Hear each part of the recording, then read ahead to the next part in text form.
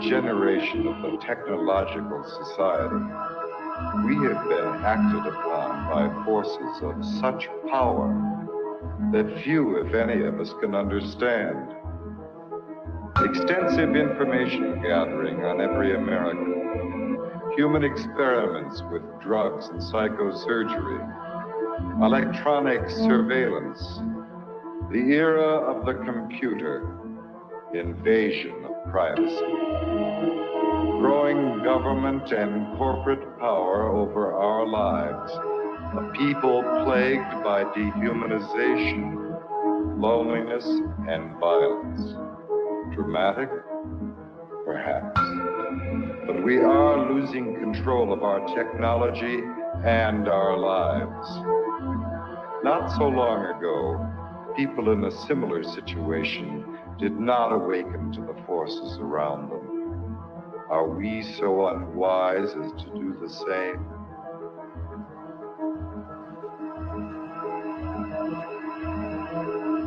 Behavior control. And then you change it up every beautifully. Alien. Paranoia. Enemy list. Wired death. Dead acts. Dossiers. Medical records. Social security number. Credit record. National security. I was with another agent, Pat Webb. Pat was an explosives agent. So we kind of opened the door just a bit to the cabin. And as we opened the door, we were both pretty much overcome as we looked across the cabin at the shelves that were built on the other side of the door. We could see coffee cans and bottles and jars, and they all had labels on them, and they were very meticulously done. You could see that some were labeled with the name of certain chemicals. One of the things we saw was a hooded sweatshirt, that was hanging up there. And the cabin smelled as if you might start to think, if you really think about this. This is a person who lived in this cabin. They had a cutaway spot on the floor to go to the bathroom. The Technological System by Jacques Ellul. 1. People are not machines, but in every opportunity where they are allowed to behave like machines, they will so behave. 2. 25 years ago, I arrived at the notion of the technological society, but now, that stage is past. 3. The industrial society. This term is very widespread, but I find it inadequate. 4. Present-day society is still industrial, but that is not its essence. 5. At one time, technology and machine industry were connected, but for more than half a century now, a gap has widened between them. Industrialism developed a centralized, hierarchical system, with a linear growth, a division of labor, and a separation between the means and the ends. Mechanization created additional jobs and made human work more draining. It operated by means of steady reproduction, developing masses of men and integrating them in the industrialization. 6. Modern technology, however, contradicts each of those different points. If allowed to act, it leads to decentralization and flexibility. It does away with the hierarchy and the division of labor. It particularly has to bridge the gap between implementation and management. It presupposes a polyvalent and nonlinear growth. It reintegrates the ends into the means. It cuts down on labor and thus on the costs of labor. The value factor is no longer human work but scientific invention and technological innovation. Consequently, we can no longer apply Marx's analysis, which states that the economic totality is based on the surplus value produced by the salaried labor of the worker. 7. The industrial system is a closed, repetitive world, with a linear revolution. The technological system is inevitably open, non-repetitive, with a polyvalent evolution. It can proceed only by the universal development of mankind, and that development is absolutely necessary for the development of the technological system. We are thus confronted with an ensemble that is totally different from any that has ever existed before.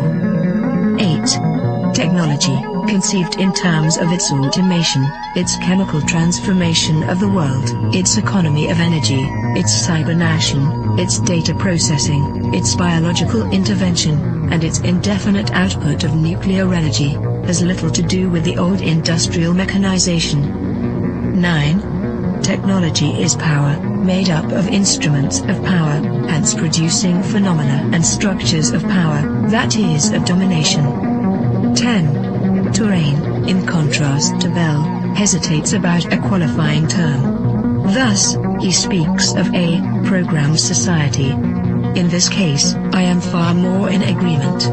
For he thereby joins the overall outlook of those people for whom the new thing about our society is the organization. He sharply distinguishes between the primary, capitalist, era of industrialization and our era. He qualifies this new society in terms of 3 features. 1. The emergence of new social classes, technicians, bureaucrats, efficiency experts. 2. The new trend of business, which is now based on organization and no longer on the relationship between economic power and productive labor. 3. Spare time activities. All 3 characteristics boil down to a reduction and to the necessities of the technological system, which, as Turing realizes, transforms the social struggles themselves. They are becoming more technological and are no longer subject to a takeover by the proletariat. Turing adds one more essential feature of post-industrial society: the importance of the student movement with its deep contestation, its challenge, and its political weakness. But, as I have tried to show in my studies on revolution, I regard this feature as episodic and contingent. 11. What triggers consumption? Advertising, that is to say, the technologies of advertising. What is it that demands greater consumption? Mass production, which is possible only because of technology. What are we given to consume? Technological objects, because they are the things that are produced most. Hence, the consumer society, in all its aspects, is primarily characterized by various technologies. 12. Spectacle is a complete way of life. Consumption is a spectacle, so are political activity and leisure and work and family life and revolution. Modern man watches everything as a spectator. Everything is supplied to him as a spectacle, including the things he believes he is most deeply contributing to or participating in. 13. Technological activity is, by nature, spectacular, excluding all internal reality. Technological activity is what waters down all serious things, since no action can be performed any longer unless by way of technologies. 14. Z. Brzezinski, Between Two Ages, America's Role in the Technotronic Era, 1970, also figured he could add something absolutely new by coining the term, technotronic. He lists a number of differences between industrial and technotronic society. In industrial society, the machine plays the essential role. The dominant social problems are unemployment and employment. Teaching is done through human relations. The ruling class is plutocratic. The university is an ivory tower isolated from reality. Reading favors a conceptual thinking proper to ideologies. Political conflicts are intrinsic. The masses are organized into trade unions. Economic power is personalized. Wealth is the object of activity. 15. Technotronic is a portmanteau word combining technical and electronic. Come now. Isn't electronics technological? Does the word add anything to the early definitions of technology? Once again, technology equals the machine plus industry. Fine, then there is something new according to the famous definition. In a machine, there are material parts that move. Electronics operates with no moving material parts. Granted. But if the computer is not a machine in the normal sense, then in what way is it not the product of a certain number of technologies? In what way is it not integrated in a technological system? There is no reason to distinguish between technology and electronics. 16. Man can no longer be a subject. 4. The system implies that, at least in regard to itself, man must always be treated as an object. Today, this phenomenon is far more important than the renowned Marxist interpretation of commodity. 17. Nothing can have an intrinsic sense, it is given meaning only by technological application. Nothing can lay claim to action, it is acted upon by technological process. Nothing can regard itself as autonomous, it is the technological system that is autonomous, as we shall demonstrate. 18. No technician claims to be ruling society. There is no need to regard technicians as technocrats or to believe that a class of that type actually exists. 19. Colin Clark's classification is replaced by a different one. At the bottom, the unqualified functionals, then the functional operators, and at the top, the rulers, researchers, conceivers, with perhaps a fourth sector for the activities of operational research. In other words, the social distribution is, already, less and less in terms of activities applied to the economy, and more in keeping with the technological capacity. 20. The era of clerks, and these clerks are the decision makers in all domains because they have the knowledge and use of the technologies. Like it or not, and Hetman shows this so well, the experts, the specialists of diverse technologies are to be found everywhere, from business to administration, from government to agriculture. They form the true grid of society, the network holding the various pieces together. It is the technological coherence that now makes up the social coherence. But this is not a technocracy in the true sense of the word. 21. The discovery of the technological system normally seems like an attack against technology, a criticism of technicity per se. Any shedding of light on the technological structure is always received by technologists and intellectuals as an indictment of that structure, even if absolutely no value judgment has been expressed. 22. Baudrillard. When watching TV, we are incapable of knowing that this miracle is a long social process of production, which leads to our consumption of images.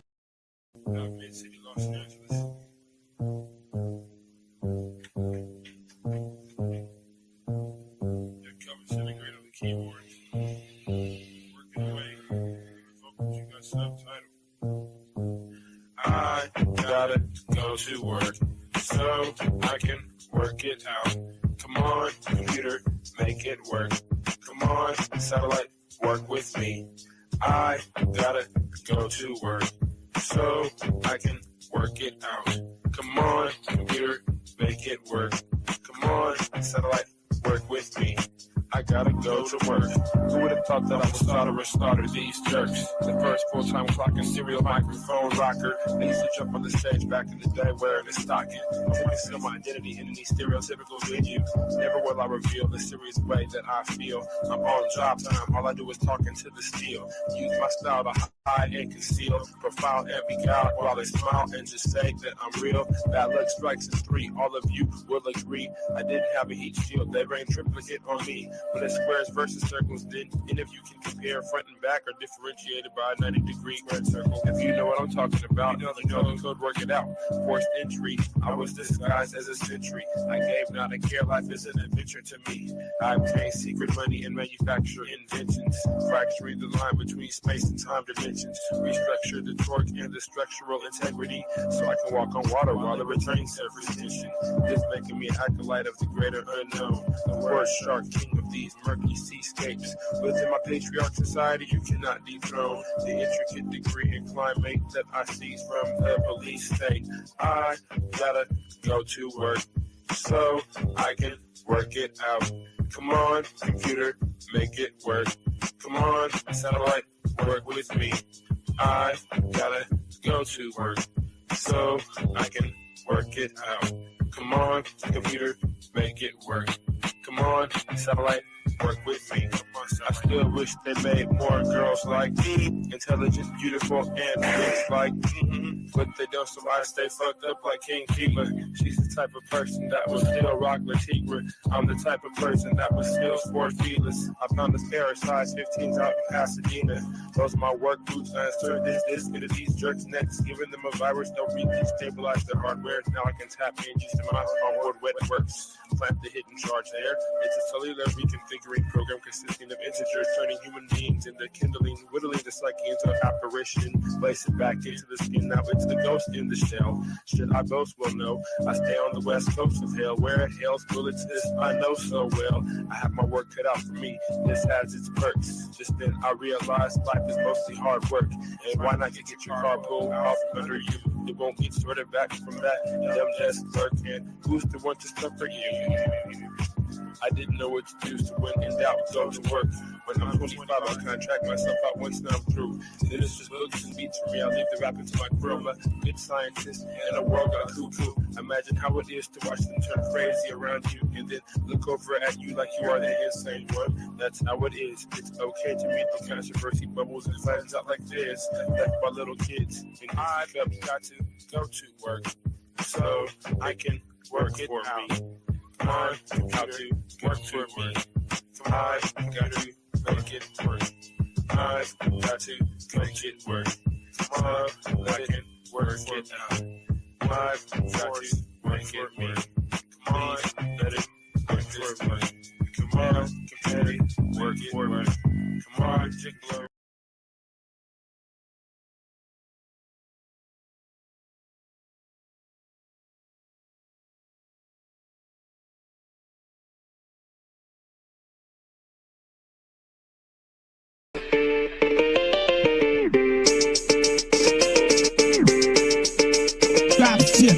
Hegemonic sentences through cavalcades of reminiscence, the dark soul mentions crevices of insight, appendages of tripwire reverence. The gun hill legend brandish your weapons for Armageddon. Endless corrections for willing participation before the line finishes. I got shadow grimace, the upstream green with human chaos for the pilot smoke screen. Combined with the best wishes, master attack, detected full advanced craft methods that will highly adapt to this sharpening psyche, which often might be construed as badly used or beautiful looks of life to mirror the schism unseen hidden. The newest eyes cast shadows into the bluest skies until the notoriety Alleluia brought to the kings before me as the sacred justice plotted to misinform the whole decorous within construction. Nano-net filaments, hidden secret touch, mystified by the comfortable, united by inner struggle, hidden a bundle of scar-ridden enigmas. Now the claw is risen, man is up with cheeky. With insights such disease, praying to the east, not to the man-made structures, but to the rising of the sun. A comparison of those diligent millipedes, legs rushing around in any direction. Misperception and prism seem bad design. That's the vision from the unlikely incision to the makeshift minions of bad decisions. I'm pressing danger to the head skill, kicking fixes. To hidden cages you can't unstage this cause I'm live and in the basement with bones hidden all chrome, hidden with drones. Like a program metal skull covered in the skin, hard routinely cycled by a metronome.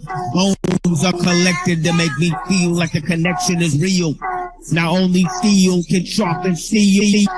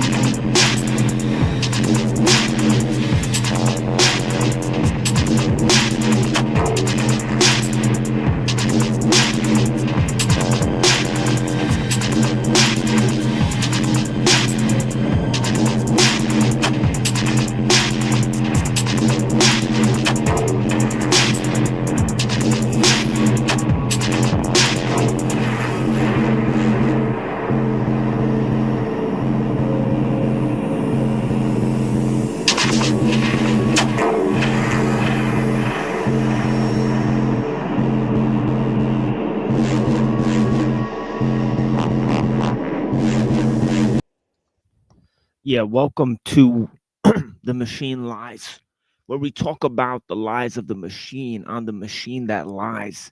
We got a very, I think, important transmission for you guys in terms of looking at the key development of the ideas that we're talking about here.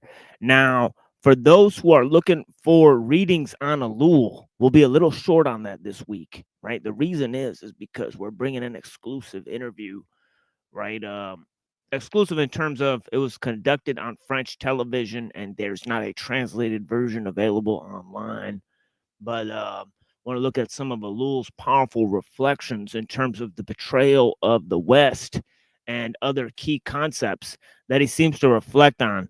Now, we have traced our own sort of development of technology in the West, right? And if we could talk about looking at the architectonic and the transcendental, right, and how they're sort of etched out, right, through four basic themes, which is the ideas of God, okay, nature, right, mankind, and technology.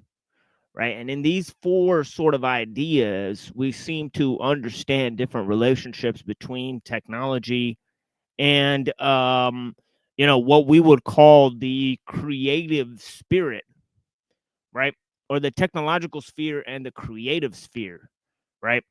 And we're really looking at where, sort of these concepts and ideas emerged from, right? And there's a sort of fifth, okay,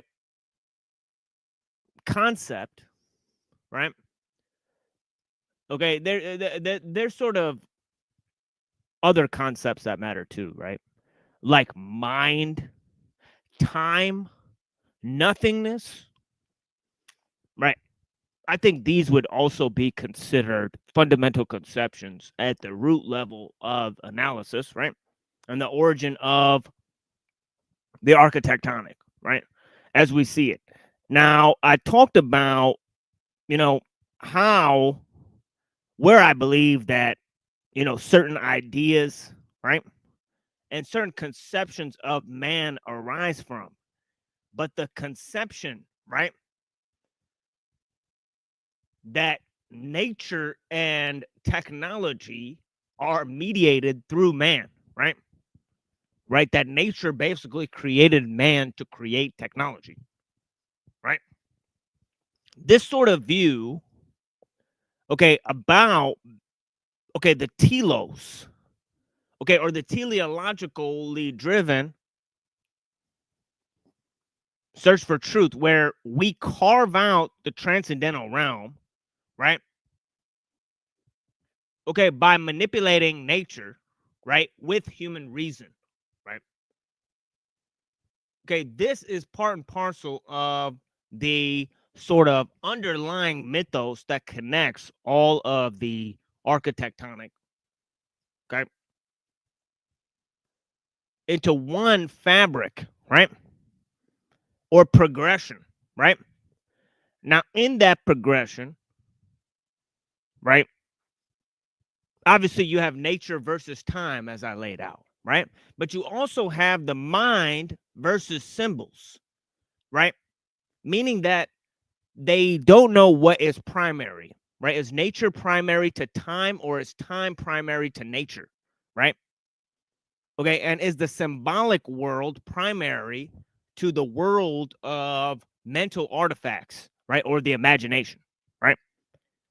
Does it exist within it, or does it exist beyond it, right? The symbolic reference frame. Now, we know that a large part of man's canalizing of energy was for his preparation of symbolic, okay, or ritualistic, right, forms, right? Now, these symbolic or ritualistic forms did not have to do with man using rationality in order to manipulate nature for the purposes of canalizing energy for the basis of pure survival, right? Okay, so the symbolic drive for man, right, as something way and above his natural instincts, right? Yet it seems to permeate, right? Seems to permeate, right, all of man's sensibilities, right? And sorry about that. Yeah, we will bring some music back in a little bit, but that was accidentally hit that. I was trying to go over here to the comments. Yeah, we got like a very special intro for you guys. I mean, because my whole goal is to just go forward, as this is the only show that's actually talking about the issues, right, that people need to see and learn about. So I basically just act like this is the only show that's on the internet at the time. I mean, you know, for all intents and purposes, but yeah, made by Machine Bob. Very important, special for you guys, right? On Fed linked grifter and Zionist supporter Andrew Wilson. The description is correctamundo. Correctamundo. All right. Thanks to Brown's Boy. He is a avid supporter and consumer of the show's content, and also an acquirer about the show material in a quite a spiritual and a dedicated manner, as a friend as well. You know what I mean? I actually had to call this dude today, and I totally forgot. So these are the things that I would be spending more time doing if I wasn't doing this show, is talking to people like Brown's Boy. It's a great blessing to know him. I mean, the autonomy of technique, the Grand Inquisitor. Yeah, that's right. We did an excellent show concerning ellul's main concepts yesterday, right? Huge, monumental presentation. Okay. If you guys don't really understand the presentation that was going on yesterday, right, the several key concepts and ideas, some of those very, very dumbed down concepts and ideas, right? Okay. I tried to present them for a general public, the importance and relevance, as I have been doing, right, for over 30 episodes here. I've been explaining ellul's conceptions in the technological society. Thank you so much. Panelverse presents, one of the big homies. Go check out the debate. Okay, here, hold on. Let me show you guys. Panelverse presents actually did an extremely important service to this channel, right? If you look up the machine lies on the internet, one of the first videos that comes up is by the Panelverse Presents. Okay? Let me show you guys. And I know everybody's Google search is different, so this doesn't genuinely demonstrate much, but it still gets to show you guys some of the things here, right? Because if you go to his channel, it's on the most popular videos. But check this out. Andrew Wilson versus the Machine Lies debate on the future of technological collapse. 4.5K views. Excellent. That's one of the most popular debates on the channel, and he has some big name celebrities debating there. Okay, and that is one of the most popular videos on the channel. All right. That's why this is the big homie right here, right? Okay, Wilson was too much of a coward to put that debate up, right? And same thing with our buddy Trad Culture Preservation Society. He had a similar debate with him. I actually much rather he put up Trad Culture's debate than my debate. But that's just my personal opinion. I didn't get to see that one. And I was actually pissed when it disappeared off the channel. Work hard to restore. Thank you, my friend. Blessings. Technological determinism is another commonly misunderstood concept. It can be understood in terms of arms race, game theory dynamic, fast versus slow growth, less grown versus more grown in economics. That's right. Right? It's a very misunderstood concept, right? Okay. When I talk about capitalism, evolution is a more general understanding, right? Human beings paid to build a role, techniques, tools plus machines. That's right. Use depends on their job, who they work for, and so on. They do and they don't, right? Because remember, it also goes back to the question: is technology neutral, right? And so generals On both sides are members of the same sect but different languages. English plus Russian, for example. Translation. Third country between capitalism uses techniques nationalists use for jobs. Powerful reflections from the homie Joe Mills. I mean, blessings, brother. A very intelligent homie. Joe Mills. You know, that's our pen pal there. I mean, blessings to the homie Dogma Free. Love to dismantle technology, but needed to survive. That's how it is for most people, right?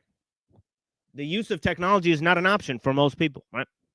It's based on the basis of their pure survival, right? That's why if, you know, we have to take a critical analysis of our dependence on technology, right? Okay. We have to take a look, meaning that there has to be a collective reflection, right? Right. One or two people are not going to be able to affect the technological system really that much, right? Okay. And obviously, the technological system is going to suppress critiques of it, right? If you look at the left and the right, both the left and the right are basically convinced that human beings are the problem and that technology is the solution, right? Technology never incurs blame on any side, right? Okay. All solutions are technological solutions and everything else is propaganda. This is the cold, hard reality that we're dealing with, right? We got the homie Denise, right? Blessings. Ride a bike. Exactly. Exactly. I mean, poor in material, but rich in spirit. I can tell we're going to be good friends. This is the same type of thing that I'm about. I mean, blessings. You know, and I hope we already are. Even, but yeah, yes, I create my reality, my work, and slaving away at a job. The barley pays someone enough to eat for a week. Congratulations on describing what everyone already has to do. Yeah. Allahu Akbar. Yeah, you know what I mean? Yeah, I'm a realist. Blessings, Denise. Yeah, you got to be thankful out here. Ta. Blessings, homie. How you doing? Creek Mary. I appreciate you. Golden Renaissance Productions. Got the heavy hitters. Have any weed or you would come up? Yeah, I mean, all I have is this oil shit. It's not my favorite type of weed. I mean, I actually like the flowers. I mean, but I don't have time to go and drive around to Detroit and do all of that type of stuff, or Ann Arbor where you get the goodies, the good weed. It's Andy Wilson. Orthotard. Sycophantic fanatic of Zionism. Oh my God. Yeah, we actually exposed a lot on Truther Cop show. You know? Go check out the homie. I mean, Truther Cop. Right, we exposed a lot on his show about the online actors, Snow, Fire. Blessings. And of course, we got the homie Dr. D Head in the house. I mean, thank you guys so much for being here. You know, I greatly appreciate you guys. You know, there's a link somewhere in the chat here. I'll drop it again. I mean, a link for all the homies. But yeah, what I was gonna say is that when you don't have essence without form, truth existing, okay, in its primordial form, right? Truth can only come about through change and through time, right? Okay. And so truth exists in the future, right? It exists in the teleological and not in the ontological space, right? Okay. And now, how do you get change in the future, right? Well, you have to pull the future into the past, right? Eminentizing the eschaton, right? Okay. And this is what telos actually means, right? Okay, it's Aristotle's final cause, right? Okay. Aristotle had the prime mover and he had the final cause, right? Okay. Sort of paradoxical conceptions, right? Paradoxical conceptions that he dreamed of together, right? Now, obviously, Plato's dealing with nature, but Aristotle's dealing with time, right? Right? Nature is ontological sphere, right? Time is the teleological sphere, right? Eminentizing. Let me type that in. Eminentizing, immanence, right? From the word immanence, right? Eminentizing.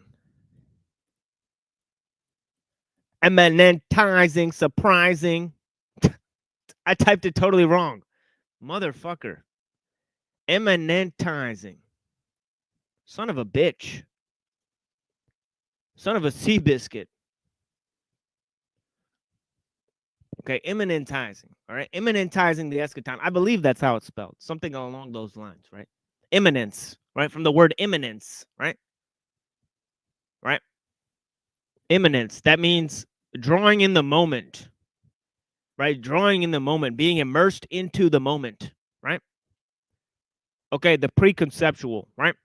Space. Okay, now this idea is huge within the Gnosticism, right? Okay, but a special type of Gnosticism. We're talking about the Kabbalistic Gnostic form, right? Okay. That is more about, as I said, right? Gaining oneness with the transcendental essence within matter, right? By emergence through the technological sphere, right? Of man, right? Okay. And obviously, it's nature that's driving this change, right? Okay, it's not man's reason that's driving this change. It used to be man's reason that drew the transcendental down, okay, into the worldly space, right? Okay. But reason, okay, it's like a slave that gives birth to its own master. I mean, right? Liberalism gave birth to its own executioner. I mean, okay. Capitalism, okay, liberalism, scientism, okay, they gave birth to the technological sphere, right? Which sort of reigns, right? And this was the conception within Western ethos, right? Within Western man, right? Okay, now how did this come about, right? Part of the problem is that the notions of Greek philosophy, right, sort of overtook the ideas of the church, right? That's part of the reason that things came to a new unfoldment, right? Enfoldment, right?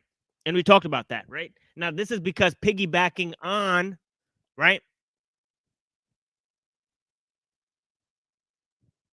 lots of Christian conceptions, right? There was the Greek and Roman ideals, right? I'm getting caught up in the AI matrix, right? And they're making me say Grok and other things, I mean, that are AI programs, right? But yeah, I meant to say the Greek and the Roman system piggybacked, right? Or Hellenistic philosophy piggybacked on Christian ideals and made it to Europe, right? Now, when the Europeans, when they got rid of the Christian values and conceptions and moved to science, right? And they put Aristotle over Plato finally, right? And they got rid of the immaterial world and the transcendental world, right? Well, then what was basically left was the Aristotelian conception, right, of life, right? Okay, it was Aristotle's idea, right? Okay, that the transcendental did not exist, right, beyond the natural world, and the natural world did not exist as a mirror of the transcendental world, right? as in the Platonic conception, right? But it was man's reason, right? That was a mediator between nature and the transcendental, right?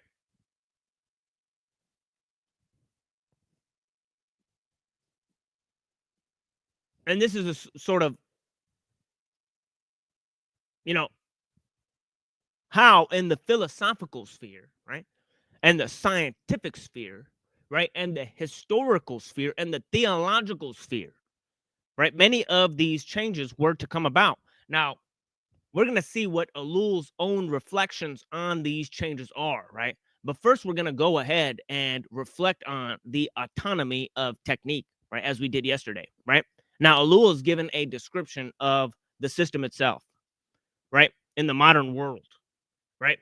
And he's tying it to our conceptions of, okay, of science, liberalism, individualism. Okay, all of these sort of capitalism, right? All these sort of notions that, right, that man is using, okay, and saying that these are the notions that are guiding technological change and innovation, right? When Ellul comes to prove that no, it's technology that's guiding the changes in these major arenas, right? So technology starts to make man its object, right? Now, when technology becomes man's object, right? Okay. And the techniques centered around the control of the human find a center place in the society, then you have the technical civilization, something very different from capitalistic or democratic or liberal society or any of those notions, right? You have a post-human system that emerges, right? Post-human and post-scientific age, right? That emerges, right? Through mechanization itself, right? Which it gave birth to the era of mechanization, right? This is why it's a great tragedy, right? Okay. This is why it's a great tragedy and a great betrayal, a great swindle. Okay, as Ellul calls it, right? Okay, a bluff, a swindle, a betrayal, right? All of these are markers of deception itself, right? Technology poisons the well, right? Okay, it's a form of usury, right? That gets us to poison the well and take value out of actual substance of living, the substance of life, right? Okay. And it does so through artificial needs, right? Specialized means and compensatory mechanisms, as I've regularly explained, right? Which lead us to surrogate activities, right? Okay. Through increased mechanization. Now, let's take a look at a little bit of what Ellul is saying here, right? Before we return to, before we have a very special presentation, right? On the betrayal of the West, right? A never before seen presentation here, right? And we may look at it in 2 or 3 parts here, right? We've got a very dear friend to do the translation for us, right? Through AI technology. So this will be an internet first, right? So the people that are interested in this, right? Okay, we will be releasing it later, right? So please, and thank you for being here, all right? Let me go ahead and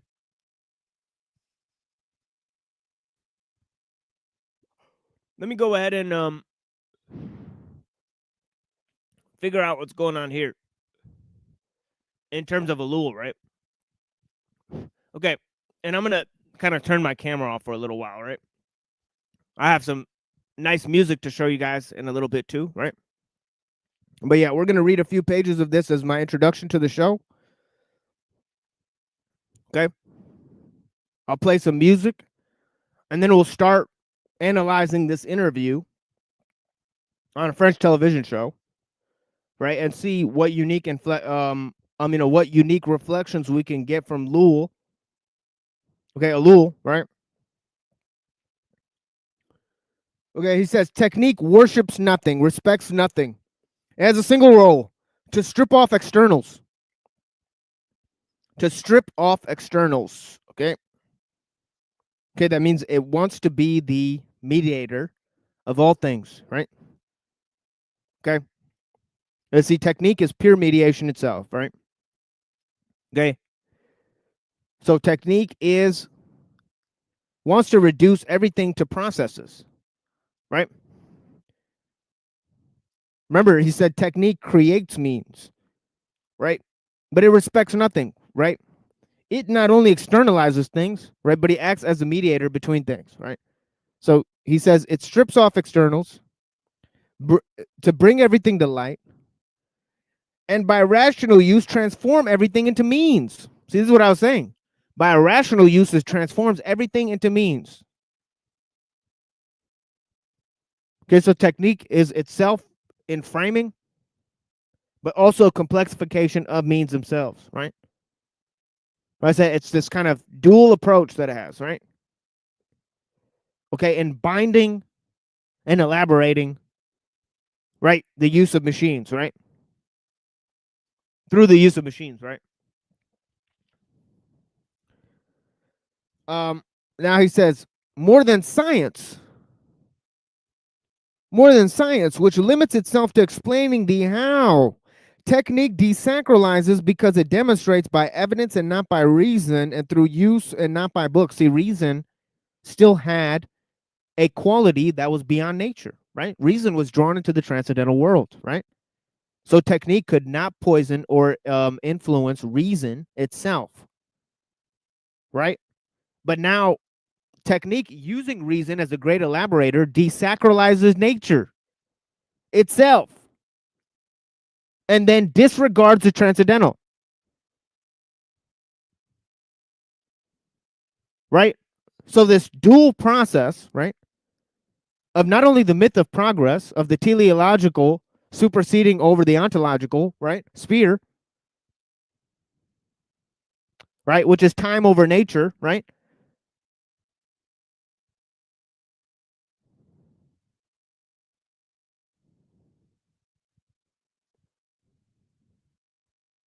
Okay. It seems to have the myth of progress, but also the desacralization of nature. These are two key qualities of technique itself, right? Desacralizes through the use of reason and then discards reason itself, right? It's almost two moves that it makes and accomplishes, right? That are very, very unique, right? No other mediator of human actions actually accomplishes this other than technique itself. This is the only one that actually accomplishes this. Okay, let's go on. He says, because it demonstrates by evidence and not by reason, through use and not through books, the mystery does not exist. Science brings to light of day everything man had believed sacred. Technique takes possession of it and enslaves it. The sacred cannot resist. Science penetrates to the great depths of the sea to photograph the unknown fish of the deep. Technique captures them, hauls them up to see if they're edible. But before they arrive on the deck, they burst. And he says a human being enters the world of technique like a slug crammed into a slot machine, right? An organic process that begins an inorganic set of chain of events, right? Okay.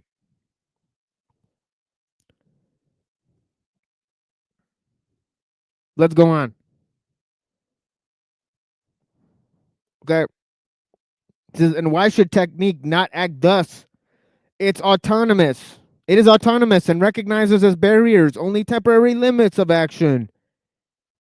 Okay, its eyes, in its eyes, this terrain, which is for the moment unknown but not mysterious, must be attacked, far from being restrained by every scruples before the sacred. Technique constantly assails it. Everything which is not yet technique becomes so. It is driven onward by itself, by its character of self-augmentation. Technique denies mystery a priori. The mysterious is already that which has not yet been technicized.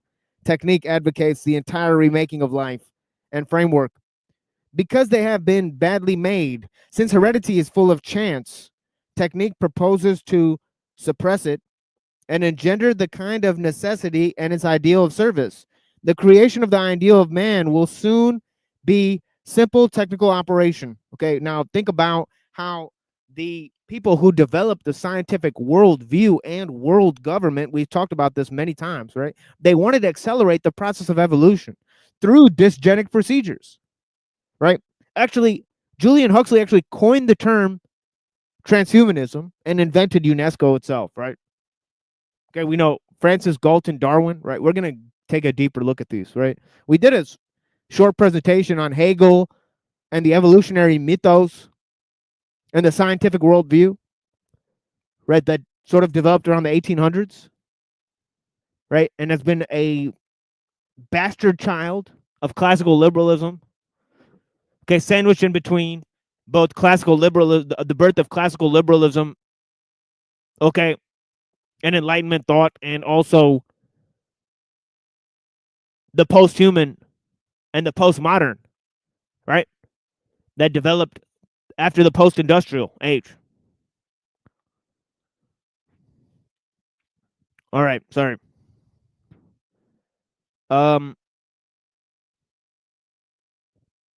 He says the creation of the ideal man.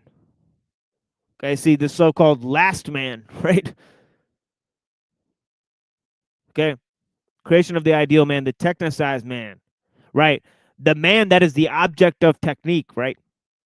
It's engineered product of technique itself, right?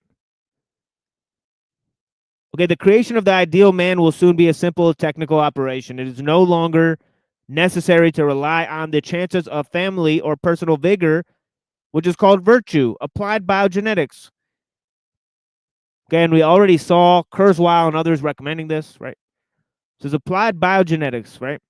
Or pharmacogenomics, right? Which is a lesser form that is going to be commercialized. Okay, today, right? Applied biogenetics is an obvious point which technique desacralizes, right? Okay, obviously, right? In the way that man's life is sacred and the union between man and women is sacred, right? Okay, right? This man that's created by the state, right, as a product of experts and corporations, right? Okay, he's not going to be a product of a man and a woman and God and faith and union and all that. That's not going to be. So technique totally desacralizes, okay, even family relations by creating man as an engineered product, all right?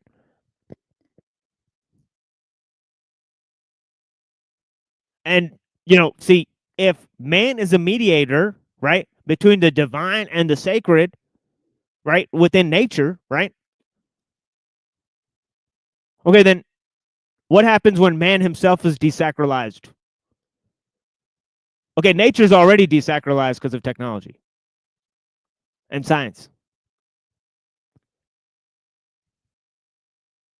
But what happens when man himself is desacralized, right? Okay, and reason is totally desacralized. This is the next thing that they're trying to get rid of, right? See, the theologians are, hanging on for dear life to this thing, reason and transcendentals, because it's the only thing that makes their religious systems work, right? It's the last thing that hasn't been desacralized. Right? Man, nature, all the other things have already been desacralized. Right? Only something transcendental that mediates man, right, through the divine, will be beyond nature, right? Only that could be brought in, but nope. They're having a hard time bringing it in, folks.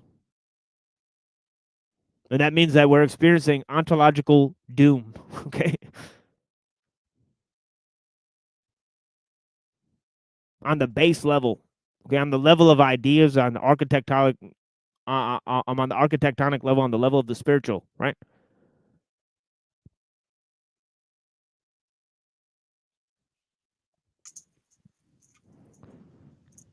That's heavy. I'm just taking it. Yeah, But I've been going for a little time here. serious. Yeah, blessings. Yeah. Thank you for that. Yeah, I kind of went overboard. But yeah, this first hour is extremely important. Yesterday's presentation is extremely important. Now, but Saturday's presentation, that's where the real jewels are at, folks. If you guys missed Saturday's presentation, I don't know what the fuck to tell you. If you missed last week of presentations, right, in terms of looking at accelerationism and Discordianism and how I connected them to the ideas of emergence and chaos, I'm still sort of developing all of those ideas. But yeah, very important notions there, right, about spiritual and ontological doom, right, and connected to materialism, okay, and the scientific ethos and the quality-based ethos and how they're, these notions of transcendentals and mind and time and nature and all these ideas, right? But yeah, it's just so happens to say that Ellul's on the same exact point. He's talking about nature being desacralized, right? Man being desacralized, right? And that nothing is sacred. Life is not going to be sacred, right? And it's because of genetic engineering, right? And he's saying it's because of the fact of yeah, it's because of the fact of genetic engineering, because it leaves out the mystery of life itself.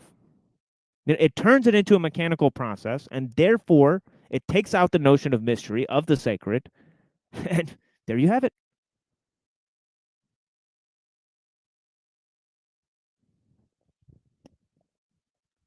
So it's a simple process. We don't need to complexify things too much here, right? It's a simple enough process to understand, right? How this happens. Okay, if you didn't get it, just rewind the tape. Blessings to Ragamuffin.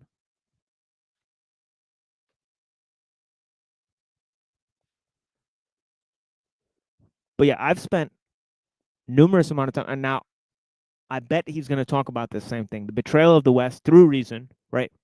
Right, because it's the West that put reason on a pedestal, and it ended up betraying it itself, right? Yeah. You know what I mean, they put freedom and reason on a pedestal, and they got away with this idea of technology and science. And they I'm So sorry. I know what you're gonna say. this is about like our public school or whatever, like the de facto kind of system we live in is what is being spoken about, right? Like this machine like whatever system like we're in, like the industrial work week and the school bell, all of that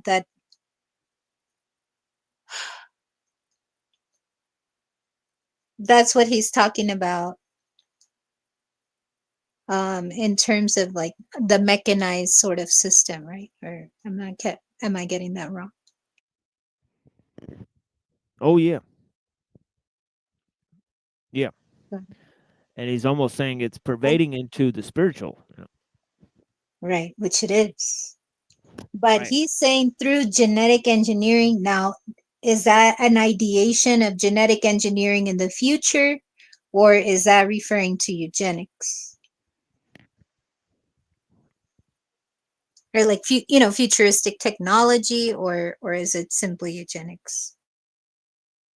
Well, he puts it in he says applied biogenetics. So he's constructing terminology that's Okay. vast and broad that includes eugenics and the future forms. This Right? So, exists today, the biogenetics yeah, and exactly. So he's again, an incredible neologian, and he's created a word that actually incorporates both, right? And then talks about it as a spiritual fact, which desacralizes man. See, this is the genius level that Ellul's, operating on, that most people need to get down with. Yeah,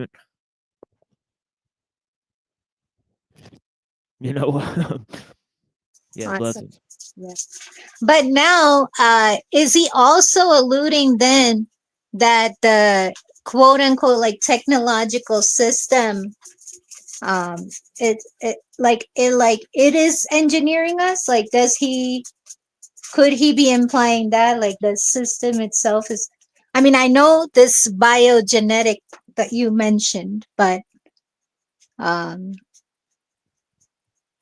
Yeah, I guess that's my question. Well, How do you read that? Like, do you read that into it? well, I mean, for all intents and purposes, I think Ellul is writing this with mind that what he's talking about is not some sort of future system that's going to come about, but it's a system that's already there in his Already time. exists. Yeah. Wow. Yeah, already exists in his time. So he's talking about society in his own time. He says now, many times in the book. He says we're talking about the system as it is now, right? So this is the thing, is like it doesn't need anything. It doesn't need AI. It doesn't need chips in humans' brains. It doesn't need, all it needs is mechanization to accomplish the total control of human society, right? So this is the reality that Ellul is talking about. Yeah. So he says many times, and he's talking about the system that makes man its object, right? Where technique make man its object, right? And that technique itself that makes man its object is put at the central place of society. He's talking about the system that's alive in his time. Absolutely. Got it. Wow. Yeah. Yeah. So he's telling man to wake up about what's going on around him, and I think that is the most shocking part about this, right? Is that, most people still think they're in control when many of the things that Ellul is talking about, right? Many of even his predictions have come about, right? And as apocalyptic as his predictions were, they've even come about and said it, like mass surveillance and pre-crime and militarization of police and global corporations making laws and all these things he's already talked about, and pharmacogenomics and a shadow government and all. I mean, he's already talked about all these things. I mean, right? And he said that once these things are fairly firmly rooted, right, on an international sphere, then you'll know that the technological system is firmly rooted in the international sphere. So all of these things he's talking about has already come to pass. I mean, right, and much more. So people looking around for this thing, waiting for some sort of machine to like open its eyes or something stupid like that. Keep on dreaming, suckers. I mean, you're already controlled by technology. You're a technological slave. You just don't admit it, right? You're dreaming of some future time where man is enslaved by technology. Wake up and take a look around yourself. How about that? I mean, man is an object of technique. Nature is desacralized. Man's reason's taking a backseat. The cultural fabric, okay, of man's traditions, okay, the scientific enterprise, okay, the idea of the individual, all these notions have taken a backseat, and yet we don't realize what's going on around us. I mean, but see, this is why we're here. We greatly appreciate the 16 people watching this here. Very astute summary. Thank you. Oh, yeah. It's like I explained in the beginning.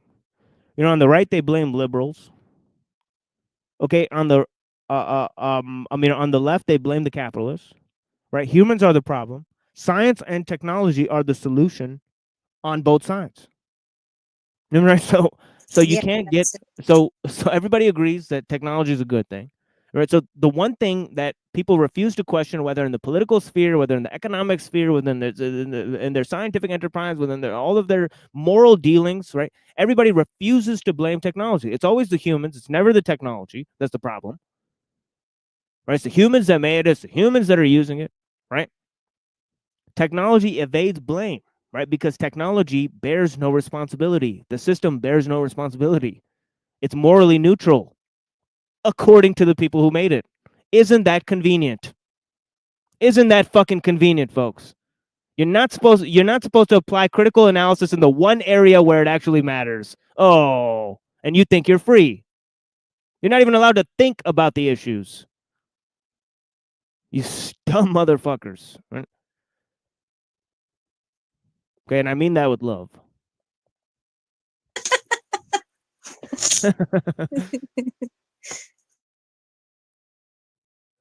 But yeah. He goes on to say, before I lose my mind, I mean, and start spurging, as they say. I mean, it says, yeah, he's absolutely right. That this idea of man being the object of techniques in areas like biogenetics totally desacralizes, right? I mean, look at Christianity, where it literally says that in order for man to become like God had to become like man. Okay, man, he's not holy or anything, but God came in the form of a man, right? So what does the desacralization of man mean for Christians? I mean, it's the whole kit and caboodle is just thrown out. I mean, honestly. I mean, so this has vast implications. I implore people, this is not just a problem for, like pagans and people who think nature is sacred, or, Muslims or some other people, right? This is a problem for everybody. Right? This is a problem down to the nitty gritty, right? For Jews, Muslims, Christians, all three world religions, and everybody beyond. Right? Hindus, everyone. Right?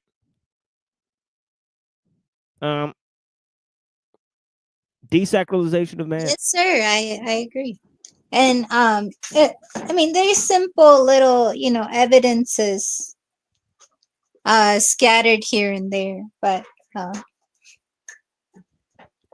one time going into the airport, I mean, I guess this is a story, but going into the airport in India, I said, hey, can you not take my photo? Because you don't have the right to decline a photo like you do here in the States, even if you're a citizen. So I said, please, I'd like to decline a photo. He said, why? He asked why. And I said, oh, don't you know in yoga, the prana, it's like kind of taken out. It like steals it, the camera. Kind of steals your vital life force. And he just looked at me. He's like, oh, really? Oh, well, unfortunately, no. You're going to have to take the picture. And yeah, so whatever. I took the picture and went on it. But it's like little hypocrisies like that we've accepted. Yeah. Yeah, like one day I took a stack of newspapers, and some of them had my face on it. Because I was writing articles, for different newspaper groups. I'm around the mosque and stuff, right? So I get a bunch of these young kids together. We start posting stuff online and doing a bunch of stuff. So sometimes, big name organizations would repost our articles and stuff. So I went out and organized people to do journalistic activities, activists, like go to protests and stuff and figure out what's going on and different stuff like that. I just showed the kids what's going on, or whatever. It wasn't like a big deal or anything. Yeah. Right. But one day I take a stack of these newspapers and throw it in the garbage, because I was done using it. And a guy at the mosque, looks at me and he says, that has your face on it. It's a curse to throw your own face in the garbage so that people throw trash on your face. And I was like, I never thought of it that way, but, right. There might be some, it's kind of like Goosebumps, like say cheese and die. Right. Where they, where it's just like, I mean? I don't know if you guys remember that. No, you were an R.L. Stein reader. Well, we all were as kids, So, same here. That's funny. Yeah. It's the generation. And we're from Michigan, so it was a huge deal. We're like, this is a Michigan book. Is it really? Yeah, the creator was from Michigan, so they used to promote it a lot around here. It used to be like, he used to show up at schools and stuff. Right. And oh shit, for real? Yeah. Yeah, the author was, Michigan took credit for that big time. I read almost every book in that series. I would try to get my hands on them everywhere. And they weren't that popular in India, but I didn't. Little nostalgia for you guys there. Little splash of nostalgia. But yeah, back to ellul. It says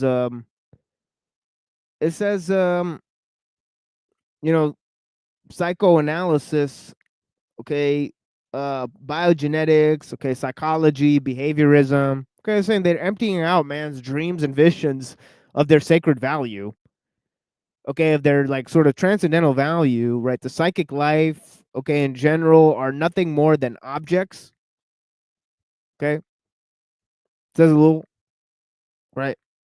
It says, nor must we forget the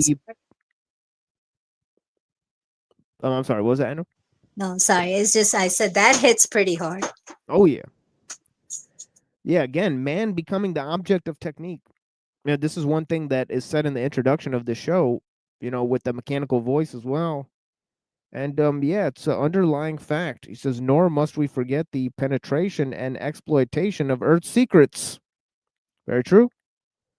Okay, it's like Rousseau says. He says nature hides its gifts like a mother, right? Hiding, like the gun, that they put in the house. I mean, from the kids. I mean, it's just like that, So it says, it says crash programs, particularly in the United States, are attempting to reconstruct the soil. Okay, we all know the end result of that. Desertification of the soil, poisoning the water table, use of pesticides. Okay, it's not been good. Not been good, right? Okay, construct the soil with massive exploitation of the use of chemical fertilizers. Okay, we shall soon discover the functions of chlorophyll and thus entirely transform the conditions of life. Recent investigations in electronic techniques applied to biology have emphasized the importance of DNA. Okay, and will possibly result in the discovery of a link between the living and the non-living. Okay, okay, the mysteries of life unveiled. Okay, we now know that they're pretty far from that. Okay, they're pretty far from that, but they are creating sort of synthetic artificial life. Yeah, they are seeing what synthetic forms work with biological life, as we're reading in Kurzweil and all that stuff. So they will be combining,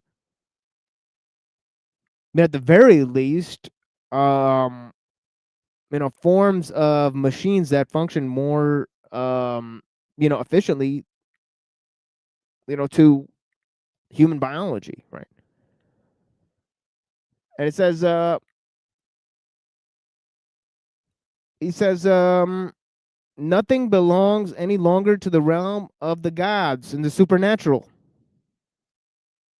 The individual who lives in the technical milieu knows very well that there is nothing spiritual anywhere, but man cannot live without the sacred. He therefore transfers his sense of the sacred to the very thing which has destroyed its former object, to technique itself. Okay, so the thing that destroys or is responsible for the desacralization becomes sacred, right? It's almost like a Girardian right, configuration here. Right? It's like Rene Girard, right? The thing that destroyed nature becomes sacred itself, right? Okay, and he goes on to say, that once the sacred is destroyed, he therefore transfers his sense of the sacred to the very thing which has destroyed its former object, to technique itself. In the world in which we live, technique has become the essential mystery. So it takes the place of mystery after it destroys the sacred. Okay, so the sacred is the mysterious. Okay, it destroys the mystery of the sacred. Okay, and being responsible for its destruction takes the place of the sacred. Can I say something there? There is a really, really strong parallel. Oh, yes, of course. Thank you. That's why you're here. And that's why everybody's here. Please feel free to contribute, guys. But Annapurna's reflections are a grade higher than most people's. I have to say that, but yeah, go ahead. Thanks for that. But what I was going to say is that book you read some with me, the Hawaiian book, Tales of the Night Rainbow. It talks about the arrival of the Tahitians and the introduction of chiefs. So the pre-Tahitian Hawaiians didn't have the system of chiefs, and they just had like one law, which is do no harm to your neighbor, right? And they had no war. People were not skilled in warriors. So skilled as warriors. So when the Tahitians came to invade, they found it real easy to subdue them with weapons. And sacrifice and all that. But what they did is they called them small power, because the Hawaiians had like this concept of mana, or personal power, personal vital life force, and that's what they equated power with, rather than sticks and stones and weaponry and war and the ability to subjugate another. So that was laughable to the Tahitians that valued like power and aggrandizement and violence and subjugation. And so they called the native Hawaiians small power. But then once they had done the mixing, like once they had mixed enough that none of the common people had any pure Hawaiian blood left, then they revealed that the chieftains, the chief class, had secretly been mixing their bloodline to get the maximum native Hawaiian blood possible and minimum Tahitian blood possible, right? That configuration. They revealed it and they called it the sacred bloodline. So they basically, took over what was sacred, called it small power, corrupted it, but secretly they sought to replace it and become the sacred bloodline. Secretly, they did breed, very selectively to get that 80-20 split kind of between Tahitian and Hawaii. Yeah, same thing happened with almost all the people. And some of them were even bred into the bloodlines of the Jews and the British people. Right. The And monarchy. yeah. So it's a very strange system that's emerged in the world. Definitely similar thing happened with the Arabs, right? Where the people that actually rule over the Arabs, right, are actually very different from the people that once used to live there, right, and genetically distant from them. So there's all these ideas. I mean, and we have more information on that later. Yeah, blessings to Dominic. But yeah, the Hawaiians talk about this. All of the indigenous people actually talk about this, right? Actually, it's in the Antichrist mythos as well. The body without a soul sitting on the throne of King David. Okay, this all ties back to like literal golem sitting on the throne of King David, right? The idol that takes the place of the sacred vessel of man, right? And this is the thing that we're going around talking about. It's heavy shit. Okay, but this is a machine lines where we connect technology with the spiritual, okay, science and the sacred, okay, and we look at the material and the immaterial and how they merge through the creative essence, right? Okay, let's look at this. He says, okay, I'm gonna just read this again because this is one of the heaviest lines. Okay, he's talking about the birth of idol. He says, the individual who lives in a technical milieu, knows very well that there is nothing spiritual anywhere. But man cannot live without the sacred. He therefore transfers his sense of sacred to the very thing that which has destroyed its former object, to technique itself. In the world in which we live, technique has become the essential mystery, taking widely diverse forms according to place and race. Those who have preserved some of the notions of magic both admire and fear technique. Radio presents an inexplicable mystery, an obvious and recurrent miracle. It is no less astonishing than the highest manifestations of magic once were. And it is worshiping as an idol. Okay, I'm sorry. It says it's worshipped as an idol. Technology is worshipped as an idol. Would have been worshipped with the same simplicity and fear, he says. But custom and the recurrence of the miracle, okay, eventually wear out this primitive adoration. It is scarcely found today in European countries. The proletariat, workers, and peasants alike, with their motorcycles, radios, and electrical appliances, have an attitude of condescending pride towards the jinn, who is their slave. Ellul's words, not mine. Okay. Their ideal is incarnated in certain things which serve them. Yet they retain some feeling of the sacred in the sense that life is not worth The trouble of living.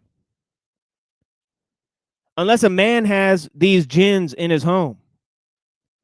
This attitude goes much further in the case of the conscious segment of the proletariat, among whom technique is seen as a whole, and not merely in the occasional aspects. For them, technique is the instrument of liberation for the proletariat.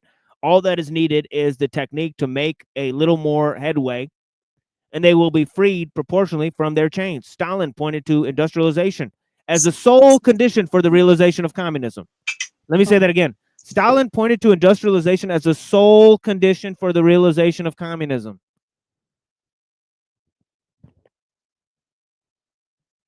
That's what I was gonna ask. Like, so it's communism they're talking. Oh yeah, yeah, and actually, Marx called his theory scientific totalitarianism. So, Mm. it's kind of,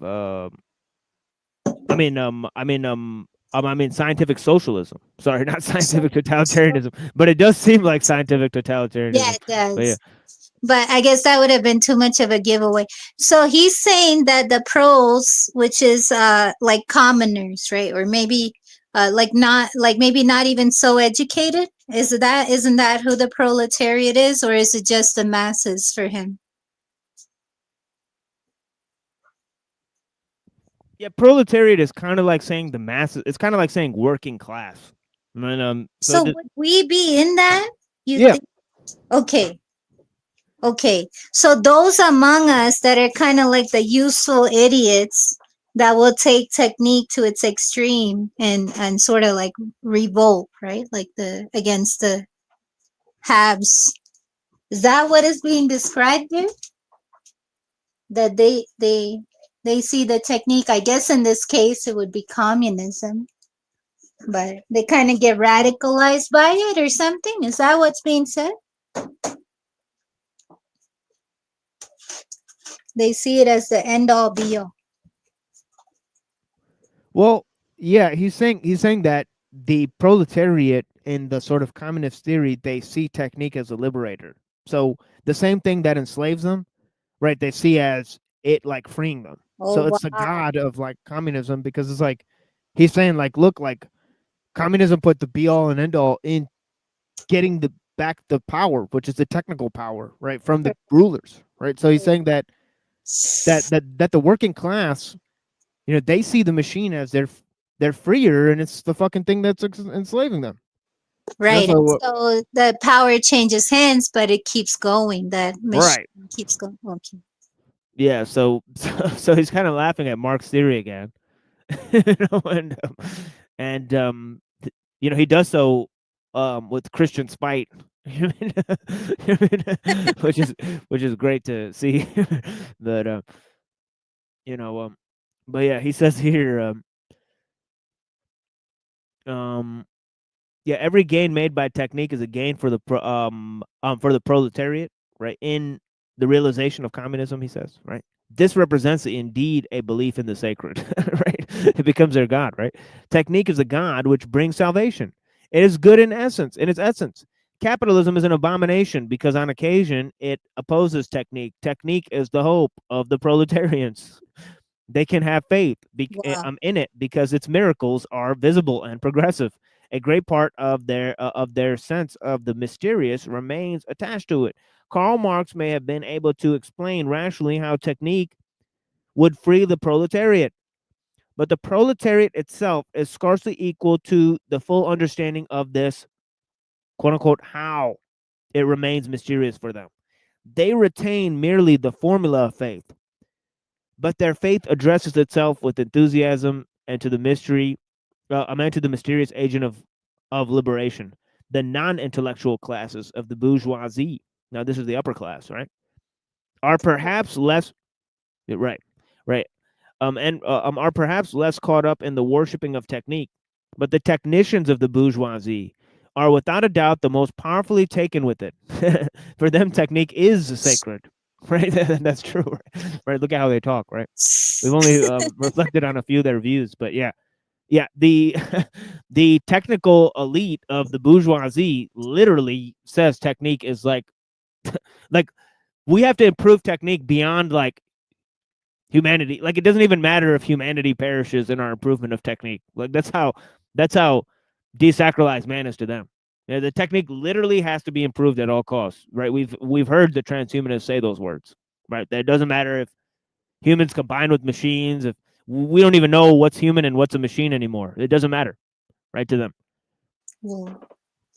You know, so So it's the people working for the bourgeois, the people that get the work done for the bourgeois, like the engineers working in the firm, right? For this. no, these are just another section of the bourgeois that are Oh, just technical experts. I mean, right? oh, So like like the people like Noah Duval Harari, etc. yeah, people like Kurzweil and Epstein, and like these types of people that are sort of part of the intellectual higher class. They're involved in corporations and science and scientific enterprise and all these types of stuff, right? So they're the actual ones driving the bus here, right? That's headed to nowhere. Right. Essentially. And it says yeah, so he says for them technique is sacred, and we've heard their reflections literally state that technique is sacred, right? We've heard some of them literally say that, right? Okay. We even heard a guy that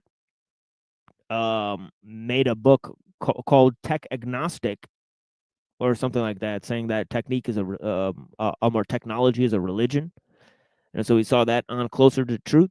So we've already really delved into most of these ideas outside of the book that we're looking at inside of the book, right? And I've done this on purpose, sort of prime people, right, as much as I can, right, for the incredible reflections of Ellul here, right? But yeah, he says technical men. And we're taking a musical break here in just a minute here.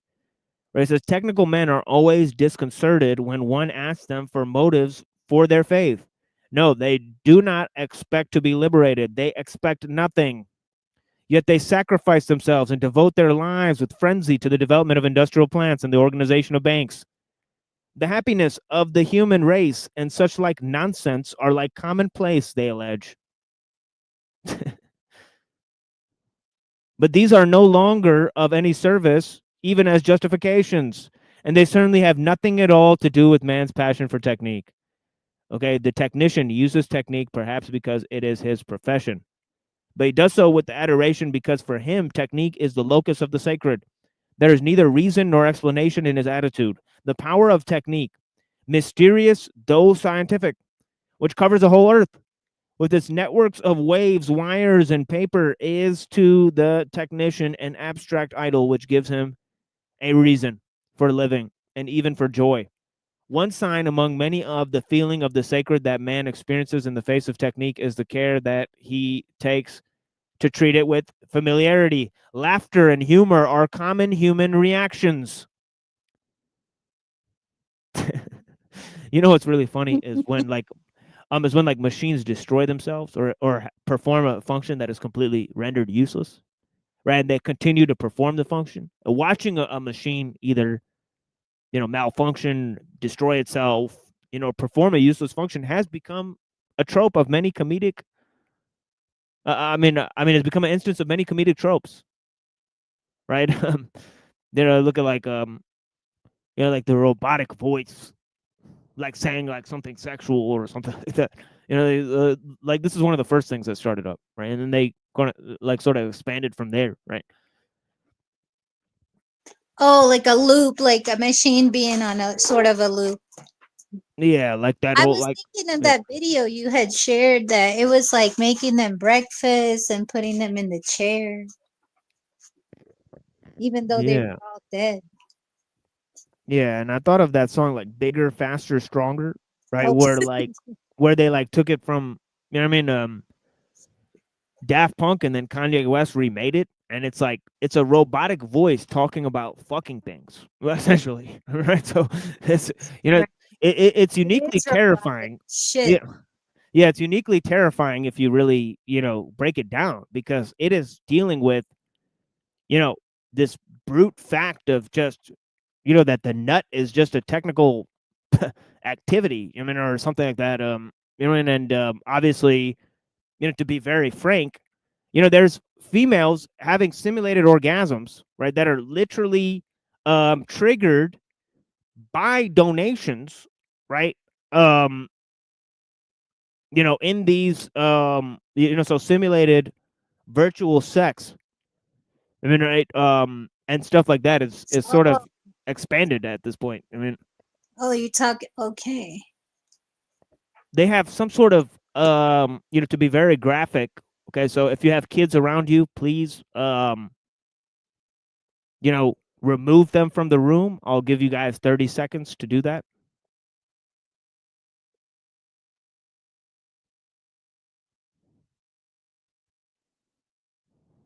Or pause the video or mute it.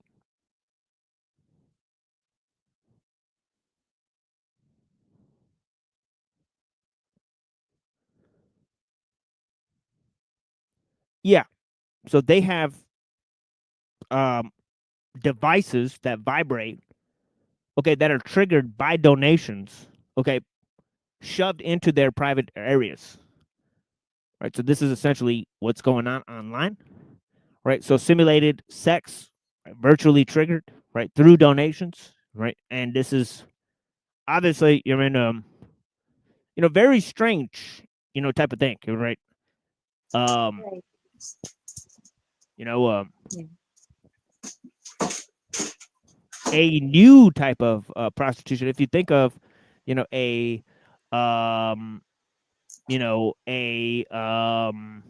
a prostitute or a stripper, right? It's kind of different, right, than a cam girl. But and some of these cam girls, they're essentially, as I said, they're having sex with A machines. computer. Yeah, exactly. Yeah. Yeah, with the computer. They're having sex with the computer. Their sexual exchange is being triggered by a But computer, that and they're even being it atrophies the brain.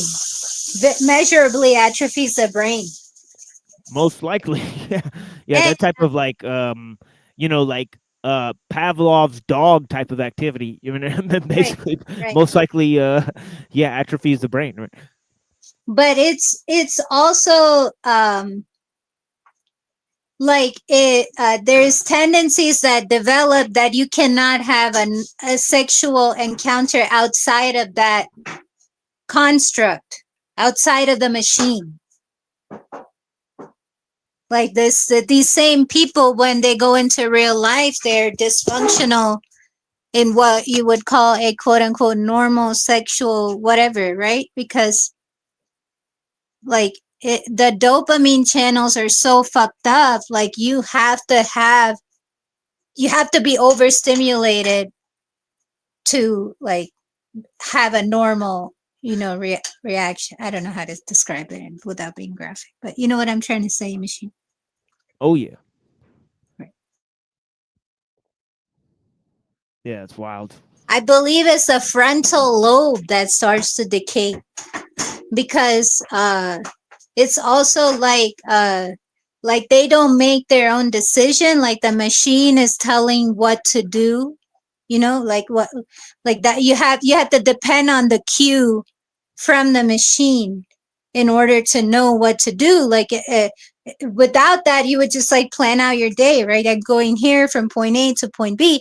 But if you're on a stream, like I don't know how many hours these kind of people stream, but the decisions are made for you by the computer. And it's not even just a cam girl.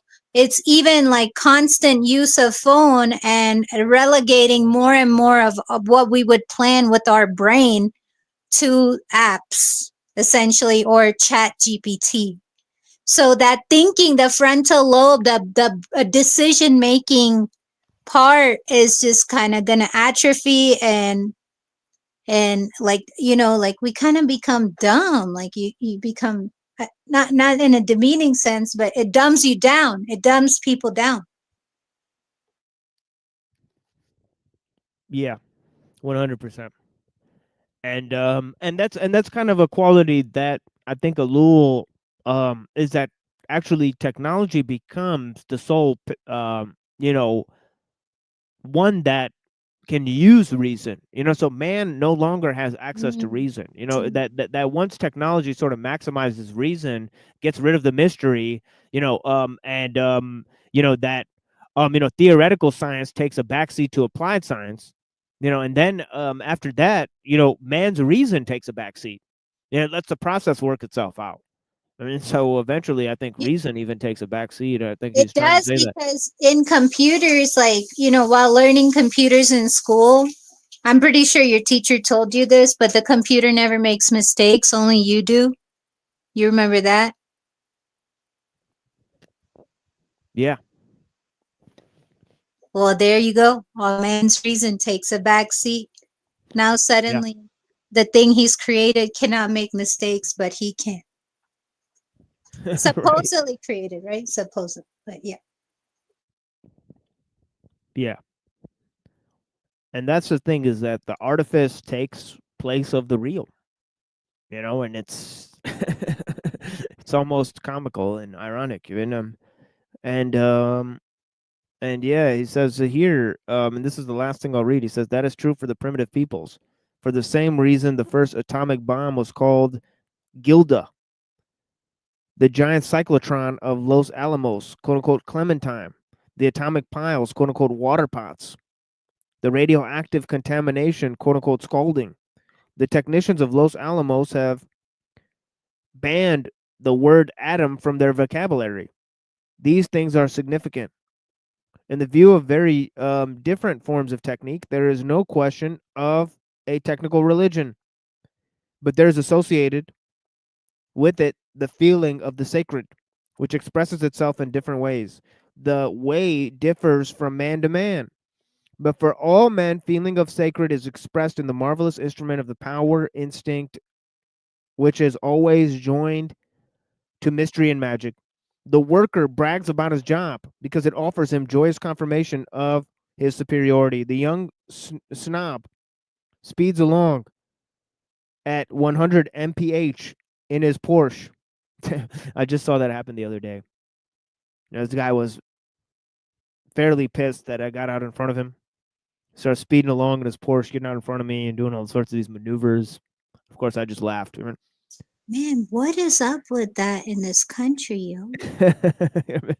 And of course, I was in the more ritzy part of town, and this is how the people were acting.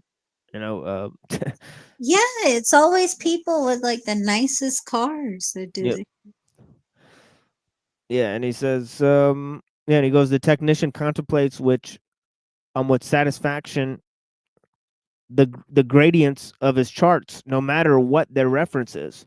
For these men, technique is in every way sacred. It is common expression of human power, without which they would find themselves poor, alone, naked, and stripped of all pretensions. They would no longer be the heroes, geniuses, or archangels, which a motor permits them to be at little expense. Okay, so technique taking the place of the sacred. We'll come back to this topic.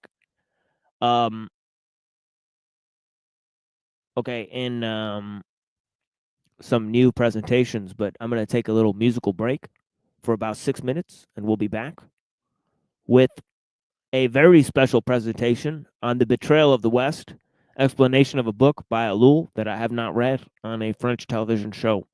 Right, we've been looking at Ellul's interviews. We've looked at another special called The Betrayal of Technology. Right, that was another round of interviews that we looked at from Ellul, right, done in his home.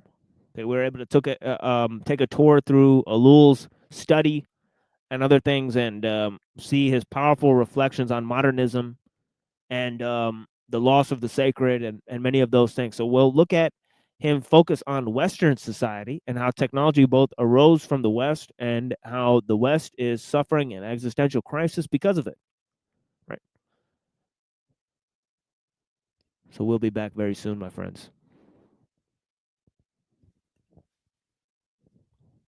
Yo, Jeem is on Father Swaden's apparently. I saw Yeah. a comment. Yeah, he likes to hang around there. Yeah. Yeah, maybe he'll convert to their form of Christianity.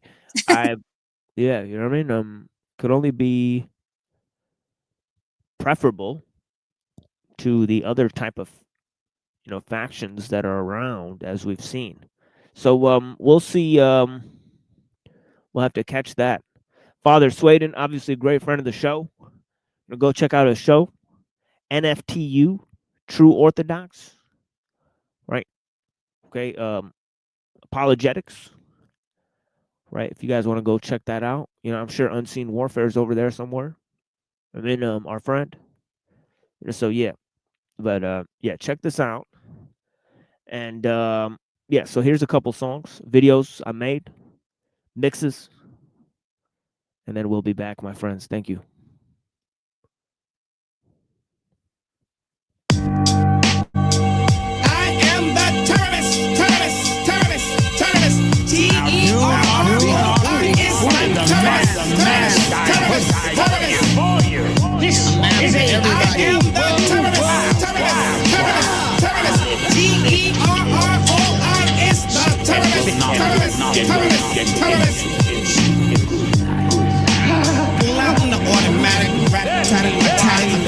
Never ratted, it's smoking and see it. Somebody's lit it in streets. Paramedics push up on the set. It's a homicide and I did it. I bet it's a lyric deeply embedded into its head. It's conniption, convulsion, conjured by motion. I said it often, it's often like Kenny Lofton. I'm tossing out from the field. You see, it's the international slicer, mobster slasher, Paul Lasser. Section wrecking like Tekken, karate fight, rhyming repping. Move out with special protection. My special move, my spinning lasso rotation of words into a boomerang, retrieving the thing. Deadly incision, blood sucking vampire bat fang. Show up Bay Area werewolf in London around the UK. Well, the wolf howl, eat shit, and dog the airways. My mango style deformed the artist, leaving this Lexus in his Lexus with an ugly broad, smelling like Nexus, using Humexus, smoking Marlboros. AIDS infectious, weighing less than your gold necklace. She'll share the needle, I know. I'm mad addicting, it's sickening. That's why I keep on inflicting and return different human being each ripping. Terrorist, terrorist, terrorist, terrorist. T-E-R-R-O-I-S, not terrorist, terrorist, terrorist, terrorist. The devil prevail. I am the terrorist, terrorist, terrorist, terrorist. T-E-R-R-O-I-S, not terrorist, terrorist, terrorist, terrorist. Rappers pull up your pants and run. Not terrorist. Kinda like an acrobatic fart. Move funky through the air, go attack the room and watch the crowd split apart. Crack back, mark, blindside and shot. You ain't seeing, but you feeling. Impact object like a rock. My words balled up in sound. Tossed like Randy Johnson, heat off the mound. I'm throwing down like Westman to his teammate when he got him pinned down on the ground. Running around, I'm stretching the field. Deep on your corner, safety always bites, protection your shield. Gets blown to smithereens. Angel dust, shoot up for the elephant. I school quick like souped up Hondas that my partners ride from the Philippines. What I mean? The difference between me and these rappers, I kick it like nobody else's. I switch in between, leaving them puzzled. I dazzle in days and moving progressive, amazing. Terrorists, terrorists, terrorists. T-E-R-R-O-I-S, not terrorists, terrorists, terrorists, terrorists. Off that backstreet curve. I am the terrorist, terrorist, terrorist, terrorist. T-E-R-R-O-I-S, not terrorists, terrorists, terrorists, terrorists. The devil prevail. Terrorizing. We the chosen godly warriors. Raisins in the jaw. Like a psycho, all I see is dead bodies. Kill again.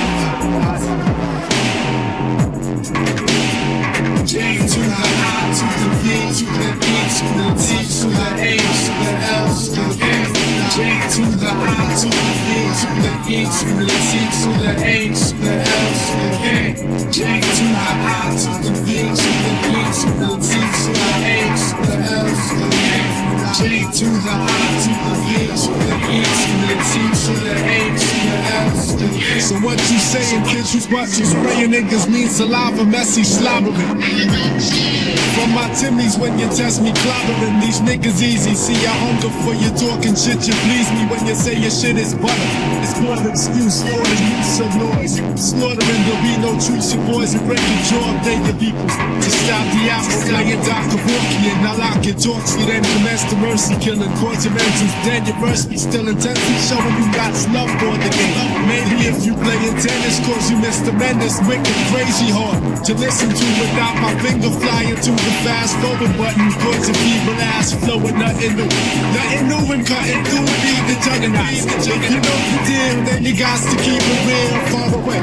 Secluded from my vision on the hush, and any effort towards rebuttal leads to crushing feeble niggas with the down to the I, to the B, to the E, to the T, to the A, to the L, to the F. J to the I, to the B, to the E, to the T, to the A, to the L, to the F. J to the I, to the B, to the E, to the T, to the A, to the L, to the F. J to the I, to the B, to the E, to the T, to the A, to the L. Hey yo, why ain't you coming out? Your closet deposit your masculinity, your guts. The hair on your chest is squatty nuts. Nigga, run your mango. I text your average, dropping bombs, joke until the family jewels with me, rocking your mom's choking. Leaving niggas dope, but I never brought the KY. And when you say I got your back, you trying to hit the hate. I never knew the static could be so traumatic, so I cut him slacking. Everybody singing who's the Mac and trying to be the player. Bring yourself a Roscoe, you getting crazy ass. Whipping jockets hostile when the rougher know he fly. But to be reminiscent of Jeff Goldblum falling apart, breaking as the ruins in your soul dooms are given. You're driven by the stress, thoughts are deep. Throwing my coat in front of juggernauts and never feel the beat. Your style's corny, just a horny slob. Talk about you getting laid off and then you best to get a fucking job, but not the job. To the I, to the B, to the E, to the T, to the A, to the L, to the F. J to the I, to the B, to the E, to the T, to the A, to the L, to the F. J to the I, to the B, to the E, to the T, to the A, to the L, to the F. J to the I, to the B, to the E, to the T, to the A. Then at times I can't touch your styles melt. Curdling close to cottage cheese with your verbal and your most of knowledge, please. Kid, I know your style's down. Cause you couldn't possibly be hearing loud and clear and mean the shit you're saying. Quit your playing cause your thought is nothing. Only around the edges you be rough, and in comparison I'm only catching L's when I'm puffing. You coming strictly raw, Jorgens or hooker style. Your joints hot, and I'm betting your condition took a while after clinic visits. During which the master cynic blizzards as the rainstorm and flushing out those concrete and Jordan for the swing and miss. On for 4, no rapport, bringing missed feelings to the enemy. So nigga, by serenity, fiendish, paranoid, can't cope, squeamish. Knowing that the juggernaut stalking, job talking. If y'all still ain't understanding me, let's get on down. In your case, on your hand and knee, the feet. J to the I, to the B, to the E, to the T, to the A, to the L, to the F. J to the I, to the B, to the E, to the T, to the A, to the L, to the F. J to the I, to the B, to the E, to the T, to the A, to the L, to the F. J to the I, to the B, to the E, to the T, to the A, to the L, to the F. J to the I, to the B, to the E, to the T, to the A, to the L, to the F. J to the I, to the B, to the E, to the T, to the A, to the L, to the F.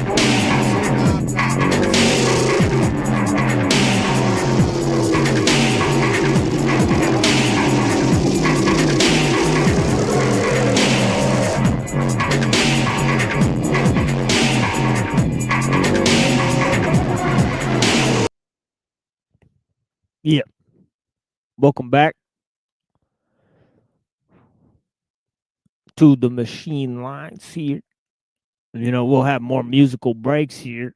But yeah, we're gonna go ahead and open up the main presentation here, which is Ellul, right? Talking about the betrayal of the West in an exclusive interview we have here, right? So we're gonna be opening this up here, and we will publish this interview for the masses, after we're done reflecting on it, right?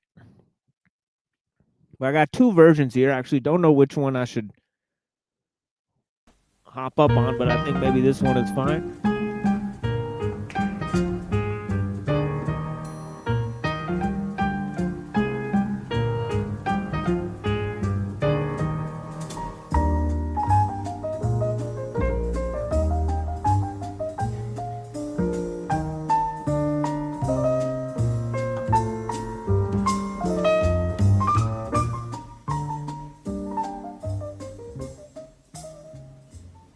The betrayal of the West, right? La ligne de Occident. Occident is the West, right? Hold on, let me drop the link here for you people. Blessings. And please come up and have a discussion about this interview with us, and please to my friend here, feel free to chip in here, anytime you see fit. Thank you so much.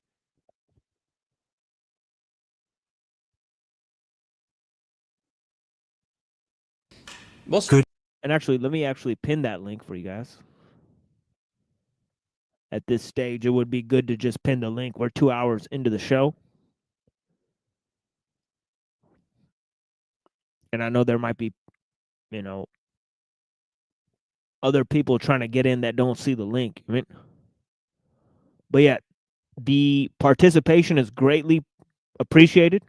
Okay, especially since we're not having that much participation on these panels.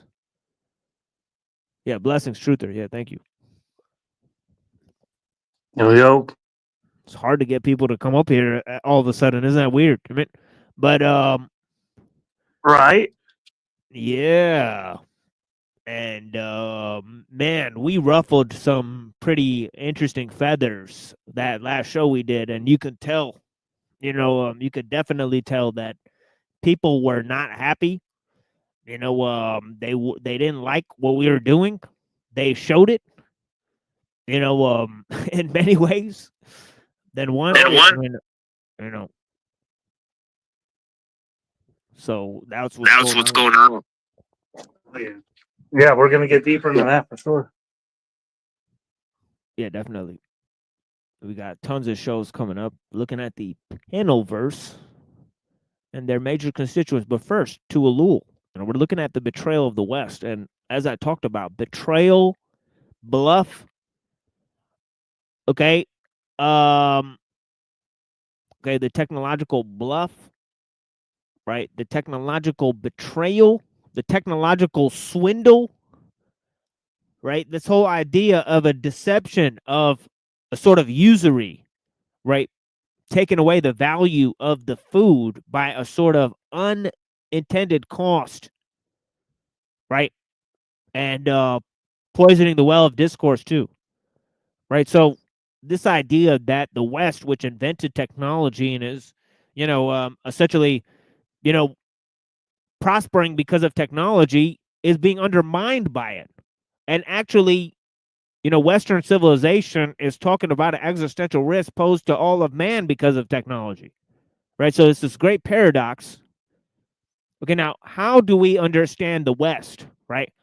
Do we understand it as quote unquote white people, right? Do we understand it in this other form, right? Which is Europeans, right? This is still a more generalized form, right? Do we understand it in the more generalized form, right?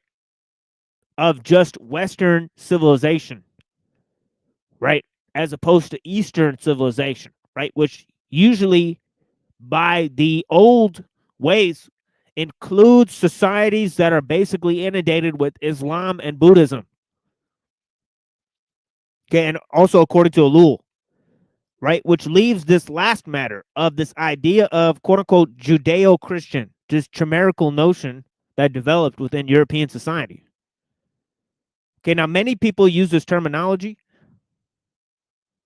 Okay, from the Ben Shapiro's to the Jordan Petersons to all of the pop philosophers employing this terminology. Right? So what is Western, A? And why are, the ideas of the West unique, B? And C? Why did this idea of universalism and liberalism, okay, that was born in Western society give birth to something that's totally taking it over. Okay, taking it over, I mean, right? Which is this technological state, right? So this is the reflections and questions that we're going into this interview with. I've not read the work in question. Okay, I've only read really one work by ellul, the Technological Society, which I'm presenting for you guys. And I hope you guys can appreciate it. I've read many other books on the problem itself, right? Dealing with occultism, dealing with scientific worldview, dealing with philosophical works. Ellul is not billed as a philosopher. He's billed as a sociologist, right? So that might be important going forward, right? But yeah, anyways.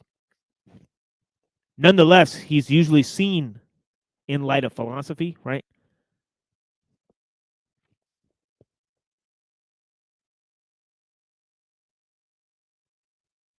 Evening.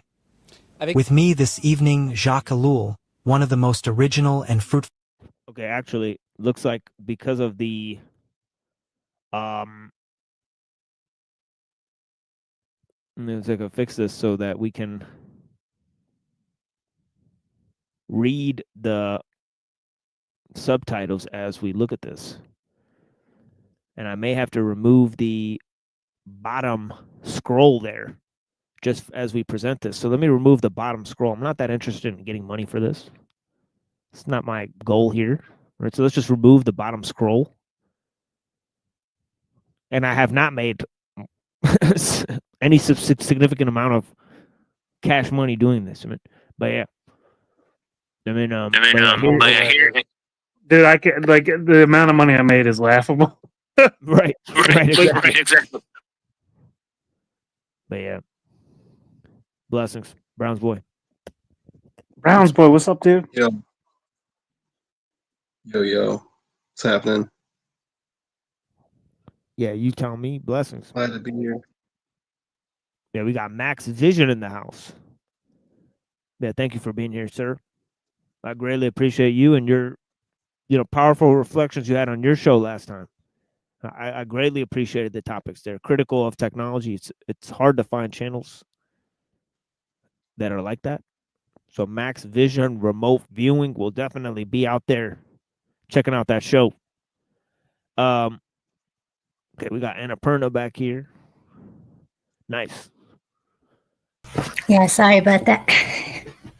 I had to join from my computer. No, it's all good.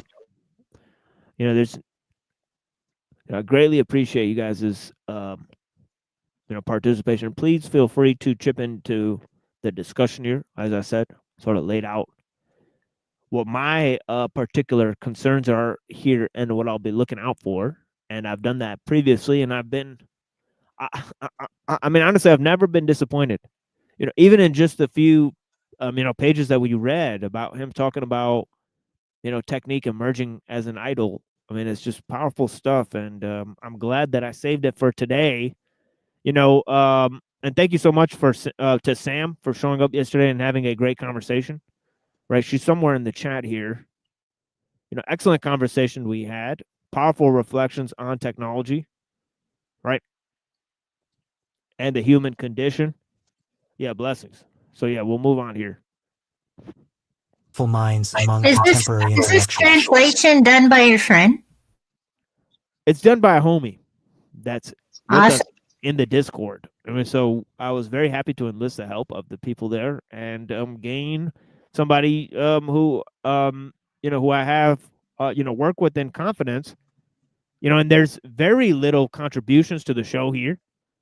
So I greatly appreciate the fact that people would contribute and help out and like editing or doing stuff like that. I mean, it's just a huge deal whenever somebody chips in like that. So, I mean, it's just incredible that, and I thought in my mind that I could just have AI translate this for me in a snap. And when I reached out, yes, it's a very easy job to perform, right? So apparently, right? So yeah. So this was translated by an AI and in a robotic voice, but this translation is not available anywhere on the internet. So this is the Oh fuck yeah! You finally this is an original translated video. Yeah, this is Is it posted somewhere else separately? That like, did you post it on your channel? Like, or is there a separate channel where we can access directly? Not yet. That'd be awesome. Yeah. There's a little bit of an echo there, but I might put it on Cyber Caliphate. I mean, for sure. I mean, yeah. But yeah, so robots, but real words by ellul. You know, so one of the most fruitful minds, right? He's saying, right? Contemporary intellectuals. Author of more than 33 books, he has been pursuing a work of Protestant theologian and sociologist for 30 years. Wait, 33 books for 30 years? Holy smokes. Bam. No, he said more than 33. Yeah. No, so more than 33. Maybe he knew more. Maybe we're jumping to conclusions. Yeah, or maybe he graduated beyond the 33rd level. And so all are possible. He is French. So, you know, the French were very innovative in Freemasonry, as we know. You know, but yeah. You know, but yeah, ellul's a Christian, so he gets off scot-free.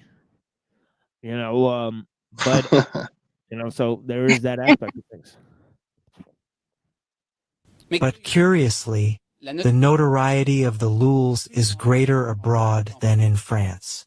It was in the United States, for example, that I myself heard about it for the first time. Here and there. For what? Perhaps because... Yeah, so eventually, I mean, you know, I guess his name does ring bells. I mean, in terms of European society, but I guess we'll hear about that. I mean, I wasn't aware of that. Jacques Ellul is resolutely provincial. Bordeaux by birth, he has been a professor at university for 30 years. And in France, it is believed that he is only an intellectual of Paris.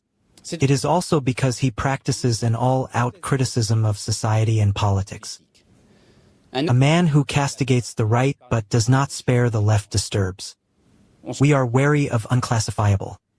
Tonight, I will speak with Jacques Ellul of the West, to which he devoted his last book, The Betrayal of the West, published by Kalman Levy.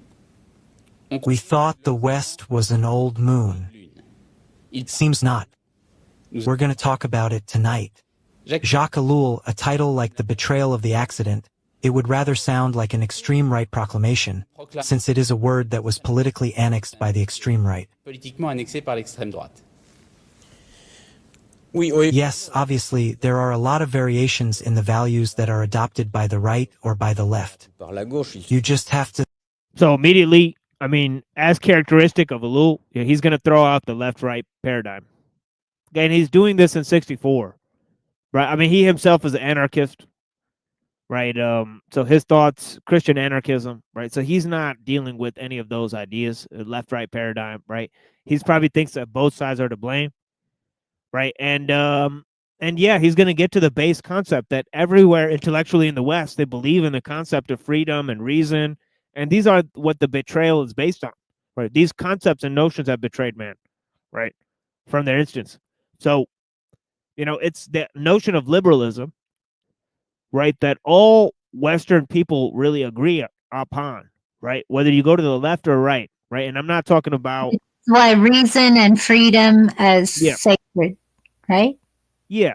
Yeah, I'm not talking about, you know, liberalism in terms of, you know, the far left, in which it's construed as, you know, Freudo-Marxian, you know, postmodern, you know, stuff. But I'm talking about classical liberalism from the 1600s, right, which came about, okay, in conjunction with, okay, the state,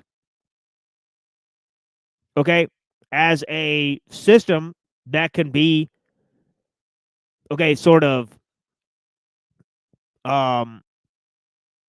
you know, work in terms of, okay, democracy, right? We're talking about equality-based ethos, right? We're talking about the notions of science and liberalism coinciding in the 1600s, right? So we're dealing with those notions, right, of freedom and reason, right? Those basic notions that helped develop secular humanism, right, in the 1600s, right? Yeah, Browns is having problems there, but yeah, you know, he's been trying to get on the show, but you know, technical issues ensue. and of course we've had him on before in many of our past panels. So we greatly appreciate his participation. He's out here. Blessings. Think about freedom. A few years ago, when we pronounced the word freedom, we were manifestly on the right.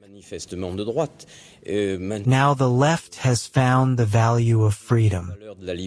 Therefore, I believe that formulas of this kind go from one to the other without too much difficulty. But finally, it is true that for a certain time, the West was monopolized by the right, even the extreme right.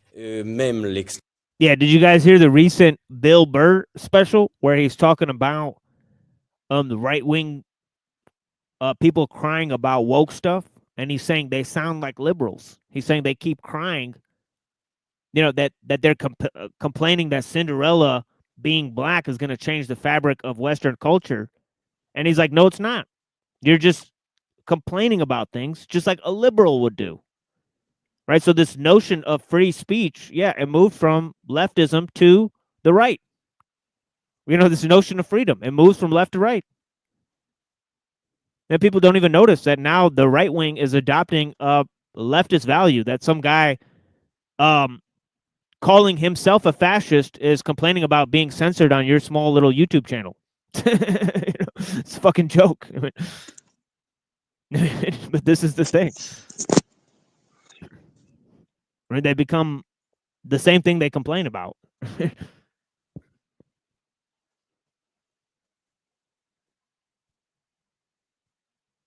And here there is, I think... I don't know who just left here. It's like musical chairs in here. Truth or cup. Oh, okay. It's like, what is going on? But yeah. A number of misunderstandings.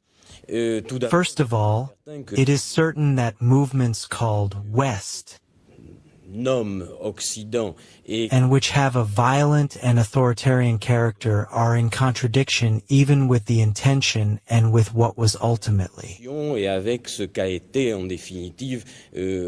West, throughout the course of its history, I do not think that the West can actually be defended by purely external violence. Par une violence purement externe. On the other hand, there is a point which seems very essential to me. It is that the West presents two large ways. And there is the way of his conquest and his violence. And it is true that the right could still represent this one. There is the voice of its values and its intimate depth. Yeah, that's another thing that is switched from left to right. Now, right, the conquest-driven mindset of the West, right, has now switched totally to the right wing, right, and the individualistic, freedom-loving aspect is totally in the left wing, right? So this switch has already been made, right? So he's predicting, right, that they're using this sort of carrot and stick approach, right, two sides of the same coin, right? And it's to, basically funnel people into these sort of faux rebellions, right? Token rebellion that the system gives, right? By alternating between left and right views, right? While technological progress ensues, right? And that, I think it was ultimately the left that should have assumed it. You say the West, let me ask you to define it a little bit about the geographical level. Is it currently an entity for you that encompasses a space? Right. So here we come to one of the main questions that I was looking for. Are we going to be looking at what is Western? What is the definition of what is Western? Right? Okay, and there's many different candidates, okay, so-called, that I brought to the table for discussion, right, that may fit the bill, right? So obviously, right, I mean, obviously it's not geographic, right, because west of what? I mean, right? This is a joke that was made by, I think, John C. Clarke, right? Egyptologist, right? I would say west of east. Yeah. Yeah, Stevie J asks, is this stream kosher and halal? It is halal, but not kosher. So that is the answer to the question. I mean, but yeah, blessings and peace to all people of the world. Is this the white man? What is the West currently? I'm not just talking about cultural tradition. Yes, I think that the West anyway corresponds to a certain story which itself corresponds to a geography. We absolutely cannot eliminate this little CAP. What does Europe represent? And ultimately for me it is still essentially Europe. So I know all the discussions we can have on this subject, nowhere avails exactly Europe and others. We often put Japan there right now, for example. Yes, then the problem at this time is a kind of dissemination and a way of life and technique and values that are Western in the whole world. But for me, the central problem is still the problem of this particular world, which is basically the Mediterranean world first, and then all the areas that have aggregated in relation to this Mediterranean world, and who was the creator of a certain lifestyle, of a certain story. Okay, so that answers another aspect of the question, is that he's including Greek and Roman civilization into the idea of Western civilization, right? So Western civilization consists of a philosophical, ideological, and theological coherence, right, going from Greco-Roman civilization all the way to European society in the modern world, right? So that partly answers our question, right? And what he's talking about Western, and I usually, use the same dimensions, to refer to the same concept. Of course, it's a created notion, right, that can be imploded many different ways, right? Okay, for example, one could say that, religions of the world came from the East, right? Jews came from Egypt, right? So on and so forth, right? Okay, and then they were lost in Persia, right, which is way east of Africa, right? They made it back, right? So infused with notions, right? And obviously Alexander, right? He made it all the way to India in his conquests, right? So there's lots of notions that could implode this Eastern-Western dialectic. There's obviously Islam that sort of united East and West, right, on a world stage for several centuries.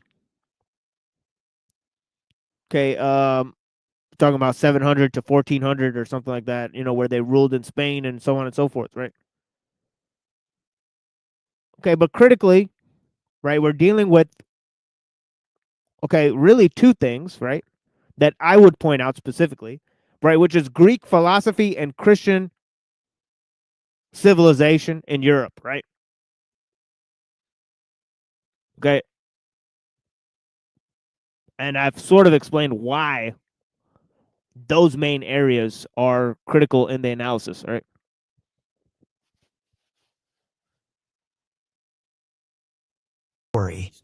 This is ultimately that, with quantities of diversity, of course, but I would almost say a common project. Basically, what is surprising on your part, Jacques Ellul, you have a reputation for being actually a bitter critic of many things. And they're basically you defense of something for once. For what? I will often defend. That is to say, in general, when I criticize, it is not to criticize, but it is to the extent that it seems to me that there is, let's say, beings, values, situations, data that is dear to me, and I am very subjective. And who are attacked, and at that time I wonder why this attack, if it is legitimate. I am ready to revise a certain number of positions in which I believe. And at that time I become criticism. But critical, not negative, I screened. I sift through everything that opposes what ultimately What constitutes the intellectual world, the spiritual world, and the human world in which I find myself? And for the West, it's exactly the same thing. So who criticizes the West right now? The third world on the one hand, of course, rightly so, and Western intellectuals on the other hand who have denied their own vocation and who make the main contemptors of this world that gave birth to them. So to a certain extent, you think that the entire intellectual class turned against its own culture? I actually think that this is the tragic story that we live in the intellectual world. Okay, that is a crazy point that he just made. He said the intellectual class of the West turned against the Western traditions and the Western culture. Right? And how did this betrayal come about? Right? How did reason and freedom betray the Western people when they themselves put it on a pedestal and made it the guiding force of civilization? Right? Okay, so this is the main question, right? And yeah, blessings. With very diverse orientations. On the one hand, they are seized of bad conscience.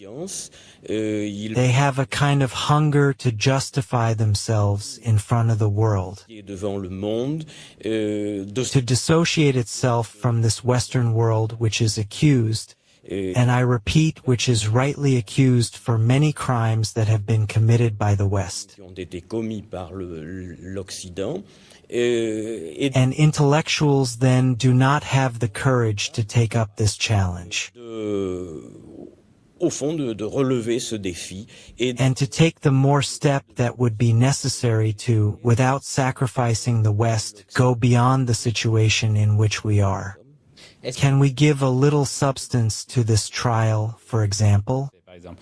Does the main accusation, and of which I believe that you share part of the themes and that you accept yourself, is the main accusation the behavior of Westerners in third world countries with colonialism and exploitation?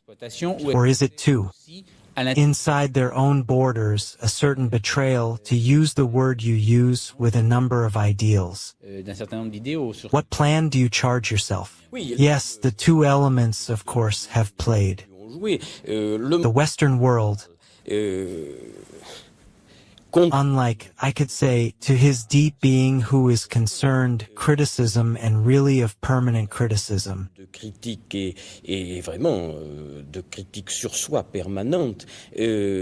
presented itself as the just world holding the truth and wanting to spread it throughout the world, conquered this world for all the reasons that we know, that we repeat, it is not worth. And in doing so, it is indeed denying itself by increasing its power. To deny himself, explain to me how? By increasing its power. That is to say that the Western world appears to me in its history, therefore, from this triple Greek, Roman, and Christian current. And therefore carrying in itself a deep contradiction that the West has constantly sought to resolve without achieving it, constantly living. Okay. Freedom part, right? The freedom and reason part, essentially. Because they went and like conquered like in a bloody way. Yeah, and I think the Greek side of the Greek and Roman side of the equation represents the reason part, and then the European represents the freedom part, and this is also the conclusion that Hegel comes to, right? Okay, so essentially, the betrayal of West is occurring twofold, right? It's one by expanding itself beyond its limits, right? Taking in territories, right? But also by excluding its own ideals in doing so, right? So it's happening both internally and externally, right? Is what he's saying, right? Yeah, blessings to that which is edibles. Yes, edibles are great, especially the oil, Simpson oil. Extremely medicinal substance. I mean, help you sleep and sort of decompress your muscles and things. I mean, blessings.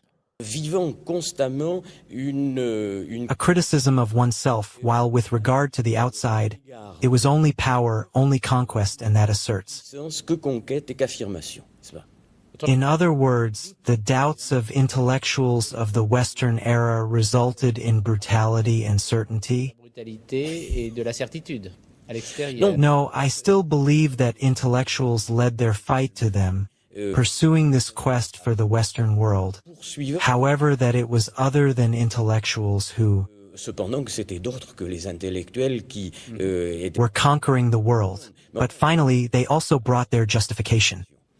Well, but what are the virtues of the West? Since you defend a certain number of these achievements, and these achievements, basically, what is it? Qu'est-ce qu'il y a d'admirable dans l'Occident? I think the West invented a whole set of values and truths, I would say, which were nowhere else. Qui ne se sont trouvés nulle part ailleurs. Freedom, the individual. Reason, the desire to subject life to. Okay, there we go. Okay. There's some of the main themes he's developing about freedom and reason, as I said, right? So we've mapped out what he's talking about. We've mapped out where he's talking about. We've mapped out when he's talking about. Okay? And I did so with extreme accuracy. Why? Because I look into things before I talk about them. Maybe you should too. I gave many sort of primers that we were going to get be going into this interview here. But maybe we'll have this in 2 parts, maybe in 3 parts, we don't know, right? Okay? And if we find any more ellul videos that have lengthy explanations and not able to translate them, we'll send them over to our friend and try to get some more ellul. And we could maybe put together a clip presentation ourselves, taking the French clips and taking and translating them, because this is a very valuable resource for future generations. But yeah, reason and freedom, part and parcel of the betrayal of the West, right? 2 ideas that got away from themselves, right? Okay, ideas that are intellectual, right? They're formed by the intellectuals in Western society,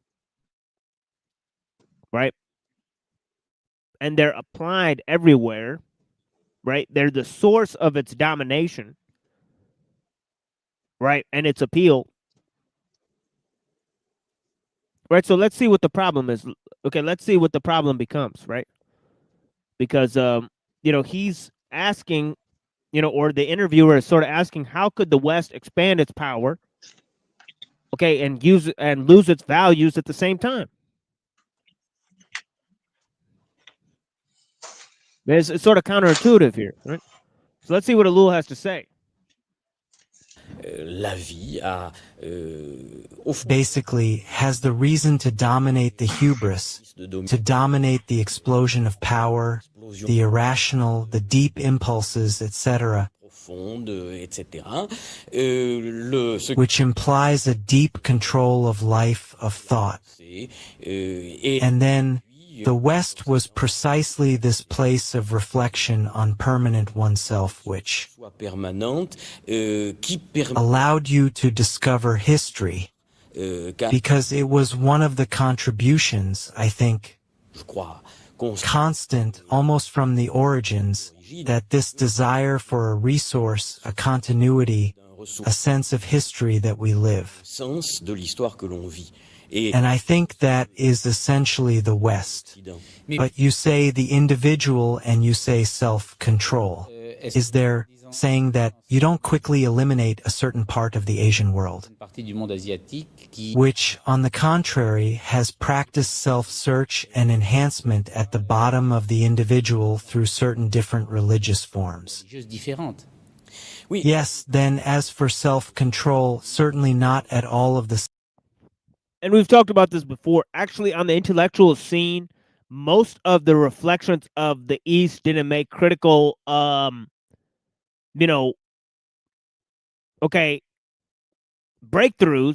in terms of Western philosophy until about, the time where they already had secular humanism and liberalism in place.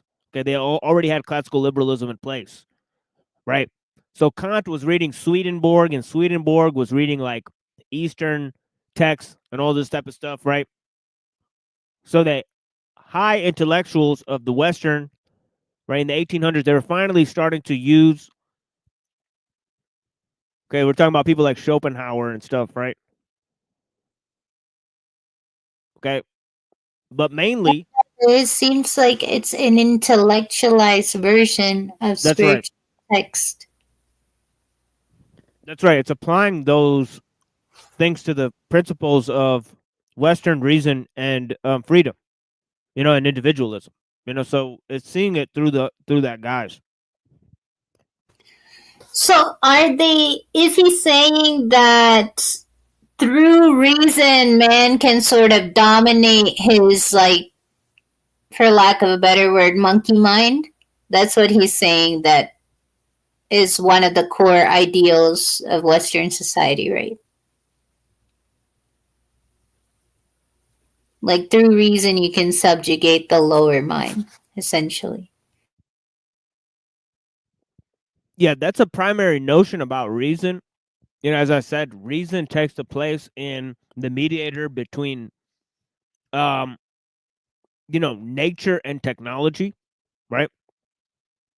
So the idea is that man proves his reason by manipulating his natural environment. But in this sense, he's saying that the West took presence over and above this by establishing itself in the foundations of the notions of history itself. And you'll see this everywhere, right? You'll see that when they talk about the development of human civilization, right?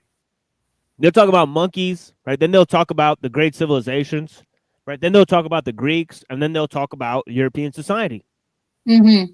right? So literally, the world system came from this historical source, right? So what you're actually plotting is a development of technology itself, and not of Western peoples and their traditions. Wow. Right? And so he's pointing out a very important fact that the West sort of seizes the domains of both history and futurism, to throw on top of it, where the West is responsible for progress, but it's also responsible for the historical sphere, right? So, this is a main dimension that is time. This is where, sort of reason and freedom take over time, right? And this has a important quality, right? In terms of philosophical discourse, right? But yeah. Same style, because of course elsewhere we have known this self controlled by ritual forms. Rituals, for example, insertion into extremely dense groups and with strong social control, etc. But I do not think that nowhere else than in the West we witnessed a gradual release of the individual, compared to the group and in relation to the company, leading to the species of conflict which was central. Throughout the 19th century, the individual could no longer bear any form of society tending to anarchism and society reacting with the violence that is known against this claim of the individual. There is only the West who has, where this theme of the individual at the bottom to this climax. But wasn't that a theme that was still reserved for a certain elite, a small number? Basically, did the mass of Westerners during the ages not have the feeling of living in a somewhat gregarious way? Yes, so I'm not sure at all. I believe that historically there was a much more clearance.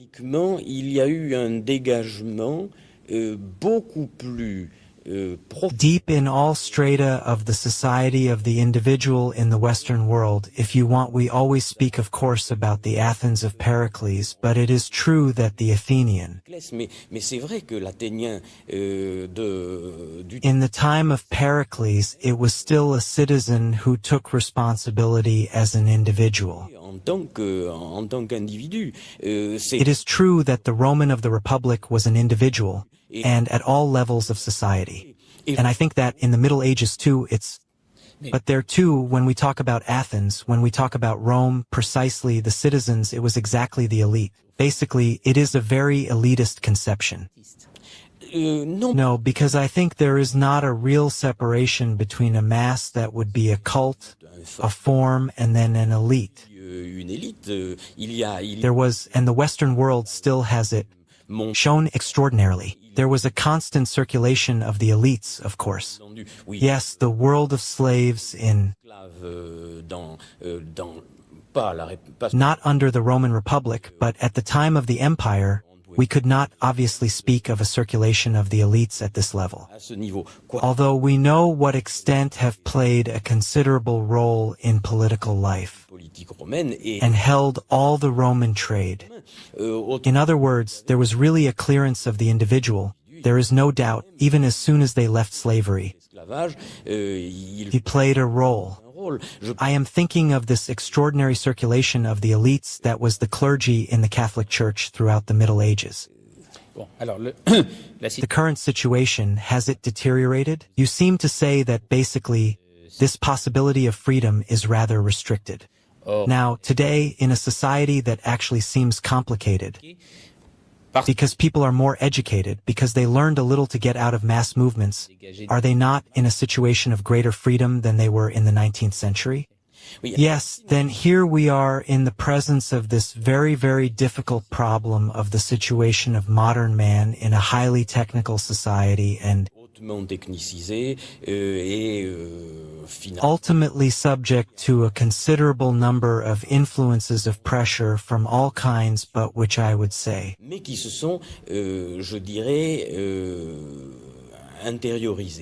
in other words, we are no longer subject to visible social pressure.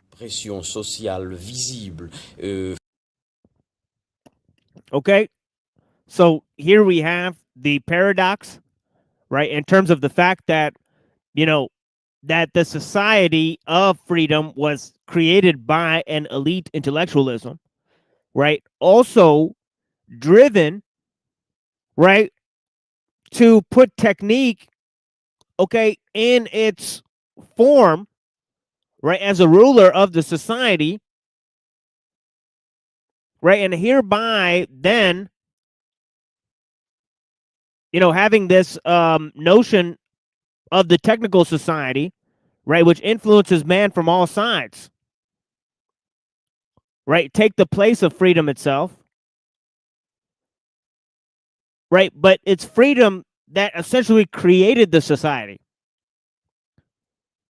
right? Henceforth, the term of betrayal, deception, right? And as you can see, technology itself is at the heart and the root of the deception itself, right? Okay. You know, as ellul basically says, you know, liberalism gave birth to its executioner, right? Which is the technological state.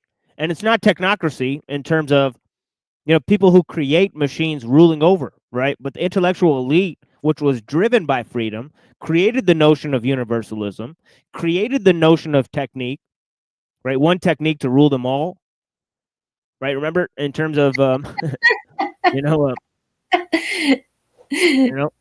the Lord of the Rings. Lord of the Rings, yeah. I mean, and of course, it's the trees in the Lord of the Rings that are, you know, great, you know, you know, very critical of man's technological progress. If you've seen the movie, right?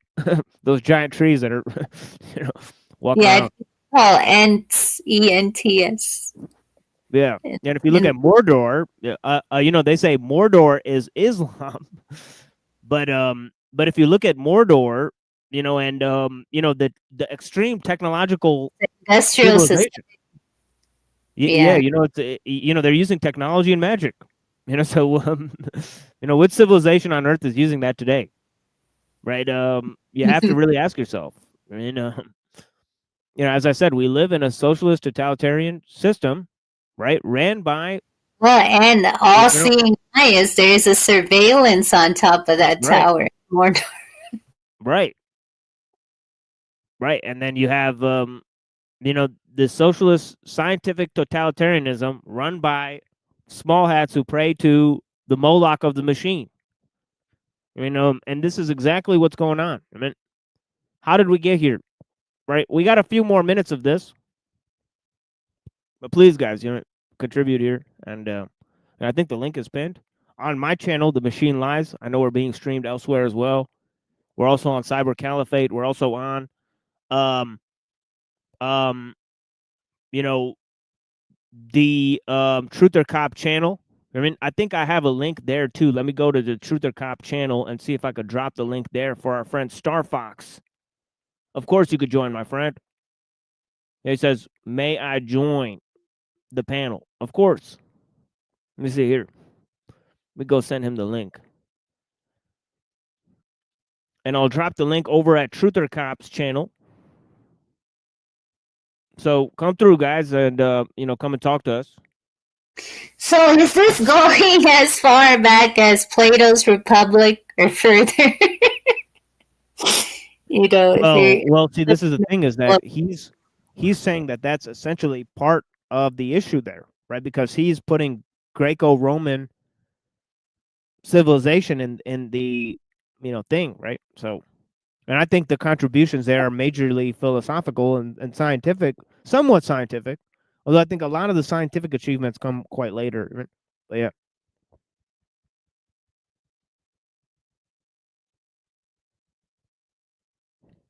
Obviously the scientific achievements of Muslims and Christians have to be downplayed. Because they want to act like the secular world is a response to that. Right, or the scientists and the technocrats, the technophiles, a response to superstition. Yeah, they fashion themselves. Yeah, they fashion themselves as having uprooted the superstition. So, nothing is further from the truth. They've created a deeper mystery. They've created the mystery of technique and progress, the myth of progress, right, and the notion of both techno-nihilism on the right and scientific misanthropy on the left, right, as I'm exploring here.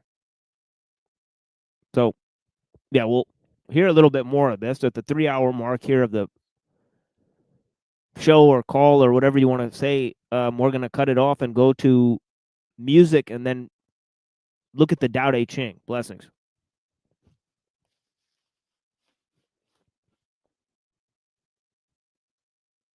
Easy to delimit, as everyone knows, it is easier to fight against a living dictator than we see. It is a person, we are sure that when he is dead, we will become free. That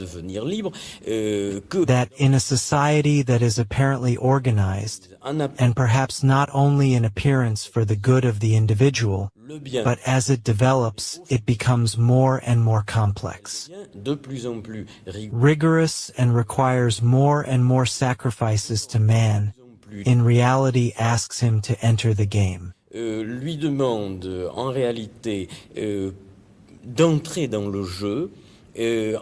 By presenting it almost like a game, it is certain that the motorist who obeys all the laws of traffic does not feel reduced, does not feel it's... Here, hold on. Give me 1 second. Let me see if this is the homie right here.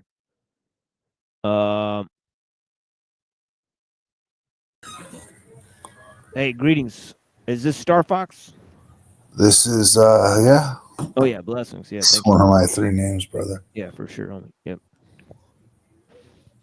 Yeah, thank you for joining. Yeah, please feel free to contribute anytime. Yeah.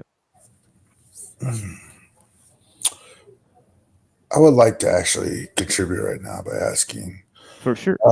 All these videos are like from the start to finish to where we are right now.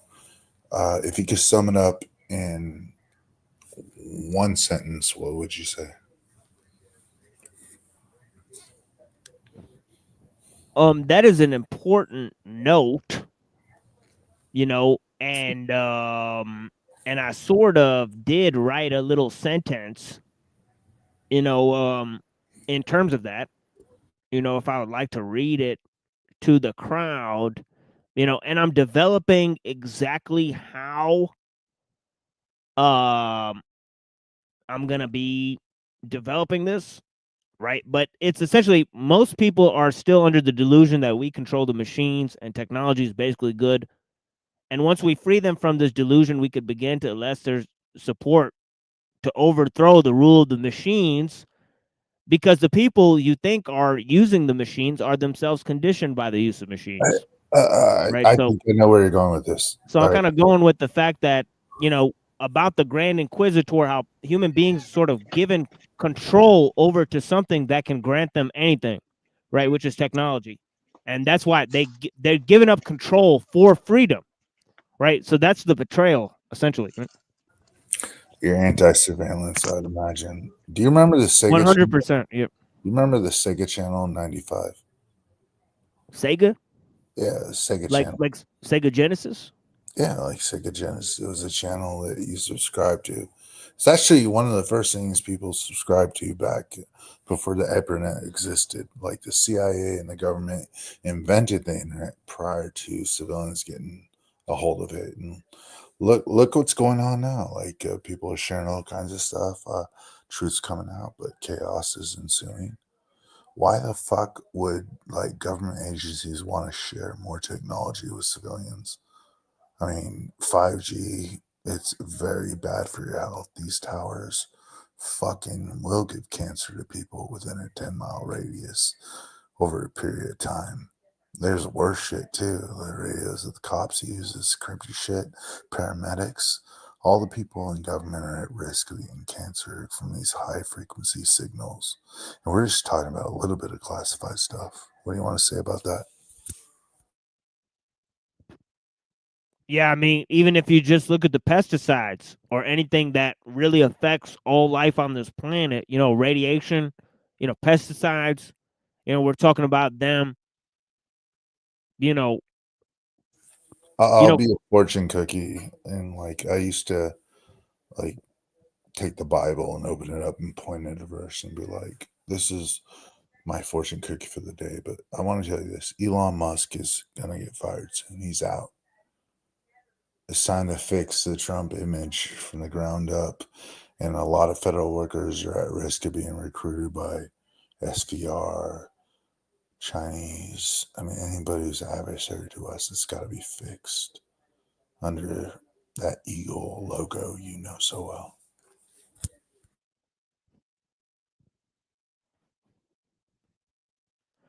Yeah, I mean,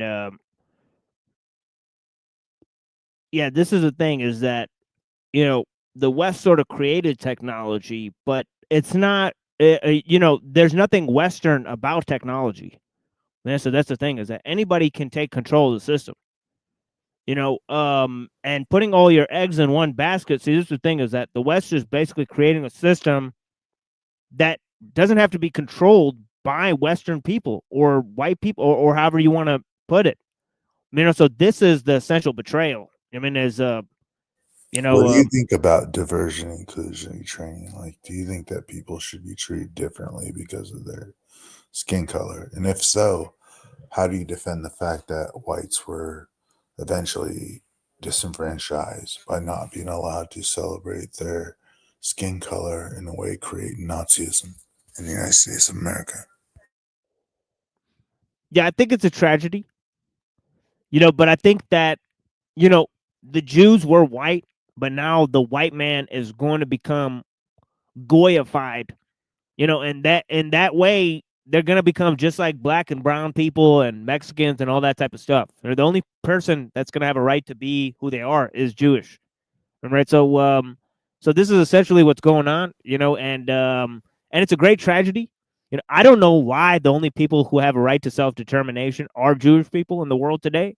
right? But I could certainly make certain conjectures as to why. You could look at the strong influence of the Old Testament and all these types of things, and how the Christians are brainwashed and all of these type of ideas, and how it's led to a bunch of different ideas to emerge. But essentially, I think it comes down to what Ellul is talking about, right? Is that the West created a system, again, that isn't subservient to West, to Western people, to Europeans, to their intellectual heritage, and therefore, creates a sort of individualism that it imposes on all sides through its dominance that then ends up betraying it. And so, I think that's a very succinct and powerful explanation that's going back to just a, few decades ago in Ellul's analysis. I mean, that it's actually been technology, because technology has created a world system. So who you are, who's pushing the buttons, really doesn't fucking matter anymore, right? So, okay, so can I ask you? I'm going to ask you what are your political beliefs, and where do you stand with the United States at this point?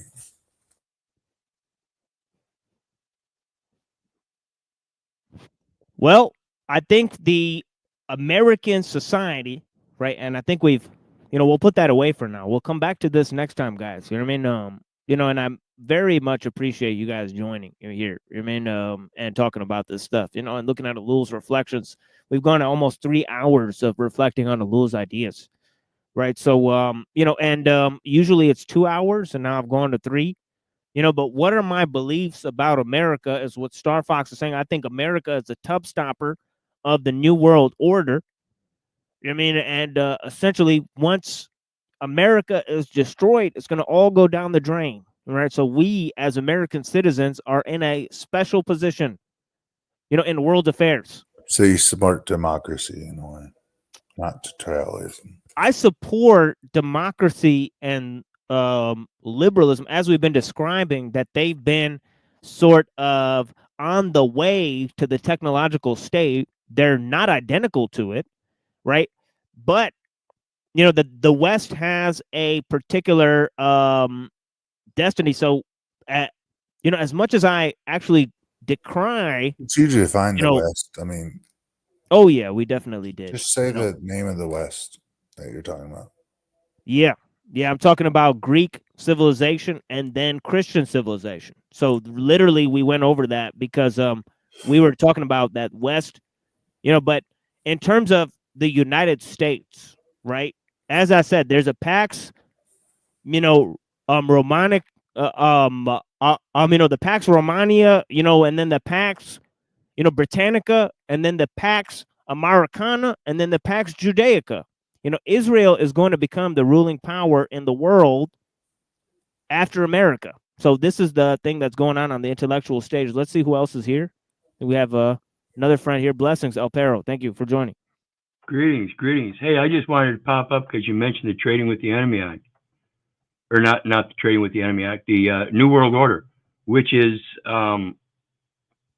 named in a Cambridge University Press article called A Century of Trading with the Enemy Act. And under that, what it is you have the Holy Roman Empire fell. And at the time it fell, the Royal German Empire rose. And just prior to World War I, they fomented the Trading with the Enemy Act, which implemented the New World Order under the United States. And that was the downfall of the Royal German Empire. That's what happened during World War I and World War II. That was the bringing in of the New World Order, which is known as the United States. Absolutely spot on.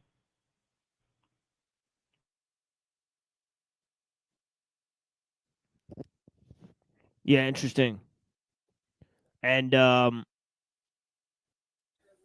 lot of it has to do with the environmental legislation. And so, I think a lot of the world system has been put in place in the form of environmental reforms that are actually resource management on an international level by the technological system, right? Trying to preserve itself, right? Trying to preserve its own dominance because they're put all their eggs in one basket, and now they have to keep it going. All right. So, essentially all of the environmental, quote unquote solutions are actually the instantiation. And it's been said so many times that these are actually the world government. Establishing itself. Right. So at this stage, right, that there is a world technological system, the meaning of what it means to be a Westerner or American really changes. Because it used to be that there used to be a world system and America was the ruling power in that world system, right? But since, this is no longer the case, right? Okay, and that the world system doesn't have, isn't quote unquote Western, right? I think the people in the Western, and I think everybody in the world, right, has a new responsibility, right, to create from the scruples of what they have left, their own form of, sort of nationalism and all of that type of stuff. That type of stuff is now, and many people have noticed this, that type of stuff is now a remedial form to the world technological state. That capitalism and nationalism all of a sudden, are good things. That we used to protest these things, right? Because they used to mean installing a system of world dominance. But now that there is a system of world dominance, these are good things because they are against the world system. Right? So so this is part and parcel of the constitution of the betrayal of the West as well. Right? Machine lies, sir, may I ask about 5 questions? Of course. And I'll attend to your questions, and then we'll move on to first question. Like the first question I asked you the other night, what was it about City Hall? Remember that one? Right. Going to City Hall, getting involved in the democratic process. Definitely. I totally agree with you. Said "niet," which is no in Russian. The second question is have you ever been in a fight? Like a physical fight, like hand-to-hand combat, where you had to fight or flight somebody? Yes, unfortunately, yes. And did you fight or flight? Couple of them. Where I stood my ground and I lost or won. Depending on the situation. And of course I fought people that are way bigger than me, so I knew in advance that I would lose. But I'm just asking, did you fight or flight? Well, many times I fought, but many times I should have fled in those situations. So you're probably younger like me, and you walked like when I was a kid, dude. I went to school, and these motherfuckers just were sitting there locking up their fucking GT and fucking dyno bikes, and I was going to breakfast, and I went to the gate as a pussy. Like I went to the gate as a pussy. I was walking by these guys, that were looking at me, pointing at me, laughing at me. They beat the shit out of me, man. I went into breakfast crying like a little bitch. Those days are fucking over. Now I walk to the gate and I look for motherfuckers like that. That's the difference. It's like, have you been in a fight? Because fight is everything. Protests aren't enough. That's why I asked you if you've been to any mayor meetings or city council meetings. That's how we change shit, Neo-Antifa. My ideology is a little crazy. You'll see in New York. I know psychos. I know fucking Brighton Beach. A lot of shit's going to fucking happen there. I promise.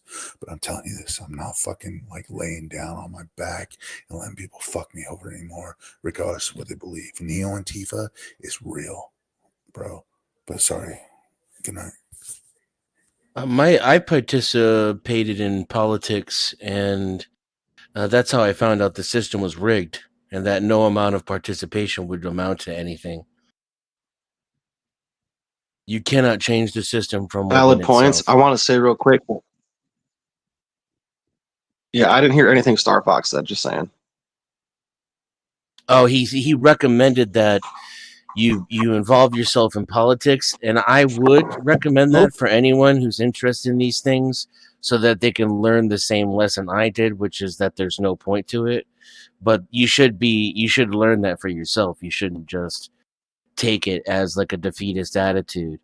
And then of course, maybe somebody smarter and stronger and more powerful than me could have an impact. So I would recommend everybody, if you have an interest, and you have these beliefs, then you're a bit hypocritical, or you're at least ignorant and naive if you're not, taking on the system that you're criticizing.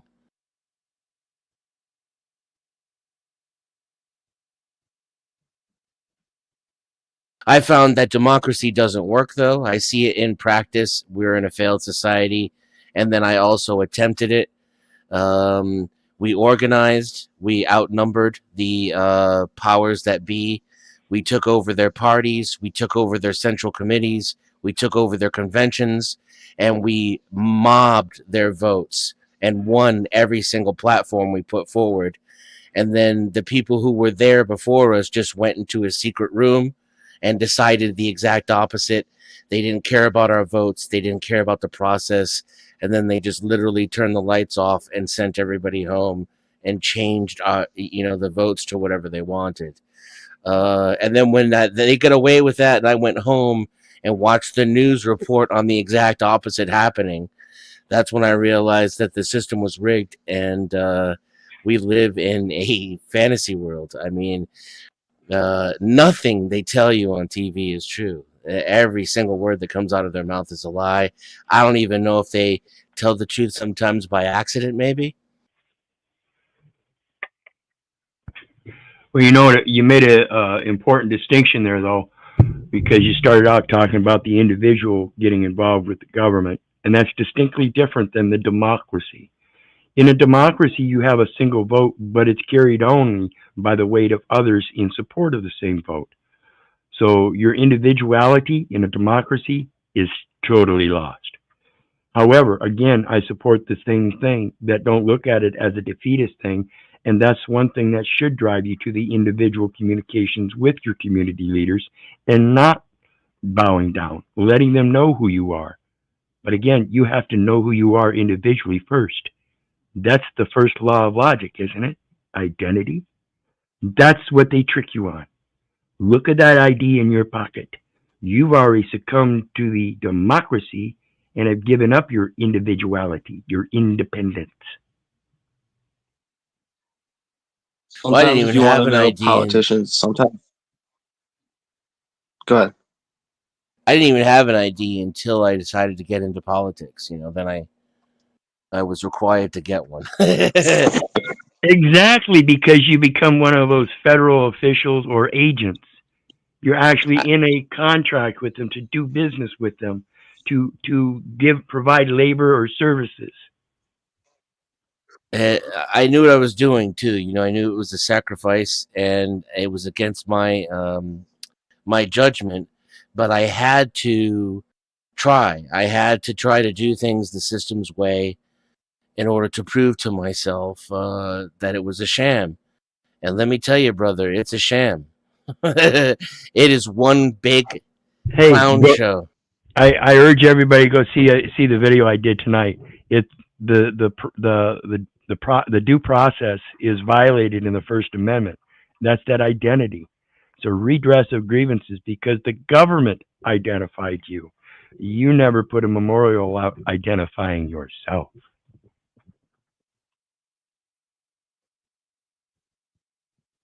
I did write a Declaration of Independence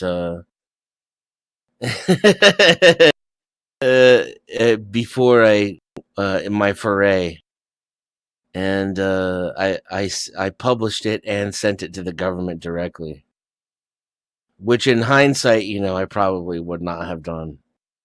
It's just another list I don't need to be on, frankly. Well, I want to be on every list there is. I hear you.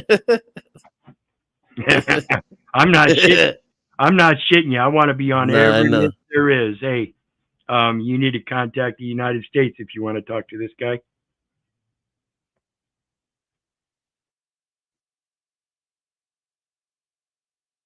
That's what the 14th Amendment is really for.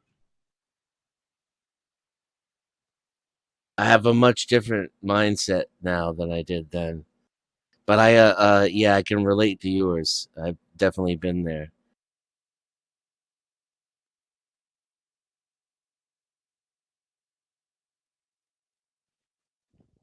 Yeah, or take the case of Severus, right? After they voted to unelect him as a leader, he simply got everyone in the Congress, invited them to a party, and then killed them all. That's one solution. Yeah, you know, we don't even have to do that anymore. People are so passive and crispy, you know, they're just burnt to a crisp. That you know, they just like it doesn't even take a Jedi mind trick. They don't even have to wave their hand in front of the camera when they say it. They just say the opposite of reality and people believe it. Oh yeah, absolutely. Everybody's told to remember this and remember that. You don't have a thought process. You've been taught to remember. You were never taught a logic process to think for yourself, to think outside of a box and come up with abstract novations. Nope, you weren't taught that. And Hey, there brother. was no. Hey, Go brother, ahead. you mind if I drop the link to my video in your chat tonight? Of course not. Drop any link you would like. I might have been taught. Appreciate it. I might have been taught how to come up with abstract and innovative ideas. But here's the thing. You can't fool all the people all the time. We have people on this panelverse try and fake it till they make it, and they fail when there's just some persistent counterexample, persistent reaction, and so it really doesn't really work consistently. Yeah, but I see that as like when Neo meets the architect. You know, when Neo meets the architect, he's the ignorant one. He's the naive one. The architect's been there and done that. Like the system accounts for people who don't. The anomalies, it's used to it. Ultimately, anomalies get assimilated reintegrated back into the system like anybody else. Eventually, but before then, it's just gonna disrupt the system, and then the anomaly has more control over, has leverage over the system, the new one, but not the current one. I don't see that. It's certainly possible, but that's not how I see it. In my case, there was no revolution, there was no rebellion, nobody even complained. There were boos, you know, at the convention hall, but then that was it. Everybody left the convention hall, went home, went back to their normal lives. Nothing became of it, and the guy on CNN lied about it, and then that was it. That was the truth from there on out. Yeah, but then not everyone even watches CNN, so don't give a crap. What the hell happened? I mean, watching CNN or not, nobody gave a crap anyway. Here we are. This was 10 years ago. More than that, 15. Yep. Absolutely nothing's changed. If anything, all of the worst parts that we were trying to fight against got worse. And what little bit there was has gotten less. So then again, I look at things through the human life cycle. You know, 1,500 years from now, maybe some of this shit will matter. And so I got to ask in response to Nude Guru, and I put the comment in the chats, do children really think for themselves? Are children dishonest?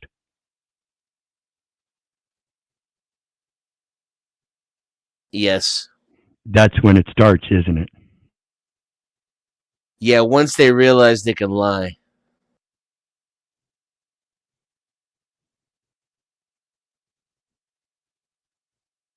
Maybe even when not intentionally lying, but when they create fantasy. Like maybe first time you have like a what's it called? Imaginary friend. Now you've created your own reality and created an identity. As we refer to it, this projection of the ego into an undescribed space that we call free will.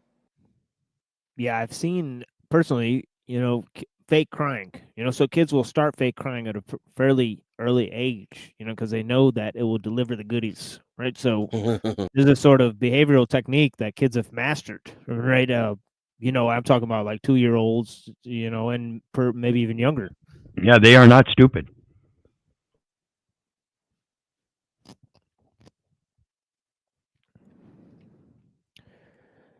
Yeah. And of course, on a greater scale, there is the auto hoax and technological determinism, because if you see information, it must be mediated through several technological forms, and that already pollutes the verifiability of the information itself, right? Because it can be ultimately fabricated because of the plasticity of content. So we have this, sort of reality that, people don't know what's real and what's fake. At the very level, most people don't, right? So this is the brute reality of the situation, right? Yeah.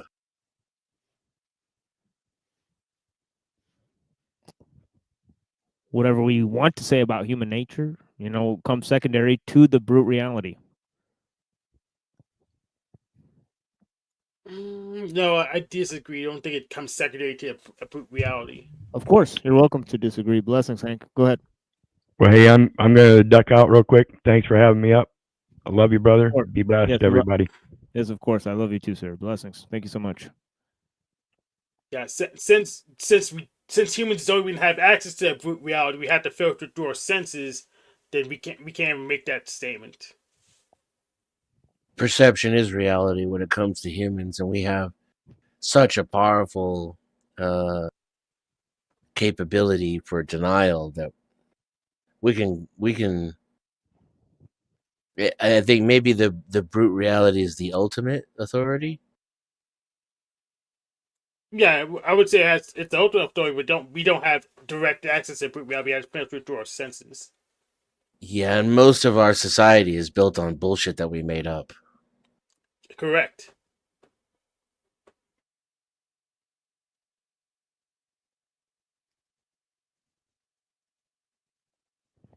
Yes, and that is a very elegant retort to what I've said, but it only sort of reaffirms the point at the very end that I myself am making the statement. I myself am conditioned by the thoughts and ideologies, and I'm claiming that I'm free enough to mention the brute reality. Of course, I'm subject to it.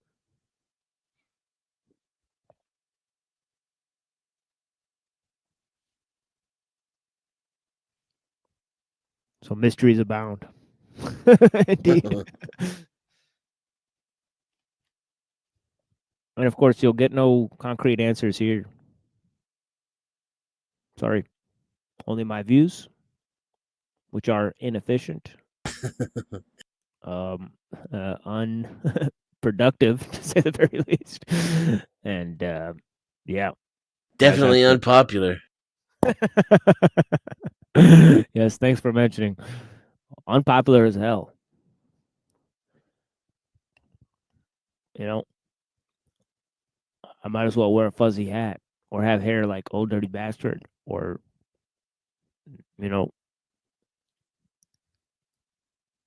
do anything else embarrassing. I could do anything embarrassing. Indeed, many lies have been made up about the machine lies, the platform itself. Very little is known about myself as an individual. Admittedly, although many people have attempted to collect information, they've come up short. Mainly. If you want to collect information about the machine lies, I recommend reading his book. Yeah, I mean, I'm a mystery to myself. So word, just so happens. But yeah, we've reached a musical interlude. I think people deserve it. The people deserve it and demand it. Hell and yeah. then we'll get into some, Tao Te Ching. Look at the onslaught of materialism, rejection of society, knowledge, sainthood, wisdom, and all the contrivances of human nature where they try to put themselves above, the big N, nature, right? And try to sublimate the human will through rituals Okay, many plots of conformity, right? Many designs of human civilization, and of course, technique. Okay, and you know, the government, try to create efficiency, try to dominate people, by trying to control them, right? Instead of helping them rule themselves, right? Helping them find their way, right? And of course, the primordial truth, the idea of natural simplicity versus cultural refinement, right? And many other ideas, right? That could be an aid to the man, okay, totally sublimated, whose will is totally sublimated by the technical, right? And is lost control, right? Of, reason, and is enslaved by the technological, right? Such a man needs to understand simplicity, understand nature, right? To combat these issues, right? So many solutions in the Tao that we'll look at. Right? We're looking at Crowley's translation and a translation of a Christian monk. So it's going to get interesting, okay? Because we like playing with different ideas, and we won't be focusing on that for long. We're going to move quickly to Bill Joy, why the future doesn't need us, and talk about transhumanism and its effect on human society and the ideological sequence that's been developed through transhumanism and his ideas of relinquishment of technology. Okay, we've looked at different possible views of responses to the control of technology on human civilization, right? Ideas of transhumanism, of growing technology, of accelerating technological progress, of human evolution being merged with machines, okay, and of different ideas, right? And we've also looked at many plans for tech secessionism, right? How we could sort of secede from the technological system, right? What plans can we have as a collective human response to technology, right? And limiting the control of certain types of technology, the spread of certain types of technology. Of course, Bill Joy proposes one such plan, right? And he dwells upon the psycho-spiritual matrix, okay, in terms of looking at human responses, okay? And of course, we've talked about the desacralization of both nature and man due to the technological sphere. Okay, in this important instance that is a first in human history, right? Whether you are religious or not, is a significant,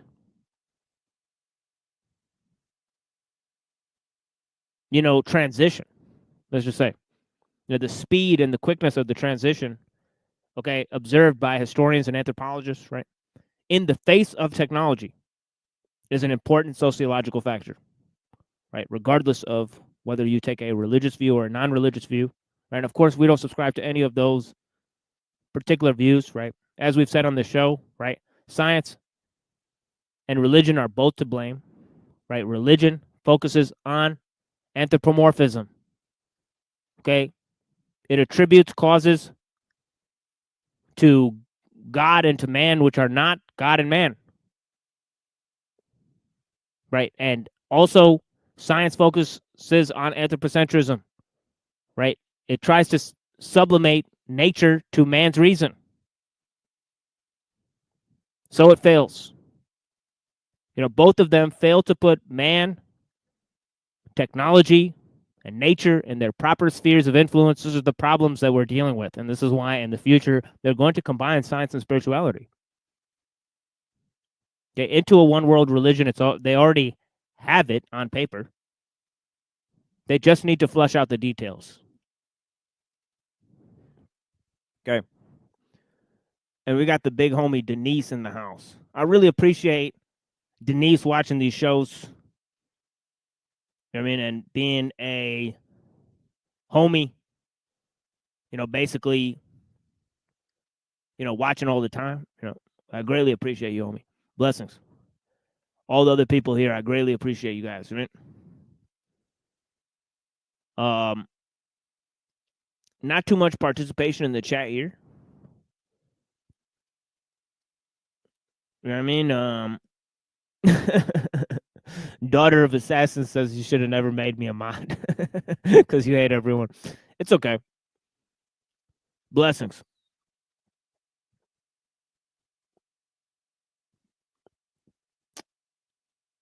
Yeah, so, yeah, let's go on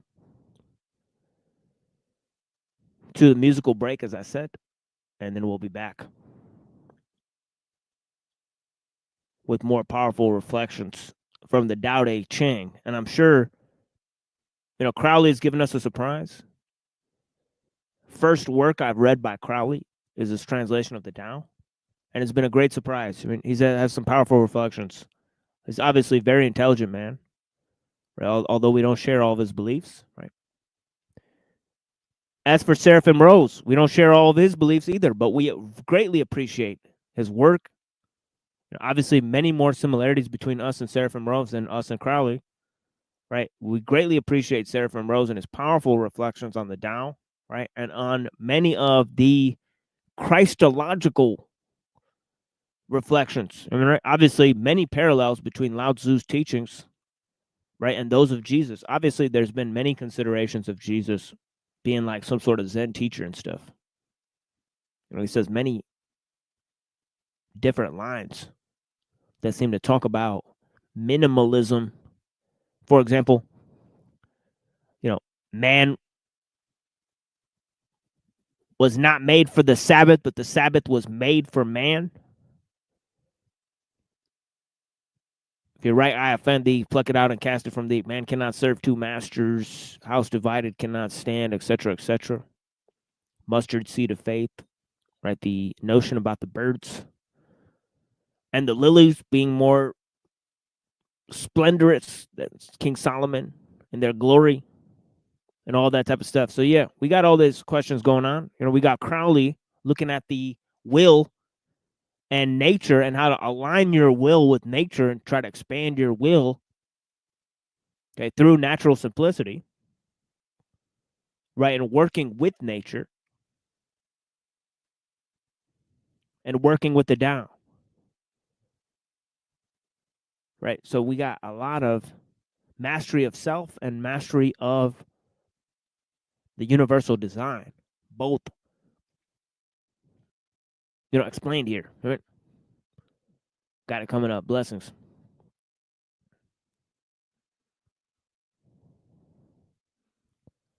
And it is thundering here, so that is also a great blessing. I mean, I love to hear it. Man, but yeah, we'll be back soon.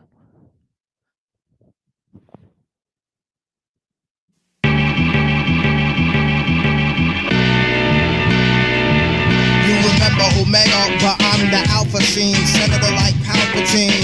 Count your green, to you that's what life means. So I teleport through light beam. Cause I got the hype gene, threat technology. This is the next biology. Expressed through autonomy. My spine is economy, my physical's digital. For those whose eyes only see what is visual, till it becomes virtual. Life means, so I teleport through light beam. I got the hype gene, threat technology. This is the next biology. Expressed through autonomy. My spine is economy, my physical's digital. For those whose eyes only see what is visual, till it becomes virtual, thus less personal. Yet it feels closer, no organic composure. It's over, no the intro's the part that never ends, progresses yet never extends. Boundaries known, laws embedded in stone, dating past the first Senate in Rome. Felt by every human upset and alone, yet never acted upon, hence the birth of the bomb. Firestorm, where lords and sires mourn, and dark souls traverse earth to inspire scorn. With a block to chop murderers and liars on, poisoning every life form until science gone. Crush this realming, thoughts I'm propelling, got me globally wanted for plot and rebellion. Life we're living's got nothing but death in store. It's time to settle the score. We don't play when it's time.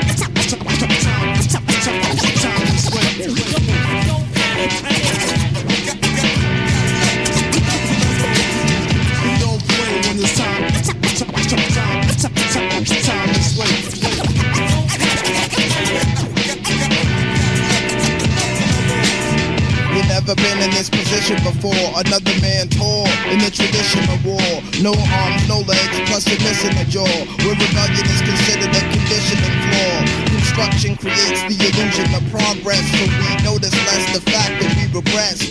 Suicide solves woes of the depressed. 3 men rob a bank and shoot the clerks in the chest.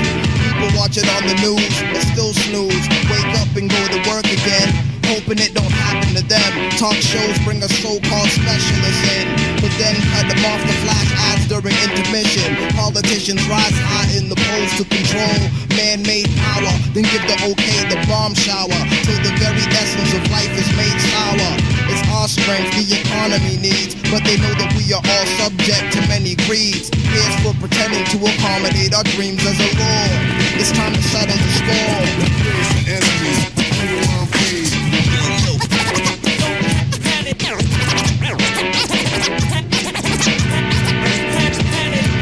I've been dropping on the low, on the outskirts, up in the brush without curts, starting my own tribe of those with their minds open wide. When we clashed, many of yours died, not by our hand, but the pain of the brand of the evil inside. This was the day God cried, and Nimrod tried to burn off my lock slide, chop up his neck hide, invisible, yet majestic as expected. Within me the spirit of life's resurrected. I potentially possess sun's energy. My last flow made grass grow and provided a tropical breeze for glass flow. I knock down buildings when winds blow, raised in the waves of defeat, but I believe we can win, so I offer you true power as my record spins slow.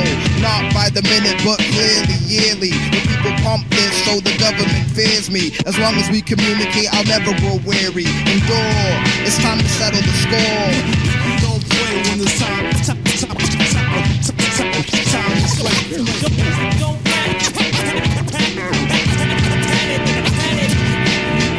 Don't play when it's time is late.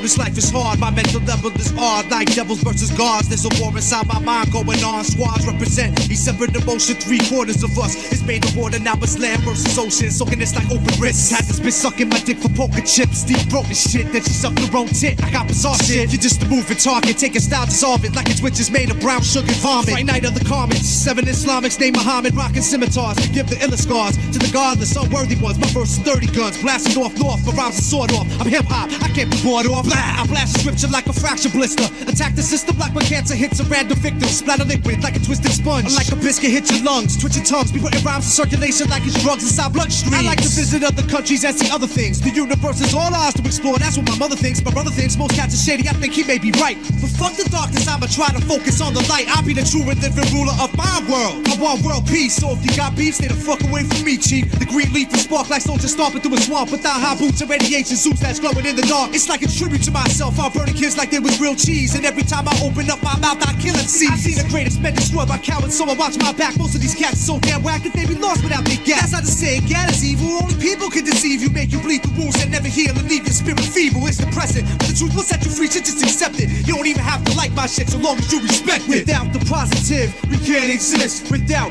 negativity, we can't exist. Without the sunshine, we can't exist. Without the darkness, we can't exist. Hey yo, without a little love, we can't exist. Without liquor and drugs, we can't exist. Without 3 religions, we can't exist. Without the television, we can't exist. It's like my views are ancient, rusty like basements, studying spaceships. Ain't no probe with metal prongs, testing temperature placements. Teeth of a dragon, face of a lion. Children of Zion, half-breeds who defecate iron. Burnt in flames, we find robots who bobble insane. Unknown intelligence, sons of the sun with astral resonance. Bigger than rap, I'll live a life of decadence. Turn mass to energy, medicine man, telepathy, conspiracy, Tel Aviv. Up in my pyramid, never derivative. derivative without less plate. Confess state, more like stones in my breastplate. We militant, we legislate laws with no decency. 98 brothers use brains and low frequencies. One time for sharp kids, killers who biblical. There's two ghettos, one of the mind, the other physical. A break fool and be on that hunt for other nakers. Race haters and pigs in white sheets running with Quakers. Without the inner self, we can't exist. Without oxygen, we can't exist. Without a bag of weed, we can't exist. Without a little greed, we can't exist. Without some real friends, we can't exist. Without the dividends, we can't exist. Hey yo, without photosynthesis, we can't exist. Without mass transit, we can't exist. Prepare for mental combat, I react like 20 gats and holster straps. Ready for nothing, that's something to take me down and hold me back. Then I come back only to walk down mean streets like Perry Thomas. I'm a seminar with 8 masters who practice the art of conscious. Beware of toxic water, drinking tap could be a death trap. A setback to leave our arms folded and our necks back. Existence leads back to Egyptians and conflictions. War missions, color greed, property and fake religions. Battle scars, nudie bars, a million stars will crash the earth. Leave us jerked and out of work. Forcing our mind to convert to carry weapons for aggression. Ruger M77s crash the heavens like our demo did at Geffen. Now we prepping barracudas, run computers. Deja vu is forming fluids in our brain to reenact the deep attack that caused the pain of social differences. Existences, the listeners and businesses. Now fiction is like Genesis, walk the world until it finishes. Without some food stamps, we can't exist. Without reproduction, we can't exist. Without a clear mind, we can't exist. Without a little pride, we can't exist. Without self-respect, we can't exist. And yo, without some intellect, we can't exist. Without the old school, we can't exist. Without the real truth, we can't exist. Yeah, blessings. Thank you for being here with us on the Machine Lives. I mean, some dude just did a salvia dab. This is what goes on here. I mean, trippy shit for sure. I mean, highly dissociative. Let me get to this screen here. Whoops. Yeah, I believe that's the correct screen, or this screen. Yeah, this is the correct screen here. Yeah. We're going to move to discussions of the Tao Te Ching, right, which we're moving through here. And if I open up the Crowley translation here, right, I believe we're almost on 26 here.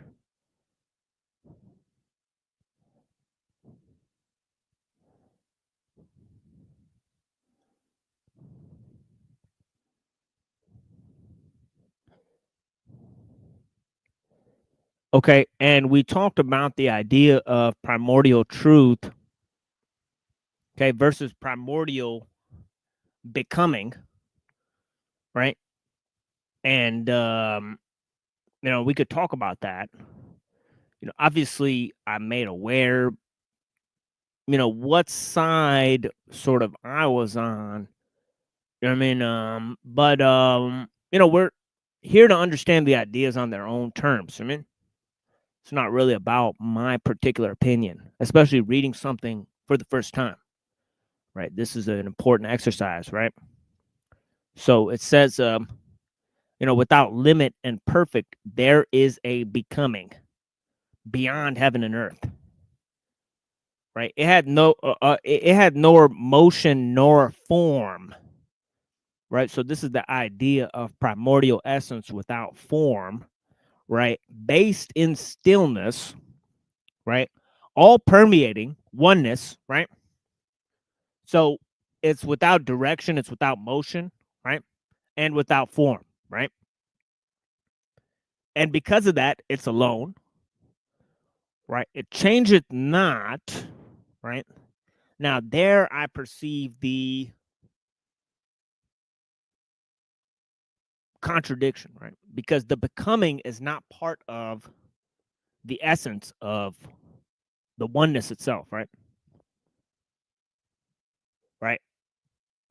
So the primordial nature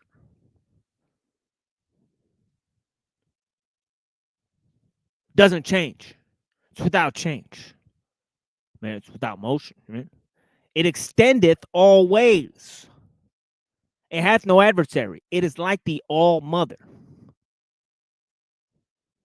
And of course, I'm reading from chapter 25 of Aleister Crowley, his translation of the Tao Te Ching, which many are not aware that Crowley actually formulated his own translation. Okay. I became aware of this earlier when I was studying the Tao, but I had not looked into it.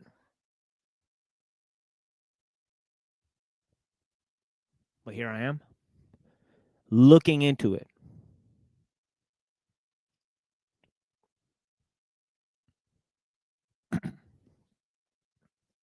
So obviously, primordial essence, that's not without division, it's oneness. You know, like he said, it extendeth all ways, right? Without name, right? And before words come into existence. So here we go. Actually, let me put this on the screen here as I'm reading it, right? I know not its name, but I call it the Tao. Moreover, I exert myself and call it vastness.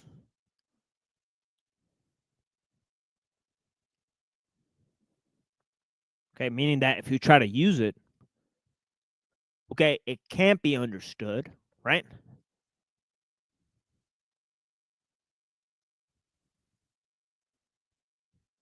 But looking at the situation on its own without names or division, it really encompasses everything, right? Vastness, the becoming. Okay, so the creative principle is all embracing, right? It's all reaching, right? Becoming, it flieth afar. Afar, it draweth near. Vast is this Tao.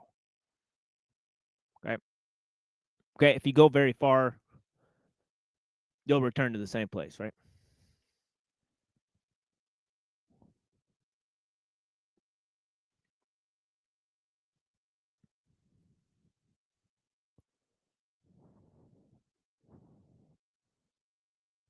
Heaven is also vast. Earth is vast. The Holy King is vast also. Now, we kind of talked about how, you know, they're talking about the Holy King in place of man, right? Okay, in the universe, there are 4 vastnesses, and of these is the Holy King. Now, look at the Christianizing of Crowley's words is what I was focusing on, right? Right? Crowley is using Christian terminology, right? Whereas when we go read Seraphim Rose's translation, he's sort of dwelling on metaphysical notions and concepts, right? Okay.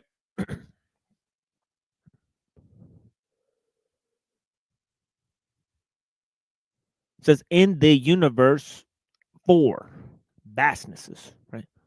Or 4 real powers, right? Now it's a famous chapter. Right now he comes back to man instead of the Holy King, right? Right? He says, man followeth the formula of the earth. Earth followeth that of heaven. Heaven followeth that of the Tao. The formula of the Tao is its own nature, right? The Tao follows what is natural, right? 4 great powers, right? Now, I talked about in the beginning of the show about the architectonic notions of, you know, God, nature, man, and technique, right? And their visage. Okay. But yeah, 4 great powers exist, right? Okay, that are beyond that, right? Which is man following the earth, right? Or what we colloquially term nature, right? And then nature following the ways of heaven, right? Now, heaven and earth had a beginning, right? Exactly. The Tao follows its own nature.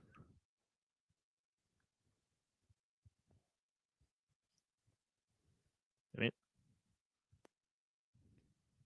We'll put Hank up here. We'll put myself down here. Actually, me and Hank will be on the bottom here. That'll be fine. Yeah. So Crowley uses Christian terminology because there's senses in which Crowley is Christian anyways. So most of his practices are Christian derived anyways, even though they're not mainline Christian. Christian Kabbalism in the Yes. world in the form of Johann Valentin Johann Valentin and Andreas. Right, so you guys could look that up. Look up that figure. Look up Christian Kabbalism. right? And it's basically the source of the New Age religion. So you'll learn a lot, to be honest. Right? Okay.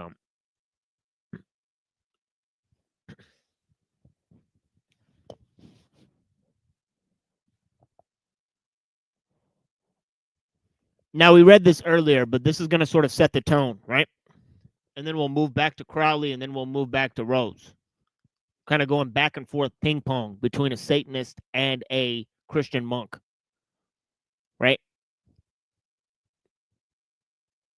But of course, all things follow the Tao, right? So, obviously, Lao Tzu's philosophy, it just cannot be contained. It cannot be contained. I mean, and that is part and parcel of what I want to sort of, explain here. And he says, when you are one with the way, said the ancient sage, the way welcomes you. And of course, we've had many translations of this in the past, right?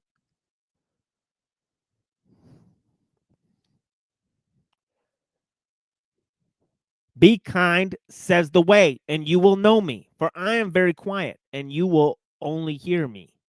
When you are kind and gentle to my lowly children, don't think, says the way, you will know me, for you only think of what is outside of you. Right? So remember that idea of separation from nature, right? Actually comes A, from putting man's reason above nature, and B, desacralization of nature and man. Right? So there's all these qualities. Right? Looking at what is outside of you, that is the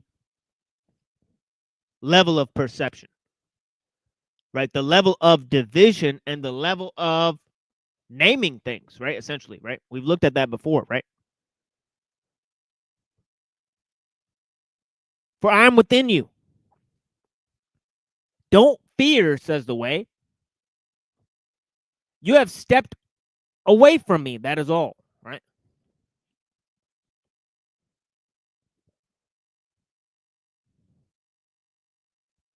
Return to the feast. Lay your head on my breast at supper. You were away, and now that you have returned, I am in my final hour, and I'm about to be delivered to be killed. But rejoice in this too. Right? Okay. To die of this world, right, is to be eternally reborn. Right? Says Lao Tzu, right? But for when you see me hanging on a tree, you will know me as you've never known me before, and you will see me die. You will have me forever. Now, this chapter next is what we started with last time. So let me go on to chapter 26, okay, and look at Lao Tzu's response to society, right, contained within this notion. Now, obviously, the rejection of society is a constant theme within the Gospels, right? But he says the ancient sage, comparing him, right, to the prophets of old, right? He says, knew the sadness of following the way of heaven. The multitude are joyful and merry, he said, as if they were eating of the sacrificial offerings, as if they were mounting the terrace in the spring. I alone am amid them, like one unemployed, like a newborn babe that cannot yet smile. I'm alone without a place to go, as though I belong nowhere. All men have enough to spare. I alone seem to have lost everything. Okay, this radical dialectic between the individual and society. Okay, abandoning both the honor of cultural refinement, but also egoism. A very, I just think an incredible philosophy. That's developing through this, right? That Lao Tzu's kind of taking us on this ride, right, of his views of society, right? When the way, now he goes to the prophet, right, and compares it to the teaching, right? He says, when the way took flesh, came into the world, he too belonged nowhere. Facts. Foxes have holes, he said. Birds have airs, birds of the air have nests, but the Son of Man has nowhere to lay his head. Surrounded by those who guarded their rights and authority, who protected their wealth and property, who sold their souls for the sake of public standing, he alone had nothing. He who had created the world had nothing in the world. Interesting. And at the end, he was stripped even of his lone tattered garment and died naked and bleeding before the world which he sustains in abundance. Now, I think it's important to go back to 20 in Crowley, right, and look at Crowley's translation because, man, again, it's one of my favorite translations of chapter 20, right? Okay, before we move to,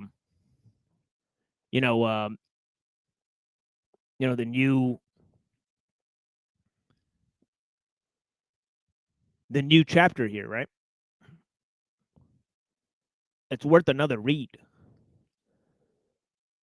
Let's go to 20 here because it's an extremely clear and modern translation of these concepts that I'm talking about that are, again, almost hyper modern in a sense because they reject both society, cultural refinement on the one end, and egoism and rugged forms of individualism on the other end.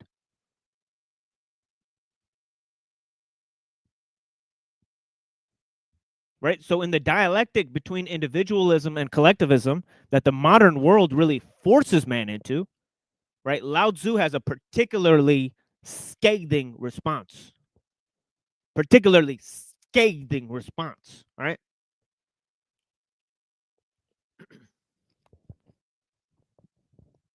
And I greatly appreciate the 20 people who are watching here.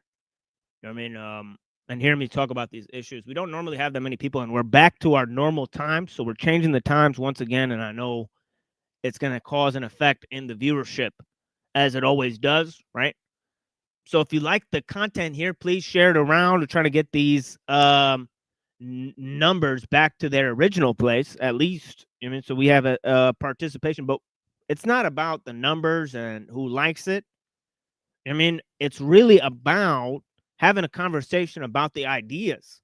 So if you want to come up and join us, there is the link pinned right at the channel, The Machine Lives, right? So please don't miss an opportunity. We will be here on Wednesday and Saturday night holding discussions, right, on various architectonic themes, right? Especially those issues centered around technology and religion, science, and spirituality. Right. We do this because it gives us the greatest range, right, in talking about issues in this world, right? And it helps us to be more exact in our framing of those issues. Okay, because many people are not aware of the nature of the problems that exist, right?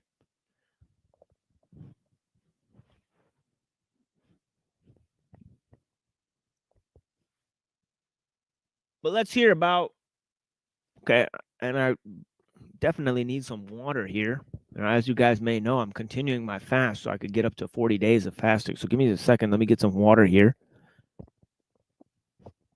Take a little sip of some water.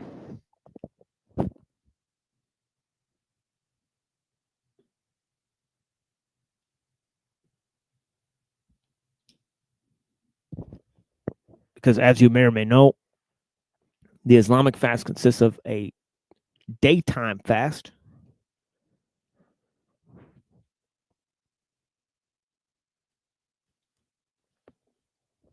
so it could last from anywhere from 12 to 16 hours. Of course, a 16 to 24-hour fast, intermittent fasting, is very good for you,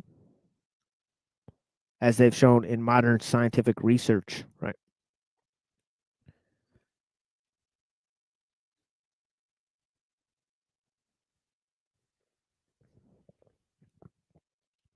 In the shorthand explanation, there are chemicals and metals stored in our fat that can only be expunged by ketosis and other forms of detoxification, right?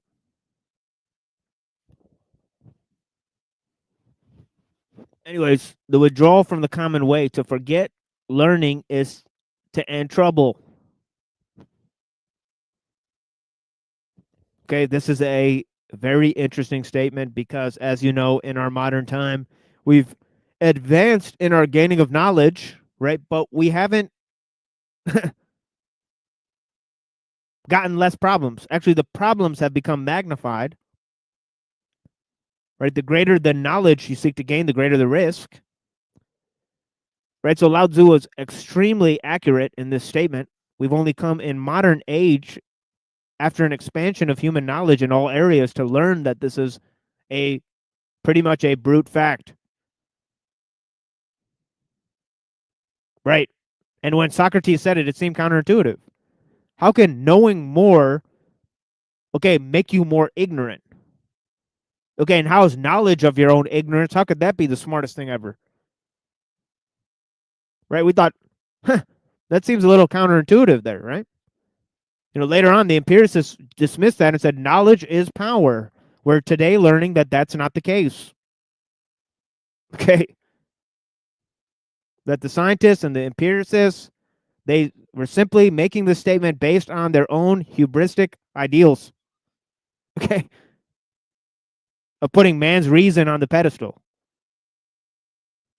When nothing could be further from the truth. Right?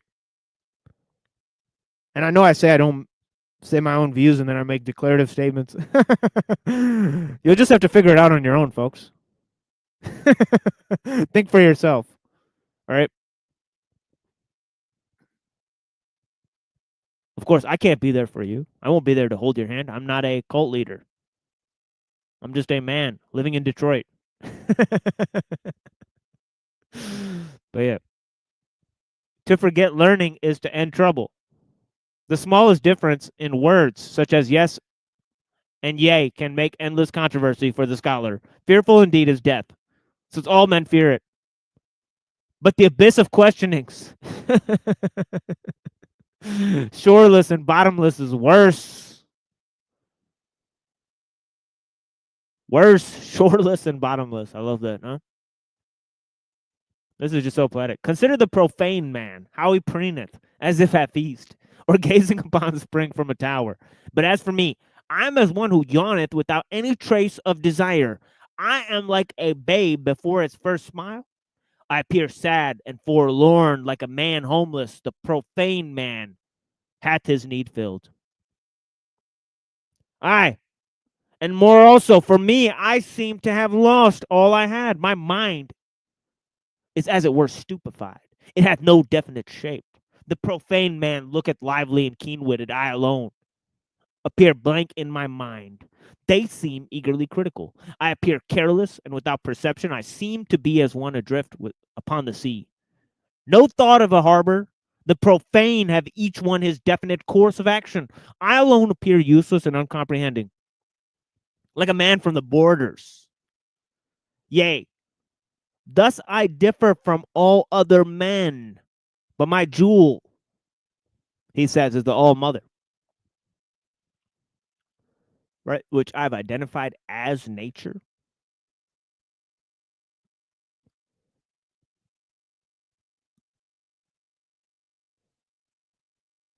Of course, I said there's three great mysteries, right? There's oneness, right? Itself, right?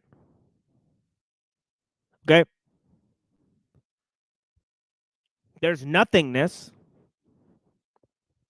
which is its counterpart, which basically it gives birth to, right? And then there's nature, which is birth through that nothingness, through the void, and itself gives birth to the myriad creatures, 10,000 things, right? All right. And I hope this is okay, so we've looked at a few chapters, right? Let's look at 26, the nature of mass. Okay. Remember in the other translation, right? Heavy is the root of the light. Stillness is the master of movement, right? It says mass is the fulcrum of mobility, right?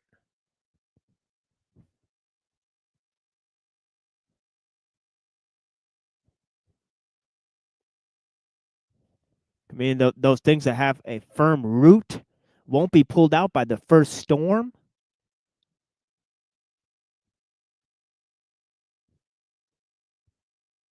Right? Why is a flower, right, so weak that it can be pulled out, right? But it can withstand a storm. It's because it has firm roots, right? The foundation, right, is the fulcrum of mobility.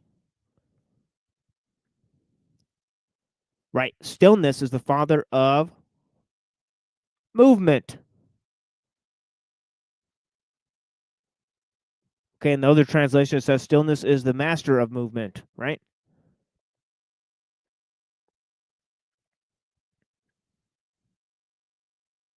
Okay, now both have to be true in the philosophical sense if you investigate, right? Because there's one. How do things change from being one? Well, everything has to happen in something or on something. Right? So movement comes from within the one, right? Okay, and it's what pushes things.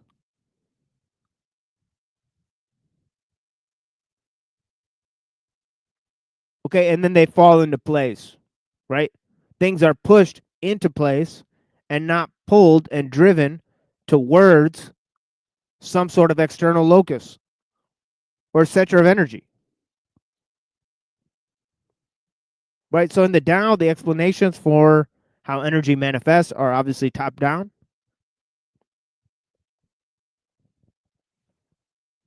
But that energy is not located. Right? So it doesn't have a center.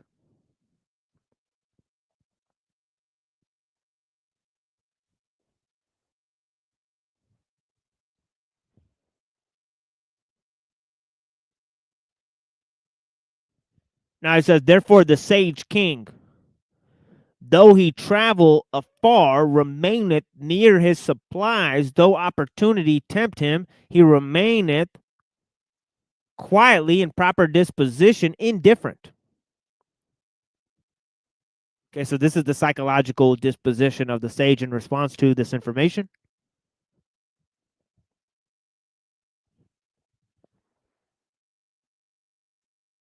Okay, he's responding to stillness being the master of movement, right? So should the master of a horse of chariots bear himself frivolously? If he attack without support, he loses his base. If he become a raider, he forfeited his throne. Right? Okay, let's go into Seraphim Rose.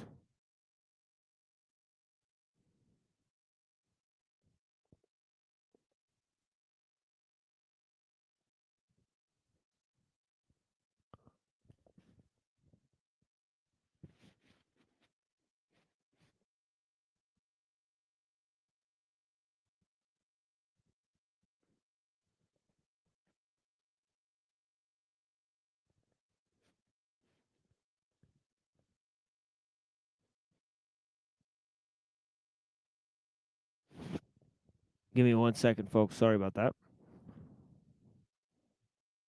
Sort of organizing my tabulations here.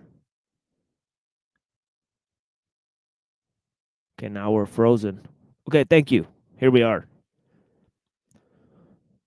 The ancient sage, follower of the way, said, he who takes upon himself the humiliation, the dirt of the people, is fit to be the master of the people. Okay, and the ancient prophet foretelling the coming of the way said, he who bears our sins is pain for us. He was wounded on account of our sins. He was bruised because of our iniquities. And of course, back in the day, we talked about this, that back in the day, right, rulership had responsibility attached to it, right? Today, power is thought of as an license. Okay, but back in the day, power consisted of being responsible for people, right? And you actually had to watch over the people. You actually had physical responsibilities, right? The more power you had, right, the more the person had to have skills attached to the rule. right? Today, because of democracy, technology, a person can delineate that rule, right? And he has less and less responsibility, right? More and more people will, refuse to blame anyone, right? So, so this idea that actual rule, right, where somebody's actually responsible, right, it requires the person taking the sins of the people on themselves, right? Sort of, hiding the faults of the people, right? Okay. A bad people will magnify the faults of their ruler, right? And a bad people,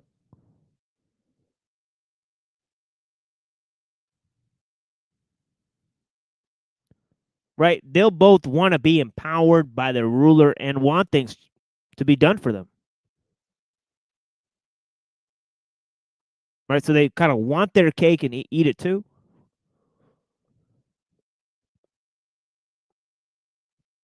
But the Tao says the best way to rule is to sort of stupefy the people, keep them dumb, right? So that they don't know who's ruling over them, and then help them rule themselves so that you don't have to actually physically do anything.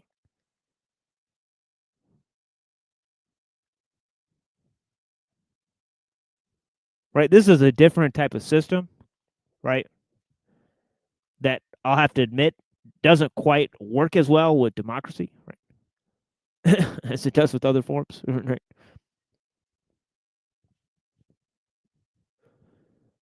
But yeah, he goes on to say, he would by his stripes we are healed. All we like sheep have gone astray, and the Lord gave him up for our sins. In his humiliation, his judgment was taken away. Therefore, he shall inherit many. And he shall divide the spoils of the mighty, because his soul was delivered to death. And he was numbered among the transgressors, and he bore the sins of many.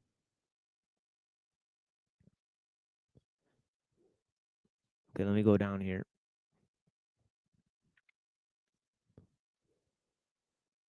And was delivered because of their iniquities. Why did the ancients treasure the way? Asked the sage. Was it not because the seeker finds what he seeks by it? And by it the guilty are forgiven and relieved of punishment. Therefore the way is the treasure of the universe. Again, the ancient sage said, he who takes upon himself the sins of the world is the king of the world. Okay, and notice trying to change the world, right, is disastrous, right? But taking the sins of the world upon yourself is self-mastery, right? Okay, the prophet, when the way became flesh, said, behold the Lamb of God who takes away the sins of the world. And a beautiful painting here, right, of Christ with the ancient Chinese sages, right? Riding on a donkey, then preparing the way for him to enter the temple by riding on the donkey. Interesting. Photograph. And of course, that is a very Taoist sort of thing, right? The guy came into the temple, right, declaring himself king, and he was riding on a donkey, right? Incredible.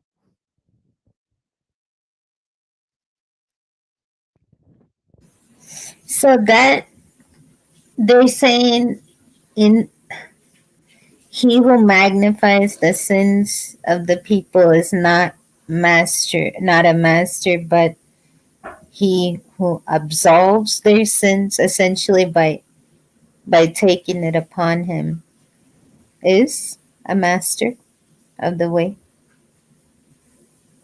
Yes. And this is Seraphim Rose, of course, right? Right. Okay. Yeah, right. something special. I didn't expect him to go that direction and say that in the end. Oh yeah, and actually, Unseen Warfare has already said that on this show. So, I mean, when we were reading that earlier, he brought many of his reflections earlier as we were reading this, but yeah, let's move to 27, right, in Crowley. Oh shit. And read some of Crowley's reflections, and then midnight is approaching. It's something like when I was little, like we would not read, like, at that time. Supposedly, like, the witches have power at certain time. I mean, it might have been a superstition for all I know, but they kept store by it. Oh yeah, it's definitely the witching hour. And of course, you have Spooky Saturday, where it'll be a corrosive template of wicked and indescribable horrors. So, if you're prepared for that sort of thing and you're not very squeamish, go ahead and tune into Spooky Saturdays, where both God and science are terrible, right? And they want to kill you. And so let's get into it. In terms of Crowley, perfect segue to Crowley, right? The Beast, 666. Of course, it's the haunting hour, the witch's hour, midnight, 12:21, which adds to 33.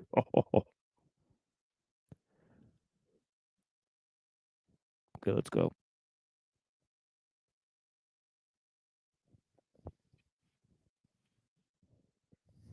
Skill in the method. Okay, very important chapter, echoing the butcher of Shangzhou, right? Okay, as we'll see, who never has to sharpen his blade, right? Because he knows where all the sinews and the connectors are, right? And he just simply one stroke takes off the skin. Okay, and if you could perform the skinning of an ox with one cut, you'll never have to sharpen your blade. Right? But yeah, the experienced traveler concealeth his tracks. The clever speaker, the clever speaker giveth no chance to the critic. It's funny, I stuttered when I said that.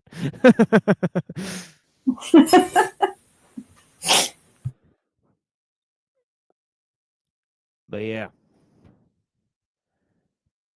The skilled mathematician useth no abacus. And that's one of the Crowleyan techniques, is that you could render things, right? So, you would...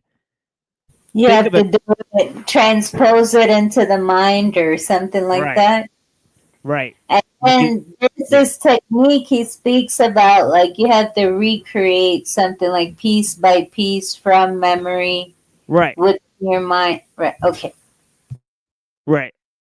So picture an abacus in your mind, right? As Annapurna was saying one day on her show, she said that, you could have an abacus of the mind, right? And this is the thing, is that... By the way, I had that physical, and I always cheated. So I was in abacus class. So when I was little, I would keep the abacus below the desk and silently move the beat, because I couldn't achieve that skill of the mental abacus. So I'm still in progress, y'all. I'm not there. Yeah.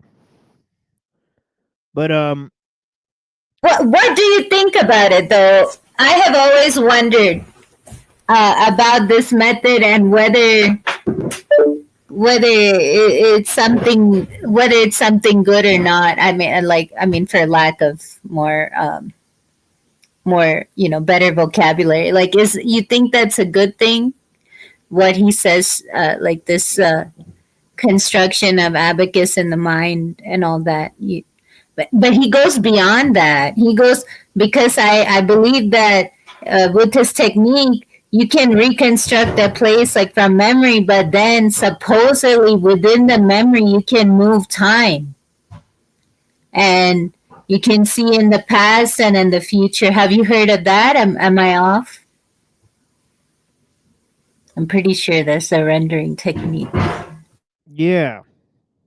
Yeah, it's complex, but essentially the basics of it, right, as if we could, explain in the sort of vein that I was mentioning, is that, you could essentially have a block, right? Picture an object in your mind, right, that you know very well, right, that you can possibly reconstruct from memory, right? Now create a block in your mind and then try to piece away chip by chip that block until it turns into the object. Right? So this is sort of recreating through memory. Right now, there's many different ideas here. There's memory, there's instinct, there's intuition, there's skill, right? And there's knowledge, right? And there's obvious application of that knowledge, right? And skill. Now, obviously, once you reach mastery, right, the skill itself becomes second nature and you don't have to think to perform the action. Now, this is what Lao Tzu's talking about. I mean, right? He's talking about this, mode. And essentially, in terms of the abacus, now picture constructing an abacus in your mind and then using it to count, right? And that is essentially, it's difficult to do, but you could really see somebody doing that. And then, all the other gals were doing it. I was the only one. So this is like little 11-year-olds, 10-year-olds who are doing it, no problem. Yeah, but it requires constant practice. You have to constantly bring it up and visualize the beads. So that in private, right? You have to do it slowly in private and make your mistakes so that in the class, like in the test or whatever, you can just like zoom, like just move through it without even thinking, like you're saying.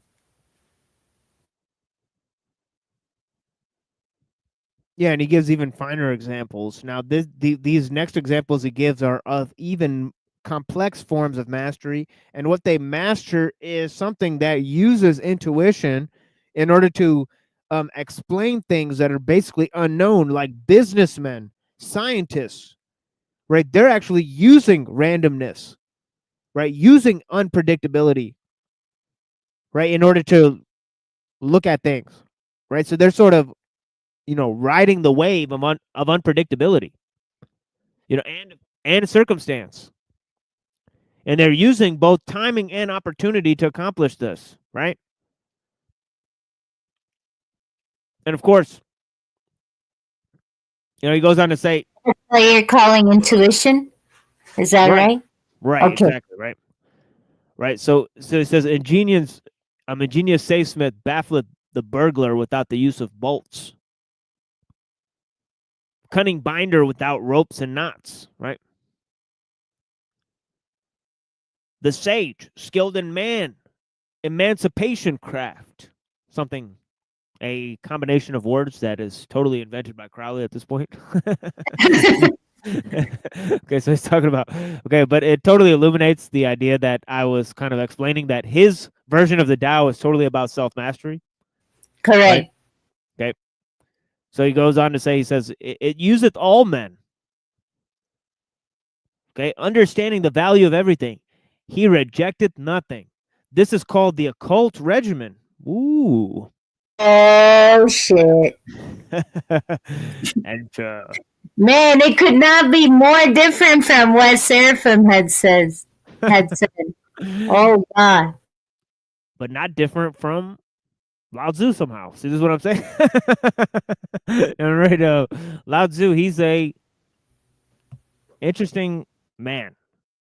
You know, Now that occult regimen with the capitalized, O and R, like that again is Crowley's yeah, of course, spice. that's totally him putting his Okay. ideas into the text, right? Okay, but of course we're admitting that both Crowley and Seraphim Rose are doing that, right? And they're openly doing that, by the way. Yeah, agreed. Yes. So they're not hiding that from the reader. Put me the side by side Bible and Thou that Seraphim did. Seraphim Rose did. I'm more partial to Seraphim Rose, although you're right, both are blatantly biased. Right.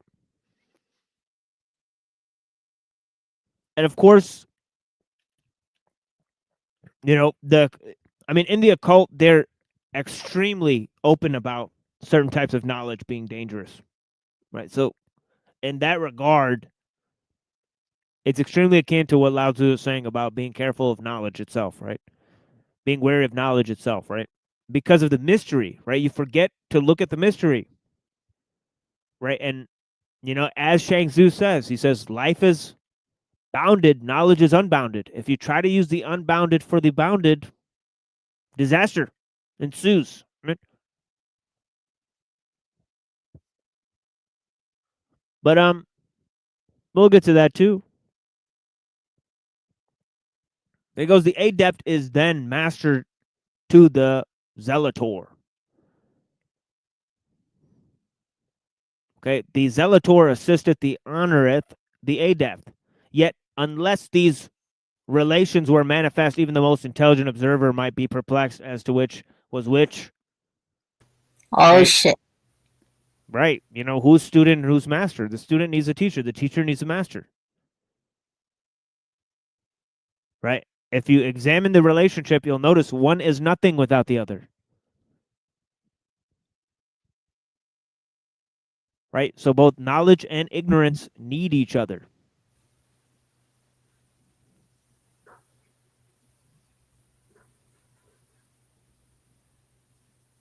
It's deep stuff.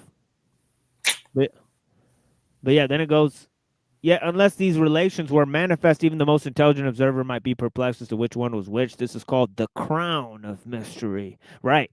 The mystery is the ruler. It's not the manifestations that rule. It's the mystery that rules. Right. There's two things. There's the mystery and the manifestations, but one's in charge of the other. It's just that simple, right? So here the manifest is the zealot and the mystery is the adept, sort of. It's governing manifestation, right? Right.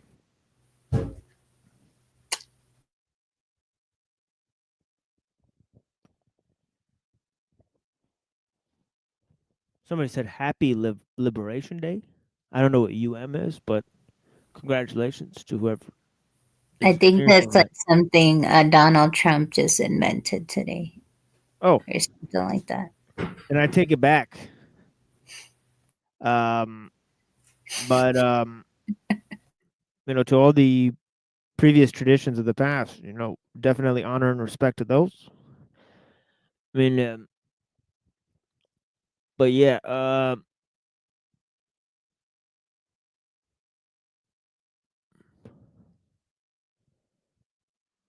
yeah. Let's go to this here, 28. And I'm sure we'll find some interesting stuff. And then we'll go to 29 about the primordial, right? And we'll read both of those in Crowley. And then we'll kind of end this sort of segment of the show and move to Bill Joy, why the future doesn't need us, and look at the pseudo eschatology of progress, the myth of progress, okay, its implications, the notion of accelerating technological progress, okay, and the idea of the post-human, evident in the very phrase of why the future doesn't need us, right? Post. Yeah. and we'll have a musical break before we do that as well. But first, let me go and read some of the powerful reflections of Father Seraphim Rose, okay, who studied all different religions. And, he's a unique type of Christian saint in terms of that he was a student of Alan Watts, who was a student of Ouspensky, who was a student of Gurdjieff, who was a student of many occult forms, right? Often described as Blavatsky's baboon.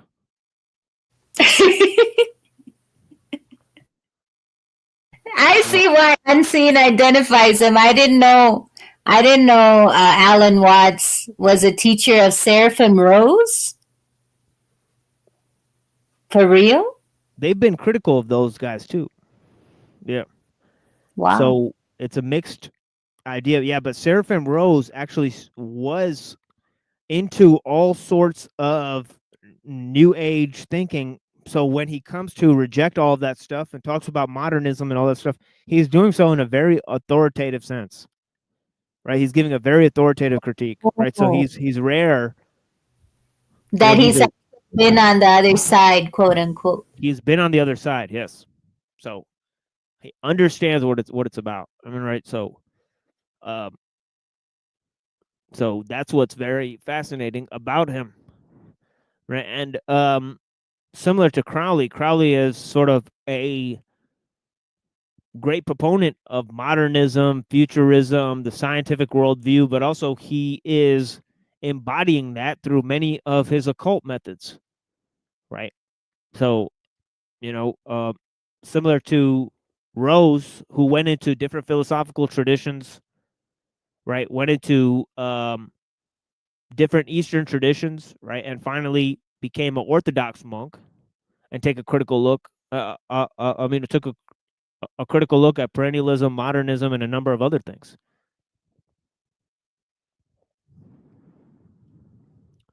But that makes his critique far more authoritative. He says, the ancient sage follower of the way said, he who is conscious of honor and glory, yet keeps to disgrace, resembles the valley of the worlds, the valley spirit. Right?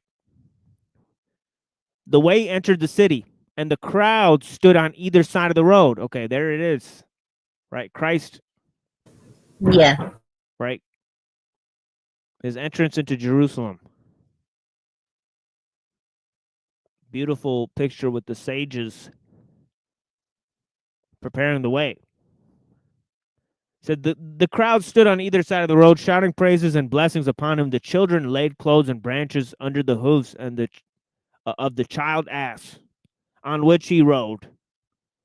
He was conscious of the honor and glory, yet he knew that he was going to his ultimate humiliation. Right? I often tell a funny story, right, of this girl I had a crush on in college. Right? And she was kind of a buffoon. Right? But she was Lebanese, and I was trying to date this girl, right, who was in Scribina's class, right? And she was very ambivalent towards religious texts, and I told her that the Bible contains lots of information that's important for people, and she kind of looked at me, with this sort of look, and looked at the Bible that I was holding and said, what is in this book that's of value? She said, why don't you open a random section and read it for me? Right? So I opened up a random page and read it, and it said, behold, daughter of Zion, your Lord cometh riding on a donkey. Oh. And shit. And she said, that's pretty interesting. It sounds like it's talking to me. Right? And then and I said, yeah, it did kind of sound like that. And I said, Rumi once said, because she's into the mystical. I said, Rumi once said that Jesus rode on the back of a donkey, And then he said, a zephyr riding on an ass. Imagine that. And she was floored by that quote. She said, that's too meta for me. And she just kind of stopped talking about it, right? But yeah, a zephyr.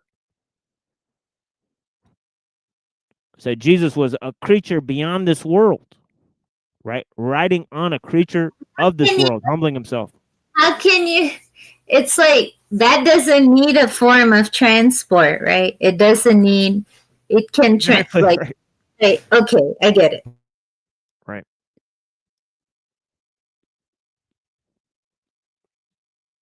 They say, right? Imagine something that. Imagine a strong gust of wind riding on a donkey, right? That Right, doesn't. exactly right. Yeah. So yeah. Yeah. So he says, the way he entered the city, the crowd stood on either side of the road, shouting praises and blessing him. The children laid clothes and branches under the hooves of the child ass on which he rode. He was conscious of the honor and glory, yet he knew he was going to his ultimate humiliation. That some of those who now shouted his praises would soon be shouting for his death. For he is a man of sorrows, as foretold the ancient prophet, a man of sorrows and acquainted with grief. Damn. You know, next he says, the ancient sage, which is Lao Tzu, said, he who is conscious of honor and glory yet keeps to disgrace returns to pristine simplicity, natural simplicity. As I was saying far before I read this translation, and it's a very comforting notion to hear that he's using almost the same terminology as I've employed this entire time, right? The way left the city and descended into the valley of the world, ascending again to the other side of the valley. He came to a garden like unto the primordial garden into which his love had once been betrayed. And now the duplicitous one, pretending his... Judas? Yeah. Pretending to return his love, betrays him with a kiss. He's talking about the Garden of Gethsemane here.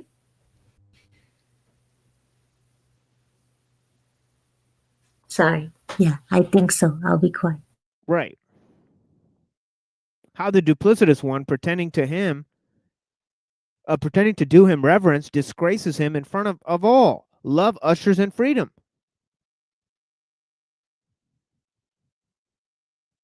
But the duplicitous one puts him in shackles. The duplicitous one delivered the simple one to death. And the simple one was brought back into the city before he had entered in honor and to be led to final disgrace. And he enters disgrace to be led to final honor. He being himself the way of which he trod, the way of return to pristine simplicity. Now, let's look at natural harmony, pristine simplicity in chapter 28 and 29. It's going to be about the same topic because it's about how you can't change the world. You can't improve the world. You have to rely on nature. You have to rely on simplicity. You can't rely on knowledge and human contrivances. And then we'll end this. I'm going way overboard, way out over 4 hours and 30 minutes. We need to proceed to the next thing, and I also have some music to play. We mainly just went overboard with the ellul, but we'll continue to do so. You know, we'll have to bring 3 hours of ellul and only 1 hour of the Tao for the next 2 episodes. Right. Of course. But I want to say one thing that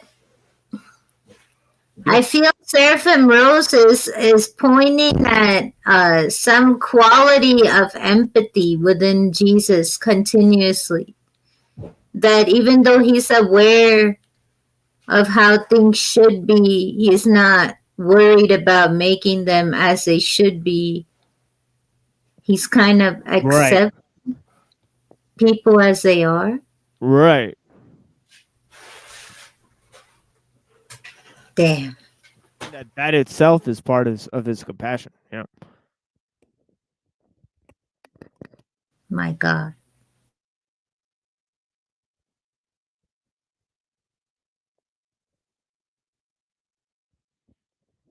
Thank you so much to Denizen for joining as always.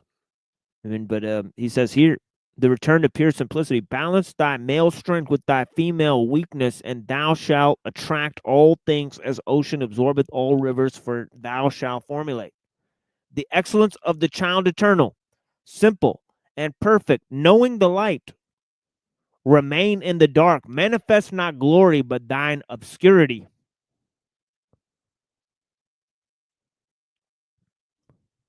Clothed in this child excellence eternal, thou hast attained the return of the first state. Okay, the first state. Knowing splendor of fame, cling to. Whoa, I have no idea what that word is. Obloquy and infamy. Man, that is an OG word. Obloquy. I have no idea what that is. OBLOQUY and infamy. Then shalt thou remain as in the valley. Obviously, infamy is an interesting word from Crowley, right? Okay, remain as in the valley to which flow all the waters, the lodestone to fascinate all men. Yea, they shall hail in thee this excellence eternal, simple, and perfect of the child, the raw material wrought unto form, produceth vessels. So the sage, king, formulateth his wholeness in diverse offices, and his law is without violence or constraint, refraining from action. Okay, obviously is a path of pure simplicity. He that desiring a kingdom exerteth himself to obtain it will fail. Very much echoing the previous statements by Seraphim Rose, a kingdom is of the nature of the spirit and yieldeth not to activity. He who graspeth it destroyeth it. He who gaineth it loseth it. The wheel of nature revolveth constantly. The last becometh first, and the first last. Interesting, he's quoting the Bible too. Hot things grow cold, and cold things hot. I wouldn't expect them both to quote the same passage. Isn't that very strange? Right? Yeah, not at all. I expected him to go a different direction after that first stanza. Yeah, but it's not strange that they're pretty much they translate the same thing. They have same social influence. So I'm not surprising that they quote the same passage. And I also looked up obloquy. It just means abusive language. So like you could describe Illuminati, pretty much anything he says is obloquy. So yeah, it's culturally Christian. So if that is a term, but yeah, Crowley is. Yeah, absolutely. Yeah, being from 1950s, I guess Europe, I guess so you could assume. But it says, but yeah, he's quoting the same passage that he did from chapter 20, right? The last becometh first, and the first last. Hot things grow cold, and cold things hot. Weakness overcomes strength. Things gained are lost. Anon. Hence, the wise man avoided the effort, desire, and sloth. Okay. There we go. And notice nothing about trying to change the world and improve it. Very strange. But he's what is an internal alchemist, right? Essentially, that's what he would have called himself. Right. But even he is like,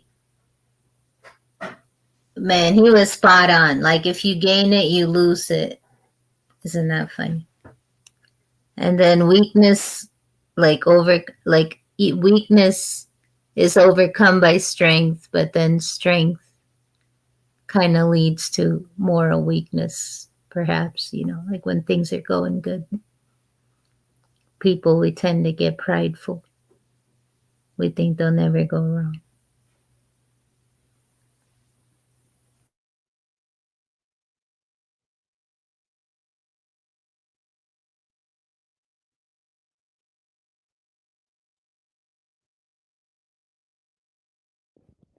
Yeah, and of course, many of those are direct lines from Lao Tzu.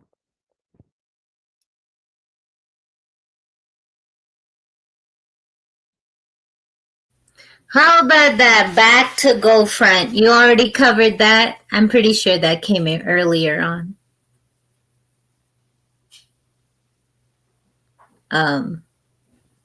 Sorry, what was it? It's like something about, like going backwards to go forwards or something like that. Lao Tzu says at some point. But you probably already covered that. I think it's in the earlier. Oh yeah, like from 1 to 10. Yeah, if you go far enough, you return to the same place. Stillness is a master. Yeah, stillness is a master of movement, and returning is the way of the Tao. So all these things are factors in the Taoist way. Right.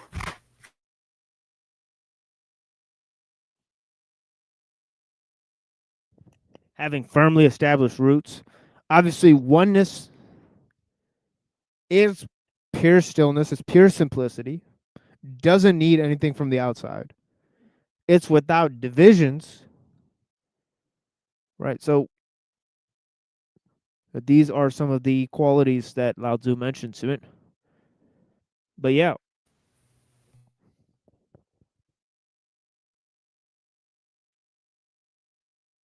Thank you for expounding on that. Thank you. Of course.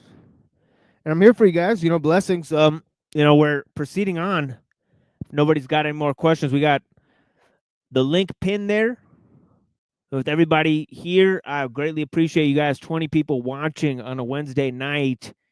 Okay, and I greatly appreciate all the people that were kind enough to restream some of this, to their audience, and the people that are participating in trying to spread the word about the machine lives and the type of topics that we cover here. Okay, and we know there's lots of other, obviously, programs and forms of engagement that you could attend to, right, in this sort of digital, sort of experience here. But yeah, we're going into different things here, and let me see if I could pull this up. We're gonna get into some music. Okay, I'll say good night. It's more blessings. time. Thank you so much. Blessings, Anna. Yeah, of course. Yeah, peace be with you, sis. Thank you so much for joining, as always. And we do have some critical statements about transhumanism. Okay, why the future doesn't need us, and about the sort of apocalyptic push, the dangers of technology, and we have several views to share with you about relinquishment of technology, as we mentioned before. And then we will actually play some very important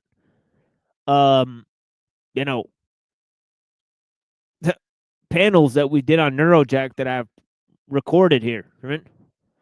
Okay, as per our end of the show, right, material, right, we have some very critical analysis of a debate, including many of the panelists, Unseen Warfare and Twilight, Son of Lilith, right, our friend. If you're watching this, Twilight, please reach out. Right, I'm trying to find out where our homie Twilight, Son of Lilith, is. Zephyr, if you know. Yeah, he sent me a message the other day saying that he almost got rushed to the emergency room. Yeah, he sent us all that message, so that's why we're greatly trying and we don't want to divulge his personal information online. But yeah, I hope that Twilight, Son of Lilith, if you're listening to this, please come and come and speak to us. And obviously a great friend of the show. He's only been gone for like a week, but I'm still worried. Yeah, I'm worried about This is what it is. Yeah, so yeah, this is a thing because of the way that. So pray for our friend Lilith, and we have some great analysis by him and Unseen Warfare. It's a great honor to get them both in together, explain certain issues. One of a kind collaboration, looking at the debate between Wilson and Jeffrey on the Alex Stein channel, right? So yeah, that is a critical analysis that we will present to you guys. But first, some music, and for you guys, and some things. It's funny that they didn't have AI art when they made this music, but it kind of goes with the AI art because it's very futuristic. I mean, so obviously lab waste. Okay. And I'm pretty sure that the procedural generation there, and that's AI art in some sense. Oh yeah. Yeah. But about like 8 minutes, I think, or so, and we will be back. Thank you guys for being here, and excited to look at Bill Joy, or the conclusion of Bill Joy. We were supposed to conclude it last week, but we had so many important discussions on Saturday that I thought I'd leave it for today. Right. So the exciting conclusion of Bill Joy is why the future doesn't need us here on this show, The Machine Lies. Before we take a critical look at, I think, Kenny Warwick, intelligent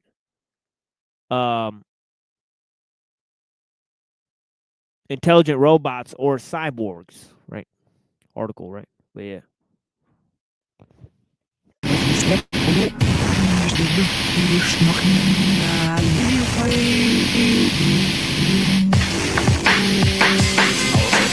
Live waste can take the sun rays haze, run it through a photon maze and make it matter out the other way. 2 rogue programs from a new motherboard we conceal to reveal scientific smorgasbord, speaking in non sequiturs, incomplete sentences, while giving you 1/4 of a lecture for repentance. Art apprentices modify appearances to get the proper clearance. It's too hard to succeed like royalty. Meanwhile, take 2 of these and you can tell them that you know me only if it helps you out to break the doubt of the ones without intellect upon the wrong route. They may talk about their expertise with empirical data, but they had a fatal error at a critical point, so no critical acclaim, not in this digital domain. Just insignificant stains on the canvas of a planet full of water and granite. As a standard, thoughts are often recorded, then offered to slaughter by a local source of arbitrary commentary. Speaking fluent binary, so rarely do I converse with the fools who inhabit the universe. Let me exhibit the first spurts of the verse disbursement, a rampant severe contagion beyond means of containment. Mere beings can't explain its exponential spread. It's an existential thread in the fabric of universal static. The reason for its automatic place in the consistent continuum of time and space. I need assistance, please beam me up. I roll my expensive sleeves up, now see if you can keep up as I rip my old degrees up. 33 now ease up for another reason. There's no time to put the shields up and it's trees in the season. Watch where you leave it, it's recently deceased that there was a bad event horizon. Now I've got my phone tapped by Verizon, well I'm like their client. I'm the last fighter and I can't even get compliance. KISS, keep it strategically synthetic and complex. Don't fret, we're already witnessed this litmus test.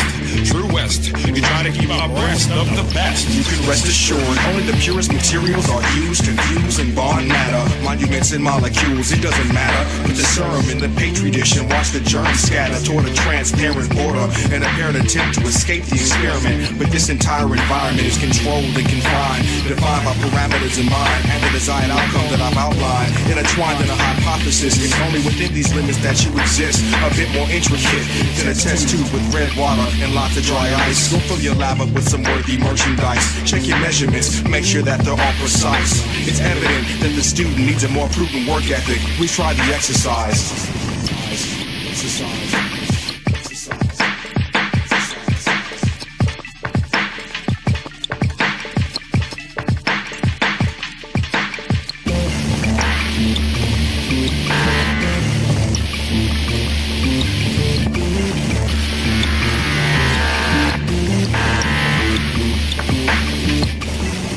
Individuals. We are free from land, country, religion. all your petty forms of human bondage.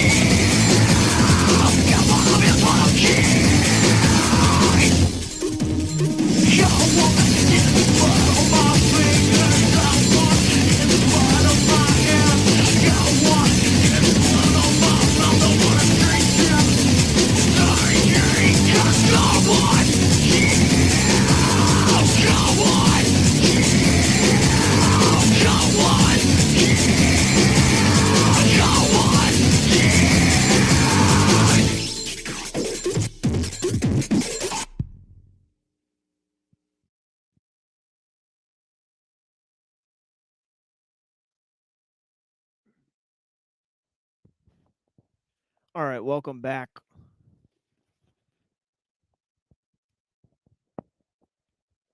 And we're exploring a couple themes here, right? In terms of why the future doesn't need us, right? Now, we've looked at three possible scenarios, right, about the system being interconnected, right? And the first is the situation by Kurzweil, right? Pointing out that biological and non-biological intelligence will be linked up.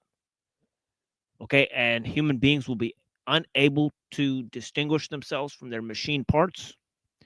Right? This complete merger of humans and technology, right, predicted by Kurzweil, right, has been opposed by Kaczynski, who agrees that technology is putting all our eggs in one basket, right, taking his cue from ellul and others, right, but saying that the system should be rejected as a whole, right, and that there's no way we could sustain the good parts of technology, okay, and get rid of the bad parts, right? Finally, you have a last response to this by Bill Joy, who's talking about human beings retaining their control of the system by relinquishing key aspects of our technological capacity and our forms of human knowledge, right? Now, is this possible? Right? Is the ultimate question that comes about, right?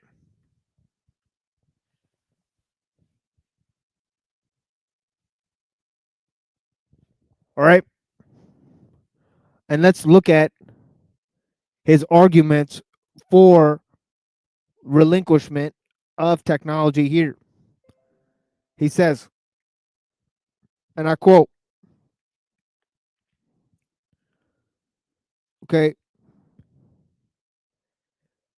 he gives the example of robotics, genetic engineering, and nanomachines. He says, these technologies are too powerful to be shielded against in the time of frame of interest, even if it were possible to implement defensive shields. The side effects of their development would be at least as dangerous as the technologies we are trying to protect against.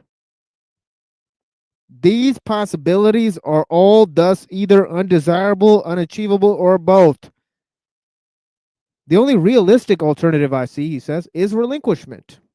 Relinquishment of key forms of technology, but he gives the caveat, right? He says to limit development of technologies that are too dangerous would be also to limit certain pursuits of human knowledge, which are too dangerous.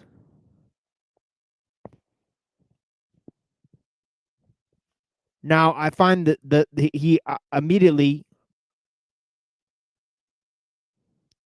is recalcitrant to the second statement, right? Because of his training as a scientist. This notion in the West, as we've continually heard through ellul, okay, and others, right? And now we're looking at the interview by ellul, the betrayal of the West. Okay, yeah. Our capacity to put knowledge on the throne, right, has caused, all human knowledge to sink to the bottom. How did this come about?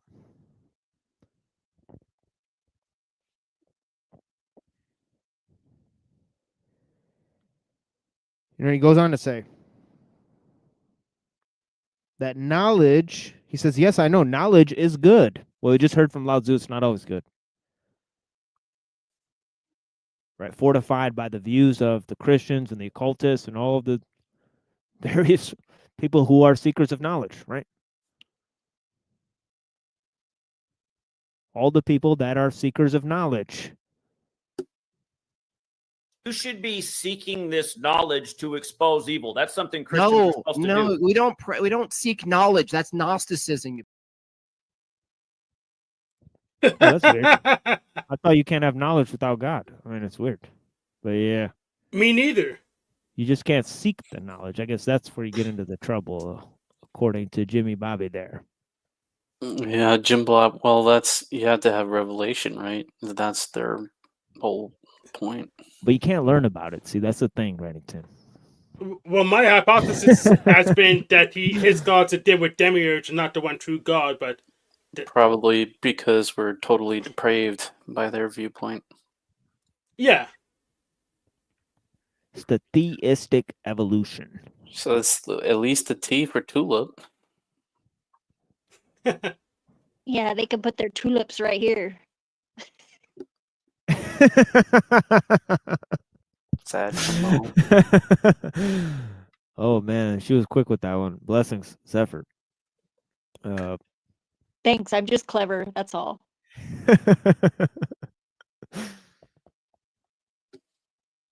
Oh, quick draw McGraw. Better than Steve McQueen. Oh man, she's got a million of them. Blessings.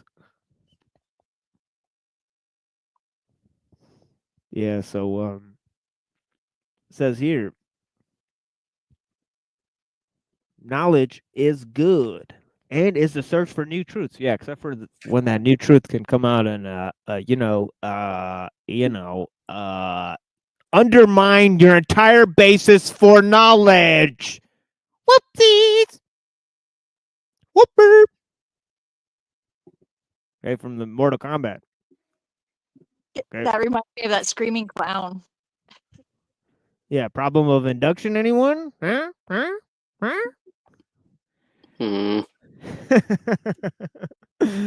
Black sheep.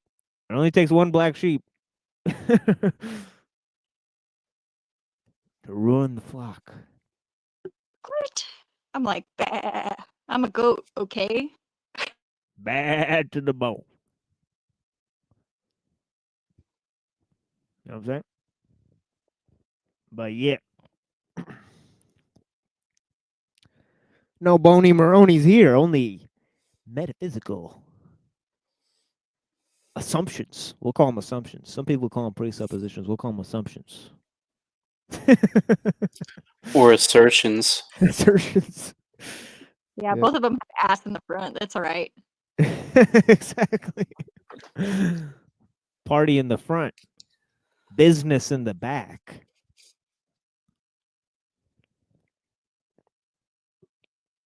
I don't know if that was a mulligan or a mullet. Exactly. It's like a reverse mullet. Reverse cowgirl. A front butt. Yeah. Robotic cowgirl. Robotize. Don't let them robotize your behind. As was said in the Cybertron song Enter. All right. It says, so he's kind of in a sort of a quixotic paradox. But the centerpiece of that quixotic paradox is knowledge and reason itself. Similar to our boy Jim Boob. It says Aristotle opened his metaphysics with the simple statement, all men by nature desire to know. Okay, and what happened? And look what happened to him. Okay, if we've learned anything in history, it's don't be like Aristotle. Okay, a traitor to his own people.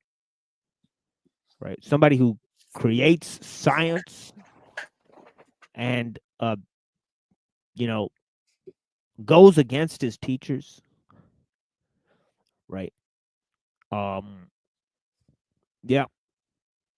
Everybody well, says the people who don't go as the teachers, we don't even know about because they didn't do anything notable because we're just in the teacher's shadows. Well, they were the unsung heroes. As Whitehead says, all of Western history is a footnote to Plato. Yeah, to the victor goes the writing of history, supposedly.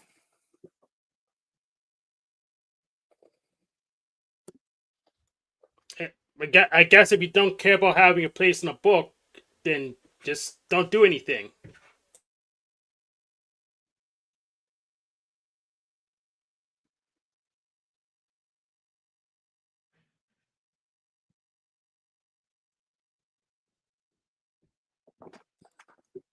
NPCs are the real heroes.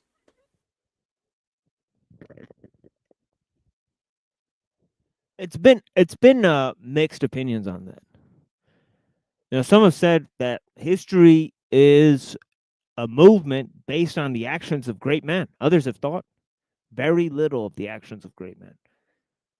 And they said, no, it's the people who follow them. But one thing's for sure, in the end, it won't be the followers or the leaders that are particularly to blame. They'll all be blamed together. So, I implore people to see the real truth. God sees the liar and the fool as one. Right? So whether you're a useful idiot or somebody who is manipulating people actively, matters not. You're evil. What if you blame? Yeah, if you blame, then you're pretty. I'd say you're probably good to some extent. Right? Yeah, I hope so. Yeah. Because no fight, no blame, as Lao Tzu says. So,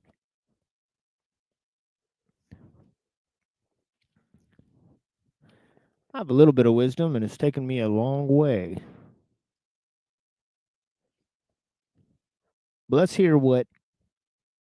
And I talked about this. I talked about, okay, the monumental act. Okay, almost as crazy as Newton, right? Okay, when Aristotle rejected the forms, okay, I think you can go Aristotle, Aquinas, Newton, and summarize all the accomplishments of Western learning. Okay. Okay, Aristotle is there, right? He rejects the forms, creates empiricism. Okay. What does Aquinas do that's so significant? He combines Aristotelian systems of logic with Christianity. Keeps empiricism intact, keeps Aristotelianism intact.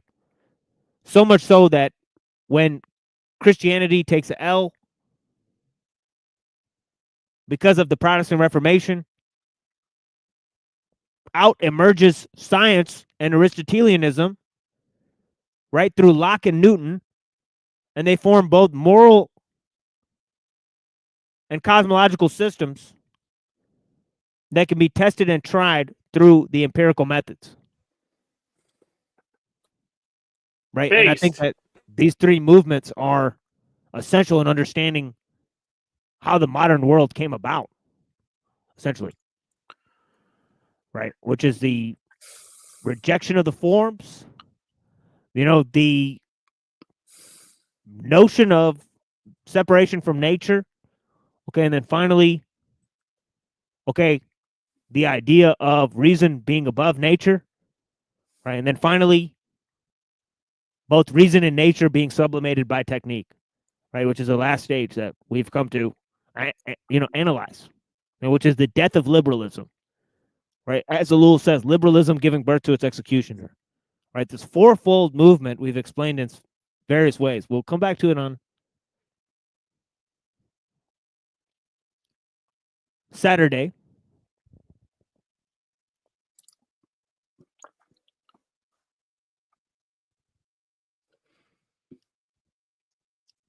And of course, I've written many explanations on this. It's part and parcel of the one writing that I've contributed to. In Christ's Protagonist or Logos Dethroned to sort of map this out. Okay, in a very extensive way, how this took place, right? And of course, there's many reflections on this, but he said, again, this desire for knowledge, right? So you have two things there, right? You have logos and you have eros.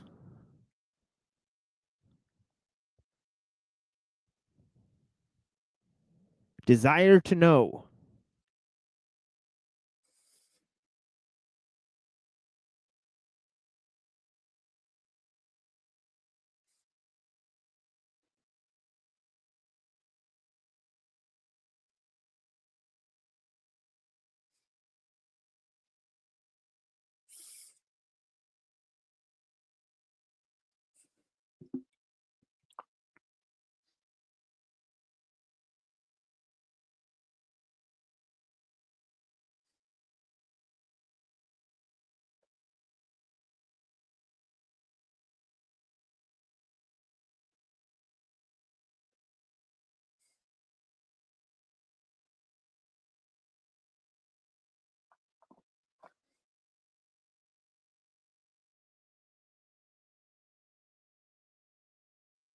Oh. For a second there, I thought my audio wasn't working. Yeah, I was like, are we playing that game again where the first person who speaks loses? Well, I guess you lost then. Well, no, we weren't playing that game because he just dropped out. So obviously there was a connection issue. I'll be right back. Or something. That's what it is, yeah. It happens every so often. That's why I felt safe to talk. I could have waited forever.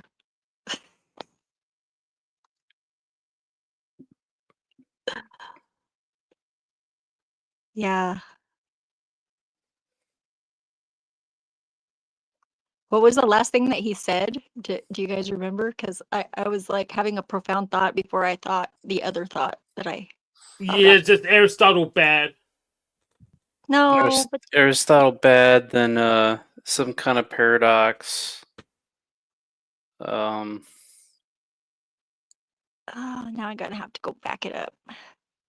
Because it was pretty profound, the last thing that it landed on.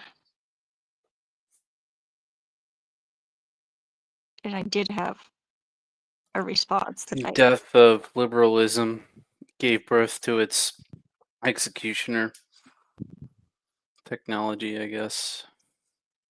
yeah. I think the last word it started with an A.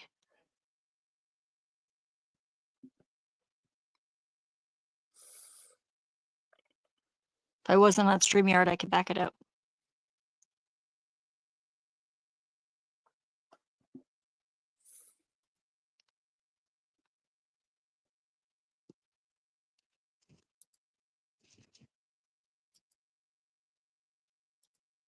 You guys want to see a cute puppy while we're waiting? Look at this. Oh my goodness. Yes.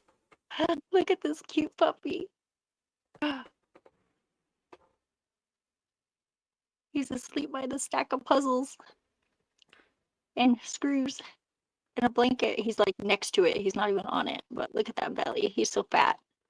He looks like a little tick. So cute. That's the one that almost was gone. He was like nearly starved to death, and now he's not. He's like so big now.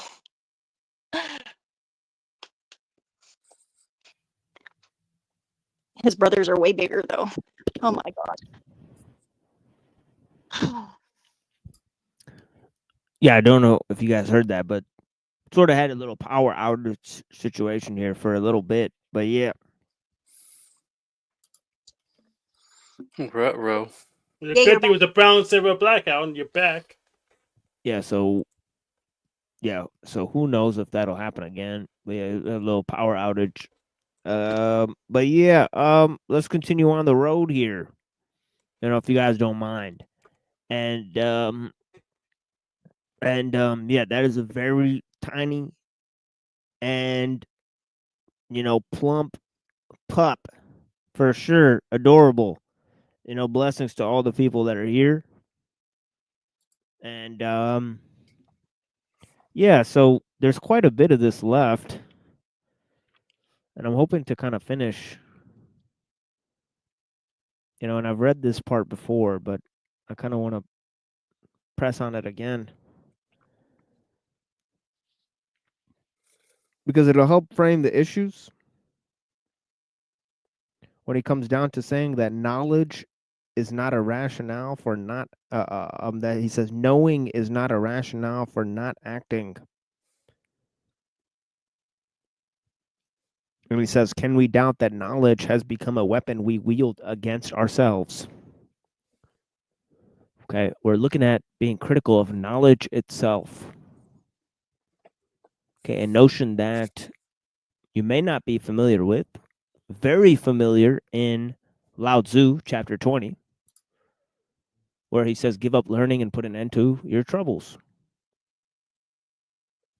Quite plainly. Quite plainly says it.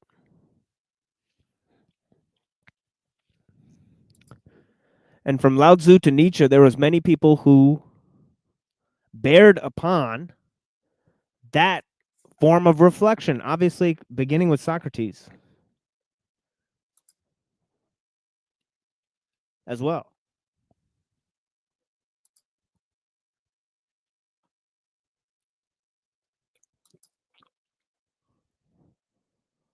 That knowing doesn't have to be a good thing.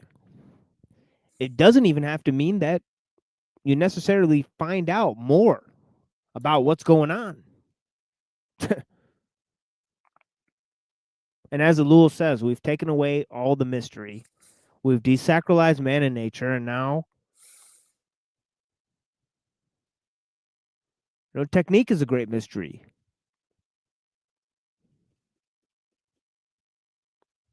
Right? The only unknown is the scientific enterprise, as I said.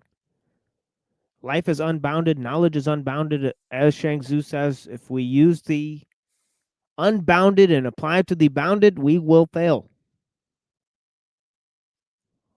Right? We need a more critical analysis of the situation. One that frees us from knowing.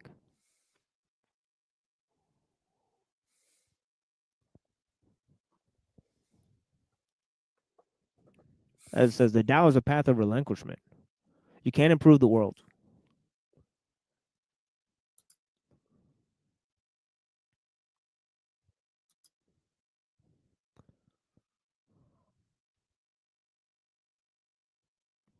And I'm pouring coffee at the other side of this room, so that'll give me a mental boost.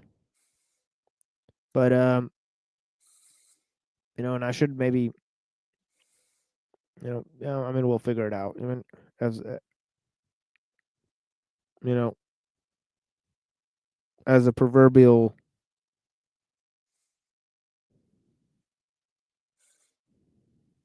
show goes on, right? But yeah, it says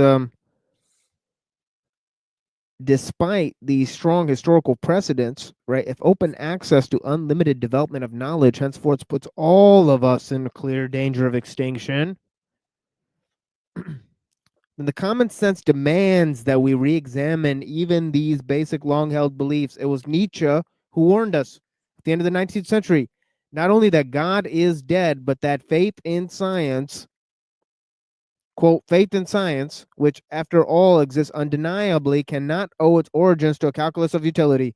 It must have originated in spite of the fact that the disutility and dangerousness of the will to truth, of truth at any price, is proved to it constantly. Unquote.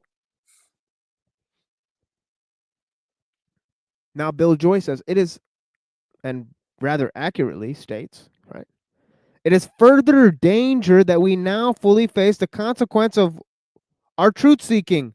The truth that science seeks can certainly be considered a dangerous substitute for God if it is likely to lead to our extinction. Okay, he's understood clearly the notion of desacralization that Ellul is pointing to, but not very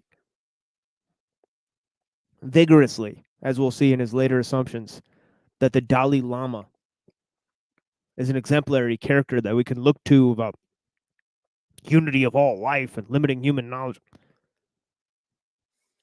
Horseradish. The Dalai Lama is himself a technophile.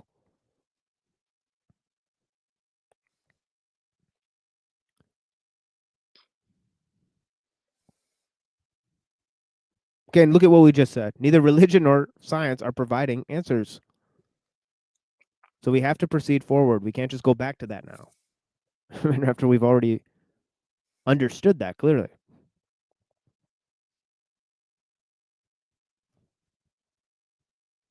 And as we said at the beginning of this show, and we try to explain clearly throughout every show, we're not focusing on science or religion, on conservative or liberal. These are all false dichotomies. Eastern, Western, another false dichotomy, as we've explained.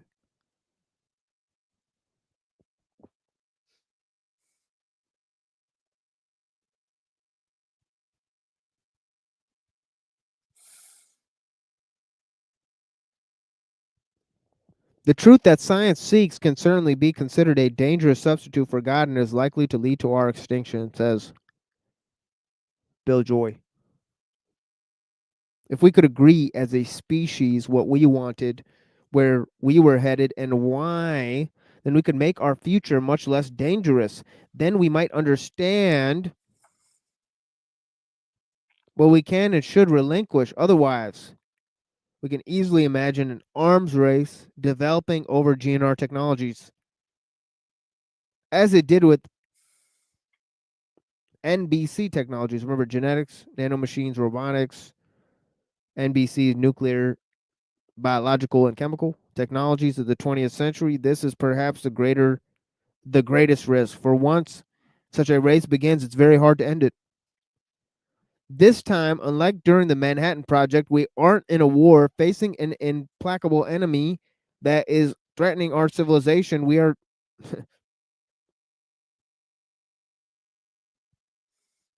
supposedly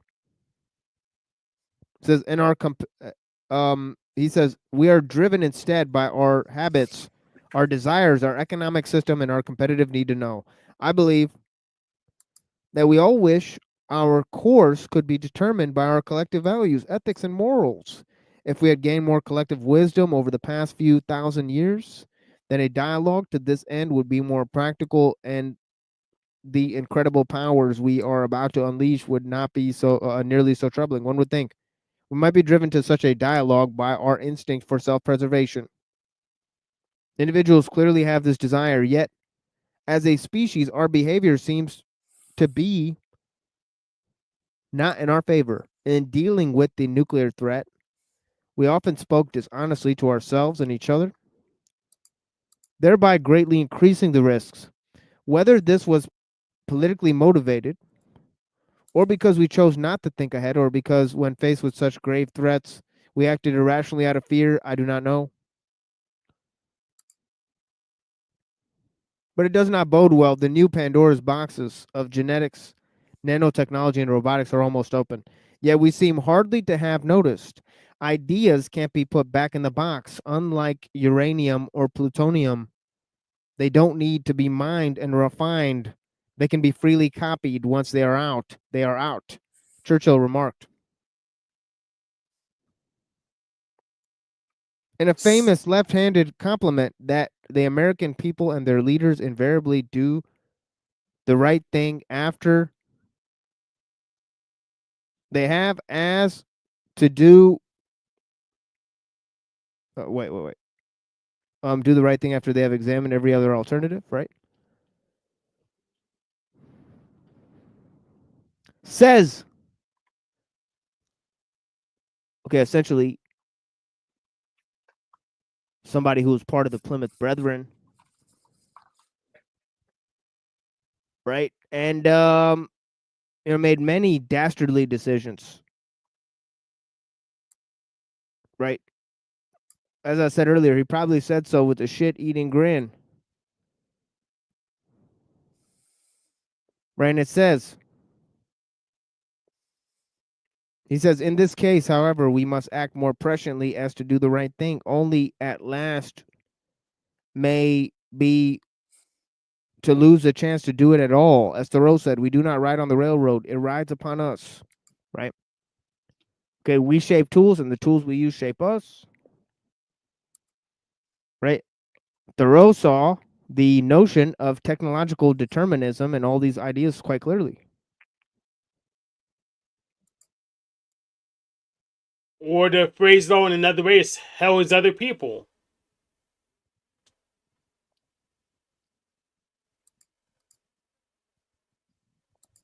Oh yeah.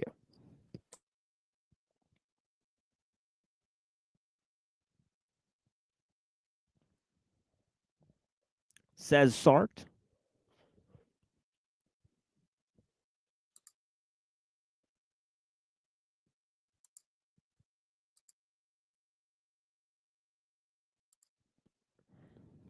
But I think Nietzsche and Kierkegaard explain existentialism much more concisely.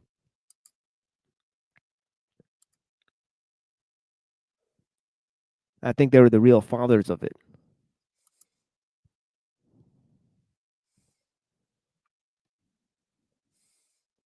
And of course, people like Thoreau are very, very much interesting in that regard too, especially Emerson and his ideas of Zen philosophy and all these types of things that he can sort of expound on. A lot of Eastern philosophy in the 1800s, they were sort of expounding on that. Thoreau and Emerson.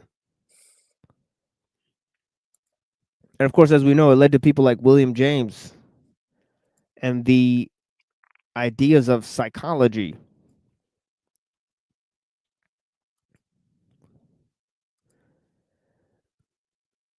But yeah, he says the question is indeed which is to be the master. Will we survive our technologies? Very important question. We are being propelled into this new century with no plan, no control, no brakes. We have already gone too far down the path to alter course. I don't believe so. But we aren't trying yet. And the last chance to assert control, the fail-safe point, is rapidly approaching. We have our first pet robots as well as commercially available genetic engineering techniques. And our nanoscale techniques are advancing rapidly. While the development of these technologies proceeds through a number of steps, it isn't necessarily the case, as happened in the Manhattan Project and the Trinity test, that the last step in proving a technology is large at hand. The breakthrough to wild, self-replicating replication in robots, genetic engineering, or nanotechnology could come suddenly, reprising the surprise we felt when we learned about the cloning of a mammal. And yet I believe we do not have a strong and solid basis for hope. Our attempts to deal with weapons of mass destruction. Oh, wait. He says we do have a strong and solid basis for hope. Yeah, I was about to say, I was like, what? I was like, he's a great optimist of technology, and he's sort of towing the line here because he's a tech optimist, right? That's sort of talking about how humanity can drive this metal monster, right? And you know, and how we may destroy ourselves in the process. So it's very interesting.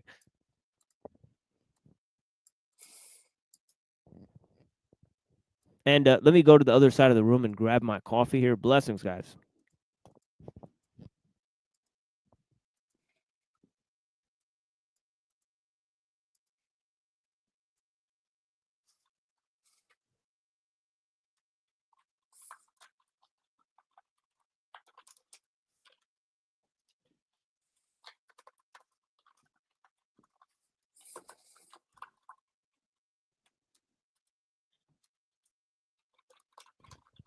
Okay, it's been a rather fascinating journey here. Explored many themes here. It's been a rather high energy show and experience here today.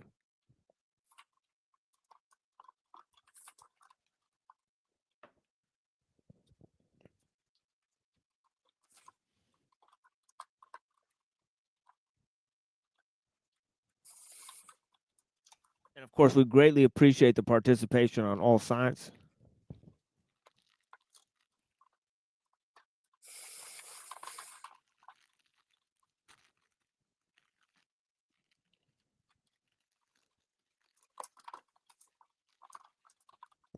Yeah, I heard about that too. But I think William James and how Sigmund Freud met William James, I think that's a monumental thing in the history of psychology.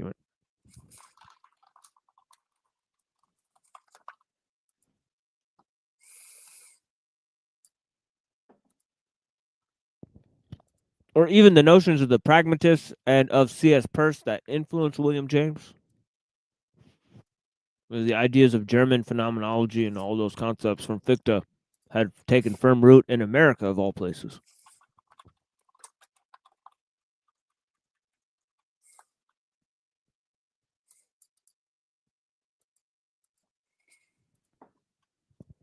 And as we discussed on this show, the Americans invented the philosophy of pragmatism.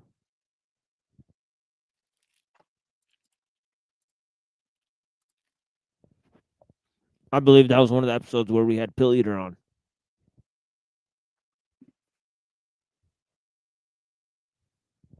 But I could be wrong.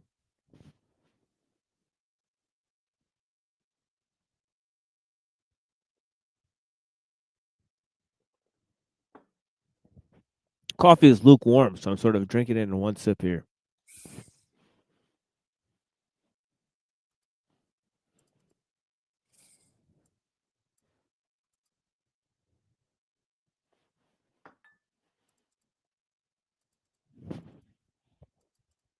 This is a key notion, I think, right? Of course, they may engineer the entire book of Revelations before it even happens, right?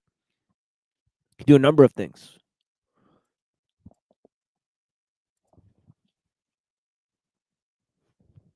Of course, that would fool all the religious people quite easily.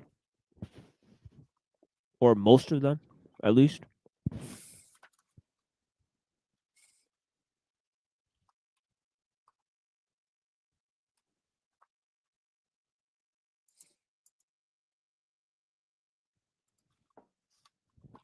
And they said similar things about aliens. But of course, we said whatever it is, the notions of science and spirituality are going to merge. The notions of technology and religion are going to merge. Right? And already have in certain respects, right? Is what we've been pointing out. Unfortunately. Okay, and we say unfortunately for key reasons that people will discover if they familiarize ourselves and others with the content on this channel, which sort of delves into a false dialectic between science and religion about the creative enterprise and about the crossroads of man and technology and nature. Okay, that are all caught together in a evolutionary bargain.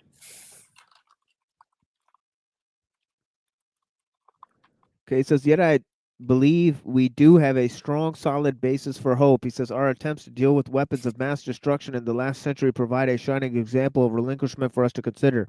The unilateral U.S. abandonment without preconditions of the development of biological weapons. This relinquishment stemmed from the realization that while it would take an enormous effort to create these terrible weapons, they could from then on easily be duplicated and fall into the hands of the rogue nations or terrorist groups. The clear conclusion was that we would create additional threats to ourselves by pursuing these weapons, and that we would be more secure if we did not pursue them. We have embodied our relinquishment of biological and chemical weapons in 1972, Biological Weapons Convention, BWC. Of course, he's relying on notions like world government to make these things possible, right? And he keeps saying we. Notice that? Okay, the tech optimists say we too many times. Okay, and the tech skeptics say they too many times. Okay, and of course, according to Grok, we are tech skeptics, although it's an imprecise label, as we've explored. Yeah, it's leaves much to be desired. Yeah. As does the term philosopher. That leaves much to be desired, especially since we've classified under those who find suspicion about human knowledge itself, right? Yeah, the Encyclopedia of Philosophy doesn't even define the term. So we have a bad start. Yeah. That's bad.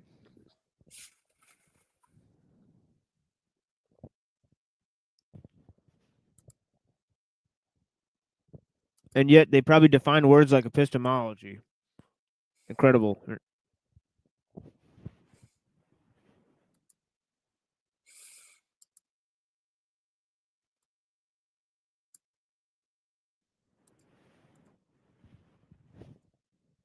So let's go on. Biological Weapons Convention in 1993, Chemical Weapons Convention from we. Who the fuck is this we? Okay. As for the continuing sizable threat from nuclear weapons, we have lived with now more than 50 years. The U.S. Senate's recent rejection of the Comprehensive Test Ban Treaty makes clear relinquishing nuclear weapons will not be politically easy. But we have a unique opportunity with the end of Cold War to avert multipolar arms race. Building on BWC and CWC relinquishments, successful abolition of nuclear weapons could help us build towards a habit of relinquishment.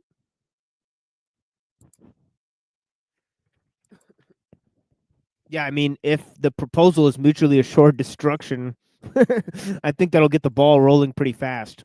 Don't you think? But I think any smaller proposal isn't going to limit technologies. Right? I mean, that's a retarded standard. I mean,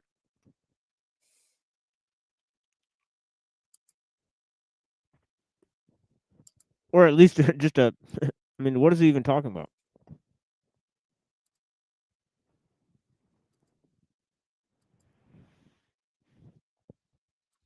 He says, actually, by getting rid of, I'm sorry, I'm kind of eating a cookie here. He says, actually, by getting rid of 100 nuclear weapons worldwide.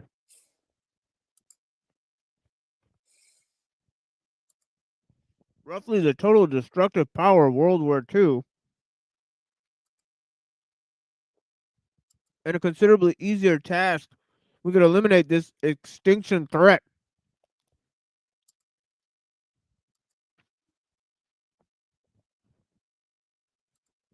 Son of a biscuit-eating bulldog. I just ate that fucking cookie in one fucking bite, and it was a chewy motherfucking cookie here.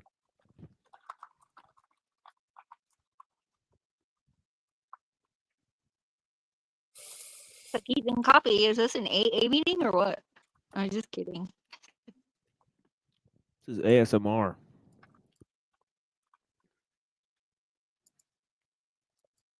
And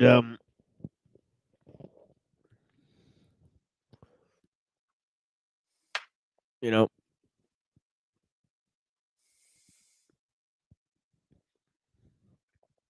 so it says, actually, by getting rid of all of the 100 nuclear weapons worldwide, roughly a total destructive power of World War II, and the considerably easier task, we could eliminate this extinction threat. Verifying relinquishment will be a difficult problem. Yeah, you think?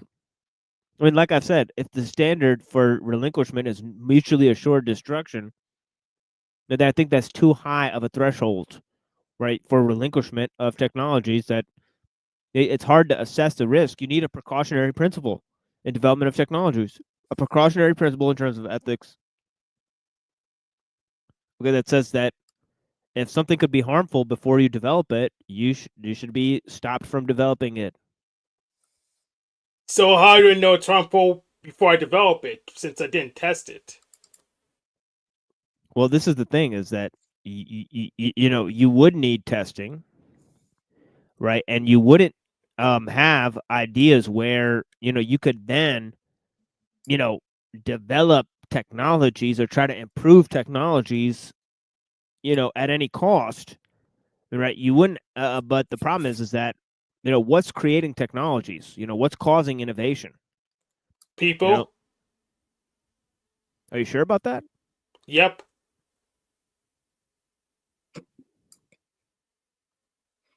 So explain how people cause innovation. Where do ideas come from? Where do new ideas come from? Oh, wait, new ideas come from? They come from the ether, but then people implement them. Where's the ether? What is it? Pretty much just nowhere in particular. So they don't come from anywhere. Well, so no, they don't come from anywhere, but the technology is not built unless people build it, so it doesn't build itself. As far as I know. You may have a counterexample, though. That's not the question about who builds the technology. We know who builds the technology. We're saying, where do new ideas of innovation come from? Oh, you changed the question. Okay. No, that was the original question. That was the original question. Oh, okay. Yeah. Where did I just so what are we trying to do? So you changed the question. Oh, okay. So where did ideas come from? So it's like nowhere in particular. So are you proposing we build a firewall on people mind in general so people don't get any bad ideas? I'm just asking a pretty clear question. I'm not proposing anything. Right? I'm just asking a pretty clear question, right? Where do new ideas come from? And we answered from the ether, which is a correct answer, I believe, right? But that leads us back to a mystery and not an answer, right? And then, it goes back to the notion, right, of the precautionary principle, right, that we can stop people from making things, right? We can, of course, you know,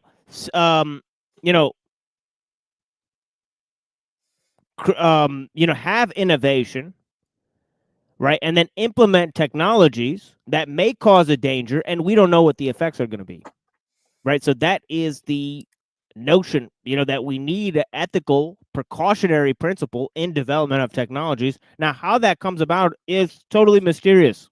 What are the limitations of that? What are the implications of that? All to be determined. TBD as we etch out this mystery of technological determinism, right? But yeah, who gets to decide what technologies? How do we stop it? These are all relevant questions, I think, right? Very important questions. Yeah, ether is everywhere and nowhere. Yeah, but we can use the golden rule. He has the gold makes the rules, so that's pretty much what we've been doing for centuries. Yes, or the ring, one technique to unify them all. Who wields the objective factor of power in our age. That's who makes the rules.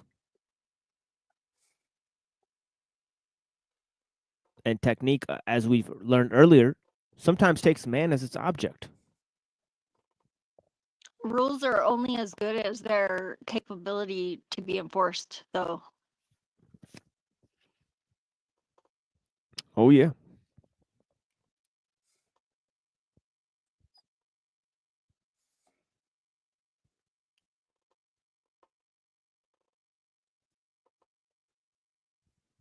Yeah, we appreciate you guys.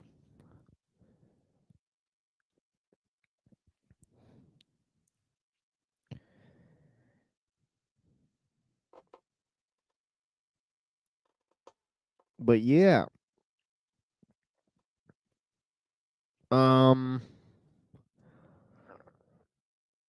Now there's three factors, okay, that obviously, as we've discussed earlier, right, that sort of limit the idea that man sort of controls technological innovation. And that's because, as we've seen, technologies are sort of interconnected. So in a system where technologies are interconnected, right, one invention in one arena could lead to other inventions in other arenas, right? And that means that, technology has a sort of collective incubation. Then we come to the inventor himself, right? And he's conditioned by previous forms of technological invention to invent new forms of technology. Not only that, many or much of the forms of technological innovation in our age come from the use of technology itself. Okay, as Ellul explains, for every machine, there's a machine that sort of elaborates its use. And this idea of an interconnected system, okay, the engineer themselves being conditioned by the use of machines, okay, and the speed and pace of innovation continuously accelerating, means that it's very hard to guide these processes yet. And still, Bill Joy seems to be, and as Hank beautifully explained, these things, they come from the ether. Mystery. Where do new ideas come from? They come from the ether. So it's going to be very hard to guide, the process of innovation yet, and still, Bill Joy seems very hopeful that human beings can do it. Right? It's a mystery. Is it a quixotic paradox? Right? Of trying to use knowledge and limit it? You know, is it some sort of quixotic paradox, dude? Words to tell me whether or not the right fucking exists. Words to tell me how are you even using words to tell me whether or not the right fucking exists. Where do the words exist? Right? Like So- they don't understand the basic philosophical underpinnings of what they're talking. The basic philosophical. Philosophical knowledge is key. Is that like puppies? They're very floofy? Philosophical? Philosophical. I almost want to say ether is like some kind of quantum field, but I can't really say that.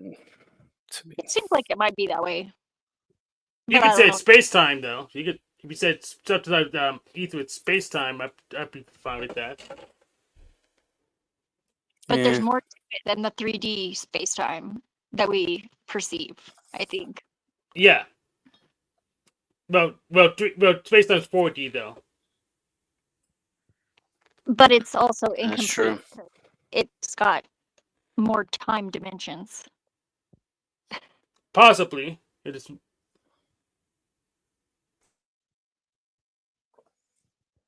Yeah, if you advocate for many world theories, then yeah, it'd be more than one time dimension for sure. Yes.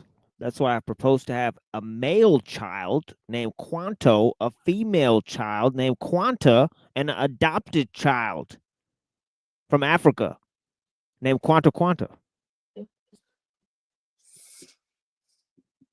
People would So- just call him Waddle.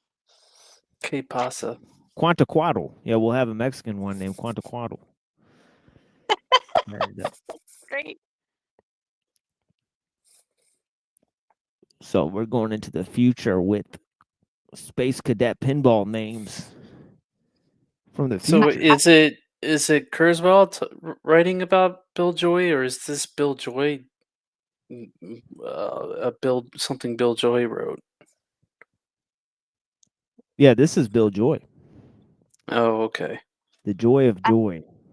I had two cats named Zervin and Kala, so I guess that's probably kind of similar, huh? Because like Zervin is a god of endless time, and Kalama, another time Yeah. cat. Yeah. Yeah, we should read Paine. Thomas Paine. And then we could read Joy and Paine. That would be freaking awesome. And then we could play the song Joy, pump it up, Paine, sunshine and rain.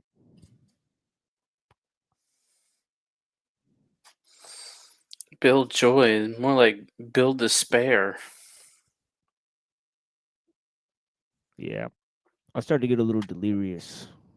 The 6-hour mark, which is usually why I end the show at this point. But I don't know if you guys remember that song. But yeah. Joy Is that and the Pain. same puppy? Oh man, puppy's awake. Holy moly.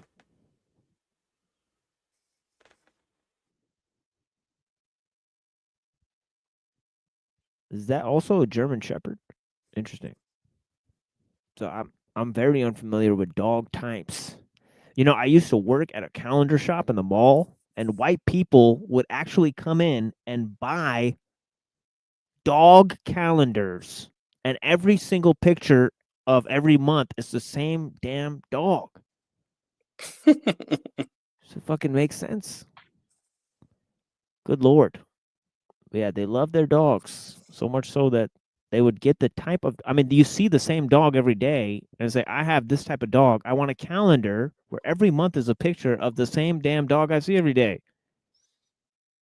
I'll never understand white people. But it is very strange. Oh, look at this little guy.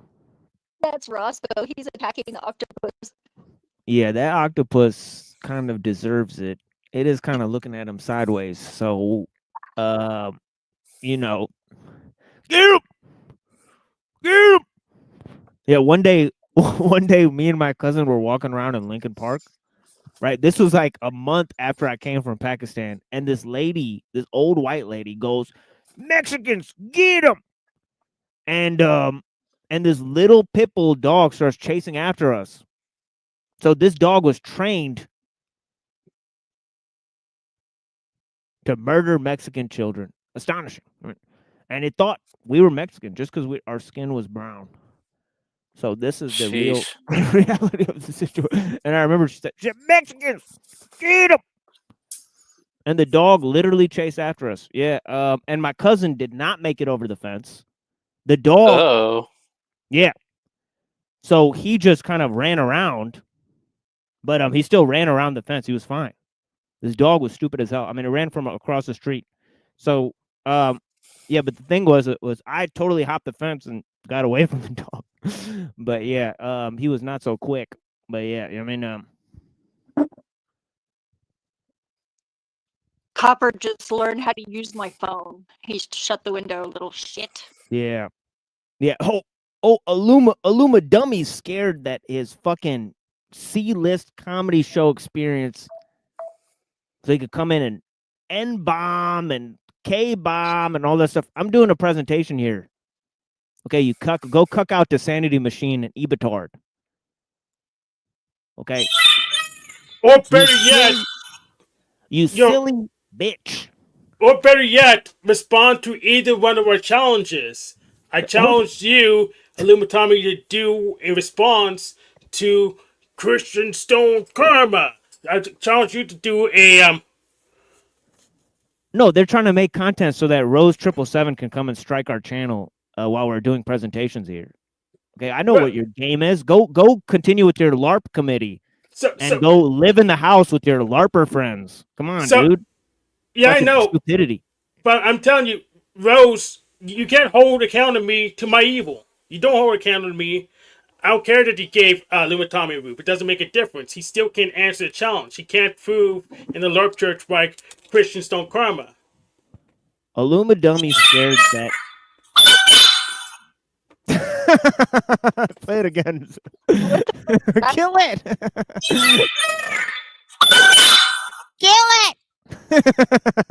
Kill it. Kill the stream. We have the recording of Illuma Dummy getting his life exposed by Rose 777 on Toilet Bowl Earth Show, where they go and perform on the LARPer show, Toilet Bowl Earth. Can you believe it?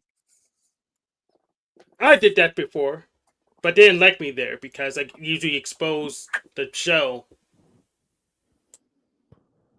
Yeah, so much for having high standards. Okay. Oh, he's in the back now. I don't care. Yeah, I don't care either.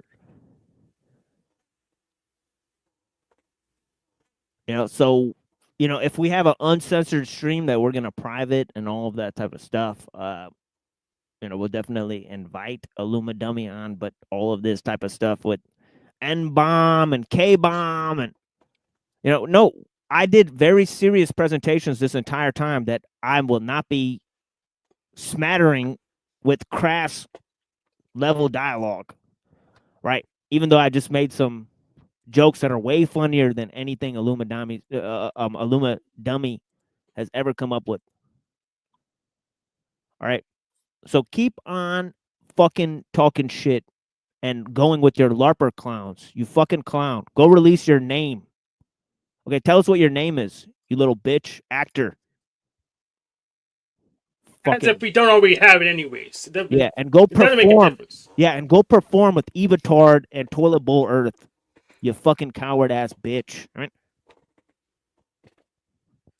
Or you can come to one of my shows. I mean, I did a show yesterday with Benjamin. I'll make sure I do a show tomorrow so you can come and get destroyed again. Like your daddy, Officer Snaps. Yeah, sure. Me and Hank will open up an uncensored stream for you tomorrow. You fucking cuck, right? And you can cuck out to the Jewish producers and all the dummies on YouTube and collect money and do all your stupid shit. You fucking coward, right? You showed who you are out here in these fucking YouTube streets, as you like to say, right? You're a fucking actor, avatar gangster of the highest sort, homeless stool pigeon, stooge of Hollywood actors and producers, LARPing on panels. It's not fair to call him homeless. He's couch surfing for Jesus at And Rose's place. And now you're actually performing, doing performances on panels, acting like it's some kind of improv show with the same clown that called you a pedo. Okay, so either he's discredited and you're not a pedo, or you are a pedo and you are working, giving credit to the person who exposed you. So which one is it, Illuma dummy? Fucking retards. I'm not done with these fucking losers. Well, I'm not, but I'll deal with him later. Hopefully he'll actually do that LERP Church challenge I asked him to do. Or schedule a debate. Yeah, why don't you go read Neil Donald Walsh and other satanic musings in your fucking LARP church? You fucking clown, pretending to be Christian. What denomination are you? We exposed you on Truther Cop stream. Yeah, thanks for the footage on Truther Cop where we exposed you for defending Rachel Wilson and her analysis that there's one church, and you said you follow the church that she follows? Is that what you're trying to illuminate for us, Illuma dummy? Or which denomination of Christian are you?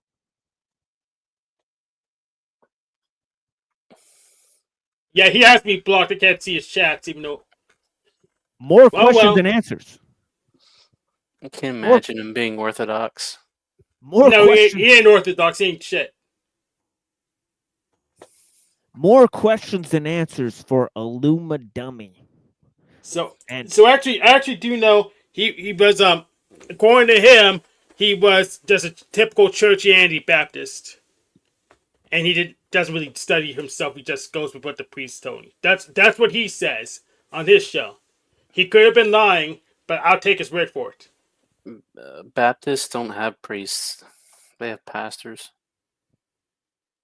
What's the difference? What's the difference? Go have your low-level C-list comedy show in hell with your fucking Ebitard and What's Up Cynthia and all these people shitting into each other's mouths like fucking human centipede of a panel that it is. Total improv. Whose line is it anyways? From the lowest level. Okay, and the fucking comedy bin of the hole in the wall gay club where this fool probably performed as a failed comedian.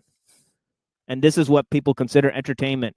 Okay, they consider B-list. Okay, I'm going to watch, okay, people who studied for years of how to produce comedic content, okay, and watch actual funny jokes. Okay, while you people watch trash on YouTube, consider it funny. Okay, go around, okay, gossiping about people. Gossip.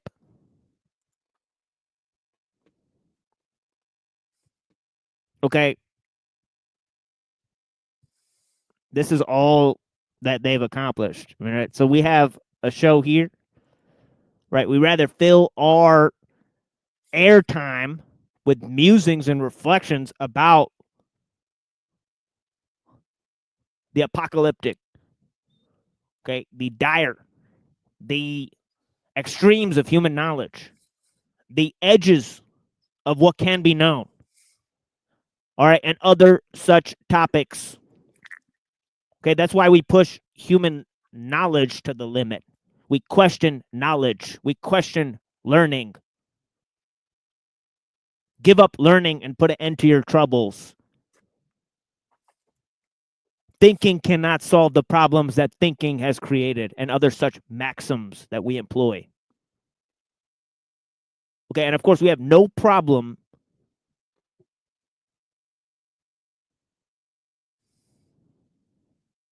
tearing apart the ignorance, savagery, and crass and unstable minds.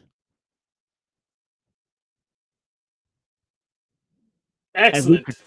So Go- yeah, I have a crash and unstable mind. So if thinking can't get us solve a problem caused by thinking, what's the solution? Yeah. Yeah, you know how many of my fucking presentations, right, have idiotic tones of misanthropy and self-doubt emanating from the mouth of the slippery eel, Illuma dummy. Okay, it's all on record for people to hear. Back and forth, dishonoring himself, bearing false witness, and calling himself a fucking Christian. Sickening tones. And the nauseating feeling that this man must get after he's done lying, promoting lies, promoting fake drama online, and then going to sleep collecting membership fees from YouTube, right? And we love the people who established this platform. We love all of humanity. It bears to witness that we don't tell lies. It bears to witness that, okay, all people, Jews, Christians, Muslims, have benefited from our analysis. They've told us personally on this show, even they've told us publicly. Okay, so that we don't have time to muddle ourselves, okay, into the crass and unwanted sequence of events that these people have unleashed into the ears of many an unexpected listener. Nor will I continue with my analysis here. I am simply done. Done presenting. I'd like to talk to my friends here, and yeah, we'll continue with that on. I know I said I'd finish that, but there's Neurojack panels that we've recorded. I spent many times talking to my friends here, and I'd like to present some of our analysis here. And it's just as important as any of this show is. Anything that me and Neurojack consider is just as important as any of this show is. Right? Any of our conversations that we have, and it's just sad to see that there's like 17 people watching this right now. Not too many. It's not the greatest audience in the world. Right? We used to have like 40 people in here when we had Illuma Dummy in here crying every single day. Okay, there's going to be double the audience at the LARP shows where they manufacture drama. Okay, we expose them doing it on Truth or Cop and other platforms, right? So you guys can go and look at it for yourself. Here's a hypothesis that actually supports your position in general. They are known to have bot armies, so I wouldn't be surprised if you use bots to up their viewer count. So I wouldn't worry about it. Yeah, they bring a little like bot army with them, and they continue their LARP going. That's why they have 1K views and all this. It's all just a bunch of stupidity. And they claim that we've bought viewers and subscribers, and that we've been promoted by pogos and all this type of stuff. It's hilarious. Yeah, show the receipts. Yeah, we've never been promoted by anyone. Yeah, actually, we've been dispromoted by very high names while they promote and are stooges of people like The Crucible, made by Jim Boob, and others. They've regularly tried to conflate themselves with those content creators, right, in the space that have clout. Right, they've regularly conflated themselves with other actors that manufacture drama. Right, recent instance is Ebatard and Illuma Dummy. Right, coming together to create LARP content, fake feuds. Right, and generate. It's all on camera. Again, I don't need to prove anything. Right, don't release their names. They're not actual people. I have published works. My address and my full name are released online. I don't hide from anybody. I'm not afraid of any of these things. I've been told by people who are feds, okay, people who are, other types of people, right, in groups, that I'm totally wrong, that I should stop doing this. Okay, that they're going to come after me. They're going to come after my family, that they're going to, tell people to stop watching my show. They're going to dispromote me. They're going to spread lies about me. They're going to fucking, make sure my word never gets out, that all of my work will be for nothing. Nobody will listen to what I have to say. and that they turn on my shows and laugh at what I have to say all the time. Okay, Illuma Dummy is one of those people that produces clips, thinks that this show's a joke, goes around, highlighting only his performances on this show, right? And selectively hearing what I say in response to his acting, right? So, there's many of these people. They're collecting information on people. They're holding fake drama. They're creating fake views. They're spreading false information about small content creators. And they're collecting personal information on those content creators and who their friends are so they could create dossiers, okay, and work with high-level producers in mimicking the content that these people produce because they know they'll never be doing anything near what we do here, ever.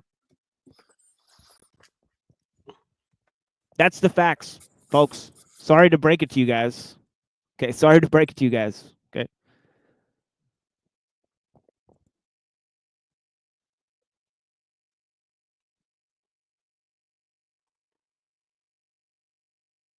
So who's the Fed that you know? Is it Bunny Christ? These were foreign intelligence. I cannot tell you from which country, but maybe it will be elucidated over time. Okay, but I've talked to Joshua Johnson. No. You gave me too much information. No, I don't know about Joshua Jones. I don't know who Joshua Jones is at all. I don't know if any of the things that Joshua Jones has said online prove anything about who he is. Or anybody says online. I'm talking about people I know personally. Oh, okay. Okay, that have told me things. Okay, told me that they've been in contact with people, that people have warned about my show, that they've been said things, that people have said things personally to me, that they've threatened me personally, that I've been hearing things. Okay, and I've seen the ideas from this show up in random places where they ought not to be, proving that certain people are watching the show that okay, for example, okay, one of our jokes was stolen by Jay Dyer. Right. And of course, his producer used to be somebody that, somebody who produces his videos used to be somebody who watches the show and pays attention to the content here. Right. They produce misinformation about me and my family in chat rooms and other types of things. Right. So, obviously the people that are connected to these people. Right. Okay. Whether or not the higher ups, right, or the big name content producers are involved in this too, we don't know. Right? Yes, we do. We know but we know Jim Bob watches your show. We know that for certain. Yeah, but definitely their mods are involved in spreading misinformation about the content here, trying to curate their own clips about the content here, and working with people who have bad opinion about the content here. And right, and they're working with other people. Right, we're not worried about it. We're not worried about working with any people. Right, having any shows or living with any of these content producers. Okay, we're fairly independent here. Okay, as I said, if the Queen of England wants to call into the show, she better be ready to talk about ellul or they're getting kicked off the panel. Okay, we don't care if, the big papa fascist wants to come in here and cry about being censored. Right, we don't care about that. Right, because we asked him if he's ready to talk about the show material. I have presentations to give. They said, no, they don't take the show content seriously. All right, time to leave. You're underselling your case. We have the anthropological record. We know all the networks, so we know who's watching what. So you're underselling your case. Yes, of course. I'm trying to be very careful, Hank. And I'm an underseller to the maximum. Okay, I've undersold all the ideas here to show their potency. Okay. And I've recommended nothing.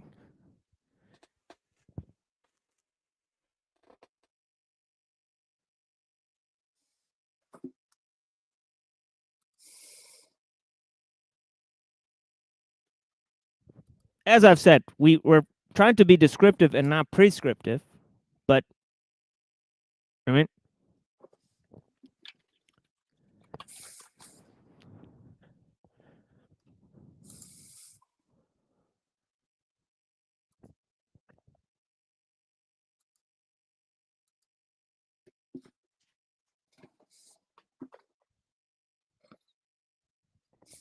Yep. Never claimed I was intelligent. Never, ever claimed I was intelligent at all.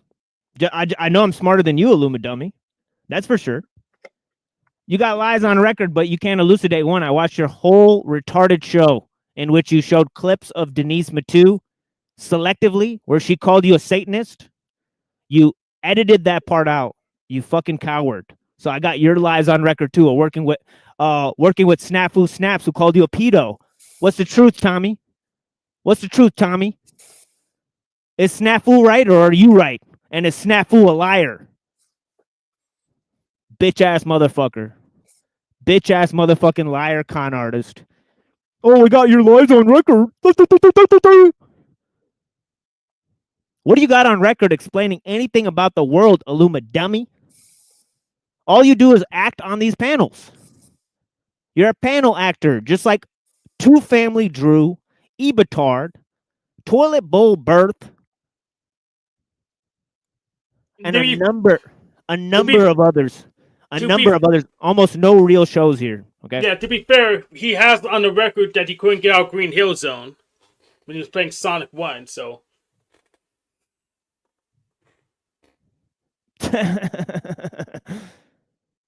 Yeah, and that's why you're typing over there at Truther Cops channel. Okay, because you're trying to signal to the audience that understands you and not to this audience, because you know everybody here is understanding your insatiable con energy that you represent. Okay, do you have to play it again? Let's play this clip. Actually, I have a little.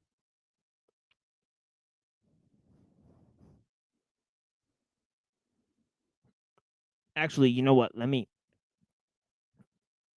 And you know what's even sicker? Is that Illuma dummy talks about after he physically appears with no body hair, looking like a shaved bird, zero testosterone, right? Okay, that he likes to go to the gay club. Oh, wait, no, I'm sorry. The gay app, gay dating app, and buy meth from the internet. Oh, but you don't get it. You don't get it, Illuma dummy. You don't get it. Total degenerate clown supporting those who bear false witness and calling yourself a Christian. You don't get it. You've been exposed 100 times over. Yeah, you are the tard. You're safe because you're being pigeon fed by Rose 777 on her stoop like a little pigeon.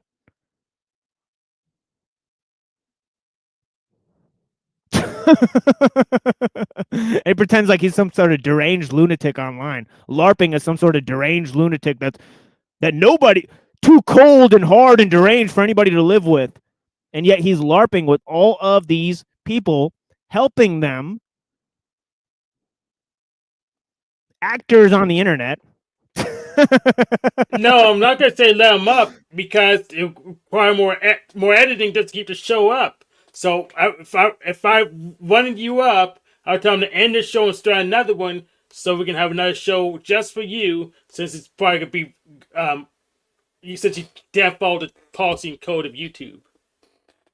Oh yeah, people are scared if they go in if they're scared to go on an internet panel or scared to go in the chat. They're scared of your chat, your internet chat. People have real lives, you fucking clown, that they don't involve with people on the internet, with their lives on the internet mesh so much with their lives in real life. You fucking moron.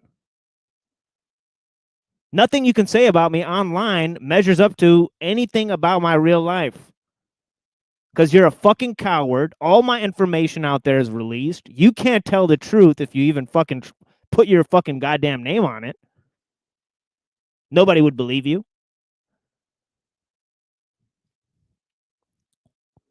Because you work with people that you called liars and now you hold up as the truth. Just like all the people.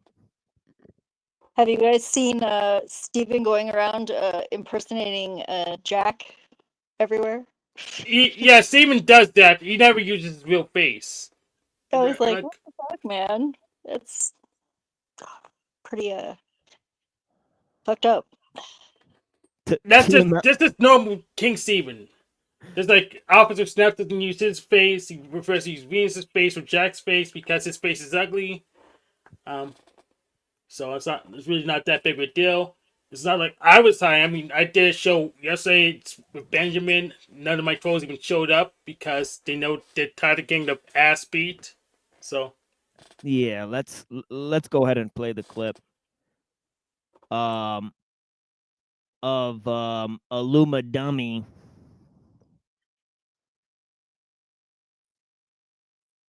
And as you know, hold on, let me find this.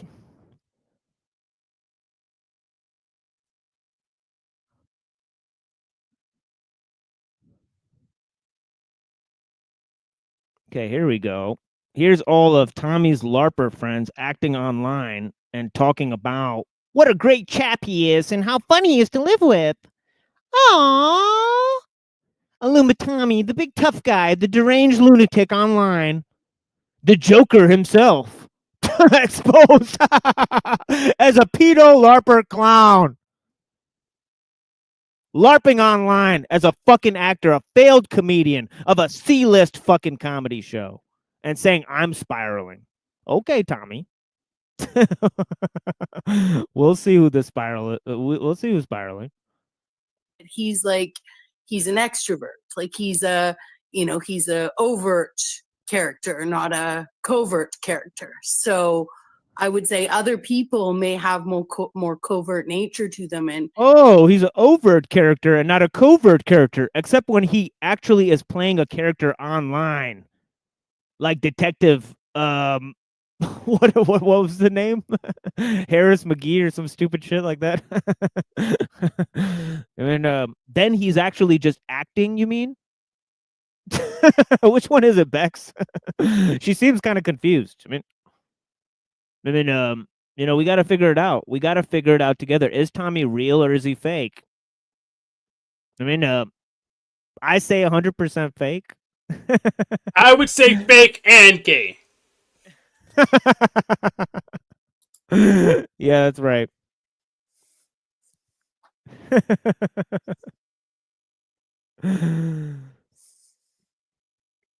Right. I was spurging in your chat, but you were, but you and Red 40 were inventing new accounts to come at me. You had 6 or 7 people trying to take me down in your chat. Come on, buddy. you know, I'm not going to say that about Brian O'Shea. I don't know him well enough, right? Like, but he's quieter. So I would just say Tommy's like, the one thing about Tommy is he's sort of an in-your-face kind of person. That's not going to change. So he's going to wear himself on his own sleeve, you know? Yeah, well, emotions and everything. Yeah. At the time, Brian and I were close, like texting phone people, and he was a fan of the show. And so, you know, when he came, he helped us out with the hurricane. And remember, this is a big difference between Brian and Tommy. Brian has a car. So, you know, he'd go out and about and he'd be doing his own thing, and we really wouldn't know what he'd be up to or care. And then when he'd be back, we would see him roll joints or whatever. But Tommy doesn't have a car, so he's always here. And yes, he's very outgoing, but then also introverted. And so when his door is closed and the lights off, no interaction. And then, you know, when the door is open, there's just like a mutual understanding, like open door policy. Everyone's walking around, talking shit to each other, roasting each other. And I feel like what? You are losing your fucking mind. Hang up. What? What? And then Tommy came, he helped us out with the hurricane. And remember, this is a big difference between Brian and Tommy. Brian has a car. So, you know, he'd go out and about and he'd be doing his own thing, and we really wouldn't know what he'd be up to or care. And then when he'd be back, we would see him roll joints or whatever. But Tommy doesn't have a car, so he's always here. And yes, he's very outgoing, but then also introverted. And so when his door is closed and the lights off, no interaction. And then, you know, when the door is open, there's just like a mutual understanding, like open door policy. Everyone's walking around talking shit to each other, roasting each other. And I feel like what? You are losing your fucking mind. Hang up. What? Oh. He's mad that I'm talking about whether or not I am. No, you are wrong. Kill it. Oh my. Well, oh, so Tommy's so embarrassed about his internet friends exposing who he is IRL that he wants them to quit talking online. Oh, Tommy, and he's in a house LARPing with his friends online where they all live in a fucking house.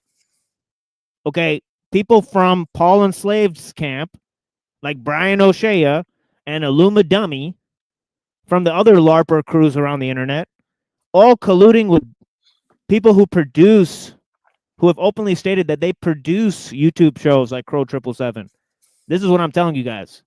And they want to pretend like they're exposing us. Oh my God. And you have EBT on their panel. Enslaved by Truth. Participating in the LARP. And of course, this entire LARP segment is recorded on Toilet Bowl Earth's show. Okay.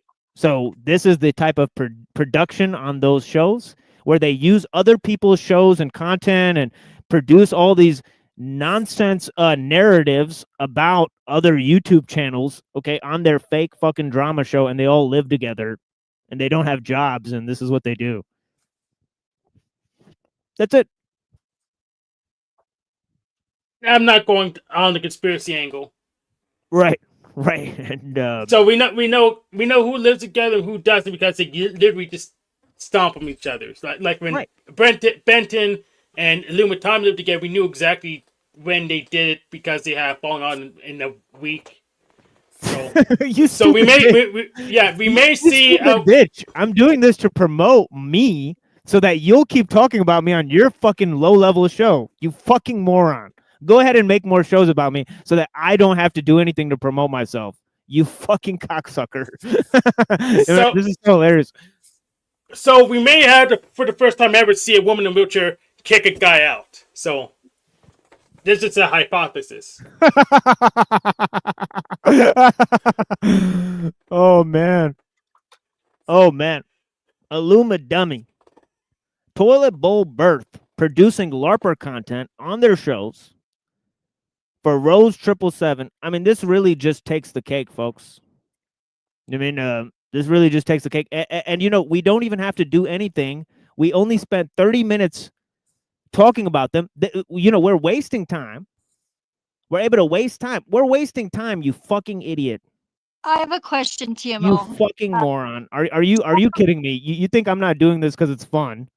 Do you have a Oh yeah, getting insulted online. Come on, dude. This is an adventure. Go ahead. Hey, do you have a problem with me sometimes going over to Illumatommy's? Because I don't care what show anybody watches. Okay. Yeah. And I don't even care if they tune into the Machine Lives. The only thing I care about is people waking up about those issues I'm talking about, you know, and maybe more people will do it. Maybe they won't do it. We don't need everybody to wake up to it. Well, Just enough. Just enough. Just loyalty doesn't work very well, does it? It doesn't, right? Yeah.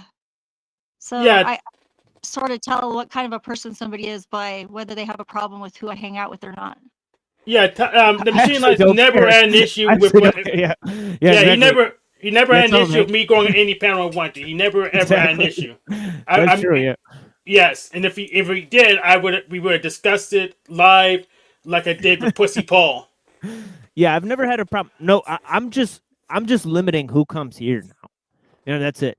And the only people who can't come here is people who have been proven to LARP and lie on other panels. I won't tolerate that here and try to disrupt this show with stuff. And obviously, Illumatommy's gotten the stream shut down one time by showing weapons on panel. Okay, so I should not have let him back ever again after that. By the way, Okay, because he's actually gotten one of our streams shut down. By the way, so Yeah, only once. Yeah, exactly. Illuma Dummy. If you're not openly censoring these YouTube panels and shows and porn bombing shows and all that stuff, prove it. Until then, these people are. E-porn bombing his own show. I have it on record. I reported it and it got pulled down. I have it on record. Oh. And I posted on my post. Another lie. You claim you're being censored, but you're the one censoring. Another lie. But yeah, Illuma Tommy, you're welcome on my stream when I do one because I don't think YouTube's that important. So you're welcome on my stream next time I do one.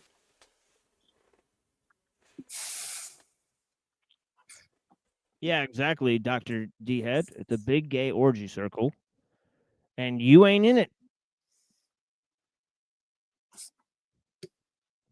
Thank God. Thank God. Meanwhile, this is what Illuma Dummy's collaborators have to say about us. A tent, and he could accomplish more. Nobody gives a fuck about your dumbass fucking philosophy. Nobody gave a fuck about anybody's philosophy takes. What the fuck? When did a philosopher ever do a fucking thing? Show me one time a philosopher ever did a fucking thing. Facts. Oh, well, a philosopher does a thing when they have another job, like Stephen Wolfram does. So that's when a philosopher does the thing.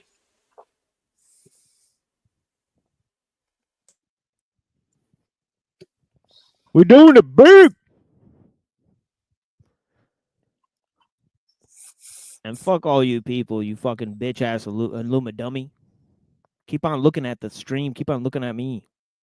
Keep on looking out my window with fucking toilet butt birth. All you stupid motherfuckers. Enslaved by tractors. Enslaved by tractors. Go ahead, dude.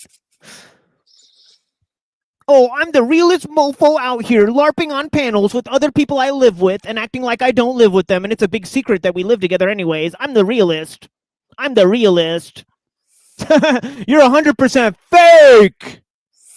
He's couch surfing with Jesus. Mo, he's couch surfing with Jesus. And no wonder you wanted her to hang up the phone. Exposing how fake you are. Ouch. Ouch. Tommy was crying like a little girl to the little girl. Ooh. Yeah, go ahead and play this on your show, bitch ass motherfucker. Go ahead. Go and boof some more meth. Make you feel better. Feels good.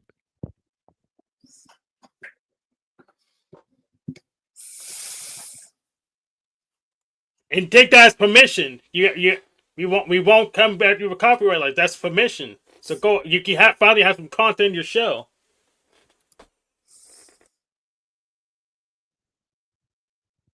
Yeah, isn't that right? She seems to get.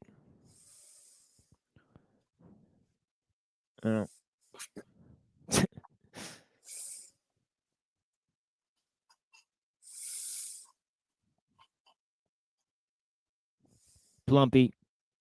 I won't post that, Plumpy. It is what it is, dude. Plumpy's going crazy out here. I mean,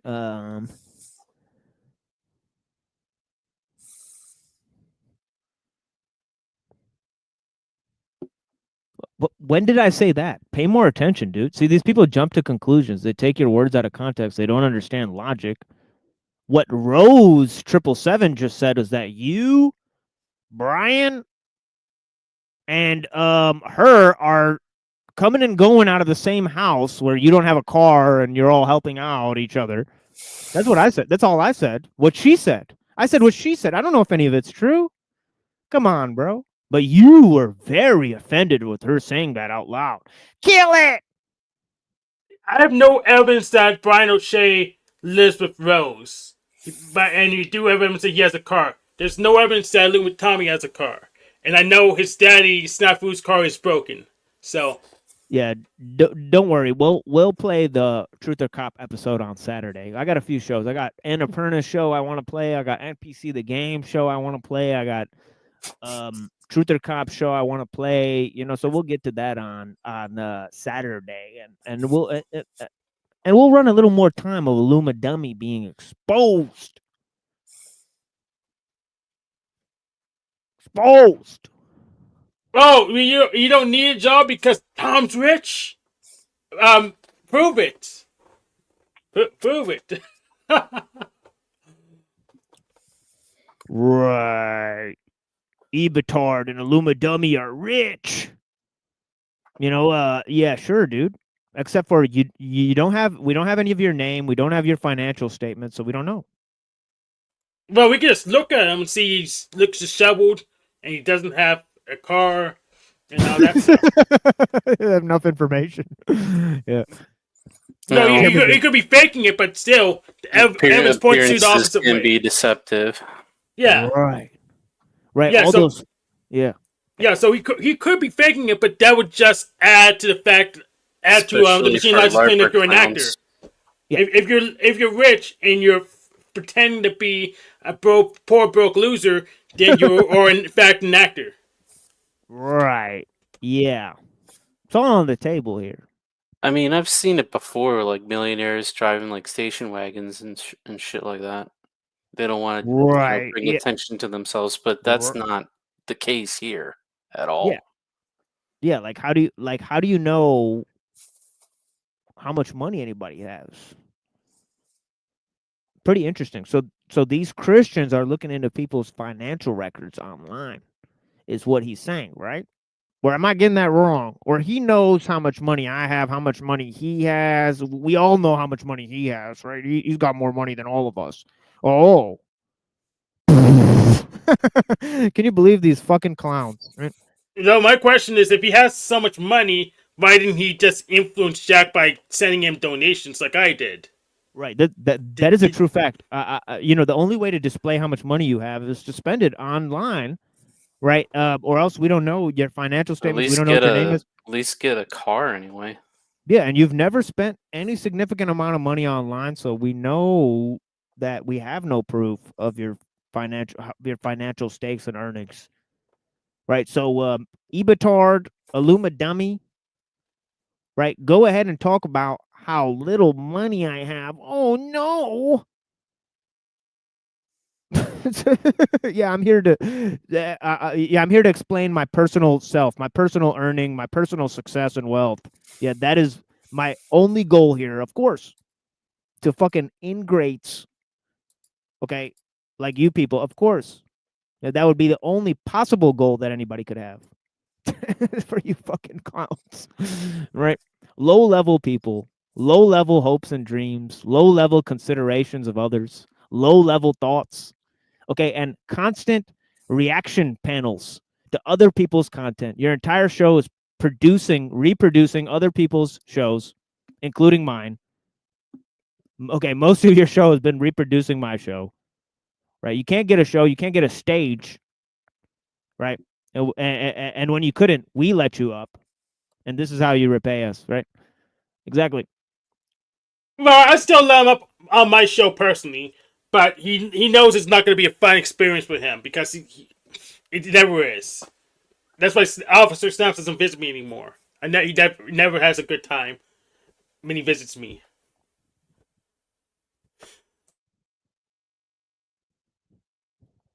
Oh boy.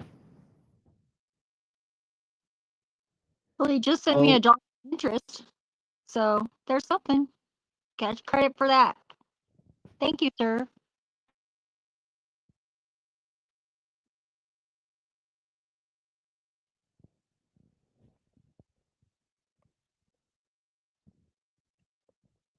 Yeah, and thank you for shutting the fuck up and not talking in my ear. Won't be listening to you, sir. Right? So, good day, sir. You stole fizzy lifting drinks. You get nothing. Good day, sir. All right. It's about the large and short of it. You a fruit. I award you no points, and may God have mercy on your soul. Yes. I'll pray for your enlightenment. Exactly. Let me find some seeming music that I could end with. But please, I'll go around the panel. Do you guys have any words that you would like to share with the audience at large? And then we'll go ahead and go into those explanations here. Blessings, guys. Yeah, I'll go first. I'm gonna work on my OBS config so I can finally play some games on YouTube, and then I can be a show for Illumitami to cry on because he's not getting his attention that he deserves according to his title. As I guess I don't know what his title is, but whatever title, we better respect it for some reason.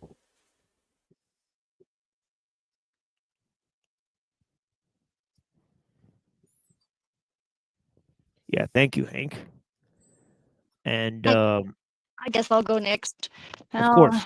have much to say except for I guess nobody ever said you had to be nice, but it'd be nice if people could be kind. And it sounds a little hippie, I know, but whatever. And even though he's Spurg, like king of the panelverse or whatever, fucking he's sometimes very entertaining, gotta say. Yeah, King of the Fools. Yeah, it's pretty entertaining. And Maybe to some. Maybe to some. I mean, I'm Sure. entertained by higher level. Like just to me personally, I find great joy in like reading Nietzsche and ellul and those type of things. And don't get me wrong, I like to participate in shows and things. Yeah. There were random shows I watched. I watched random news stories. I watched some news story about Hitler living in Argentina. Yeah. I watched some other crap.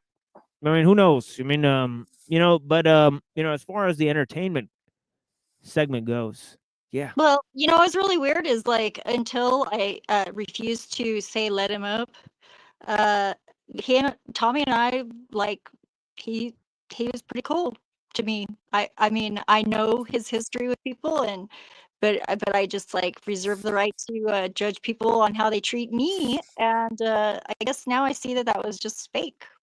Yes, but here's the thing: is that I had the same experience with them. So this is the thing: is that Aluma Dumby, we gave him a lot of credit and props, and tried to foster his creativity and all that type of stuff.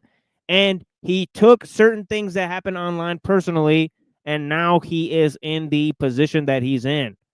Okay, so this is the thing: is that we gave Aluma Dummy a chance to align with something that is more critical, more innovative, more can incorporate several various elements into it, and we gave many of these content creators around this space similar propositions. Okay, there's not one of them that we didn't try to say, let's produce a show together, let's try to do this together, let's try to do that together. Okay, we have received 0 offers. This is the true fact. Okay, so this is extremely this may tell you about the groups that are around here. Okay, they're willing to actively gatekeep the content on this channel, right? Most of them, right? And this is true fact for most of them. So this is what's happening, right, on a grand scale, right? So we know and we're aware. We've been doing this for long enough now. We've been live streaming for like almost 2 years now. Yeah, we figured out that these people don't want this. They don't want anything that happens here, right? They're actually afraid of it, and they actually would rather align with people who oppose it in their major ideologies and things. So although we don't control anybody, we don't know anybody, we love everyone, we try to collude with everyone, but we're aware of what's going on, folks. We've explained it many times for the people that are aware of what's going on. Okay, tread lightly.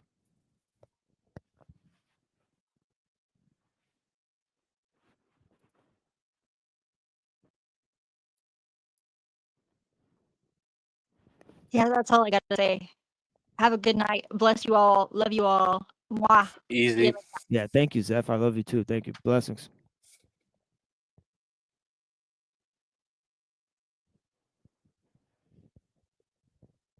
And how about you, my friend? I mean, it's just a example of how social techniques have morphed people, and the technologies morphed us into this current position where you have people like Tommy rage baiting and being a clown and all that. And it wouldn't be as bad if, before, like when the internet wasn't prevalent, he'd be just a meth head in his own town and nobody would know about him. But now the internet, at least parts of the internet, knows about him. So it's like just a byproduct, a useless byproduct of technology.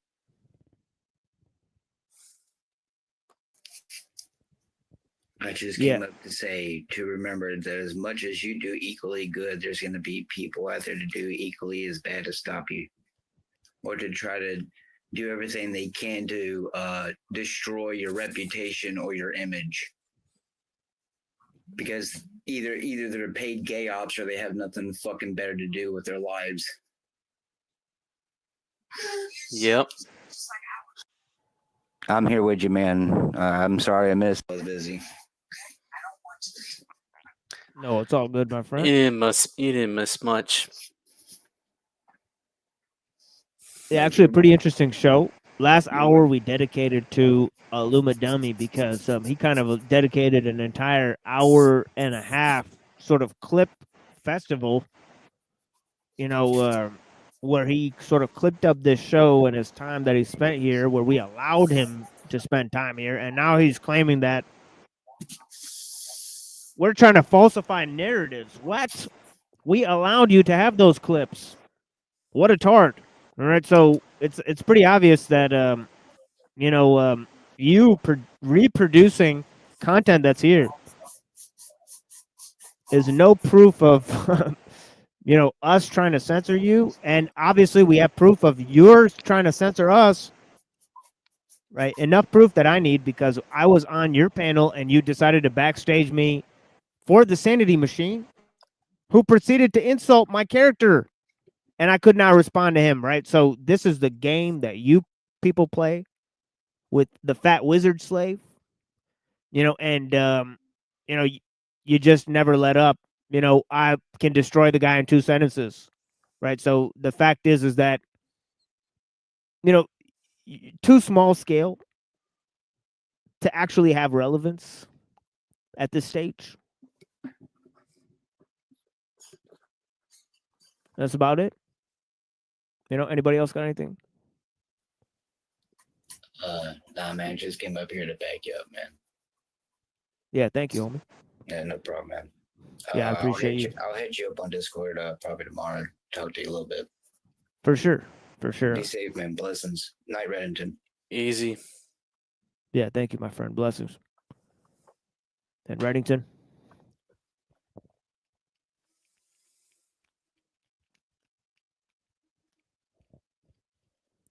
Okay, my friends.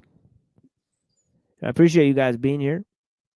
Thank you for joining us here on The Machine Lies, where we talk about the lies of the machine on the machine that lies. Okay, I hope you guys have clarity to see through the lies, my friends. The first step to blinding somebody is getting them to open their eyes. And the first step to seeing beyond the programming is to realize how we've been programmed so we could, figure out what's going on, right? Listen to everyone, believe in nothing until you could prove it for yourself, right? Question everything. Figure out how you've been programmed so you don't end up like the LARPer clowns. Exactly. Okay, we got a lot more to expose about their views and opinions.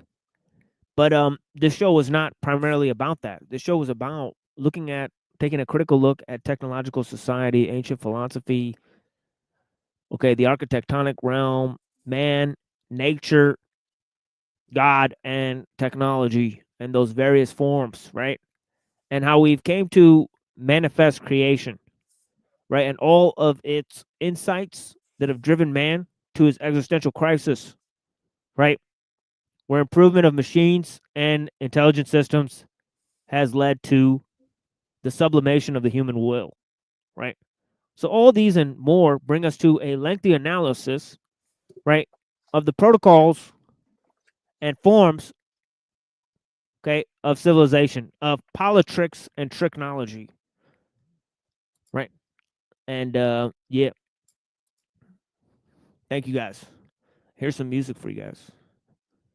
Some old music, a musical break that I recorded here, but it's still pretty good, right? If I go down, you go down. And Gak, bitch, dedicated to Illuma Dummy. I mean, all right. Thank you guys. It's over. Everything starts from now. We all go down unless we stay together. Come on! We all in this shit together. Fight that shit. Come on! Look, if I go down, you go down. Those motherfuckers don't give a fuck who shot who.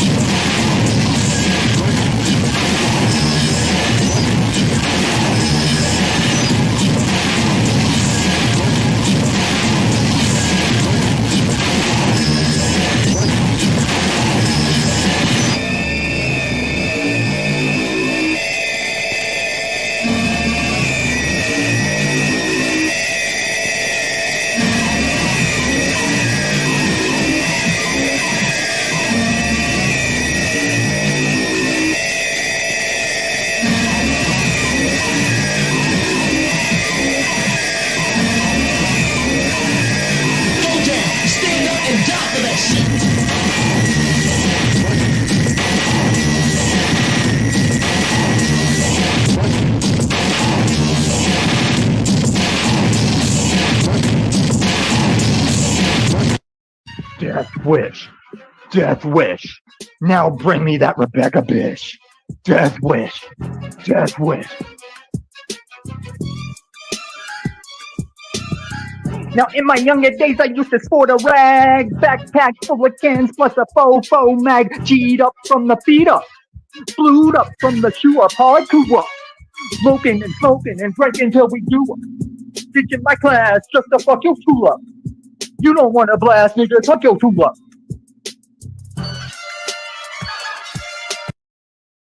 Dude, who is?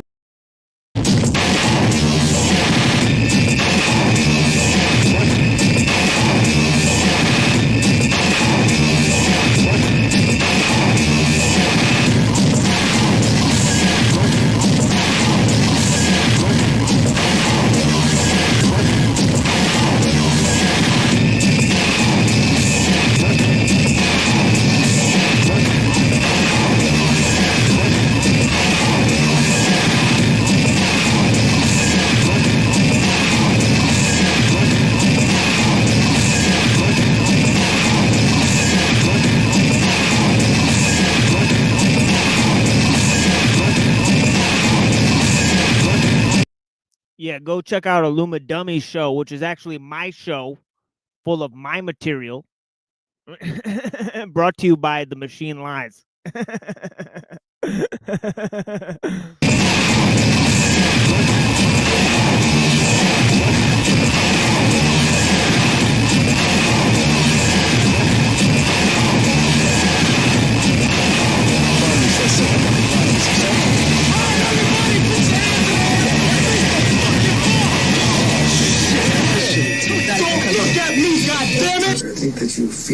whatever you're doing, or you love it, and you think you're communicating it, and the person you've just said it to has not understood a word you said, and you can't believe that they didn't get it.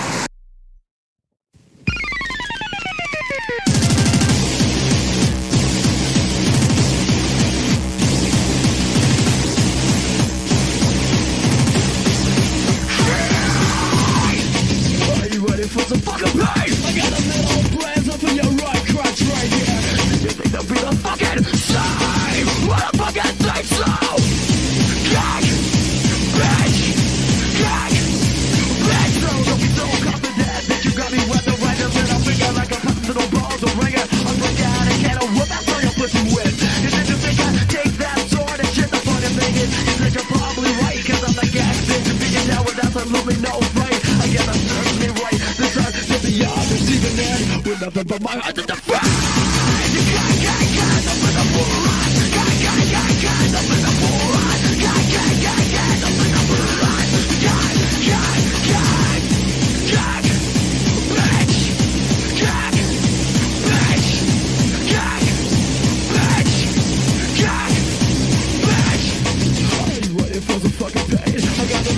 Truth for your right crotch right here. Just don't think I'll be the fucking same.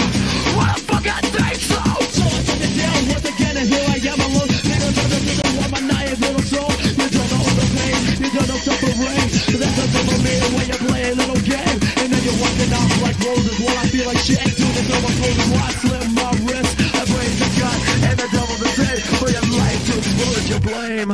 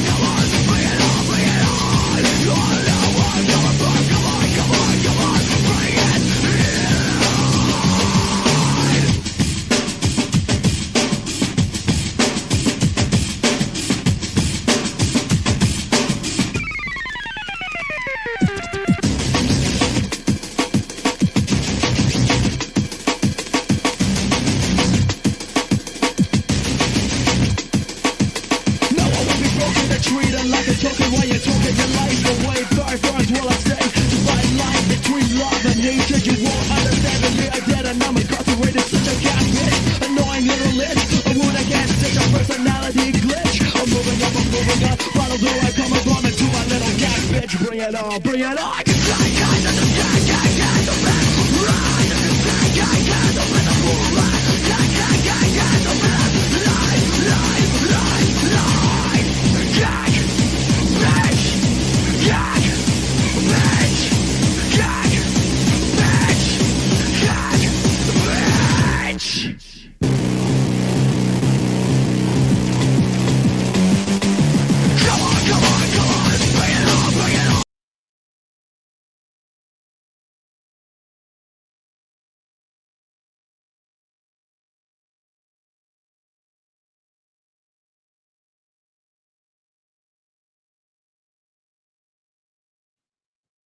With Wilson and them, you know? From Andrew and from me. He'll debate you at some point. I think it's your beliefs on other. Everybody around believes it. It's really one of the things you can say is like, I believe rights are a noble lie. Mm-hmm. They're a noble lie. Like they don't exist. Right. You know what I mean? Yeah, and you know they don't exist. But us believing and treating them as though they do exist. We have whole systems based around these lies in order to, affirm that these lies are true over and over and over again. Like the right to own a gun. There's entire groups which, make arguments based around this fictitious lie for the benefit or non-benefit of society on both sides, and why this right should be inalienable. You can't even strip it from a person, right? It's an entitlement which can't be removed, like freedom of speech and things like this. But they're all noble lies. Yeah.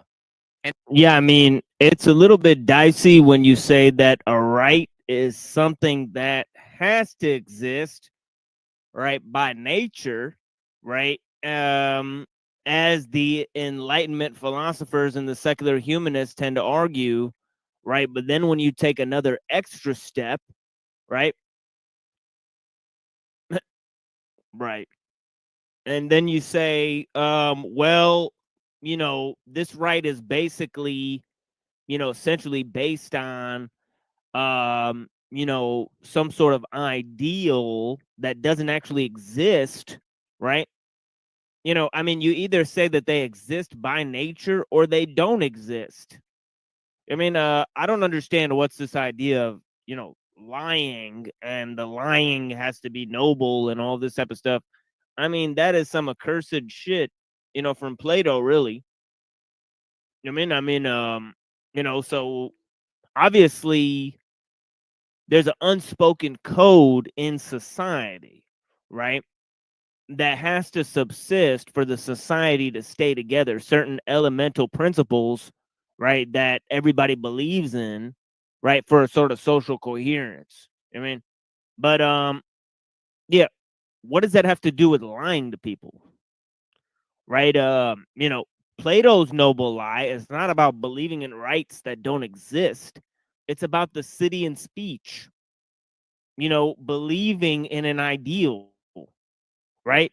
That you may not always follow perfectly or fall in line with perfectly, but still having the standard, right? Okay, so I believe he's misinterpreting the concept of Plato's noble lie, right, and selling it to people as a fabricated concept of rights. And what does that even mean? I mean, totally he's, I mean, and that whole concept of using lies, I mean, that's playing with fire, right? That's just playing with fire. Why would you formulate things that way? And then that comes A whole brings up the society force. that you live in right now, is been. Oh, you. Yeah, let's get rid of these chatters. Brainless monkeys. You cut out. I think the more people that come in, the less the audio gets. I keep getting 500 calls a day. It's annoying. That's what because, it is. Yeah, Andrew, I want to bring up what we're really talking about at this point is that if they accept that first premise and go, oh yeah, I kind of concede there are noble lies. The only thing left to discuss is which noble lie, from their perspective, justifies the use of force, because they can no longer say, I don't believe people should force their beliefs on other. I mean, they believe that there's noble lies. I mean, nobody accepted that there's noble lies. I mean, he simply just restyled rights as noble lies. And now he's saying that it's a readily available methodology to have people believe in this highly antiquated concept. You can't just spring up the concept of noble lie on people. I mean, the bigger the lie, the more people will believe it. I mean, this is pure stupidity. Yeah, you hearing this, my brother? This is some stupid shit. I haven't been able to listen yet, but I just want to say check your Discord message for an idea, but don't. It's not a big deal. I just wanted you to be aware because yeah, Truther Cop brought this guy up and yeah, dude. They're saying that rights, the concept of rights, is related to Plato's noble lie. Very interesting. Literally, well, yeah, dude. Well, Like, next they're gonna say that Kabbalah is the justification for something. Yeah, let me go back like 2 minutes and let me let you hear this. 'Cause this is highly shocking. Yep. I'm gonna listen from the chat, but I am For sure. I'm gonna start listening now. I just started listening now, so I'll be For sure. back. Yep. Yeah, for sure. Yeah, dude. Yeah, this is some wild shit, man. Let's listen to this again, folks. The people who are here, you know, Right. This right should be inalienable. You can't let's even check it strip it out. from a person, right? It's an entitlement which can't be removed, like freedom of speech and things like this. Yep. But they're all noble lies. And then it comes A whole brings up the society that force. you live in right now, is Oh, you cut out. I think the more people that come in, the less the audio gets. I keep getting 500 calls a day. It's Oh, annoying that's what it is. because, Yeah, Andrew, I want to bring up what we're really talking about at this point is that if they accept that first premise and go, oh yeah, I kind of concede there are noble lies.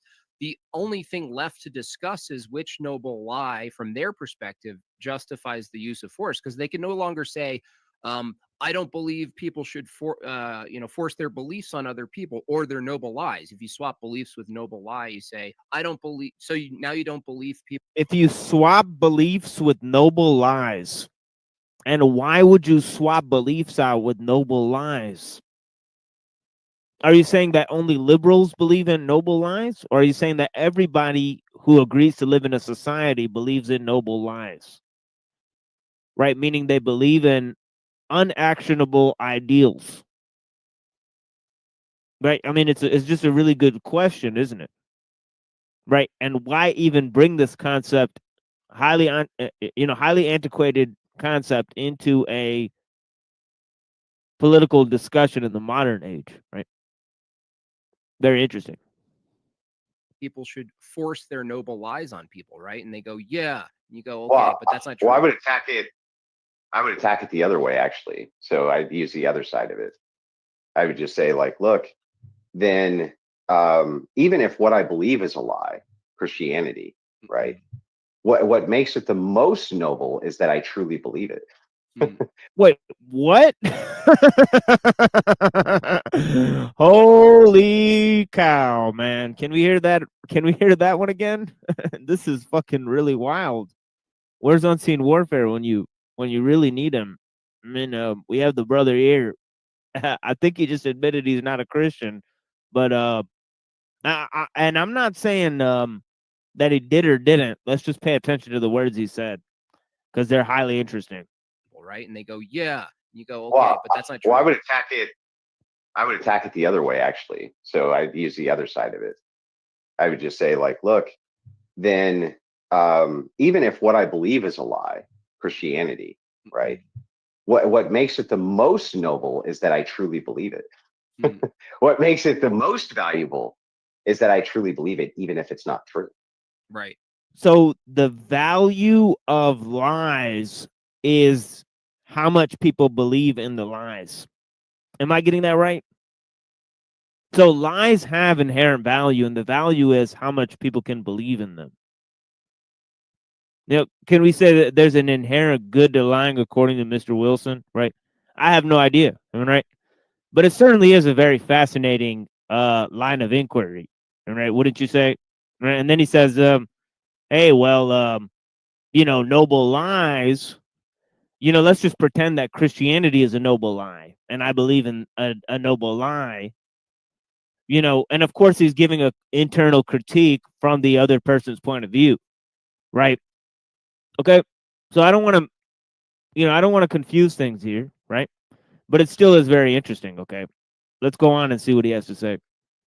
That's the only way a noble lie can work, is if people truly believe it.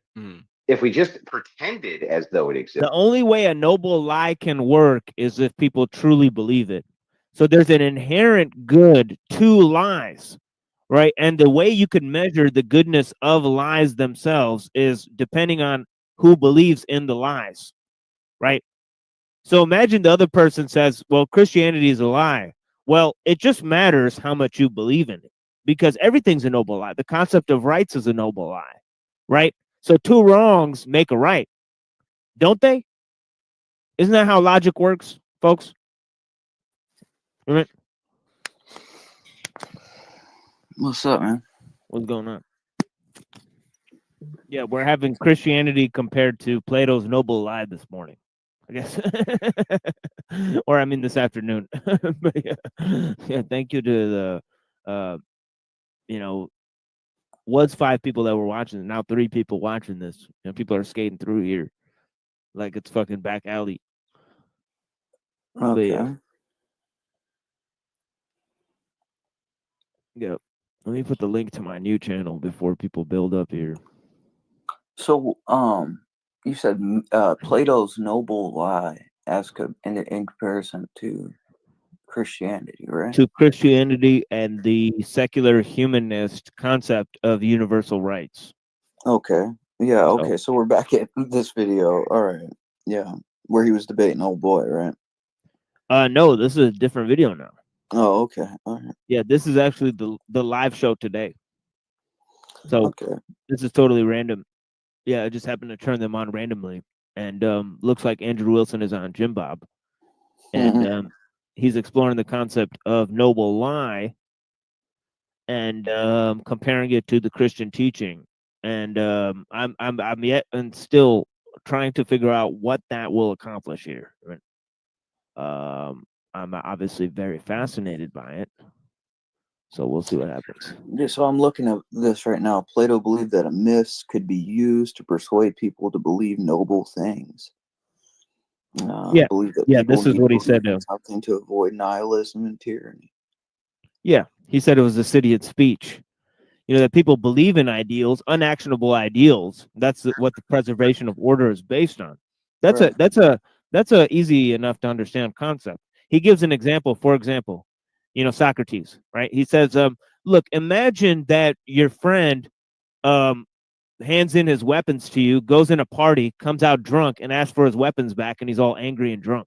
He said, what if you give him back his weapons? So he's saying that, well, I'm just not going to give my friend back his weapon, so that's a noble lie, right? Yeah, it's like hey, I said I was going to give him back to you, but I'm not. The fact is that I'm trying to for preserve the greater good, right? Yeah, for the greater good. Yeah. So I'm breaking a promise for the greater good, for example, right? Is kind of the example that he gives. Right. So I don't know how that literally falls into what he's saying with the concept of rights and applying it to noble lie, and then he's skating freely and saying Christianity can be used in this way. I know that Christianity it does have a concept like this, right? Now, what it is it's Christ when he tells the apostles, only the Father knows the day and the hour, right? Well, if you look at the commentaries from the saints, they say, well, Christ did know the day and the hour. Well, then there's these people that'll be like, well, then he lied and that's a sin. Okay, right? Well, sin's missing the mark. That's what it means, right? And so it's like it's kind of like a noble lie in a way. But I'm not sure if it's even worded in a way of a lie. It's more like I'm just not going to tell you, right? And I know that sounds strange, and a lot of people find that strange about Christ because then they say, well, how could he be divine if he said something like this? Well, I think it's just like God's sort of not a miser or something, right? Like that type of thing going on there. And some people take it too literally, like, well, I don't. But yeah, that's the only concept I can think of where this noble lie is kind of there. But I'm not even sure if it's quite a lie either, right? Because maybe his humanity didn't know the hour, but his divinity did. You know what I'm saying? So there's that. And I know that probably sounds like cope or something to somebody, but I mean that's kind of our theology. It's like he's man and he's the God man, both God and man.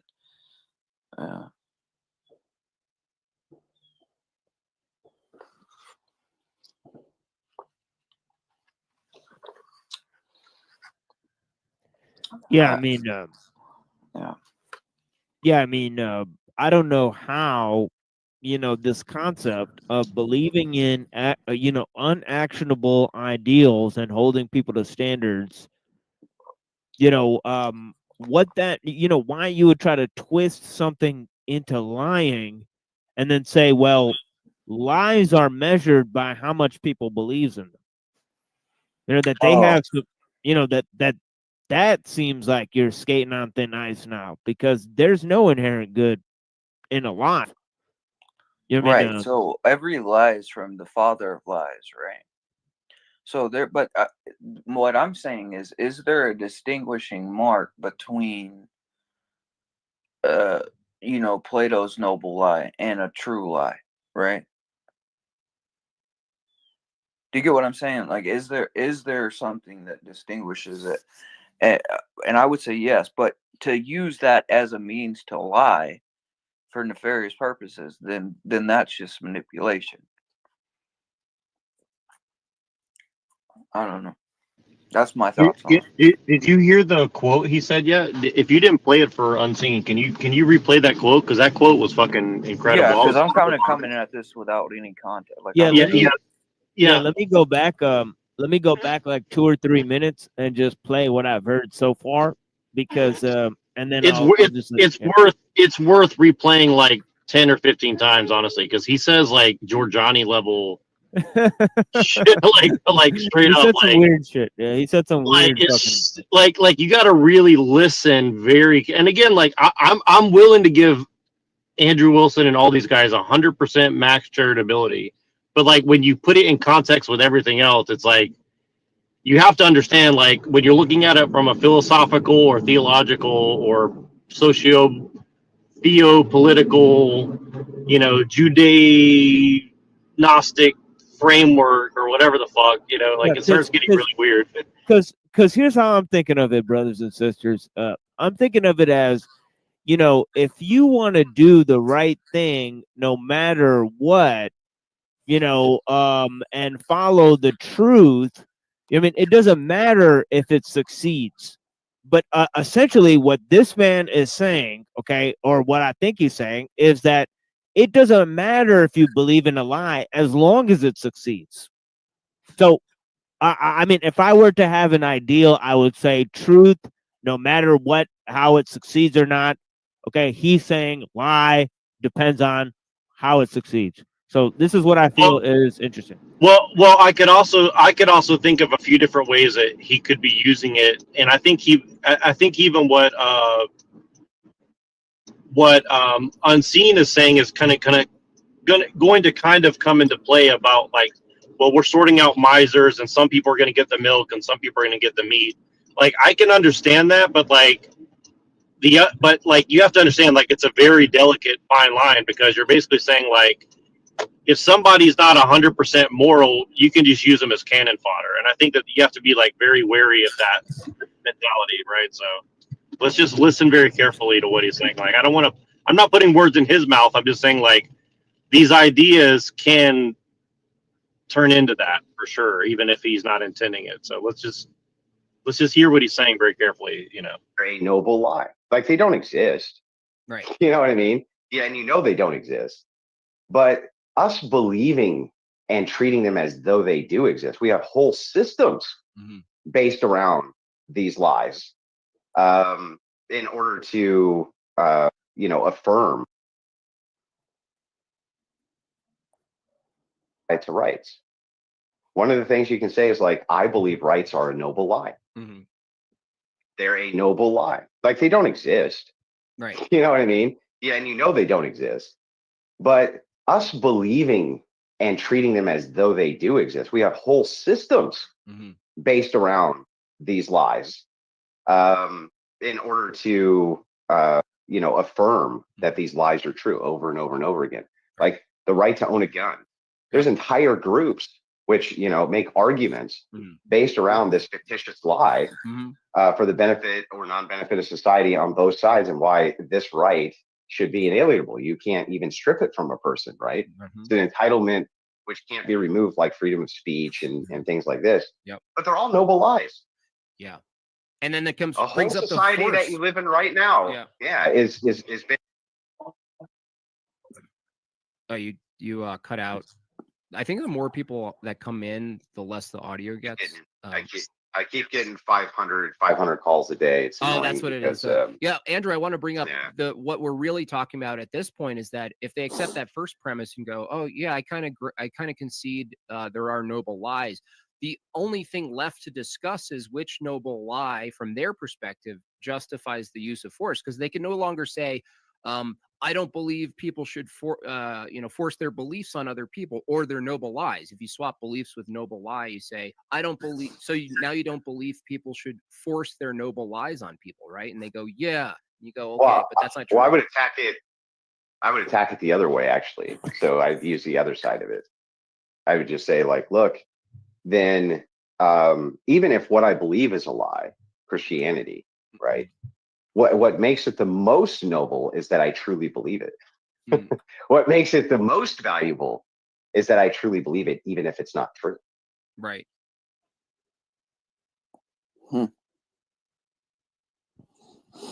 So again, I'll reiterate what he said. He's saying, as a tactic, right? Say you're talking about a liberal, right? Right. They believe in rights, right? And they agree that those rights are fictitious, right? So those rights are essentially just a noble line to upkeep society. You know, they're unactionable ideal that you use to justify, certain interactions within society and certain justifications for force within the society. And then, so essentially what he's saying is that, say you say to that liberal, well, my belief in Christianity is just a noble lie. All that matters is that I believe it more than you do, so mine is more. Well, see, this is a slippery slope, because literally you could say to Andrew Wilson, well, what if Islam is a noble lie because I believe in it and we believe in it more than you do? So, see what I mean? Well, I mean, let's say he like, was to say that, right? Let's say he was to say that. Let's say he was to say to, an atheist or whoever, or a liberal, right? That maybe Christ isn't really the Messiah. Maybe so, but I believe it, right? But even that little bit of doubt, that in the eyes of God is a problem, because we have stories of our saints that, they went to a watering hole and there was a Jewish man there, and the Jewish man goes, Christ isn't the Messiah, the Messiah hasn't come yet. And the monk goes, well, maybe so. And he just walks off. Well, he goes back to his abbot, and his abbot says, you lost the grace of your baptism. And the disciple's like, what do you mean? What happened? And he was like, well, you denied God in front of men.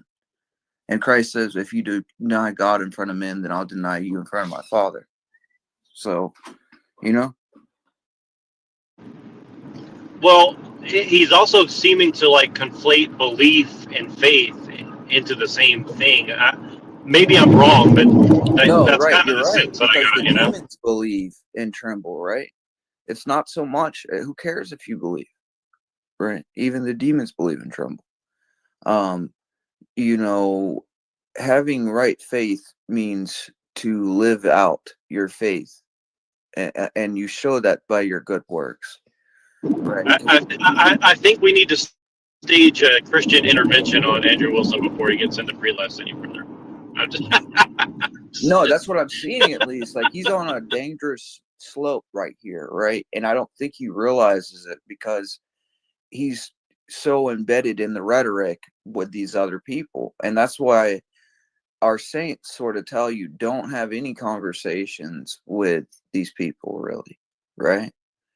Like, dialogue, there was no dialogue really between people about the faith in these ways, because what ends up happening is pride could get in the way, and then you start making up things because you want to be on the same level as an atheist or something with their mocking questions. So you give these response that's so far from the mind of the church and Christ that it leads you into a heresy without you even realizing it. You know what I mean? It's like, that's what ends up happening. Because for one, most of us aren't purified enough to really even be talking about theology, right? And then for two, I don't know, it's just a slippery slope, dude. No, I just want to say I totally agree with you on that. I think that like even me, like I'm reluctant to talk about theology just because like I don't feel qualified, honestly. But also like I think that's the thing is like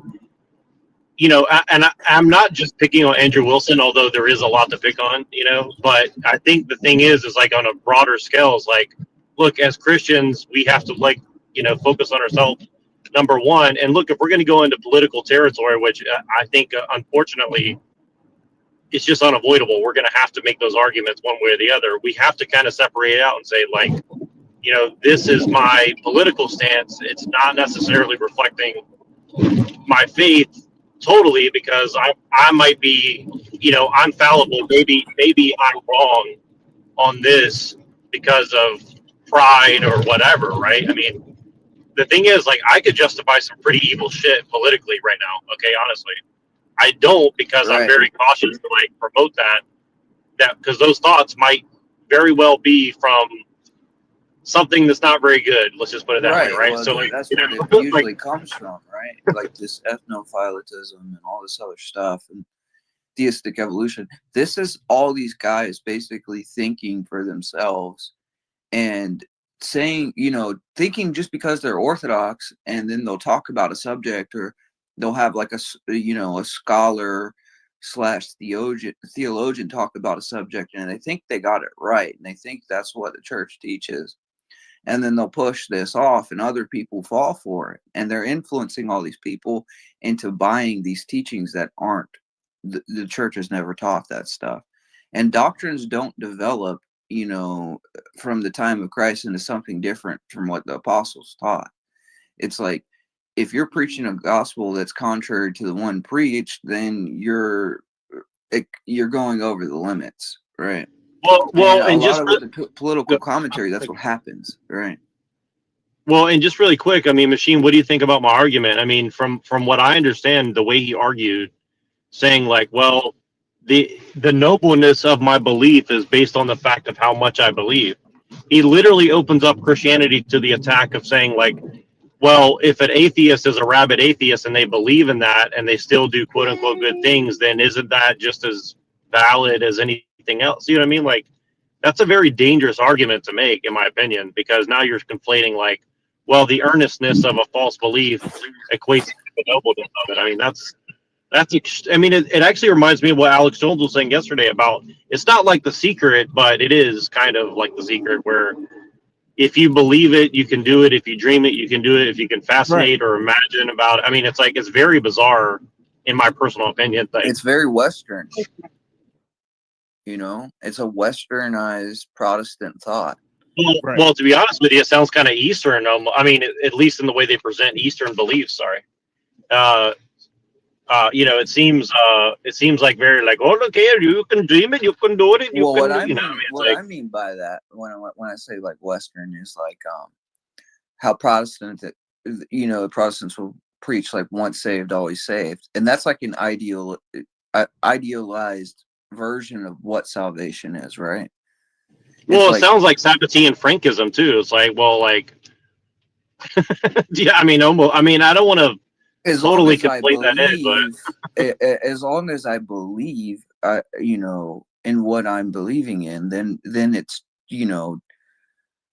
justified in some way, and that's not, that's why James was written, and it says even the demons believe and tremble, because I mean, you can believe in God exists, right? But are you doing his commandments? And doing his commandments doesn't mean that, even saying the possibility that what your belief might be false. That just shows like a really lukewarm faith. That's what I think. To even allow that to come into your, like, to allow that to come out your mouth, that's lukewarm to me. Right. And I'll be honest, that I have employed that tactic just to get through a debate before, and I've definitely tried to like. But what do you think that's stop rooted myself in? from doing that? What do you think that's rooted in? Doesn't it feel like that's rooted in like the inferiority to the atheist? Well, I think the thing is like, I think that like if you're in a real debate, maybe I could say like, well, like if somebody says, well, like, isn't it possible that you know, let's say that for instance, you know, they say like, well, isn't it possible that Jesus isn't the Messiah or Jesus wasn't the Son of God or whatever? I would say I could say something. I think that I'm not going to say that this is like an official Christian position, but I'm saying like the way I would frame it as of now, if I were to try to avoid what we're talking about, I would say maybe something like, from your point of view, I understand why you believe that, but I know that Even that it's true. though, like I'm telling you, dude, Right. like if you read Saint Paisius the Great of the Desert, right? If you read his life and like just that story, all the monk said was maybe, and then he walked away, right? And this was enough to lose the grace of his baptism completely. He was no longer baptized in the eyes of God or his abbot. So, you know, this is the case where this is our issue with Protestants, where Protestants will say, well, nobody can take you out of the hands of God. Well, you can let go of the raft, right? If Christ is the life preserver, you can let go before the ship gets to the shore, type thing. Well, I'm trying to think of like in the Bible, like when Jesus is talking to someone who may be possessed or may not be fully in faith or whatever, like sometimes he just either says a parable or he asks a question, right? And I'm just thinking like, what's like what's the precedent set by Jesus as far as how to handle people that are, for you know, for what however you want to frame it, you know, possessed or in prelest or lacking in faith, or you know, like what's the precedent? So, you know, there was an instance where this kid was throwing himself in fire or something, right? And he's possessed and he has epilepsy or something. And I think they tried to cast the demon out. The apostles did, and they couldn't do it. And then Christ comes and he casts the demon out. And they said, well, why couldn't we do it? And he said, well, certain demons can only go with prayer and fasting. So it depends on what you're working with, right? And what level of stage you're at in your walk with Christ. If you're on the level of the apostles, then maybe you could just cast out a demon like that or something, right? But even then, they couldn't do it all the time, and it's only God allows it. It's not like you do something, you know. It's not your doing. It's God's doing, and it be for His glory. It's not for your glory, right? So I don't know. And something Father Seraphim Rose said about like talking to atheists, he said that not every mocking question deserves an answer. You know, so sometimes it's just like, Yeah, I I'm like not going to that. Yeah. argue with you. Yeah. Yeah. You know, I mean, let me be very clear about this. He's selling this as a tactic. The tactic he's employing is illegitimate because when you want to get at atheists, you don't want to put yourself down into their muck and then perform at their level and provide internal critiques from their own position. You're giving them too much ground. You know, what you actually want to do instead is work within the unanswerable questions. They have lots of unanswerable questions that atheists and theists share. Work within those questions. You can exploit those you know, inconsistencies that they don't have any consistent answers on those questions, you know, so you could just exploit those inconsistencies. You don't need to work on their level or stoop down to their level. And anyways, no, he's selling this as a tactic to these people. Meanwhile, no atheist would agree that rights are fictional. They would say that they come from nature. Right? So they would not believe they're fictional. They believe that they're actually factual. Right? So Well, yeah, it's just they're like, you know, they're trying to answer all the questions. You know what I mean? Even the most mocking, stupid ass questions. And that's what are you doing that for? What for? It doesn't, you know, now you're just putting yourself on, you know, in a position where you could, you know, you're kind of being lukewarm about your faith. That's not all right. What's more important, winning the debate or being right in the eyes of God? You know, that's where you got to prioritize your, you know. Right. Because the type of people you're going to convince by this sort of tactic, like, oh, yeah, our beliefs were successful throughout history. You know, I mean, it's going to be a weak-minded person. I mean, yeah, you know, I it's think not it's going to a be pride thing, really. It's a pride thing. Like, it's not even, it's not about winning your opponent over. It's barely even about the audience. It's just about you personally feeling like you made a strong argument that ain't even that strong. You know, it's like, whatever. Who cares? I don't know. I don't see the point in doing all that. And justifying lies is never good. You know, I mean, Right. Like let's just deal with pure facts. Thank you very much. I mean, like, Jesus Christ. I mean, like, this is very, very you know, and I don't mean to be offensive by saying that, but you know what I mean? It's just habit, right? Because I live in yeah. America. I mean, but No, dude, I'm not tripping on you, bro. But I you mean, know, yeah, like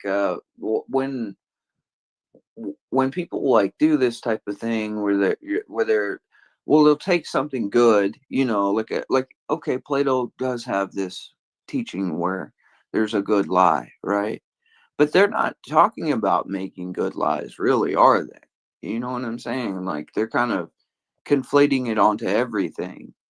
I mean, are we pretending that our justice system and our laws are all good and that people don't actually get locked up for 20 years for stupid things? You know what I mean? Like, I don't know.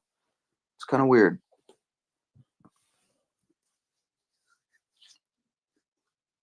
But that goes back to like the only way playing the a role, noble like lie the can work conservative role or something. is if people. Oh wait, I'm sorry. What was that, brother? I was saying it's like it goes back to playing the role of playing the conservative. You know what I mean? It's like you kind of make yourself a character or something. Yeah, and I mean, it's enough to say, you know, that rights are based in universal concepts, and universal concepts are themselves fictional. You know, it's just enough to say that. Yeah, I think Right. so. And yeah, and not have to justify it. Say, you know, the true rights obviously come from A, God, and B, nature. Right. So you know, and you know, the ones that come from nature are lesser than the ones that come from God. You know, I mean, really, that's all you really need to say. I mean, and I mean, in addition to that, you know, what do you really get out of you know, standardizing you know, the efficacy of lives? I mean, so it just goes Yeah, to we some see how that went with, you know, the Bolsheviks.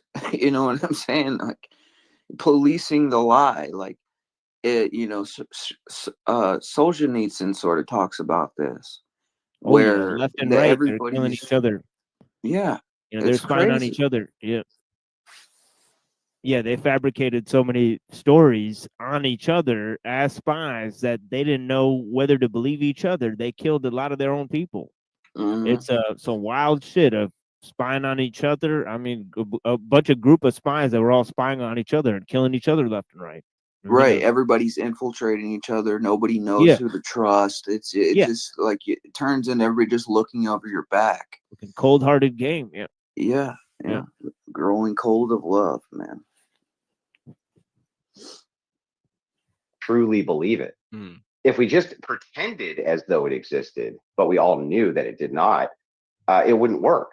Yeah, it would be right. weak. The idea of rights have to be so ingratiated into your brain that it becomes a function of belief to the point where you're like, you're violating my rights, right?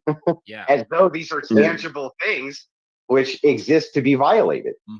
So I think that maybe the other aspect of attack is even better, which is just to say, sure, I'll just assume all of Christianity is a complete lie, just for the sake of this. I'll even concede it's incoherent. I'll concede that none of it is true for the sake of this argument, to just demonstrate to you that it doesn't really matter, because what more noble a lie could I believe if I really believe it? What part of my duties as a Christian do you think are bad? And it'll just reduce to, you don't let men have sex in the butt. That's it. That's it. Yeah. Yeah, another thing I want to mention, this could get to an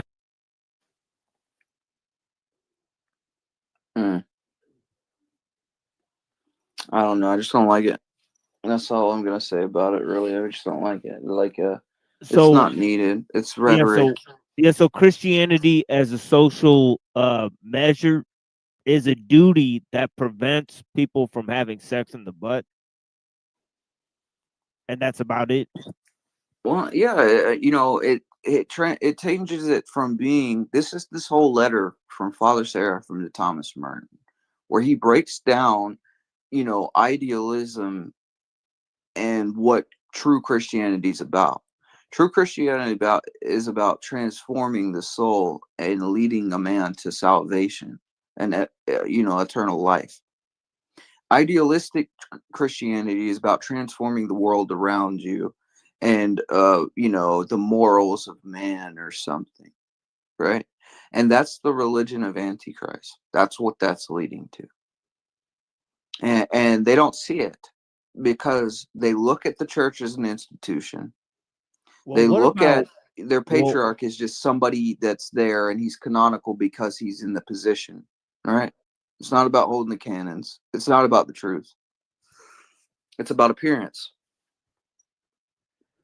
Well, what about Corinthians 7? I mean, it says significantly more than no butt sex. I mean, I think there's a lot of stuff it says, right? I mean, instituted as duties. I mean, it literally says, now concerning the matters about which you wrote, it is good for a man to not have sexual relations with a woman, but because of the temptation to sexual immorality, each man should have his own wife, and each woman her own husband. The husband should give to his wife her conjugal rights, and likewise the wife to her husband.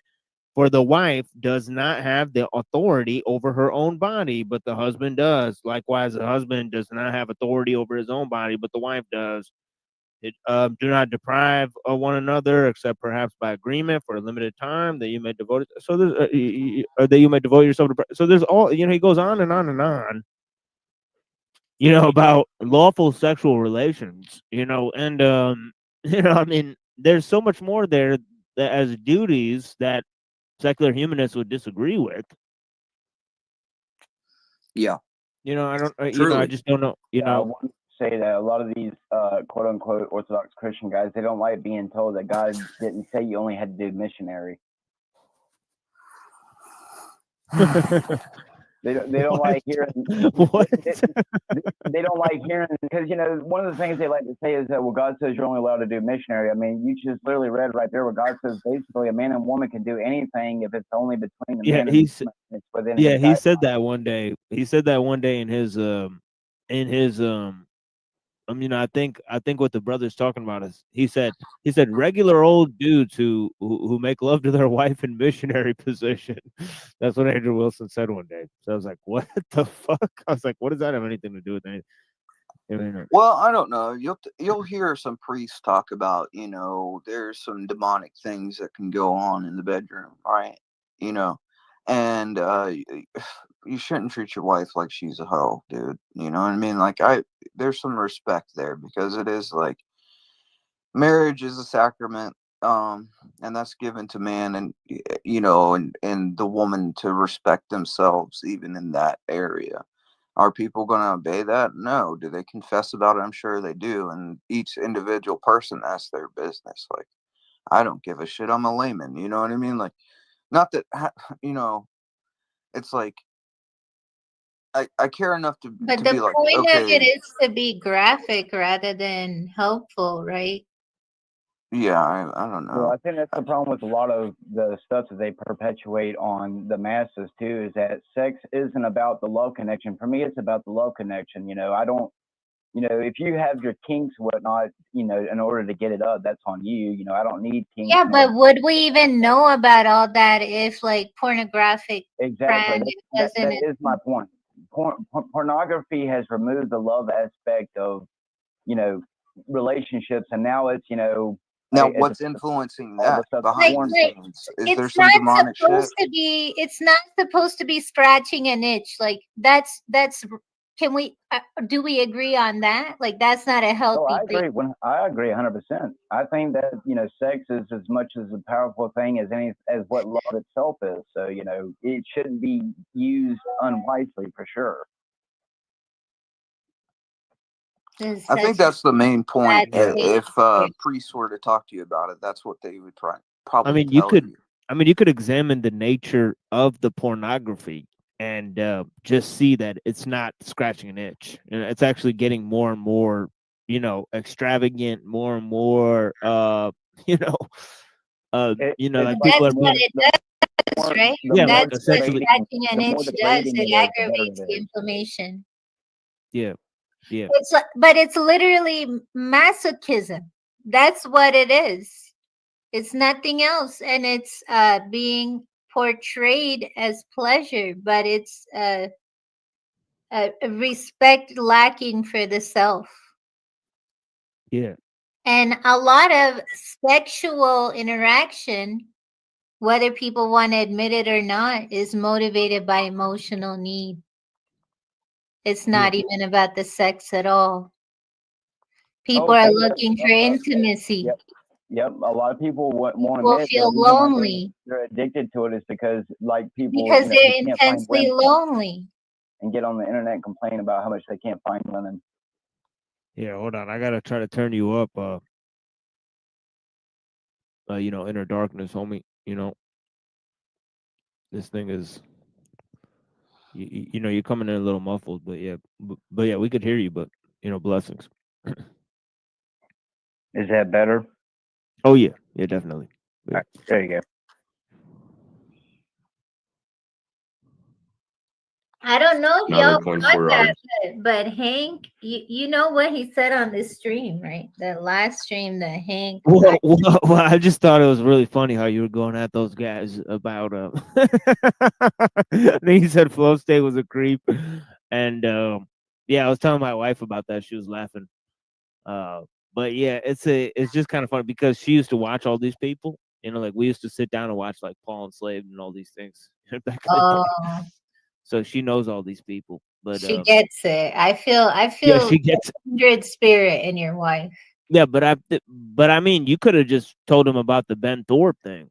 You know what I mean? That's what I would have said to him. I would have been like, "Yo, I would have refused to perform on the stage with that person. Like, how could you not be perceived as a creep if you're talking about porn with a dude like that?" That's right. That's it. Yeah. Like that would have been a good point. like I was just thinking the most obvious thing. Like like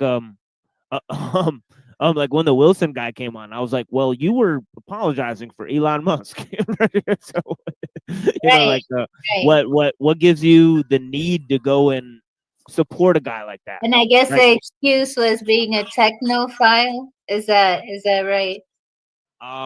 Admiration for Elon Musk due to being a technophile. I don't know. That's the light aspect of it. The high aspect of it is probably you're a liberal.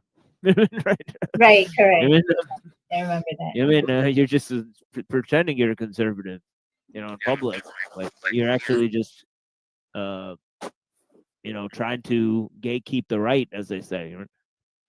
Right, or maybe even ride the wave. But I was getting at is that Hank had said, like, we were just giving him more reason to go, like, become a, that I don't know how to say it in a code word, but I'm pretty damn sure he slipped that shit through. He said, like, to do like the S word, or like to do it to like other people, like to harm other. You know what I'm saying? I'm not hip. I don't know what you're saying, sis. I'm sorry. like basically to be a school shooter. Whoa! What? Yeah, he's Wait, like, who said what? Yeah, we can't. Yeah, we definitely can't say that. Well, I didn't know how to say it around it. Yeah. I don't know. He was just messing around, dude. Yeah, I don't know. We definitely can't play that episode again. So so I don't know what Hank was thinking. But yeah, I think he's comparing. The whole thing was that. No, he's joking. He's joking about snafu. That's his whole thing. So I think something he was saying was taken out of context. He was trying to no. He was trying to draw a comparison between me, Inner Darkness, and Snafu, just because we had all told him to shut up at some point about his story. And he was saying that that made us racist because Snafu had said racist stuff at him. But Mr. Pye, shut up doesn't make us racist. Gets into his comment section and calls me the victim perpetrator, that I'm the one playing the victim, but I'm the one who gets online and complains that I don't have. Look, guys. look, guys, this is the thing: is that Hank was bolstering the attacks by Snafu and trying to make himself, A race appear. victim.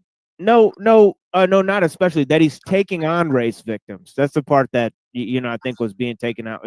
So it's just Hank's not a bad guy. He's just playing around with all these people online. So it's nothing to worry about. I don't think he's a bad guy whatsoever. I know I came at him a little hot, but I just wanted to put it out there. I don't take any. But why would he insinuate doing something like that? Is what I'm asking.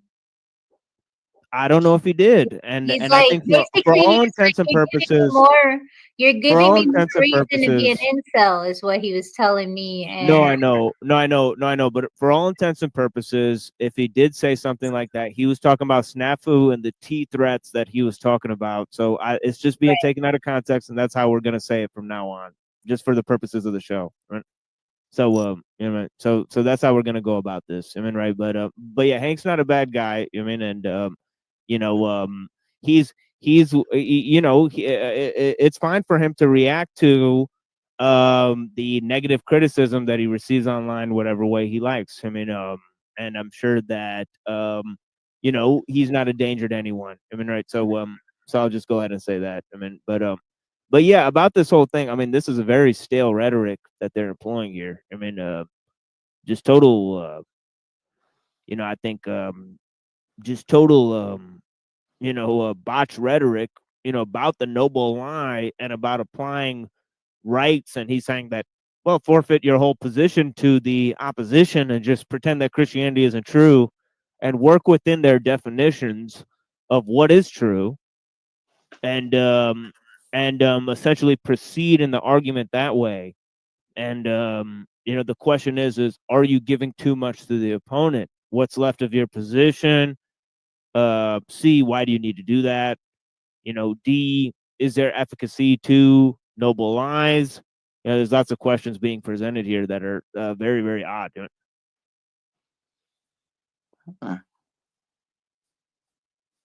Yeah. Whoops. I agree with that. Yeah.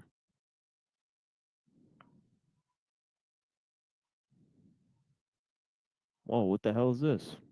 Dear friend Best There it for goes. Science, the guy was like Vesper. arguing with you, Jim Bob, about like reason and faith, and that they differ a lot and they're not the same, or this and that. The thing is that within the belief that I'm gonna assume he believes that human rights exist, right? That itself entails that he has faith on something that he cannot prove it exists. Yeah, Which means that the belief. So he has. What's important is the belief, right? And the more he has belief in it, actually, the more powerful that lie becomes. And that's what the only thing that makes that lie useful is he believes it, right? Yep.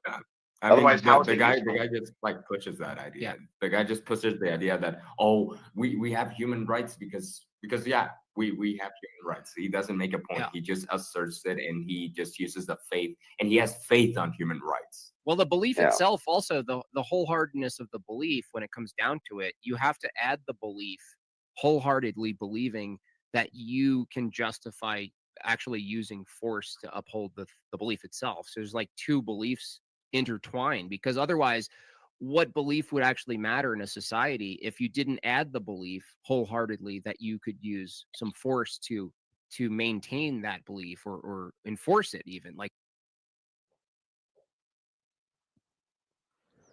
So not only is there a standard by which beliefs can make lies acceptable, right? But there's also an idea where when you believe in a belief, it's not upfront, because you actually believe in two beliefs, because you also have to enforce the belief, right? So believing in any belief, also you believe in the enforcement of that belief somehow.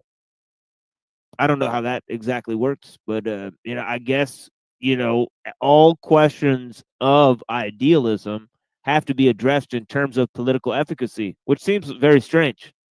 I don't see why that needs to be the case, right? But that's what he said. He said it's like every time somebody has a belief, they have two beliefs. The other belief is how the belief is going to be actionable. And you saw this kind of stale rhetoric in the recent debate we had on free will. It's like, well, what if society-wide people don't believe in free will? How would you enact laws? It's like, well, there's been societies in the past that don't believe in free will, but they've had laws. So it's kind of stupid. It's stale rhetoric. I mean, and almost fanciful and idealistic. I mean, yeah, I don't see where he's going with this.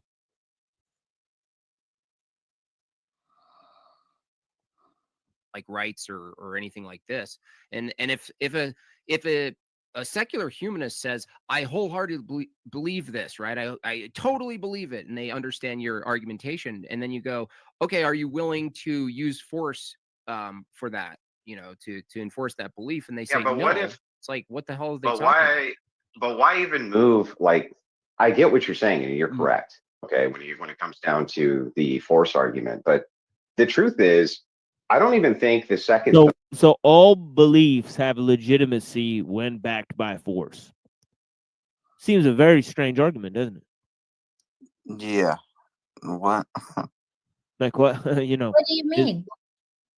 Well, like saying that if you have the ability to enforce it, it's valid, or it's good, or powerful.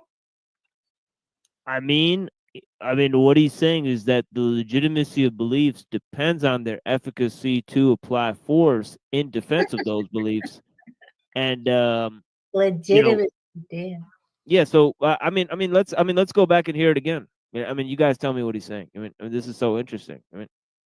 Sounds like he's saying, look, there's two beliefs. When you believe in a belief, there's two beliefs. One is the belief itself. The second is the efficacy of force you could apply in order to justify that belief. And both are equally important. And then Andrew follows up and says, yes, that's true. I absolutely agree with that. So this is what they're saying. We have human rights. He doesn't make a point. He just asserts. I wanted to say it sounds like the whole serve one master and hate the other type shtick. That's what it sounds like to me. It sounds like they're claiming to love one, but they're really holding fast to the other. Can't serve both. Got to serve somebody.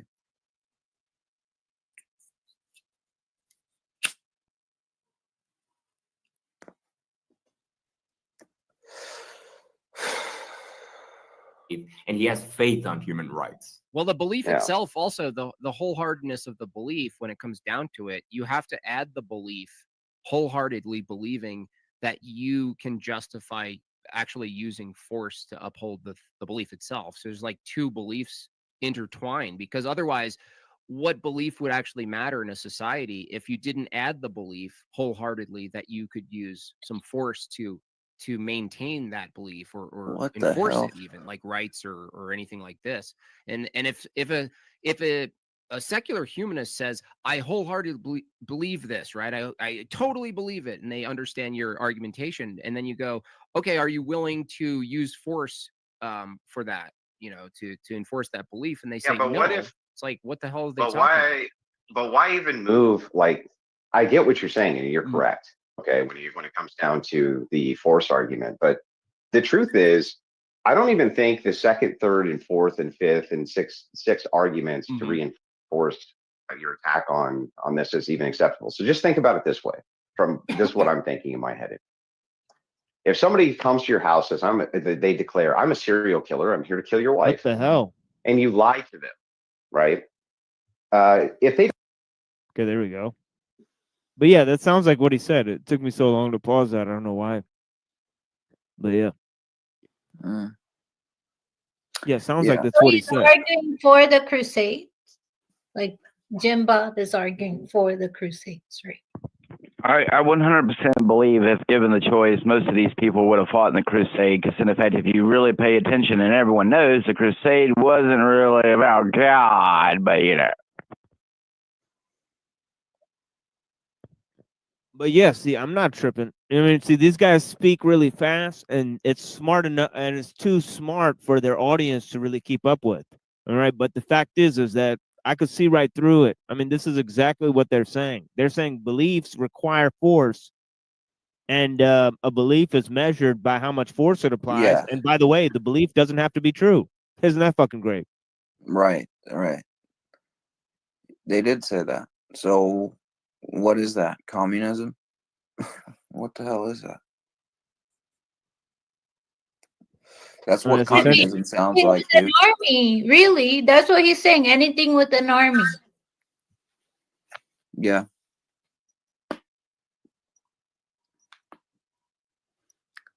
For instance, okay, so everybody in the nation believes that you should kick out anybody that's not white, right?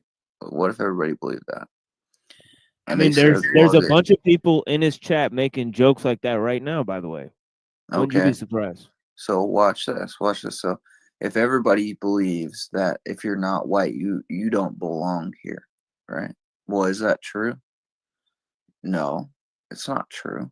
You know what I mean? Because white people weren't here first. So how do they have any claim to it, right?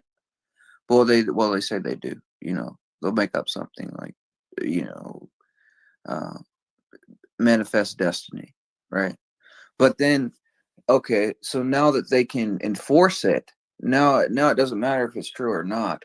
Now it's enforced. So now this belief is something that if you don't believe, then they could use force against you, right? To police the lie. And when you start policing lies, that ends up being like a tyranny, like a communist thing, right? So obviously they're in support of that.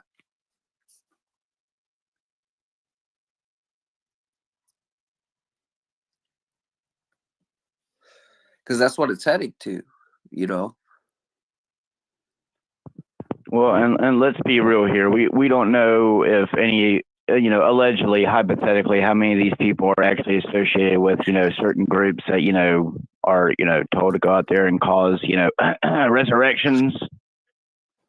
Or I'm sorry, as they call them, insurrections. I like to call them resurrections because, you know, they're trying to revive, you know, dead things from the past. But, you know, like what happened on January 6th. Well, I think it's pretty telling that he was a part of that Bears group. If he was giving into that type of mentality while he was there, obviously it's still there. There's some residue there, dude. You know? And as far as I could see, a lot of these World Orthodox guys are like pushing white nationalism. So I don't. That's dangerous. Because that's not what the church teaches, man. Not at all. It leads to like things like chauvinism and all this. It leads to some pretty foul roads, and you see it with the things that these people post. Like there's no, it's ugly, man. It's a bad look, and sometimes I think that's intentional. Like I don't buy it. I feel like they themselves are secular people that are pretending to be what, you know, Orthodox or something. They're admitting as much, right, with the behavior. Mm-hmm. Well, that just comes down to like, you know, you are you what you say you are, or are you what you do, you know? And I think you are what you do, not what you say you are.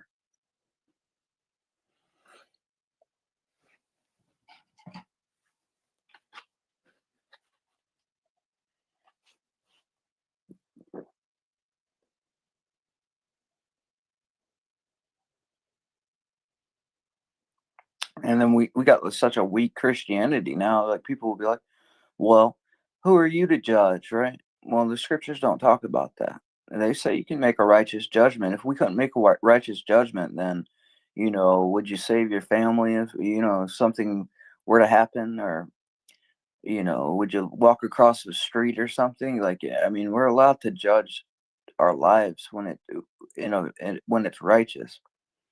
What's overstep, when you become a hypocrite, that's the problem. But then that's conflated, and that's like people using the church's laws against itself. Why make a righteous judgment when you can make a righteous judgment? A righteous. They making some righteous judgments right now. I did see a pretty cat. Exactly. So here we go. Might makes right, and right makes white. I wish I had an echo effect, but you would get it. You would get the joke. But hopefully this makes it clear what I'm trying to get across.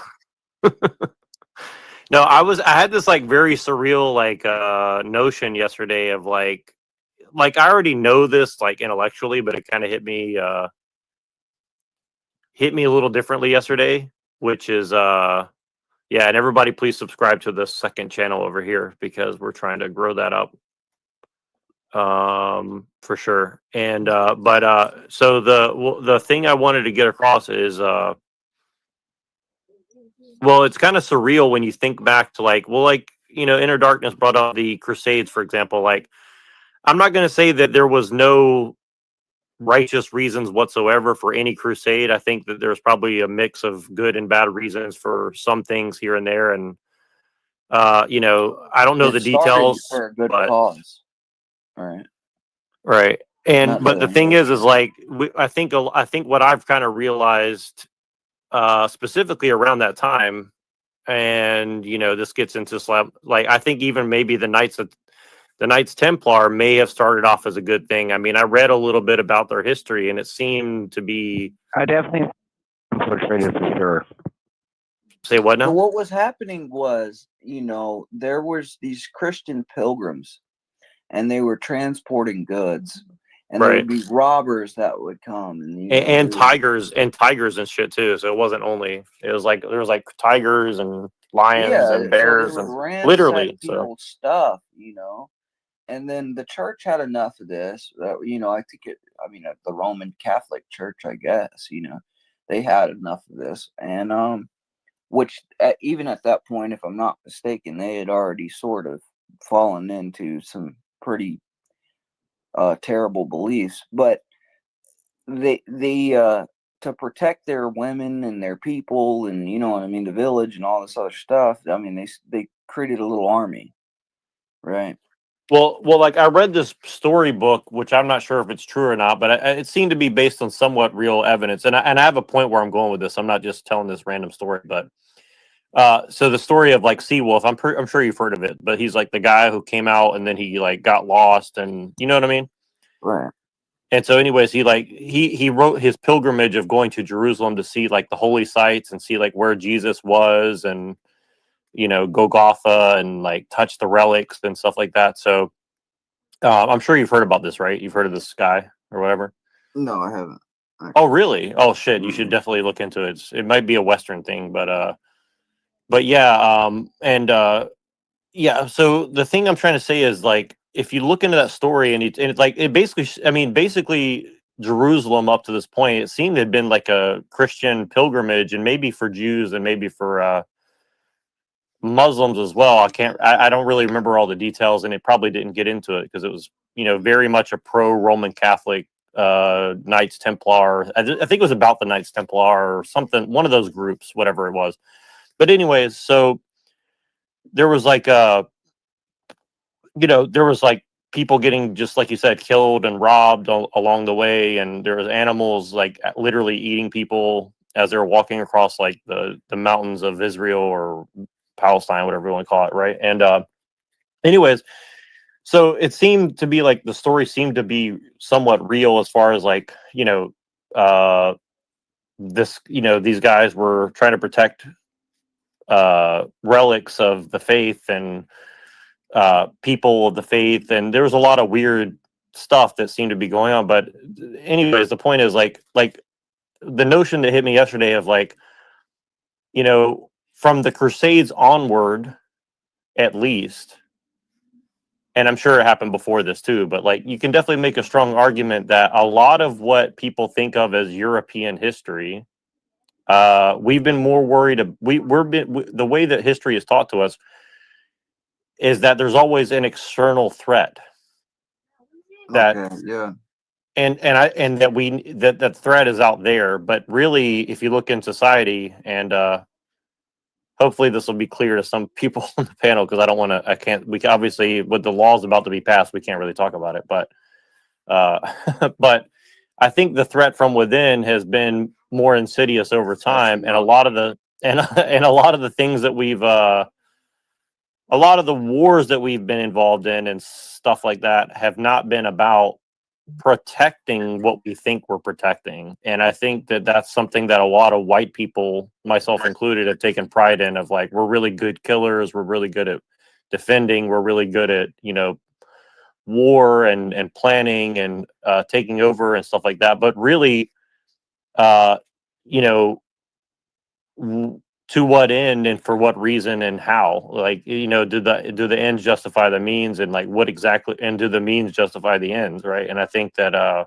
you know, it's kind of one of these things, like, you really think about, like, especially from the Enlightenment forward, we've been doing a lot of bad shit as at least as Western Christians. You know, it's been a very strange thing. And again, I'm not saying everything we've ever done is bad. I'm just saying that, like, I think a lot of the narratives that we're told about history are a lot more sophisticated, and we need to, like, be honest about that, because we've had a very strange overlay put on top of what we think of as Christianity. And I think even the Eastern Orthodox have had the blinders put on, at least in the last 100 years. So I think that we have to Watch be your mouth, honest with it. bro. No, I'm fine.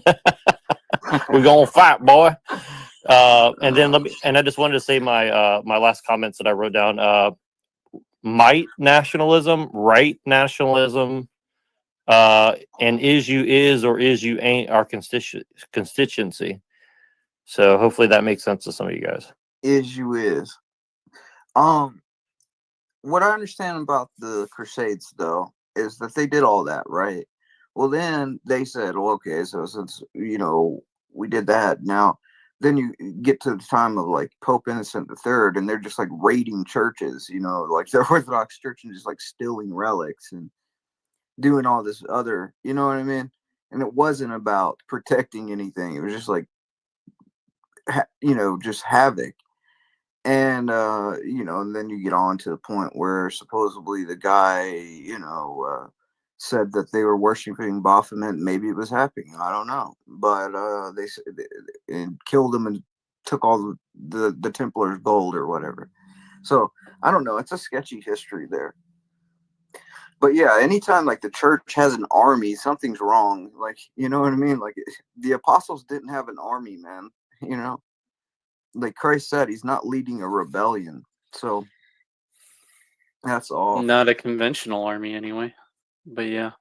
Right. You know, we're yes, you know, we're the last true rebellion in rebelling against the world and its ways, but not, you know, swords and going. Yeah, what's wrong, bro? You don't trust the Knights of Malta, the Alombardos? No, I don't. Ruh-roh. My Vladika was formerly a Jesuit, and he was telling me stories about how, you know, he had went into the archives and found a paperwork on like how, you know, a Jesuit ended up killing Abraham Lincoln, and oh, hello. And so what happened was likely is that John Wilkes Booth had a Jesuit confessor. And his Jesuit confessor was probably like, you know, if you end up off in this guy, it won't be that bad. You know what I mean? So it's like a Charles Manson thing. Like, yeah, like know, an I didn't tell him indulgence. to kill him. You know what I mean? Like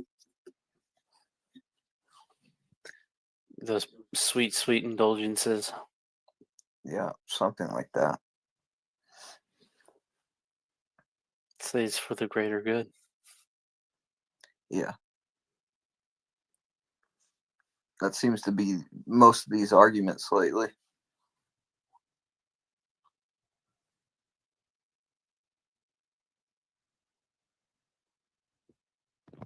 Yeah. So you need force to implement your beliefs, and they don't necessarily have to be true. This is what is being said here.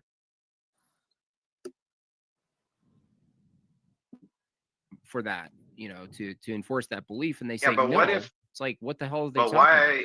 But why even move? Like, I get what you're saying, and you're correct. Okay, when it comes down to the And like this, and if a secular humanist says, I wholeheartedly believe this, right? I totally believe it, and they understand your argumentation, and then you go, okay, are you willing to use force for that, you know, to enforce that belief? And they say but no. what if? It's like, what the hell are they But talking about? But why even move? Like, I get what you're saying, and you're correct. Okay, when it comes down to the force argument, but the truth is, I don't even think the second, third, and fourth, and fifth, and six arguments to reinforce your attack on this is even acceptable. So just think about it this way. From this, is what I'm thinking in my head. If somebody comes to your house, says they declare, "I'm a serial killer. I'm here to kill your wife," and you lie to them, right? If they don't believe the lie isn't useful, right? They need to believe you. But when you say she's not here, she's somewhere else, you lie about the location. They need to believe the lie, or else the lie itself is not useful. It's just not. So it's the belief, your actual belief in the lie, that makes it so like case use important. So in this case, if he concedes, well, wait a second, you are correct. Rights are essentially all lies. Then he's agreeing that the secular humanist manifesto. I just want to say that was a stupid example and also a very graphic one to use because, I mean, no one, if they're there to rape your wife, they're not going to care about whether you're claiming she's there or not. They're most likely going to search the entire premises looking for her to do such things to her. So that was just, to me, a stupid example.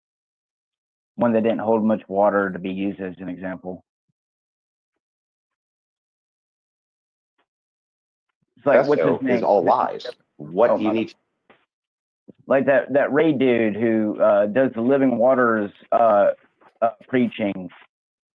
He always has to talk about, a guy raped 3 women and he's in the court of law or whatever. I'm like, even I asked him one time on one of his live streams, why do you have to constantly bring up rape? Why can't you bring up any other sin? Why do you have to constantly talk about rape? Why is everyone so obsessed with these extremely depraved acts? Oh, that's right. Shock value. Shock value.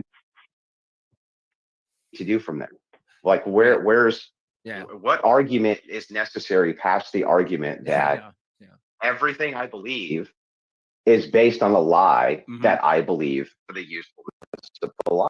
Right. I guess that then if the debate was which is the better noble lie for society, then maybe you'd be drawn into the application and the force talking about that. But yeah, you're right. Like if it's just fundamental, like what do you believe, belief versus belief, if they concede that, it's pretty much over because they have to grant every other lie and basically just say the people who believe the most of their lie, the people who really, really authentically believe it and don't even know it's a lie, are they in better standings than the people who sort of like half believe it, right? Well, it's worse. It's actually worse.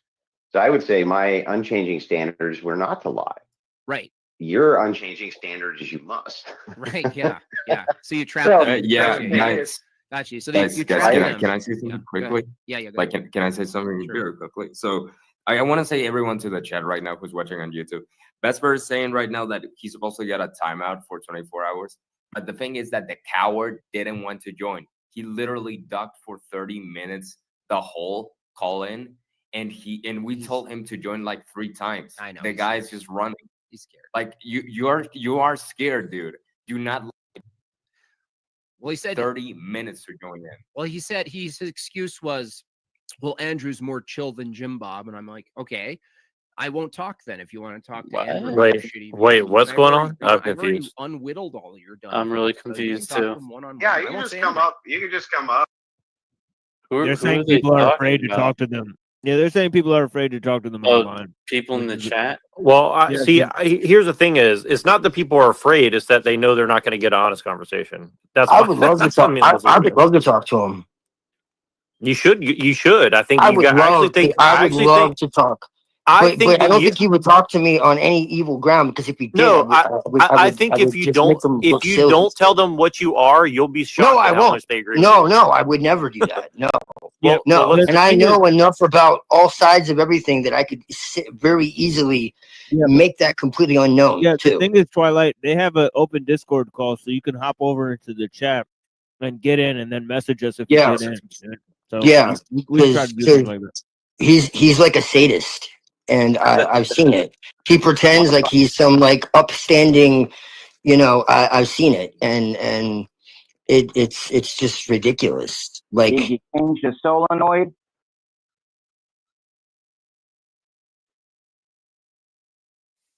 I think that they would agree with you a lot more than than people would believe. I think personally. Up and have a combo, dude. I'm not gonna bite your head off. I'm not. I won't You say know what? anything. Please tell him that. Please tell your mods to unmute him again, so we Oh. give him the chance because he's removed the timeout. Oh, you remove the timeout. It's your big chance, Vesper. You can. Yeah, but Jim Bob, come on, big boy. Come on, big boy. Pull your big pants out. Come on, Yeah, these guys. Come on. These. Here, go in a circle. If you want to. You know, another thing that I want to add. Please, Jim Bob, react to Monkey Boy, dude. Monkey that Boy? guy is like. Then. And he still does. He still has admitted. have either of you guys interacted with an Alethic nihilist?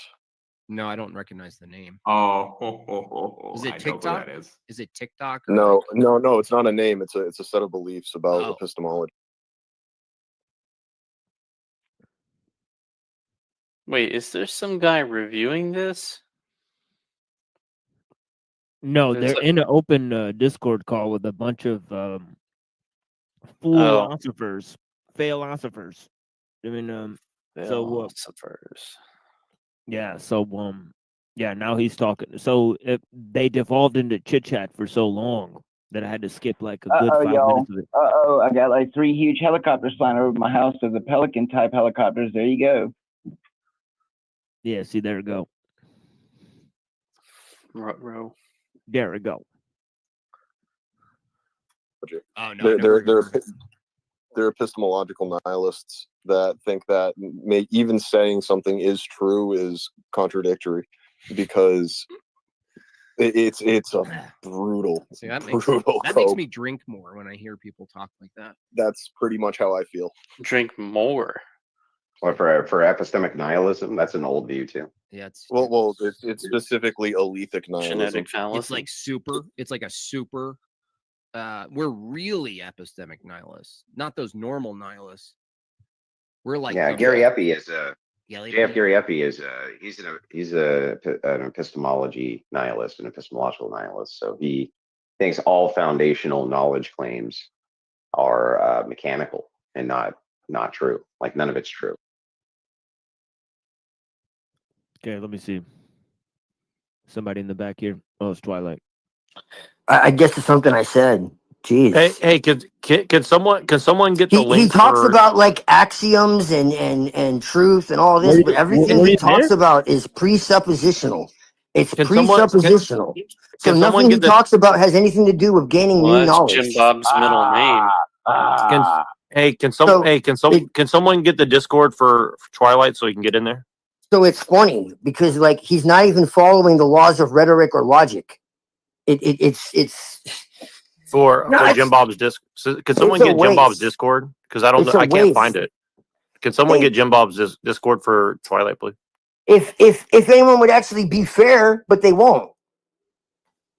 And then he start with the ad hominem, and I just laugh at him. Like it's. Well, no. I mean, I think if you just go in and do like some Socratic dialogue with them, I think that you'll find a lot more interesting stuff than we will for sure. So.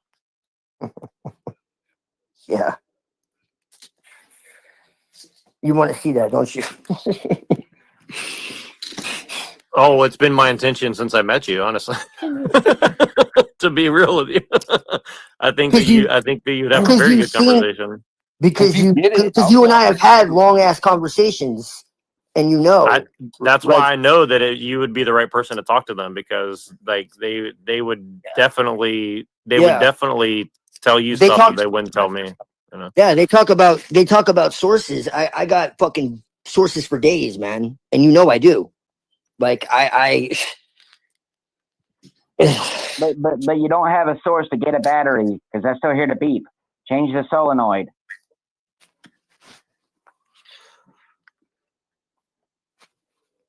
I think me and probably Andrew Wilson would probably get along, but I don't think me and Jim Bob would. I don't know, man. He can be really, really disrespectful. The reason I say this is because, I think him and Father Joseph are cool. You know what I mean? So I kind of got it in at least there. for now, but later we're gonna find out that he's the one who sent Peter Hears in there. Right, Trust exactly, me. Machine. You see Trust what I'm me. saying? Wait, you think So he you did see what that? I'm saying then, Yeah, I think his people had a lot to do with that. dude? Mm, that's interesting. Yeah, he's Yeah, that's like just a my hunch. turncoat, man. He's like a turncoat, bro. That's Yeah, the that would vibe be I my get from hunch. him. Yeah, that would I be a don't heavy hunch know. of mine. Yeah. I've tried to avoid like saying too much, like crazy, because I do want I do want us to debate those guys, because I want them to get slammed. That's really what what I'm saying. Like, I'm not with like being like friendly with them for just being friends or something. It's just strictly to slam them in front of people so they come to Right. true orthodoxy. And like that's it. That's why he says Is he's a that like when truth-seeking I machine, right? Do it. Do it, Andrew. Do it, Andrew. Don't be stingy. I am a truth-seeking machine. I am the JF JF Gary. You can find my book at JF did not. Yeah, they're promoting a guy who's a Nazi whose wife went missing, and he married a retarded lady. And Oh man, dude. yeah, by the way, so there's a lot weird about this guy, and he also got a scholarship from Jeffrey Epstein. He admitted it to Richard Spencer, by the way. Who did? JF Garraby. From Epstein? Yeah, man. So these are dirty people they're working with and promoting. You should never promote people like that. But yeah. Yes, Dirt McGirt. Why would you even admit that, dude? I would keep that a secret my whole life, because I mean, his wife duck. Yeah, right. I mean, right. Like what? I mean, Because you're proud of it. Because you're sick. Like, let's say he didn't even, go to the island or whatever, but he just got the scholarship. Why would you bring that up, dude? Because you're sick. Because they don't care.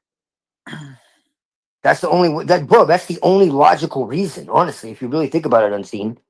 Yeah. Like, sit and think about it for a second. Why else would you? That's a good point. Because Like, you know what people are going to think, right? unless you're protected and you don't care. People are sick, man. Yeah, and then all these other cats, they're funded by the fucking Schillings Institute. Right? Dude.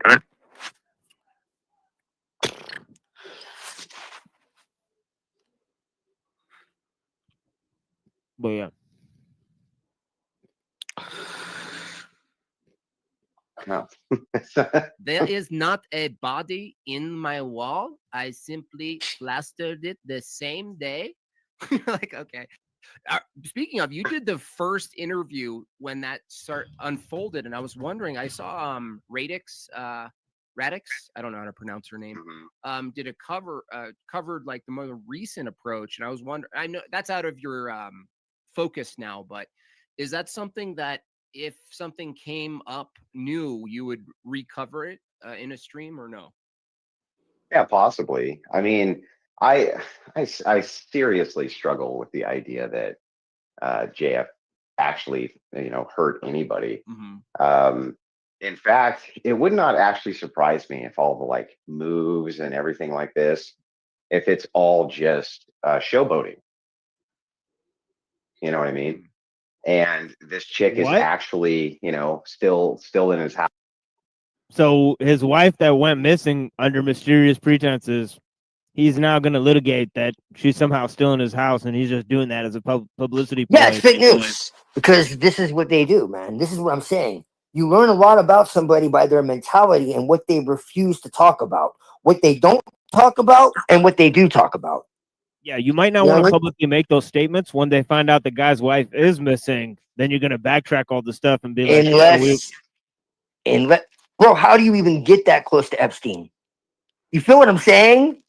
Yeah, it's all some weird shit, dude. These are all like telling, like little things add up eventually, and then it becomes something big. Because it's like, how do you even get in the vicinity? Yeah, no, I can already hear people. It's the conspiracies and all this. It's like, dude, look, like, these guys don't know what happened to this dude's wife. This Right? dude's a Nazi dude that worked with Epstein. Normally, they would protest against people like that. They'd say they're, Oh part shit, of the system dude. and all that stuff. So, I mean, it's just totally Well, weird. when you realize that the neo-Nazis are intimately connected to the Zionists, then it all becomes Oh clear. shit. Yeah, Oh, totally. dude. It all Speaking of becomes the clear. Zionists, I just found out some craziness from my They're Russian buddies legitimately about this. controlled by the same people, and you can go to synagogues, which, by the way, are spelled S-I-N in Israel. Okay, and you'll see swastikas right next to Magen Davids, which are they're not biblical. They're not in the Bible. They're not in they're not even in the Kabbalah. Have you guys It's heard about Elon Musk's grandfather? Oh yeah, Joshua Haldeman. Yeah. I talked about that Techno-racists tons of times. sympathize with the Third Reich and condemn Zionists. Yeah, the Technocracy Incorporated. You ever hear What, about that? dude? They tried to take over the government with scientists. Yep.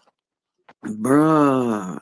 Yeah, we talked about that on the show. But the thing is that I talked about this shit on the show like a year ago when I had a fucking the fucking guy, Elon Musk with Jared Kushner.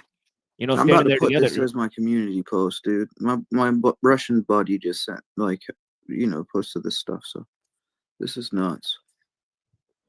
Yeah. Yeah, I got a good friend in Russia. Look up this thing, Technocracy Incorporated with Joshua Haldeman, and look up their platform. They wanted to take over the government with technology. Essentially, that was their platform. Well, look what he's doing, dude. He's following one of the top footsteps, families, bro. way back towards the beginning.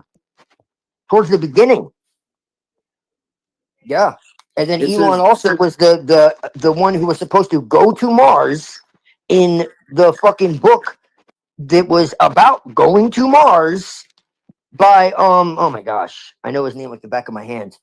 Werner von Braun. Yeah, that's right. Yeah, Alex Jones was just talking about that actually on his show. Right. Yeah. Right. He was obsessed with it. Yep. So it says Elon Musk's grandfather turns out to be a techno-racist, sympathized with the Third Reich and condemned Zionists.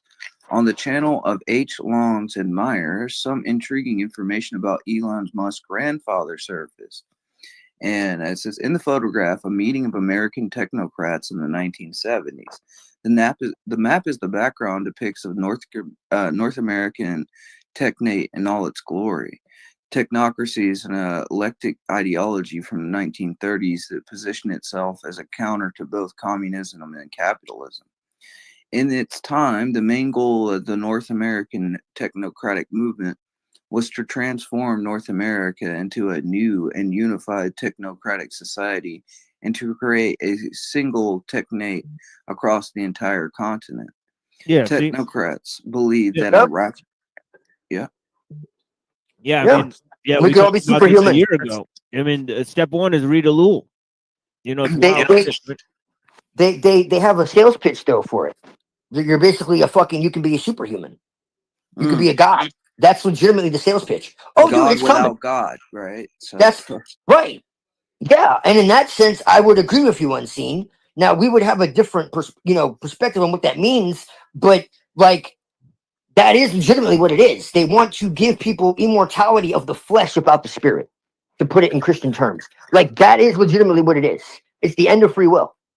That you could say is like a believe that multiple beast. rational, scientifically based utilization of the rich reservoirs of the natural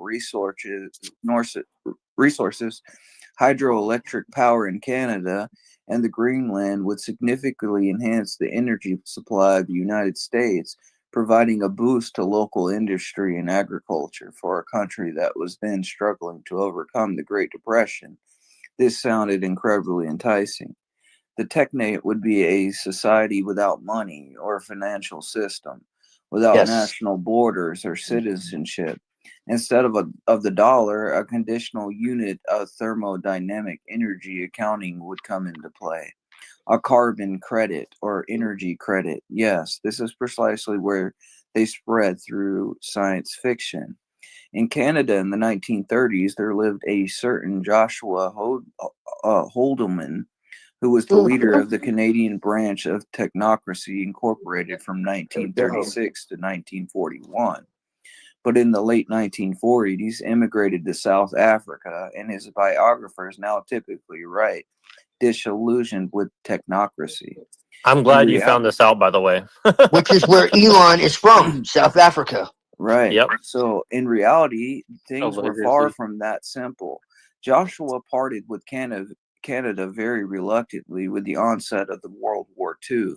The technocrat movement in this British Dominion was recognized as subversive and anti-government. Joshua risked imprisonment but only faced fines. Despite the war, Joshua openly sympathized with the Nazi Germany, and leading up to 1945, fluctuated between various other marginal political forces of the right and far right. Unfortunately, it is now difficult to find information about his political career in Canada due to its relative insignificance, but nearly all sources agree that in the 1940s, Joshua believed that Zionists were the culprits of the war and often spoke approvingly of the apartheid practices. Ultimately, these views and constant issues with the authorities led to his immigration to South Africa, where he achieved considerable success. He opened up clinics, held union posts, and participated in local political life. He supported apartheid, and then this is the end of it. It says, and in June 1971, Joshua Haldeman's daughter, Maeve Haldeman, or something like that, gave birth to his first grandson. He would be named Elon Musk. Yeah, and you know what his nickname was when he was a kid on scene? What's that? Elyon. Yeah. I think who was just talking about that was, Oh, by the way, yesterday, actually. Weird. I just want to give you guys a on the ground report. There's people going around all over the San Francisco Bay Area and giving out flyers saying, if you see ICE or the feds deporting anybody, call them and they'll come and try to stop them from deporting people. So. Really? Wow. I don't doubt that whatsoever. Well, I mean, they're trying. I mean, it's just fucking hilarious, dude. It's like literally like the ones here.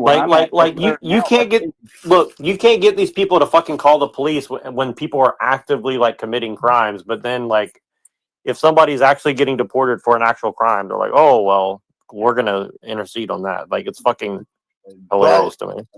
They did about 1,000 people in one day. Well, so if they just do that 1,000 times, we'll be on track. At least that you think they did. So you think do you think Elon's doing this, kind of picking up his grandfather's plan or something? Dude, I think 100%. Do you think that there's any reason not to think he's doing that? Because if no, I'm just saying. I'm not saying that towards you. Like I'm not coming at you. I'm just saying like. It's so funny because like it's so out in the open, and like I've been talking about this I think for like a year. Obvious, right? You mean like how they claim that Nicolas Cage is related to Vlad the Impaler, and then he turns around and plays as Dracula? You mean like how? Yeah, he is. And guess who else? Most of the presidents are actually. They're all related to royal family, and the royal family is connected to Vlad the Impaler. That's and they're also connected to the Scythian. I'm going to go into a really long thing, but the Scythians are connected to. Okay, I always get into this. The 12 tribes of Israel are a real thing. Okay, they really are. Okay, and the Israelites are not the Jews.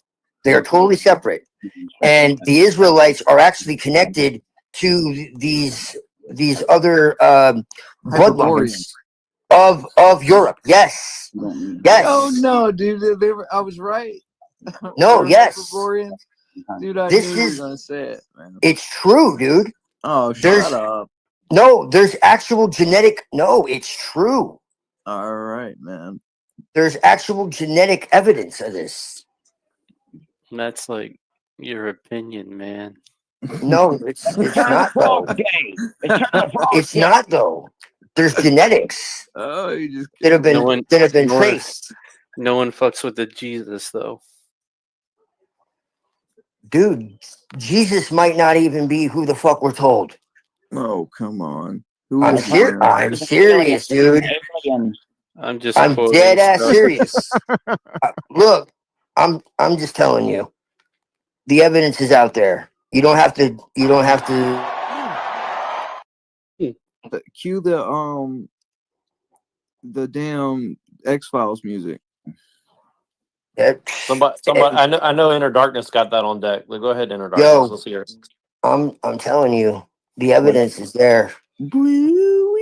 And there's a lot of people in high places who certainly take it seriously. How So, high? Like how high are they though? real How high. high are Like my Templar and above. Hegelian people out here? Like Knights Templar of and above. Malta. Knights of Yeah. Malta. Yeah.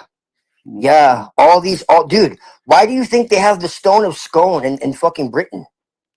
Why do you think when they do all the royal go look up the royal when they do all the ceremonies and shit.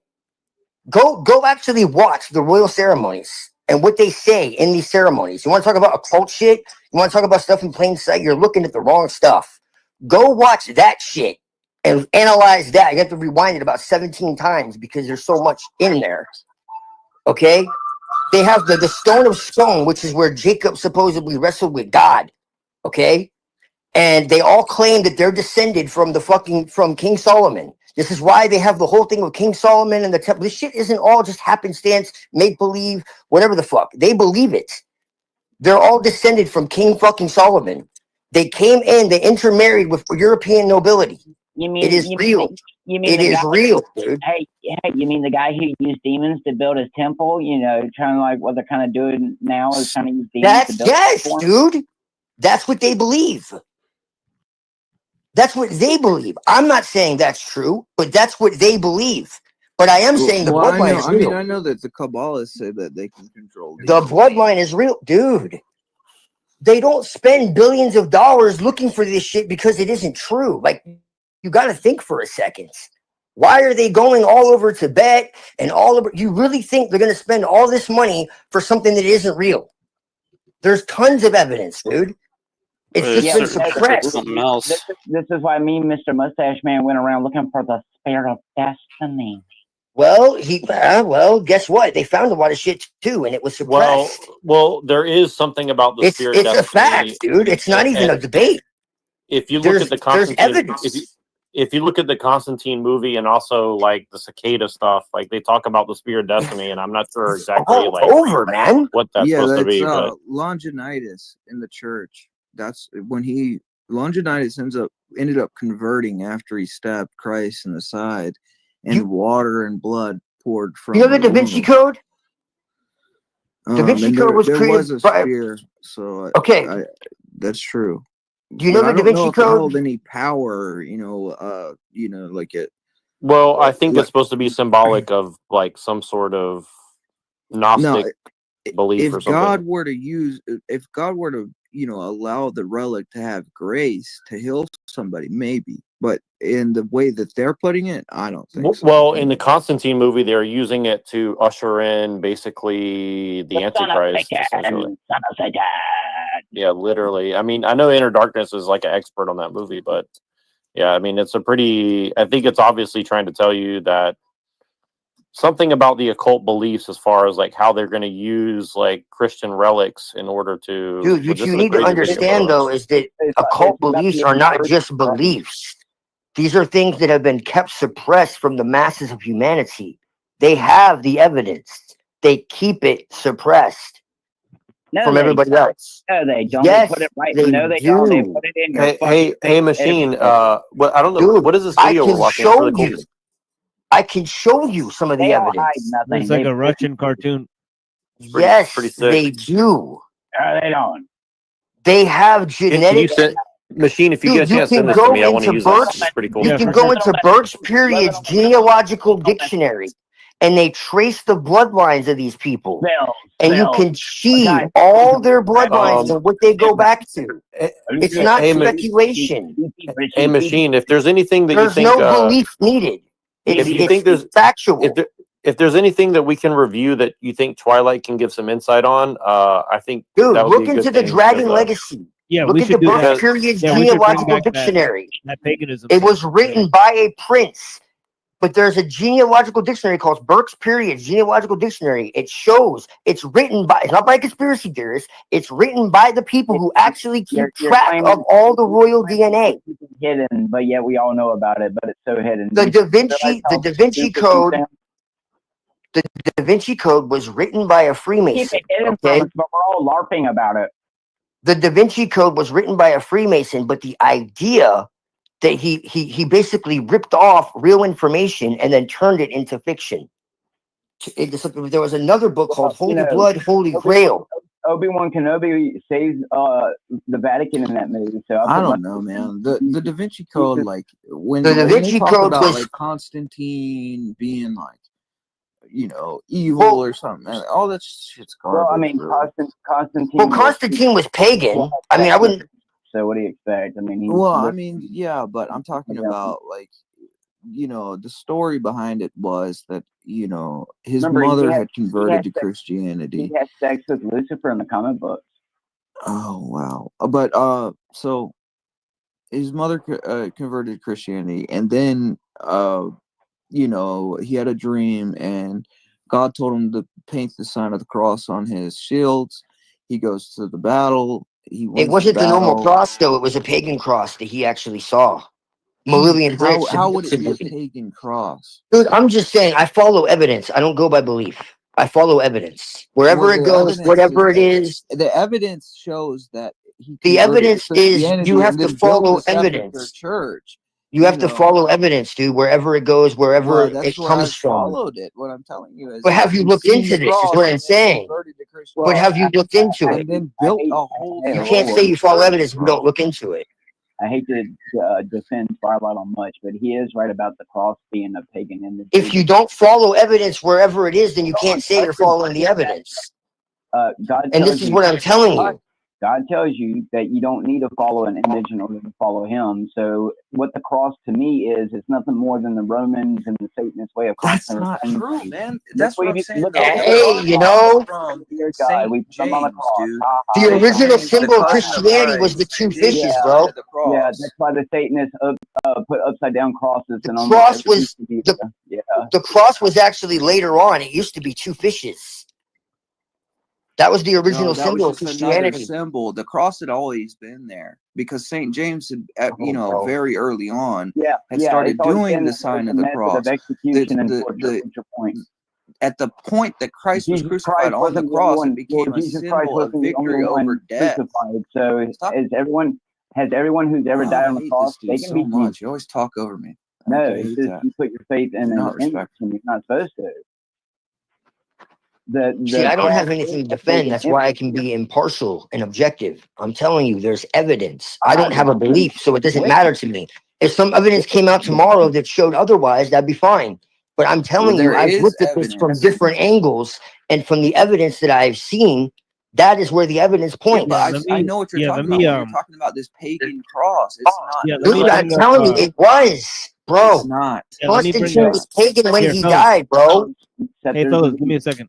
Yeah, let me filter the discussion through this debate because they'll make points on each side, and that way we could have a respectful discussion. We'll just pause it. I'm just saying, I have nothing to defend. Oh yeah. I'm just putting information out there. If people want to look at it, that's fine. Right. If they don't, I'm Right. not I here to remember- argue one way or the yeah, I other. remember we had But a- I'm yeah, we had a saying the great, evidence does exist, and that's not debatable.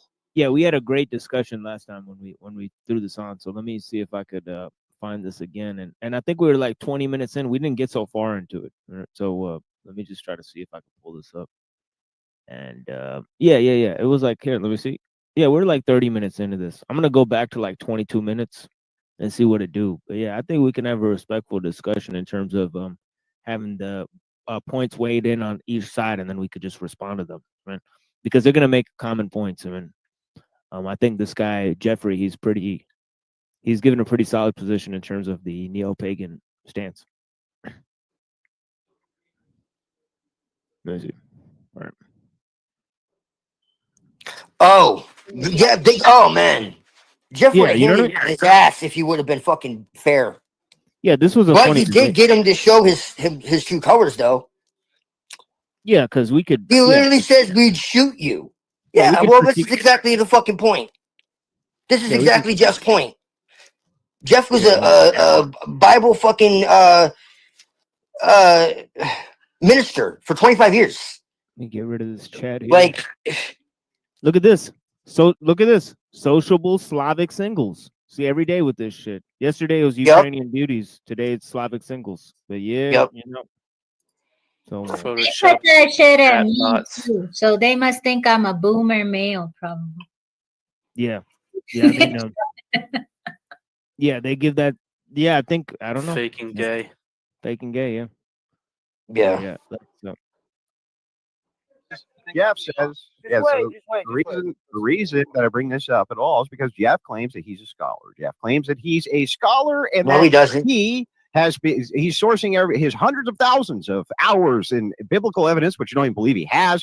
But what he claims he's sourcing as 100,000 plus hours from his scholarly position. I need you to understand that scholars also often discredit themselves. They discredit themselves by giving you discoveries that aren't actually discoveries, that are based in nonsense. And so that way we can test their methodology. In this case, I think that Jeff, who's making these incredible claims, like, I think the Shroud of Turin comes from blah, blah. So what? What makes you the expert, Mr. Guy who A lot of people make that claim, to be fair. Okay, well, let's find out. Let's find out where the... Yeah, he What is Alex Stein's angle here with these two? He makes claims. He makes claims about him that he never fucking made. The only time Jeff ever says that he says he's a Bible scholar to his audience who knows him, and he says it in fucking jest because he's saying he's the only person who reads the Bible word for word in its original languages and says and goes by what it says. Doesn't try to interpret it some other way or go to some other authority or some other anything else. He reads what it says in its original language, in its original context, and that's it. He's being a smart ass because he was a Bible minister for 25 fucking years and then he realized what it was being used for. That's why. But this guy is just completely full of shit and is constantly at the ad hominem because he has no fucking actual argument. And that's why I said that if he gave me fair game, I think if me and Machine and him and I don't know some other would totally well, I'm not like I try to be respectful, but like from what I've seen of this guy, he has no respect. And I just watched it again the other day. I mean, I totally demolished this dude right now. So wait, what? You actually did talk to him? Yeah, no, I had a full length I want to debate see with Twilight, and I totally demolished. Wait, what? Him. Yeah, dude. Like, bro. Totally demolished him, and it was on the Machine Lives, like it was on the subject matter that we cover every day on the show. So it was like, you know, it was very simple, very cheap, very simple. The expertise. Well, let's see, Jeff. So the flood and what did you ask me before Andrew cut me off? Well, I was kind of wondering what is, I guess, in your mind, you know, that was a lot of writing, but you know, is that what you consider Atlantis, the civilization before the flood? I guess what is, if you think so hard to fucking understand. What is your general idea of what it was? Yeah, even though I don't understand what's so hard to understand about Atlantis. You know what I asked you have these megaliths that are 50, 100, 100,000 tons. Like let me do the simple math. 50 tons is 100,000 pounds. 50 tons. 1,000 tons is 2 million pounds. Yeah, and you can't and modern modern cranes can lift rocks that are that big, but the fact is that they could not place them. And modern. So some of these are 10,000 years old. Right. So with archaeoastronomy, advanced mathematics. Yeah, you need extremely precise technology to place them. Aligned to different star clusters. Okay, with sacred geometry. That's right. Them stargates. Precession of the equinox. How? I really want to know. Built into mountains. I don't know. Let me built go underground. Let me go shake my occultic magic 8-ball and see if it gives me the answer. Well, I mean, I certainly don't see an answer. I don't know. I would think that whatever the magic that Solomon used to have demons build the temple. Probably, maybe, I don't know. All over every continent. I mean, very clearly, it wasn't done just by human intelligence. We all know that. It's pyramid chilling, son. Why not? Why couldn't it have been an advanced civilization that existed like Atlantis? That was all over the world. That was global. I mean, why is that as so far as I hard? know, that Every culture men on were Earth has flood taller stories. Men were No, because I'm taller tired of and everyone looking like this is such a crazy idea. Like Is that every why- is story, that why every they brought freaking in birth culture belief on Earth has stories of floods, has stories of advanced technology, has stories of there being cataclysms that wiped everything out. Everything had to start over. It's in the Vedas. It's in the Mahabharata. It's in Irish mythology. It's in the Bible. It's everywhere. Yeah, we gave. Why is yeah, this we so gave a little- difficult to understand? Yeah, we gave a little. We're all retards. I'm like, too special thing on it, but there's hundreds of pieces of evidence there. So There's more books on Atlantis, whether you call it Aswan, Atlantis, Shambhala, whatever the fuck, it's all the same. Hyperborea, it's just different names. for So the you same think thing. Shambhala and Atlantis are the same? I'm saying it's a global civilization. Are you saying Shambhala and Atlantis are the same? I'm saying it's a global civilization.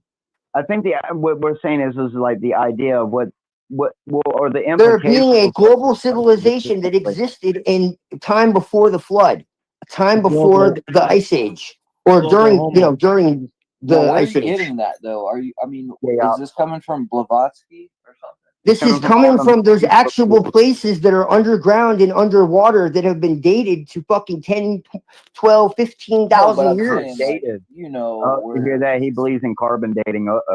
They're you know, there's water damage on the Sphinx. There hasn't been water in Egypt since the fucking ice age. What? Gobekli Tepe. Does rain in Gobekli Egypt. Tepe. That type of water damage does not come from rain. It's weathering. It has to do with geology. These are geologists that have studied this. This is archaeology. This is massive. This is multidisciplinary evidence. Geological, astronomical, archaeological, astronomical. Like there's every discipline is covered. Gaia. You know, you've been watching that Gaia channel, my bro. No, this is reality. David Icke. With David Icke. No, this is science. Here's the thing is I usually concede the Atlantis idea because it sort of agrees with the flood narrative. So I'm just giving yes, it does. There were giants on the earth in those days and also after that, when the sons of God came onto the daughters of men and bare children with them. The same. Here, hold on. Here, hold on. Yeah. Let's see what in here. It's in the book of Enoch. It's in the. Sounds like LARPing. It's the Titans. It's the fucking. Every mythology talks about it. Right. It's just a matter of what that means to you. That's the all. sons of God are the you know, those that follow the ways of God, and the sons of Cain are Who are the giants? sons of man. Who are the giants? Well, it doesn't matter what the sons of God were. It means it says they there were were just giants on the mighty men earth of in those old. days and also after that. They were mighty. That's men how of it starts. Old. It wasn't that, you know, The gigantes, demons the bred Rephaim, with the men and Nephilim, everything. Daddy, that's who they there are. are They're multiple your Nephilim species. daddy. There were multiple species. The Rephaim, the Nephilim, the Anakim, the Gibberim. Yeah, I know my shit. That's considered mythology. No, they took it very seriously in the church age. And they certainly took it seriously in Israel. We kind of banned that and called it pseudo-pigography. Yeah, well, not everyone did. And in the early church, they certainly didn't. And in Ethiopia, they still have the Book of Enoch. And some of the oldest churches are in Ethiopia and in the when you read East. something like Jude, like we'll concede that maybe The Vatican the Book of Enoch used to was send Van Helsing out, kill werewolves. Ethiopia and Lalibela was one of the first churches. All the first churches were in the East, the eastern part of the world, not the east of Europe or America. That's where the churches started, the very beginning. The Vatican was the first Men in Black. That's what. Well, yeah, they were the first intelligence. They were the first all that.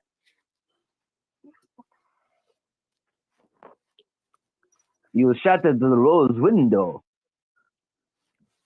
But all these ancient cultures, the Egyptians, they talk about the Zep Tepi. It's everywhere. I want to worship. You literally half can't go alligator somewhere people. and not find it.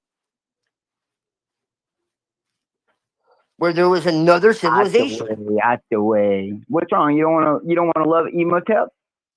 I mean, I just think it's silly to think that all of our ancestors were just primitive idiots who didn't have television. I think that's what you're fucking the same people that lie to you about everything else are lying to you about. Well, that's why. Because every time they say this shit isn't real, they keep finding it. Troy wasn't real, then they found it. Dwarka wasn't real, then they found it underwater. Huh? Gee, I wonder why it's underwater. Because the sea level may have been different. Dwarka, you can visit today. It's not underwater. They found it underwater. Are you talking about Lanka? Dwarka. Dwarka. Dwarka is in the desert. Twilight.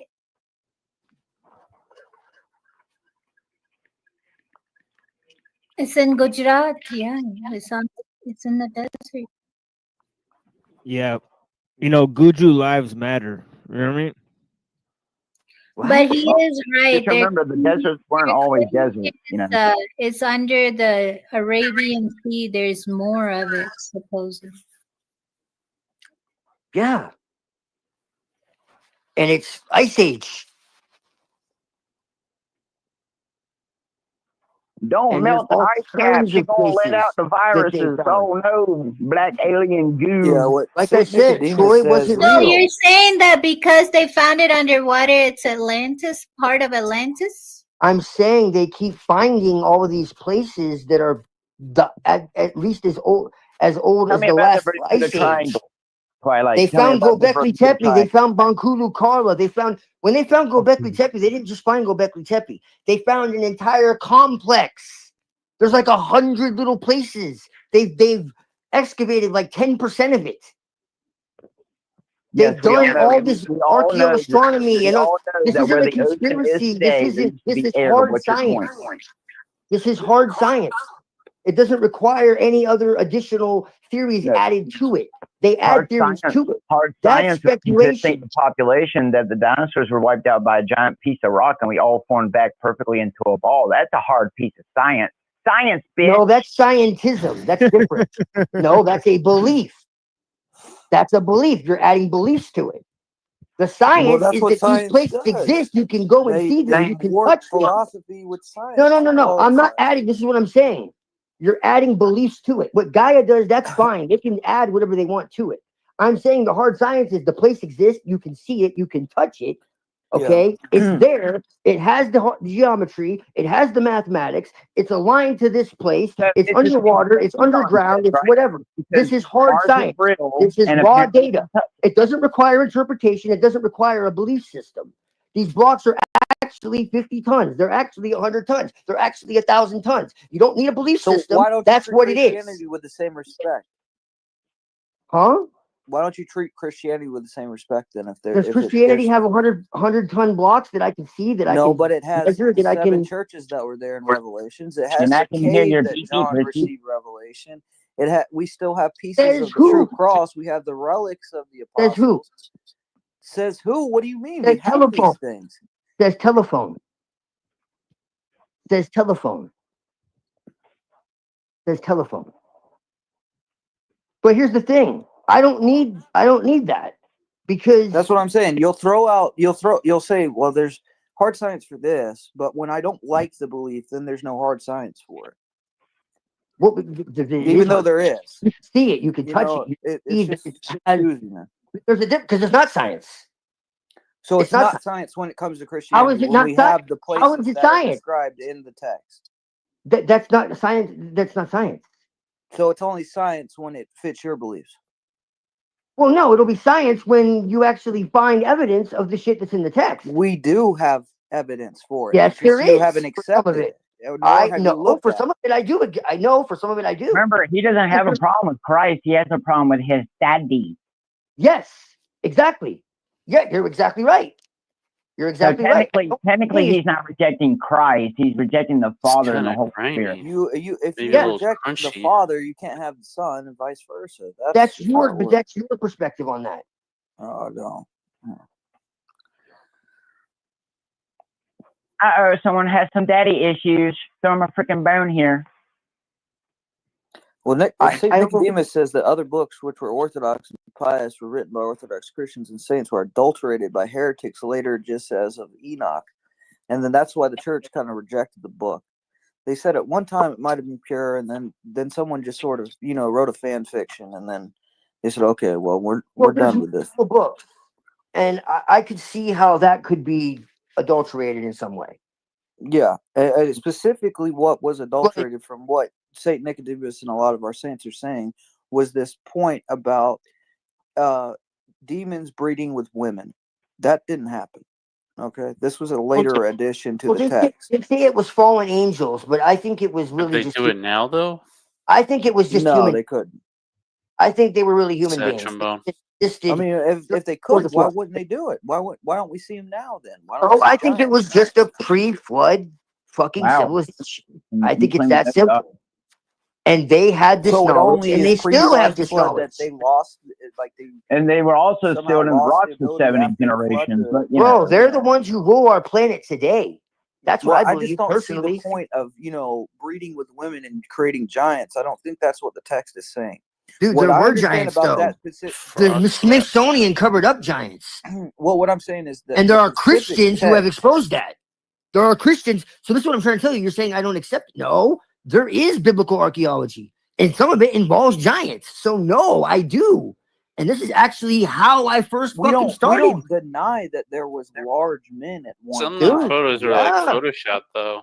But Dude, that we actually, just don't some of accept that is they were disinformation created too, because they don't through- want you to know this shit really existed. we don't accept that they Just were like they created tell you through space demons isn't real. breeding Space with is real, women, dude. I'm though. sorry to That's tell the you, space difference. is real. Space is real. They don't want you to know space is real because they're doing all kinds of shit up there. Man, it's 66 degrees out. It's so warm. They got all kinds of fucking secret space programs. That's why they want you to think it isn't real. I don't want to go outside. The shit they show us isn't real. Yeah, that's true. We didn't go to the moon like they told us. Yeah, Maybe that's touch some true. grass. But they got all kinds of. I can have no idea what he's talking about. I do believe there was an Atlantis, and I do believe that there was a great flood. Now, can we empirically prove it? Probably not. But yeah, I do believe there was a great flood, and I do believe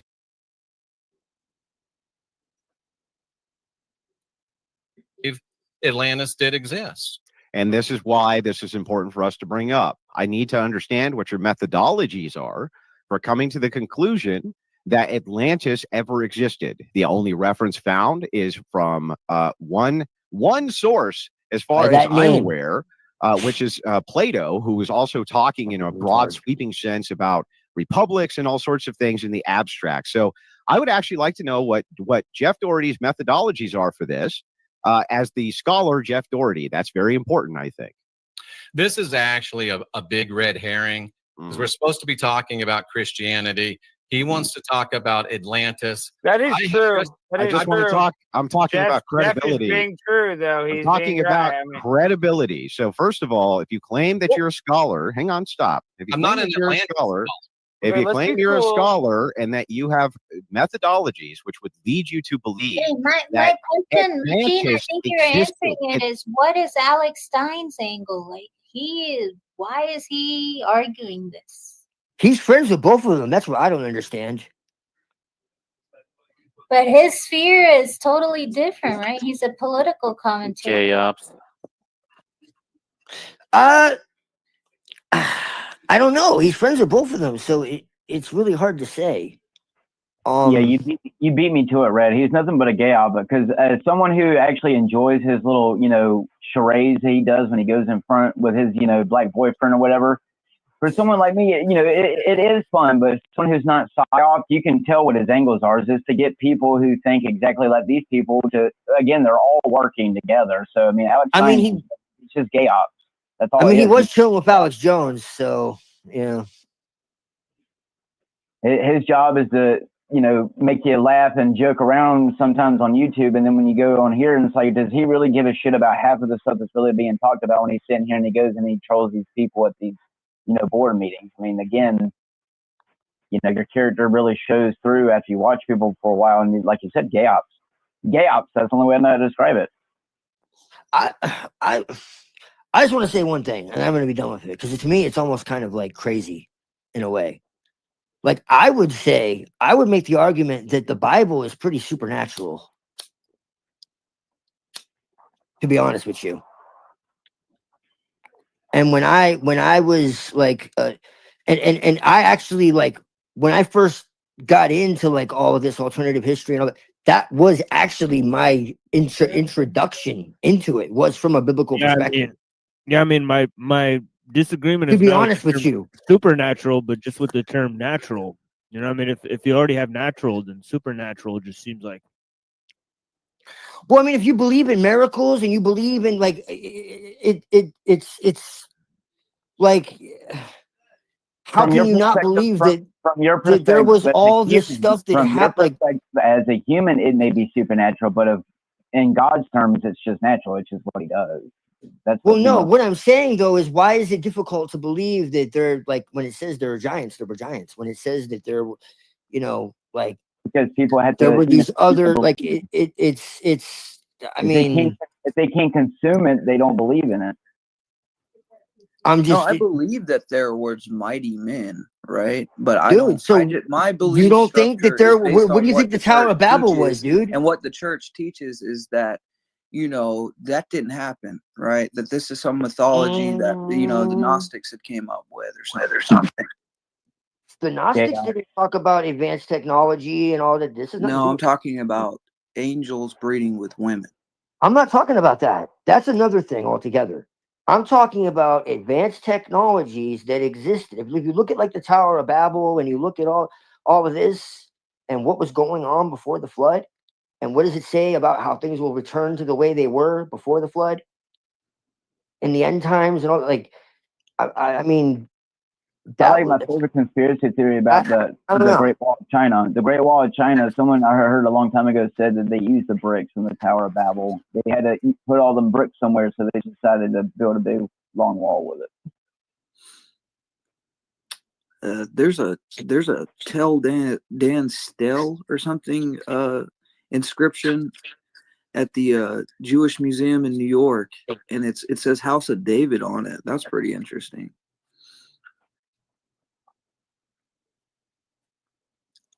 Well, and also keep in mind, the Book of Enoch is a thoroughly Jewish text. It's 110% Jewish.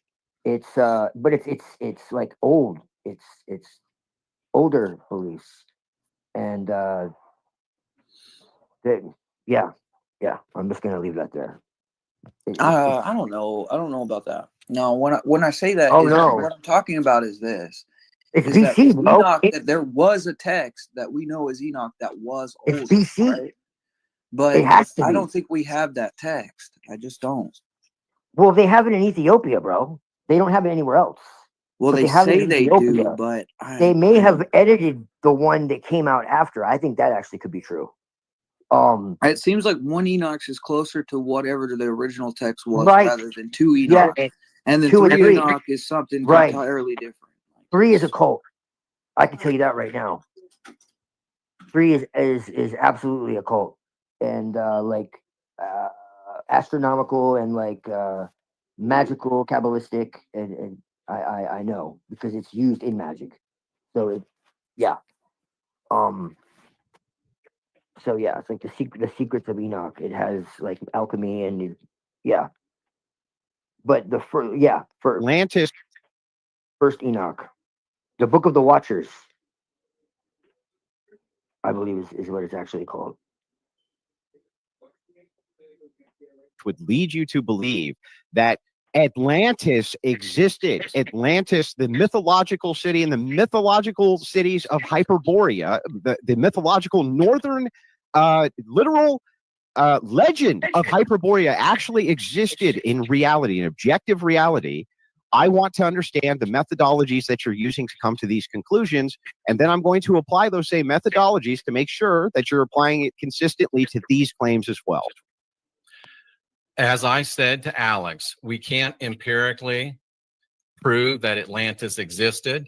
You're on a red herring here. You've already said that you're telling me what my beliefs are. Those aren't my beliefs. So I just believe it.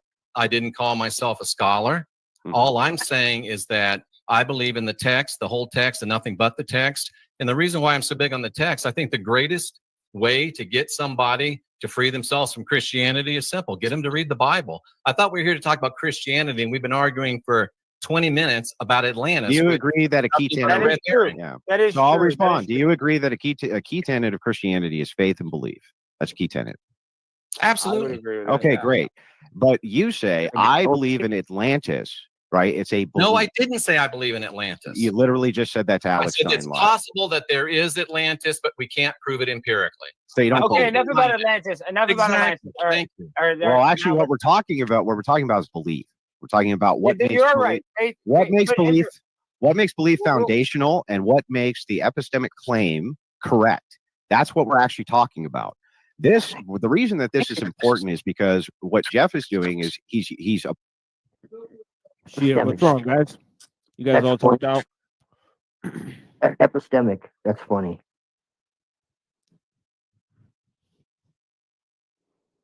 Yeah, it's all good. But yeah, I'll take a little musical break and then I'll come back with you guys. I mean, we are streaming on the other channel, Cyber Caliphate. So yeah, I just started this channel.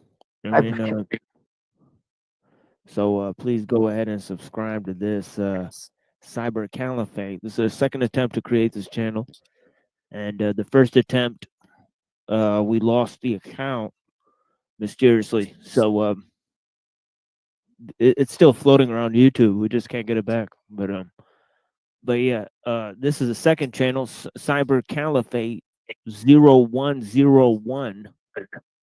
And yeah, please subscribe to the Cyber Caliphate channel, and we'll be back with after we have a little musical break, 6 minutes here. Thank you guys.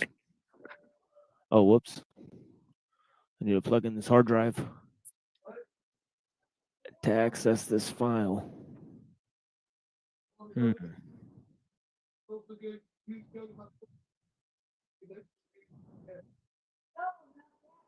Yeah, blessings. Oh, whoops. Oh my God, what the fuck am I doing? Okay, give me 1 second, folks. All right, here we go. Yep, thank you. They say that time is lost in memory.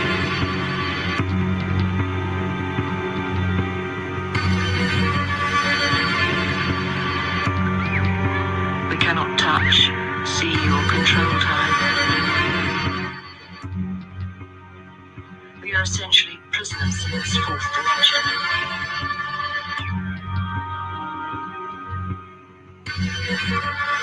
And one day, all of this will be gone. Yet, for some reason, we don't seem to care too much.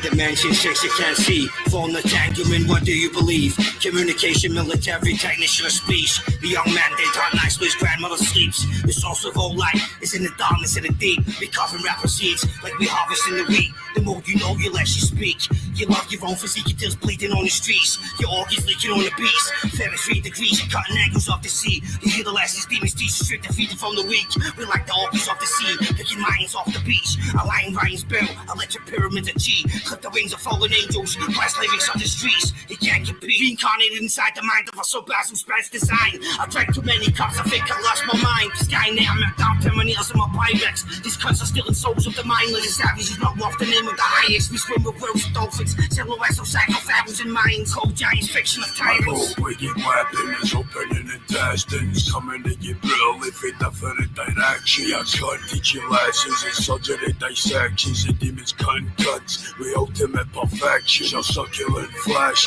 stop between my teeth. Budget to your dick, your bloody models of defeat. There's no chance in hell you're surviving an attack. Favorite apex, predatory trace in my family. I'm fish calling, Glasgow City, Mother Town City, full of lucky doom and dirty junkie rooms. Fuck a gun, we've used blades since the 1920s. Shove a kitchen knife inside your face and you'll be smelling pennies. Razor facelift, 300 stitches. Can you feel your chinny hair like the babe said you ripped me?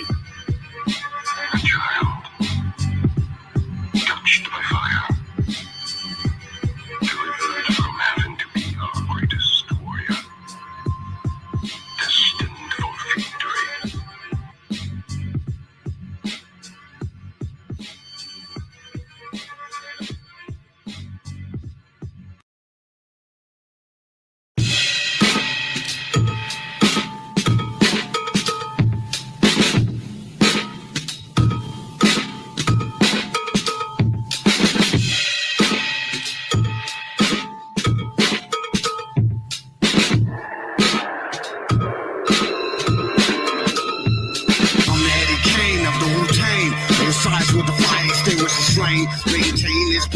On this earth, with the shut the fuck up style for what the shit is worth.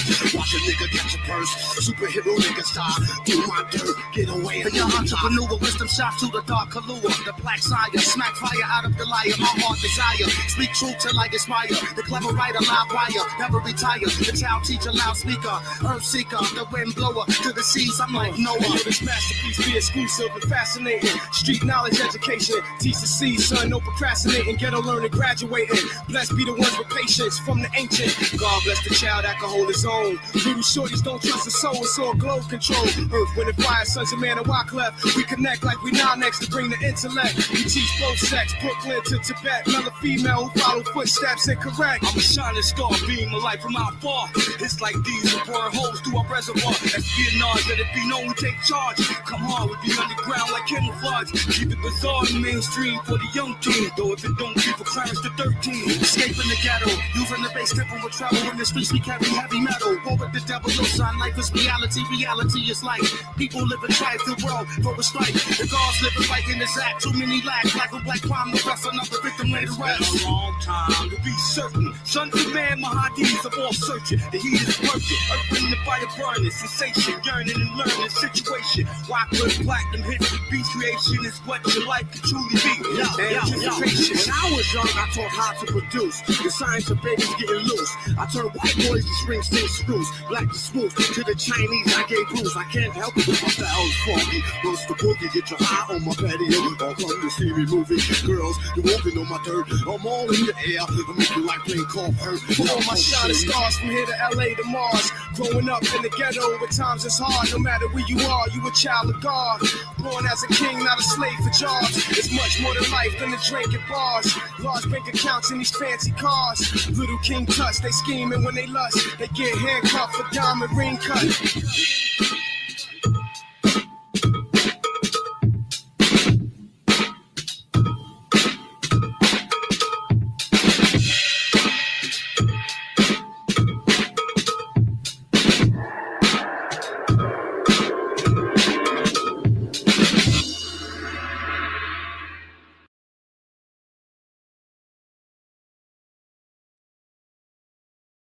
Applying a form of epistemology here, okay? How we know things, how it is that we can make determinations about things. He made a claim here, right? Listen, it's a key point. Empirically, we can't say X, right? So this means that Jeff is going off, and his methodologies are utilizing empiricism, which is its own brand of both philosophy, and it can be used as a form of scientific methodology. It's important that we understand and establish the methodologies that Jeff is using. when we're comparing his claims to that of notable scholars who've been studying this issue for thousands of years. So when I ask about these questions, they're pertinent, they're key, and I want to know the epistemic foundations that Jeff has in which we can make the knowledge claims at all. How do we determine what is knowledge, Jeff? When I say empirical, I'm not talking about I know you have a $500 debate course and you're the blood debater, but the blood sport debater. But when I say empirical, it's easier, Andrew, just to ask me what I mean. Yeah, I mean, just by applying that he has a epistemic foundation that is empirical, that supports his beliefs in certain scholarship. I mean, most scholars have an empirical epistemic foundation. I mean, we're talking about modern scholarship, so I don't see it differing much from the mainstream. Right? So I don't know what that really establishes. It's sophistry. Yeah. Using words and then to go off of reality. Yeah, exactly. That's why he irritates me. Because it's not really tell me what I mean at all. He's actually keeping from debating. That's actually what's happening. Anyone who really understands rhetoric and logic and all can see he's not actually debating at all. Yeah, running from the actual debate. Yeah. By opposing these long drawn out queries about epistemic justification. I mean, it's the same epistemic justification that you used when you cited the Shroud of Turin. What a joke. Exactly, do you really bro. think, do you really think that that's not based on epistemic proof, that's empirical and based on scholarly evidence? It's the same exact thing. All right. So to say that you or anybody else uses a different, set of proof when examining scholarly evidence is, pretty much nil. I mean, when I say empirical, I mean not opinion based, that there's some facts for it, some objective. I use the word empirical. I think that's correct in the English language. I don't see any objective empirical facts where I can point and say, oh, yes, Atlantis was real. But we're talking about Christianity. And since you're talking about faith, let me ask you, is faith that Jesus Christ died on the cross for your sins and rose again the third day, is that sufficient enough to make you a Christian in your mind, since we're talking about faith? No. No? So you're faith and works guy, Andrew? Yeah, so I'm an Eastern Orthodox. In corners the whole time, and he doesn't realize it. I think you're talking about perhaps penal substitution atonement. What I'm talking about is very is heavily when you say Christianity. The people that hear you, Christianity is not a something mind else. Listen, I need you to understand that the distinction between how we view Christianity, and I don't speak for the church, okay? Yeah, and if anybody in the church wants to correct this, or somebody who's higher up, which is everybody. Yeah, he's saying that that's a belief not in the Orthodox Church, meaning that it's not salvation by faith alone, meaning that they don't believe that just because you have a certain set of beliefs that you'll be saved. That's not the only requirement. So, yeah. Right. It's faith. Your faith produces good works. Right. An example is Christ will say to those people that are like, did you come and see me while I was in prison? Or did you come and feed me when I was, hungry, or when I was thirsty? That's what it looks like he's asking him. But trust me, it's not. And yes, I agree with that, because some people do think that. They think that, you just basically say, well, I believe, and that's pretty much it. And then no, that's not how it works. I agree with that, actually.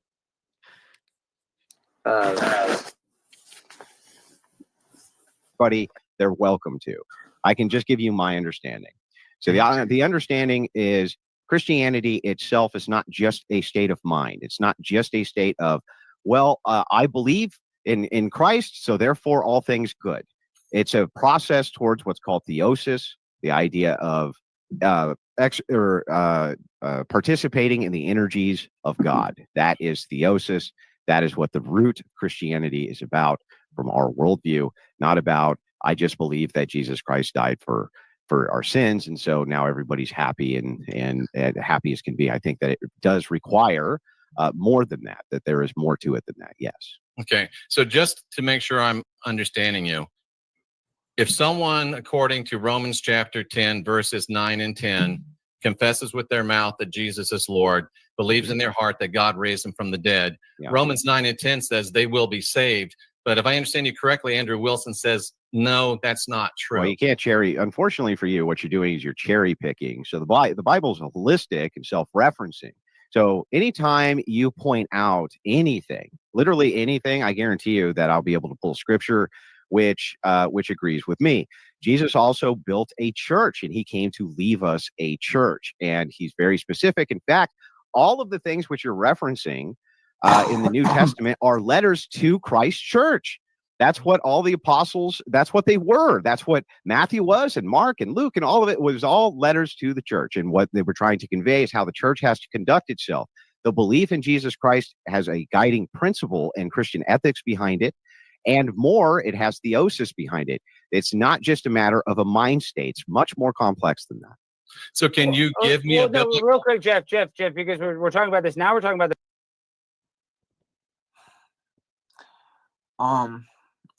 you know, when he kind of chops it up to, it's just like, you know, all Christianity is about is participating into the energies of God.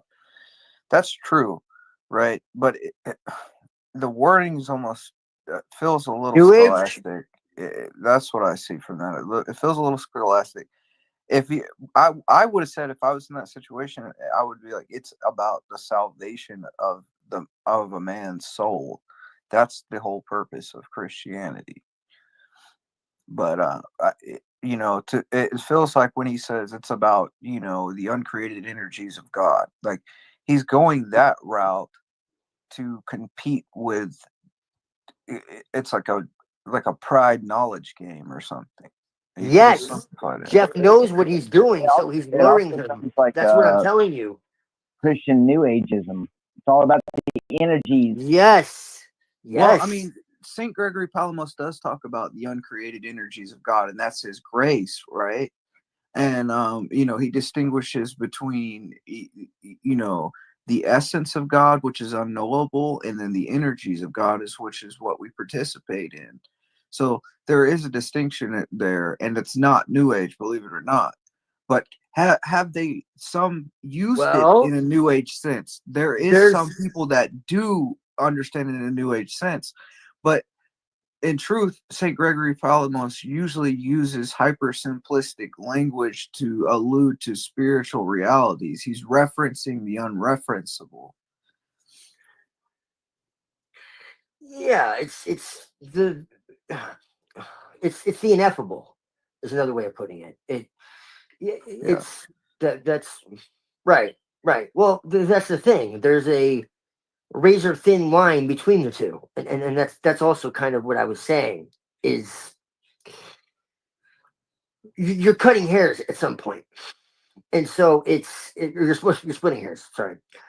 And so that's why I, you know, don't. Well, really if you don't split hairs, sometimes like you fall into a heresy, right? Well, you know, right. Believe it or not, you know what I'm saying. Like we've seen this with these guys with that theistic evolution. It comes out almost every episode we talk, but it's true. Like you have this guy like Deacon Ananias, and he gets like half the teaching right, and then somewhere he just takes a curve and it goes somewhere else that it's not supposed to go, and he thinks it's right.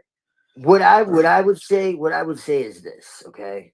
And you know how I feel about it all, okay? So obviously I'm a heretic by your standards, all right? But what I say is this. I don't know if you're familiar with what is known as latter rain. That shit is twisted. Like it's twisted. And it goes with the World Council of Churches and Vatican II and all that. But it's called the latter rain. It started like in the 1880s or some shit. And it's like it's like the New Age, but it's like the Christian version, and it's even darker in my eyes. And it's made to look like it's like Joel's Army and like all this crazy, like it's called, what is it, the Manifest Sons of God. I saw this shit like years and years and years ago, and it came on my radar recently, and I actually thought about telling you this, and it just came back to me again. I'm glad, because I was just like, yo. Yeah, I'm looking at it right now. It's like Manifest Sons of God, bro. There's some dark shit unseen. Yeah, so the Pentecostals, like, you know, yeah, it's evangelical, Pentecostal, so you like know, I kind of hybrid. did a reading on this stuff, and like It's dark, dude. There's a book, which I bring up a lot. It's Orthodoxy and the Religion of the Future, and in it, Father Seraphim Rose talks about the charismatic movement, and Bro, a this lot dude of was that. like punching people because he said God told him to. The Holy Spirit told him to punch people, Right, they'll because it bark would like heal them. dogs and laugh uncontrollably Bro, and do all this weird stuff. it Yeah, was fucking they're really bizarre. closely related with kind of like a cult, you know, phenomenon. So that's it's the Holy. It's a demons faking to be the Holy Spirit. We're supposed to test the spirits, and But there's no testing of the spirits. they're basically saying that they are Christ on earth, dude. Like, this is darker than anything that I myself, like. Well, the Pope says that. Like, it's dark to me. Like, I'm telling you, like, these people are saying that they are actually Christ on earth, and that the people that Jesus Christ kind of warned me that by saying, you know, many will come in my name claiming to be Christ. You know, they are Right. Christ. Right. Yeah. There are many who have gone on. Even I actually believe in what you could call the anti. I don't believe there is an antichrist one person. I believe there's an antichrist spirit. Like me and Televised Apocalypse were talking about this, and I believe like Yuval Noah Harari is a good example of that. Where he's just out in your face and he's telling you like free will is an illusion, rights don't exist. Ye are of your father the devil. The Bible should be rewritten by AI so it'll be more true, you know, and it's just like out there in your face. And then you have like Peter Thiel, and he's like the more like subtle version of the same thing, where he's like using all this like apocalyptic language and shit, but he's like real like suave with it, and he makes it look like he's like, you know, real religious and real, you know, concerned about the Antichrist. And it's like, motherfucker, you are one. Like, it's disturbing. Yeah, we're in an age of false teachers. Dude looks unwell though. Yeah. Like physically. But yeah, these manifest sons of God, dude, you look at their history and you look like where they came from, and you know, they're all like tied to Freemasonry, and like it's wild. I went down a whole damn rabbit hole with that years and years and years ago, and it came back on my radar somehow, and I was just like, yo, what the hell? Like,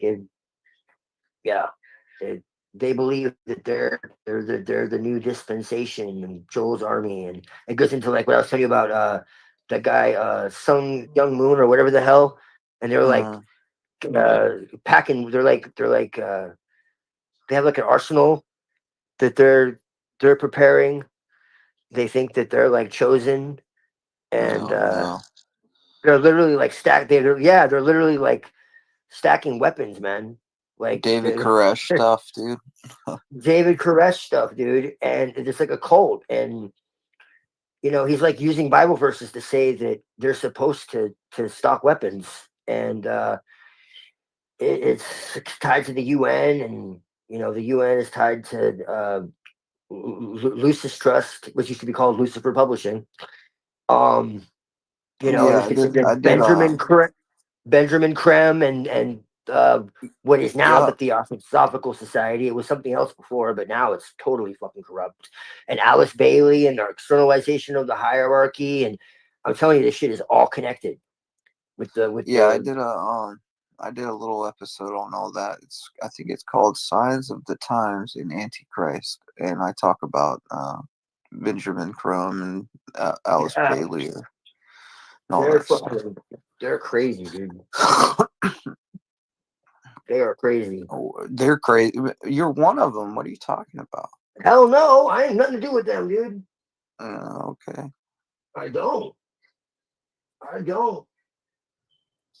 Tell me, every time does the beep go off, does Lilith talk to you?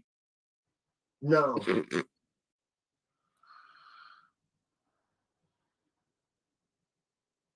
The Bible. Let's actually get on the Bible. Let's talk about Constantine's influence on Christianity. I'd like you to actually elaborate on that, Jeff, and then you can rebut that answer.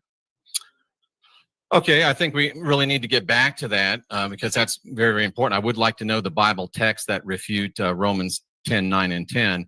We can get It's not a refutation. What I'm saying is that you're missing on the key points of synergy. Like you do this with Paul too. You say, well, Paul, you said this to a girl in a 2016 interview. You were like, Paul was basically telling women to go make him a sandwich, right? Like, shut up, go make it. Okay, well then so was Peter, because Peter affirms everything Paul said about submission to your husband.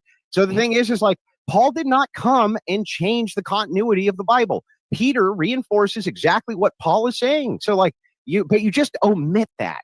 And no, so I agree with you. What I'm saying to you, well, you didn't agree then. So what I'm saying to you, yeah, you do now. So what I'm saying to you is that maybe if you ask the question, these referent points that you have, you're missing out on these keys, which is if you can point to Romans and say, here's what I think it means. But no, it's not what I think it means. That's what the text says. Absent the rest of what the teachings of Jesus Christ and the apostles were, you don't get a clear picture. That's not how it works, man. First of all, the Bible's a liturgical book. It's not even made for the layman. It's good for the layman to read it. Really? Yeah, it's good for the layman to read it. Why does your church say they shouldn't read it without the commentaries of your... They don't. They do. They don't. They tell you to read your Bible all the time. In fact, the Eastern Orthodox Church, you do more... Very interesting. Well, I mean, you got to think. Okay, so early on in Christianity, most people That's were when all illiterate. the bells go off for me. I know So- I've seen differently about that, but that's just my perspective. So early on in Christianity, people couldn't read, right? And they weren't allowed to. The text of the Bible wasn't even put into place until like 345 or 375 or something like that. Yes, exactly. That's the number one thing I always try to get across. There was no Bible. There was no organized church until 325 for the first few centuries. No, there was an organized church. Like there was hierarchy there. It's just but there was still yet to be canonized into like a full-on book. And listen, but just because even I then, say it was something liturgical, and it was just kept at the church, and people would go to the church, and then they would read particular, scriptures in church depending on what day it was. So on the liturgical calendar, it'd be like, okay, today we're going to read Matthew. Like what a majority of pastors do nowadays whatever. in American churches, they still do all that. Just like in some churches, and even some black churches, how they use, Christianity back in the slave days to, make them feel less human. Well, I've been to black churches who still use the exact same type of sermons that they used back then. Yes, exactly, Tobias. They did all kinds of crazy shit. They use the Bible to say anything. And I'm not saying like everybody did that, but there's a lot of really, and again, this is evidence. And just because I say something, it doesn't mean that I'm coming against. Understand, I've seen things from so many different perspectives and so many different angles. Okay. Like, just because I say something doesn't mean I'm attacking anybody. I'm just saying this is out there. Okay. So understand, I don't have anything to defend. I'm just saying this is the evidence. I'm not making it up. Like it exists. So that's all. That's all I'm saying. I am neutral. But I can't like pretend to believe something I don't.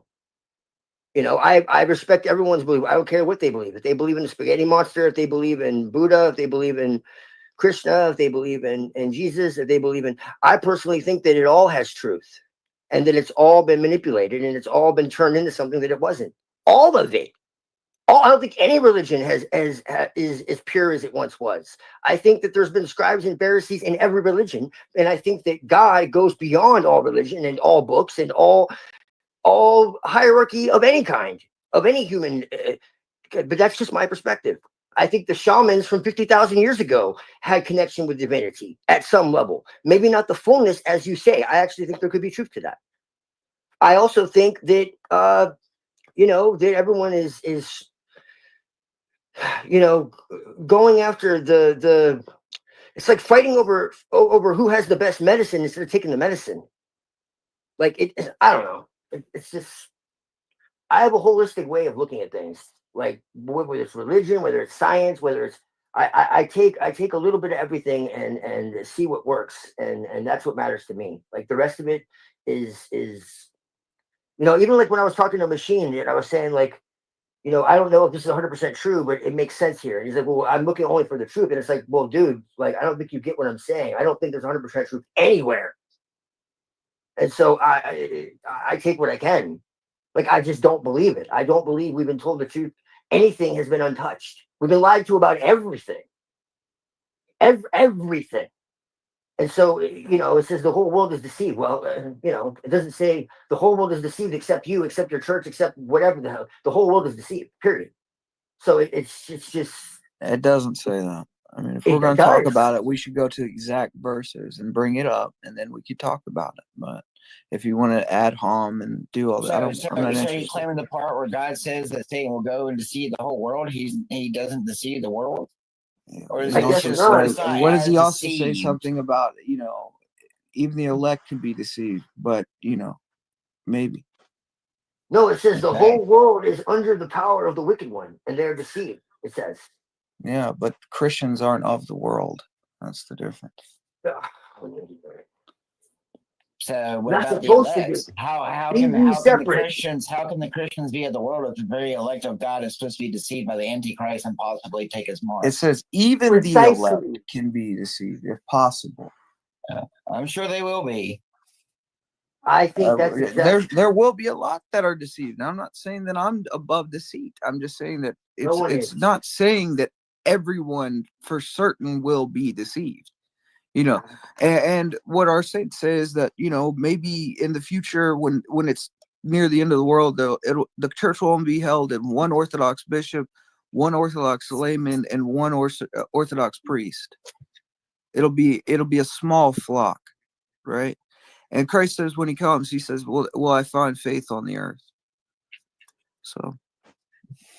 Well, you see, that's why it's so much easier to be a Satanist. You can worship yourself and have a bunch of sex, orgy, and drugs and to populate the planet. Yay! Pay me a shekel. Mazel tov. What they say, for there shall arise false Christs and false prophets that show great signs and wonders, as much as that, if it were possible, they shall deceive the very elect. That's why a wicked and adulterous nation seeks after a sign. The Jays require a sign. The Greeks seek after wisdom. Yeah.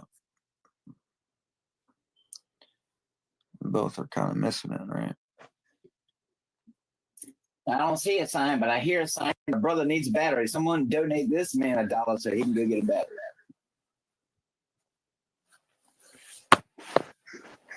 Beep.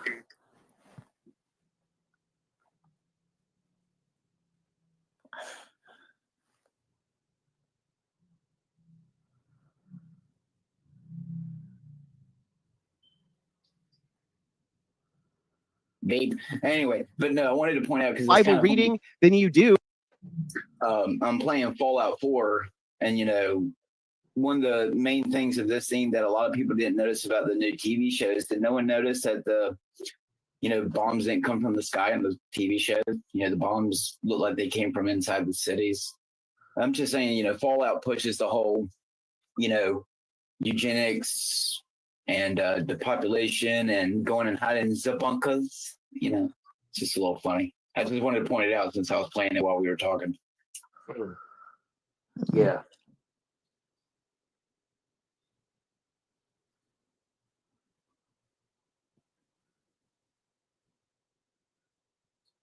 Inside of a Protestant church. Ask me how I know that, Jeff? They tell you to read it all the time. They explain to you all the time. And the reason that they do say, look at footnotes from like the Eastern Orthodox Study Bible, things like this, or talk to priests, is because they can give you something very valuable, which you're not giving people: context, contextualization, the understanding of apostolic succession, how these things have been divinated out over 2,000 years. This is a complex, very complex formula. It's not like just as easy as I have a mind state, therefore saved. Well, you have a right to your beliefs. You have a right to your opinions.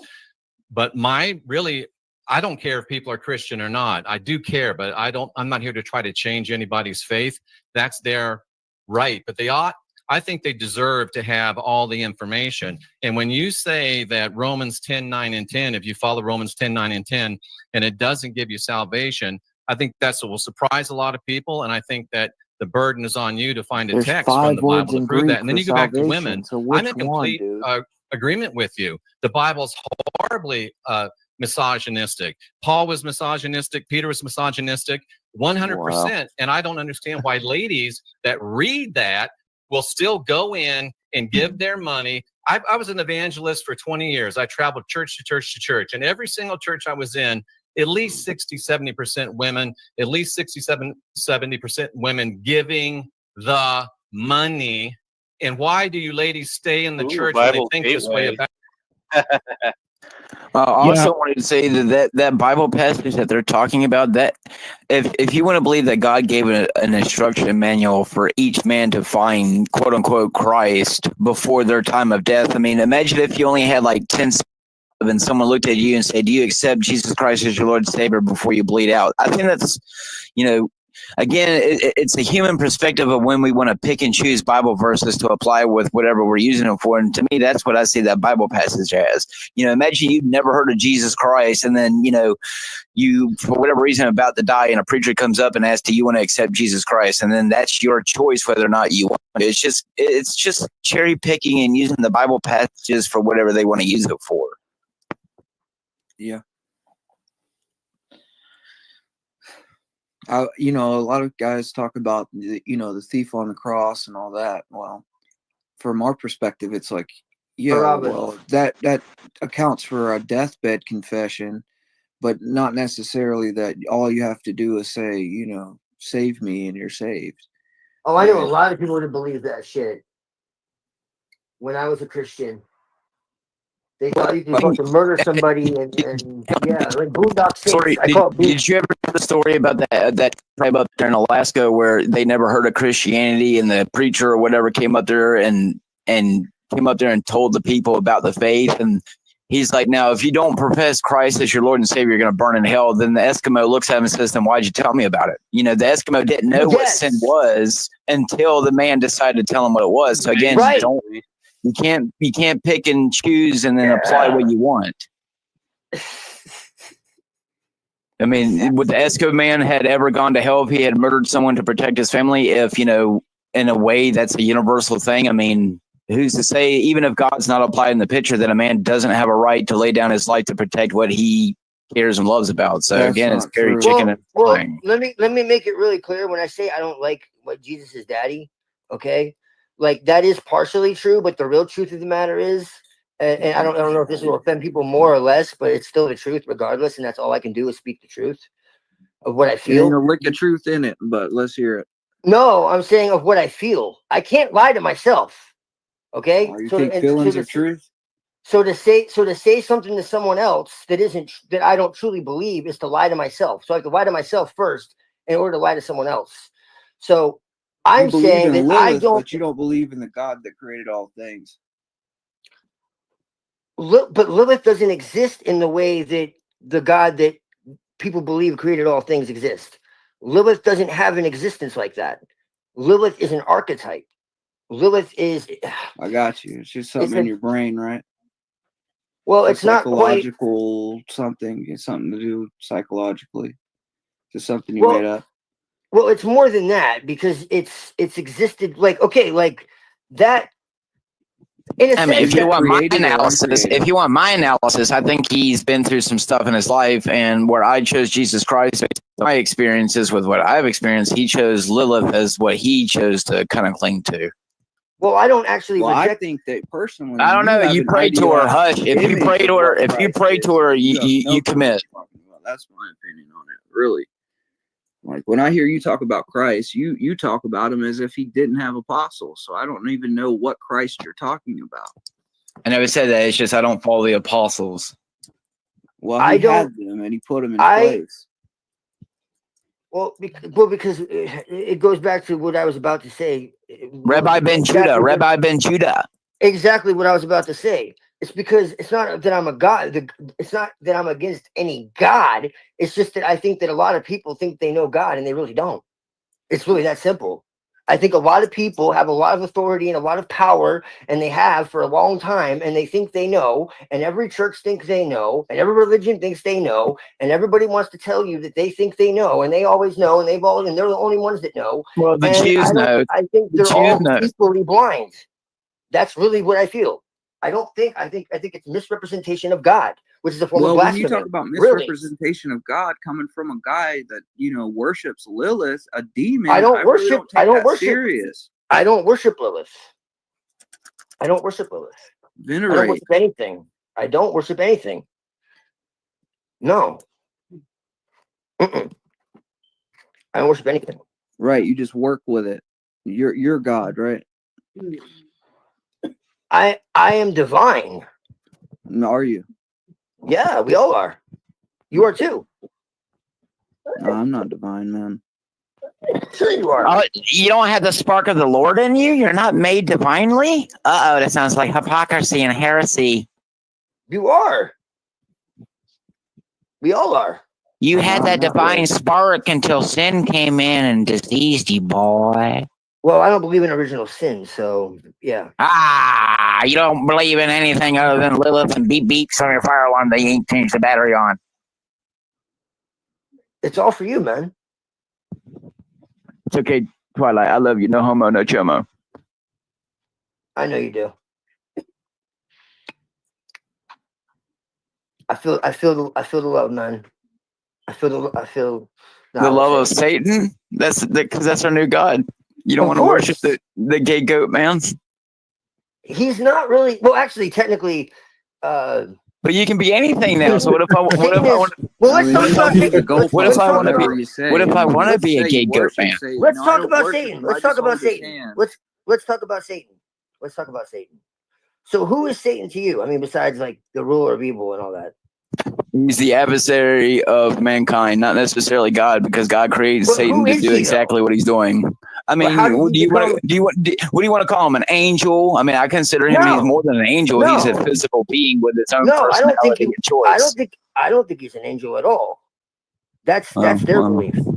I don't think. There you go. He's a caricature to you. I think he's Pan. I think he's little go boy takes kids to Narnia. He's Ceranos. He's Pan is got some very disturbing qualities about him. So it sounds like Lucifer to me. All of these guys have some pretty disturbing qualities to them. I don't know. I like Anubis. He's not that bad. Anubis? They all, I mean, but you have to understand them esoterically. When you understand them esoterically, it's different. Well, according to Anubis, all you had to do is pay a shekel. Well, no, Anubis was the god of the underworld before Osiris. I mean, there's a lot of pagan element. No, I won't go there. That's another thing. Well, we agree on a lot more than what we disagree. I'll tell you that. I know we do, and that's kind of why I'm laughing. It's no, but like Satan is a caricature of all of these pagan gods because they said that all the pagan gods are evil. And this is my thing. This is why with organized religion, I just can't, because they turn and especially the gods. King David said the gods of the nations are demons. It wasn't organized religion. It was King David, the prophet King David. But King David was a prophet of God, said that. Yeah, according to the organized religion. Not according to an organized religion, according to the scriptures, right? Then religion, right, that was established by Christ, canonized those scriptures.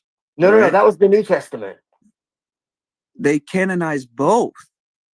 Yes, but in the beginning, the first Bible didn't even have the Old Testament. Would be in that book, and which New Testament would be in that book. In the beginning, there was no Old Testament with it, though. It was just the New Testament. In the beginning, you're talking about Marcion. Marcion wasn't a part of the church. He was a Gnostic. Well, guess what? There was no Well, church guess then. what? I don't care. I mean, if you're going to talk about Christianity, we're not talking about Gnosticism. We're talking about Christianity. Okay, but it was before the church. So, I mean... It wasn't before the church. The church church was has established always the been moment here. that Christ said to Peter, I'll build my church. 325 AD is when the organized church began. I'm not talking about before the... No, I'm talking it about before didn't the start organized. then. It started the moment that Christ established his church, and then it was canonized by council at that time.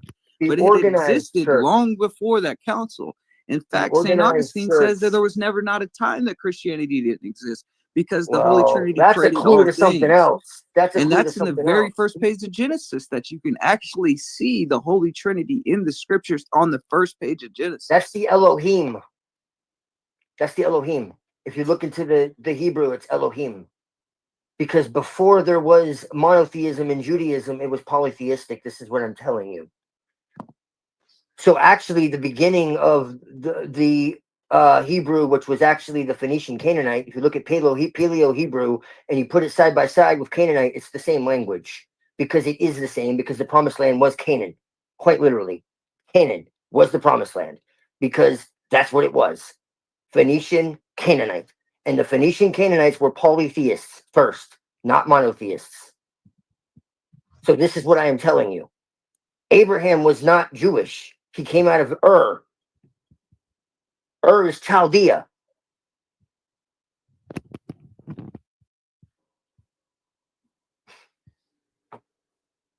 Yahweh was a lesser god in the pantheon of the Phoenician Canaanites.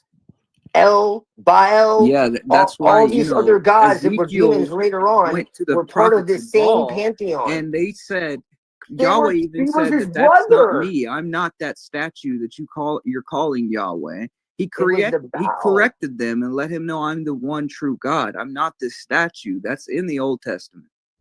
Yes. You know, and then when you go to Ezekiel, Elijah, all the prophets, they all are correcting these people that are worshiping those pantheon of gods. But they were before, though. But those pantheons were before. I'm not saying they're right or not. Before it was always worship from the time of Adam and Eve's creation. There was one God. When there was a confusion, this whole thing, the whole purpose of Moses writing the book of Genesis was because they had it wrong. The Egyptians had it wrong. The Babylonians had it wrong. So he wrote Genesis. And when he's writing Genesis, I'm just saying, when the oldest records we have, talking to Elohim, it's the Father talking to the Son, and the Spirit is hovering over the waters as creation is going on. These are three persons in one God. I'm just saying, the oldest records we have it as El and Asherah as what records are you talking about? There's archaeological evidence. There's archaeological evidence for one God too. So what do you want to do? There's archaeological evidence for both. There's archaeological evidence for the pantheon. And then there's archaeological evidence for the one God. Where's the archaeological evidence for one God? Okay, you want to talk about the archaeological evidence for one God? I just told you about King David's stone that's left at Jerusalem, where King David is who wrote Psalms. And Psalms, what's it say in Psalms? Here's my evidence. Here's my evidence. Do you see any Super Saiyans flying around? Do you see any Super Saiyans flying around? Do you see any Anubises flying around? No, you don't. There's my proof. Yeah, there is. No, there's not. Little aliens coming to probe you. Yeah, there is. You know, government men, and demon technology coming to probe you. They want to take you in your BPs. There's all kinds of evidence for the ancient pantheons. There's tons of it. Well, if only my country didn't make me for years stand up and say one nation under God. Oh, I should say gods now. A bunch of false idols don't prove pretty much anything when the scriptures are refuting that these false gods aren't true. It is saying a matter of if it's true or not. It's a matter of sure it is. It absolutely has to do with it matters if it exists. If you're saying there's evidence for these things, it exists. It's a fallacy to say that this is true or not. It's not. I'm not trying to defend the belief system. I'm saying it exists. Whether it exists or not, I'm not denying it exists because the scriptures say that those false gods exist. Okay, well, what I'm saying is it started polytheistic. You think Not it the other does way. because that's what Oh, modern that's what the scholars tell evidence you. shows. But what the saints will tell you is, and Okay, these are but where's people the that have evidence direct for it? communion with God, they're telling you that there's only one true God, and he was there from the very beginning, before time itself. That's what the saints say. So I'm going off of what they're saying. That's what I'm going off of. You can go off the scholars that don't have any connection with God, that aren't communing with him, that aren't having the sacraments, that they don't have any divine revelation, and believe them. That's fine. But I think I'll go with the prophets. Well, that's fine.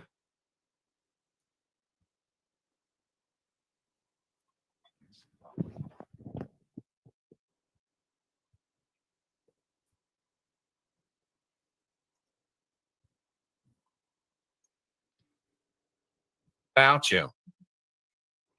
Okay. Well, this is Romans 10, 9, 10. It says, if you declare with your mouth Jesus is Lord, and that's and means you get into heaven by here's all faith the alone. Bible text about works. You can find it in Proverbs 3:27, Ecclesiastes 9:10, Ecclesiastes 12:14, Matthew 5:14, 6 through Are there 16. contradictions in the Bible? Matthew 20. Hang on. Is it my turn?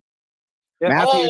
Matthew, I didn't interrupt Come on, you. let's I be let you cool. go through your whole Let's not spiel. complain about turns. Matthew 25:40, 2 Corinthians, Galatians 6:9-10, Ephesians 2:10. There, the list goes on and on and on, where it's discussing how your works do affect your salvation. Now, this also makes logical sense, because how could you affirm faith absent works? You can't even do it. It makes no sense. When you talk about in Protestantism, you say, well, there's a lot of women in Protestant. That's true. In fact, it's like a 60-40 split. So 60% of Protestant churches are filled with women to 40% men. Same thing with Roman Catholicism. Not the case with Eastern Orthodoxy.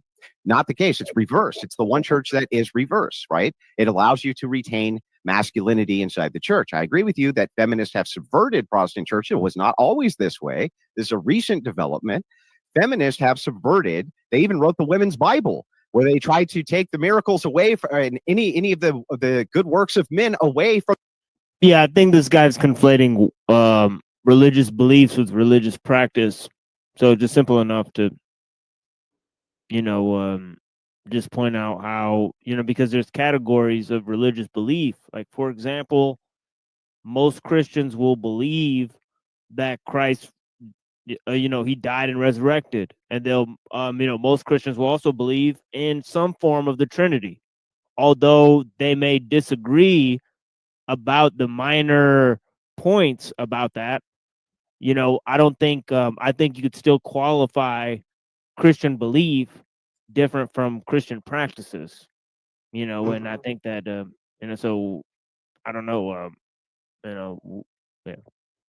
So I think it's simple enough there. From the men, Yeah. the feminist Bible's a real. I think that's a contradiction of terms. He's talking about how women have no rights, and he's talking about feminism. That's just a completely contradiction of terms. But anyways, yeah, this guy's a genius.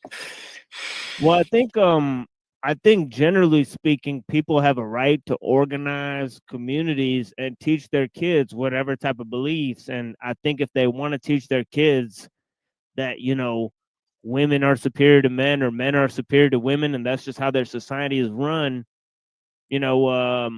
I don't necessarily see anything wrong with that. What I would say is that, to get into like a situation that I tried to avoid with the guy like Vincent Bruno, where he's arguing that people with wrong beliefs should have their kids taken away from them. So obviously parents have the right to teach their kids whatever they want. Sure. So that might just be for starters a thing that a society that functions that way. I don't personally see anything wrong with that. So if Christians want to tell, no, the issue is lying about it. He's lying about it. That's the issue. Yeah, if Christians want to tell their kids that hey, look, we organize a household, and mommy has to follow daddy, and I think that's perfectly fine. Right. I think that at most of Christians, especially Orthodox Christians in America, are coming from a convert background, and they're usually coming from some form of Protestantism. So at some point they didn't have the right belief in their construct, right? In their belief system now. Right. So yeah, I mean, I don't think anybody should have their kids taken away because they're a Protestant or something. I mean, I think that at least from my perspective, a lot of them might be on their way to the church, you know, and that's what we're hoping for. Like, you know, we don't want to damage these people. And I think a lot of times that Orthodox Christians could learn a lot from Protestantism as far as charitable works and things like that. Like they do good things, and you can't just throw everything out, you know. Yeah, some are really legitimate. It's few and far, but the ones that are like really are inspirational. Yeah, no, I can even say that. It was few and far between, but I did meet some that were like straight up inspirational. Like I don't give a fuck. That doesn't mean like I think that, you know, all their beliefs are right either. You know what I'm saying? But there's something working through them because they're it's not normal. If I see something in context here and I know like, okay, when I go back the farthest I can go with this thing, and this is how it was done from the earliest point, why would we change that when, you know, these early guys are saying don't change it ever, you know, don't change it at all. And if it gets changed, then that's a problem.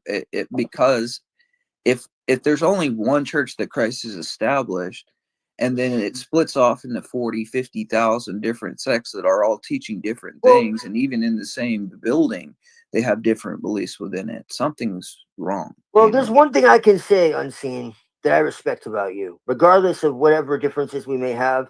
I really do feel like you genuinely say what you say because you believe it's true, and because you want other people to find that truth because you feel it's going to benefit them, and that I respect, and I can identify and relate with that because I was very much like that myself.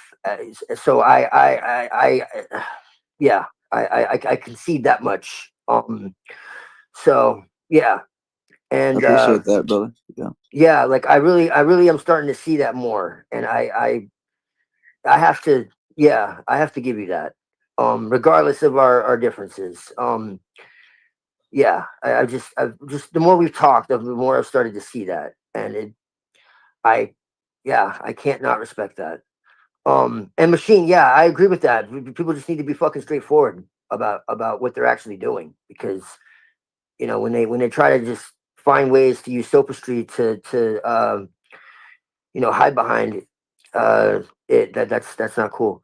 And yeah, man, no problem, because believe it or not, people get the wrong idea about me. I really do try to be respectful. Well, I think it's hilarious that you say that, because, just like what yesterday or the day before, I was pretty fucking direct on what my message is. And as you can see, no one still gives a flying fuck. So really, it's just a bunch of arguing and LARPing.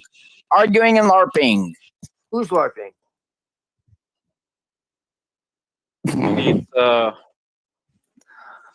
The whole panel verse LARPs, dude. This is nothing but LARPing. It's just a loop. I don't. It doesn't matter what the message is. At least some people get paid to, loop. No, where not most of every. us don't. I think majority of people. I don't though, bro. I really don't. Oh, I know. That's why you still got the beep beeps. Well, that's for you. But besides that.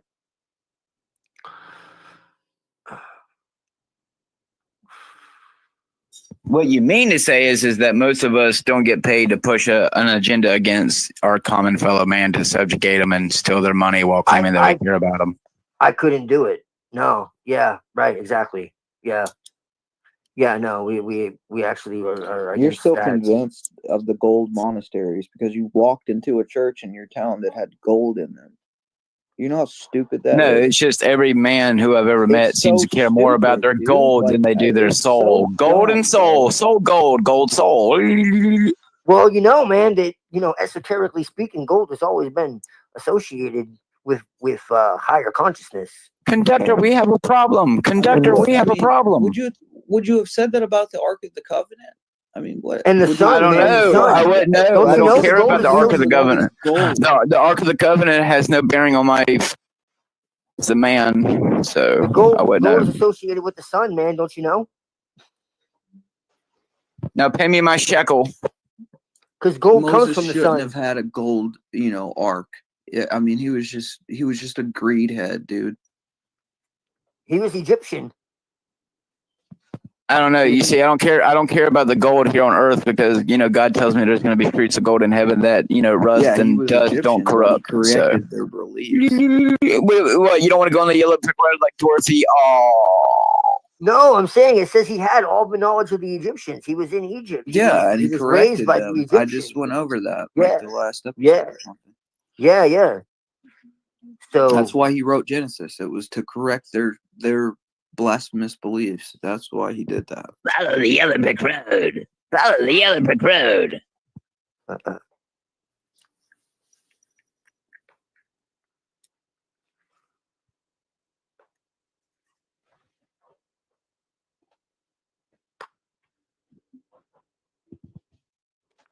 Get him to the goitums. That's all I'm gonna say. Get him to the goitums.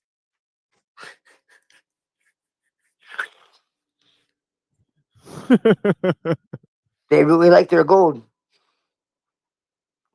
Thing, you can look it up. I'm not kidding about this. Just so that you understand, these are not. You're looking at this through the fallacy of modernism. It's literally now a you're fallacious. telling me what I'm thinking. It's no. This I'm giving you a logical fallacy. It's the fallacy of modernism. So when you say, I don't know how women can look at this and not think of these people as a bunch of evil misogynists, this and that. But what was in there that was misogynistic? That wives need to submit to their husbands, but that they were taken care of literally by their husbands in exchange for that submission. That you shouldn't just arbitrarily get a divorce, Jeff. Do you think that's worked out well for society when you got 55% of people divorcing? Where just 60 years ago, we didn't have that. This is what I'm saying, man. It's like it makes no sense. You're asking a lot of questions, and I don't get a But chance. real quick, I want to clarify, Jeff. You probably do think women should submit to their husbands, though, right, Jeff? Or you don't think that? No, I don't think that. I think it should be an equal partnership. And the point you asked, what is it in the Bible that's bad? Well, when you say that a woman should shut her damn mouth in church and that it's wrong for a woman to have authority over a man, and you also say in the Bible that if women don't cover their heads, they're going to be raped by angels. When you are saying these things. Yeah, I guess I missed the part about angel grape. I don't know. Is that in there? It talks about covering your head so as not to entice the angels. There is a verse that talks about that. It doesn't say rape, but it's I mean, it's kind of implied, more or less. And as I said, like it was a belief in long ago, like before, like BC.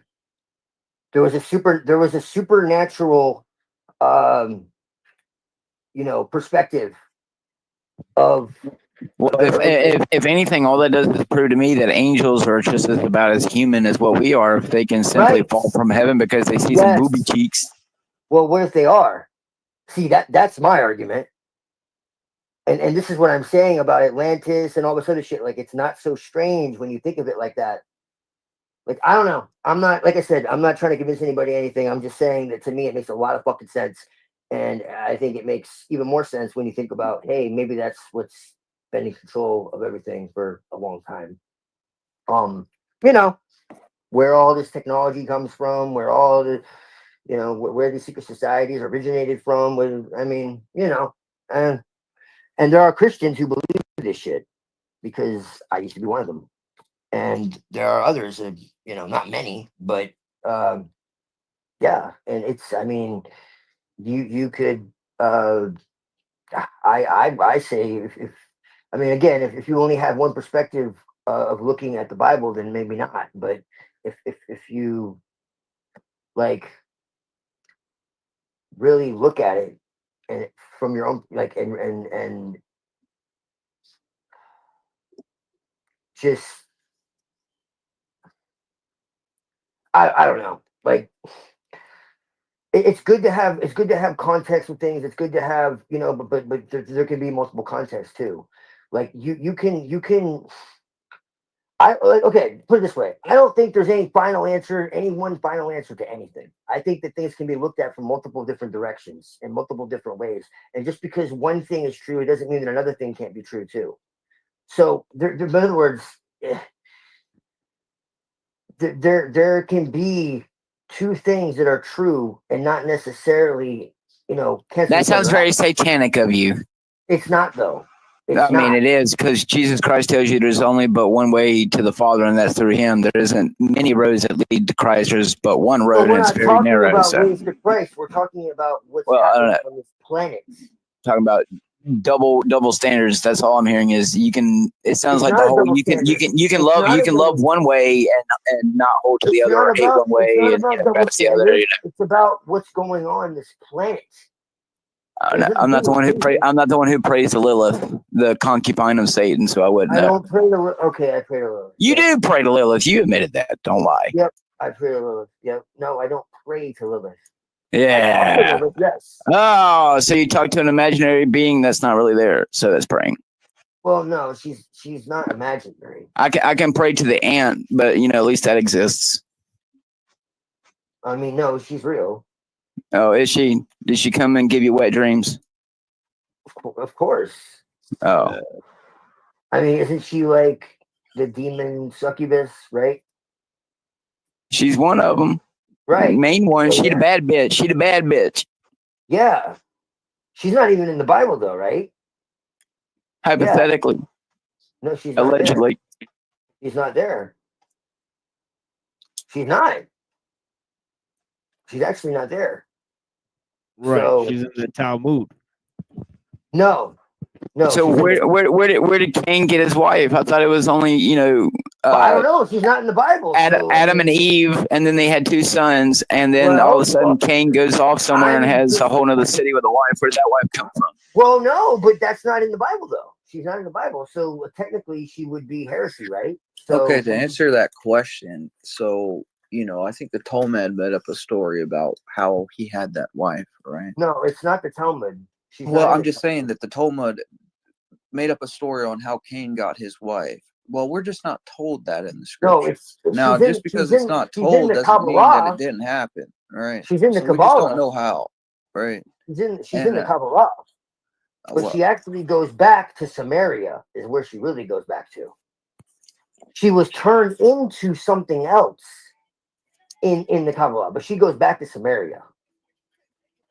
So that's the first thing. She was a goddess that was turned into something else.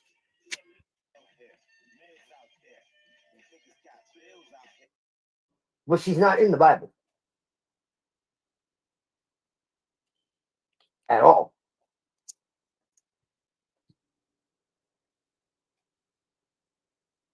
But in the Kabbalah, she was Adam's first wife and the wife of God. So, I'll let you decide what that means. But yeah.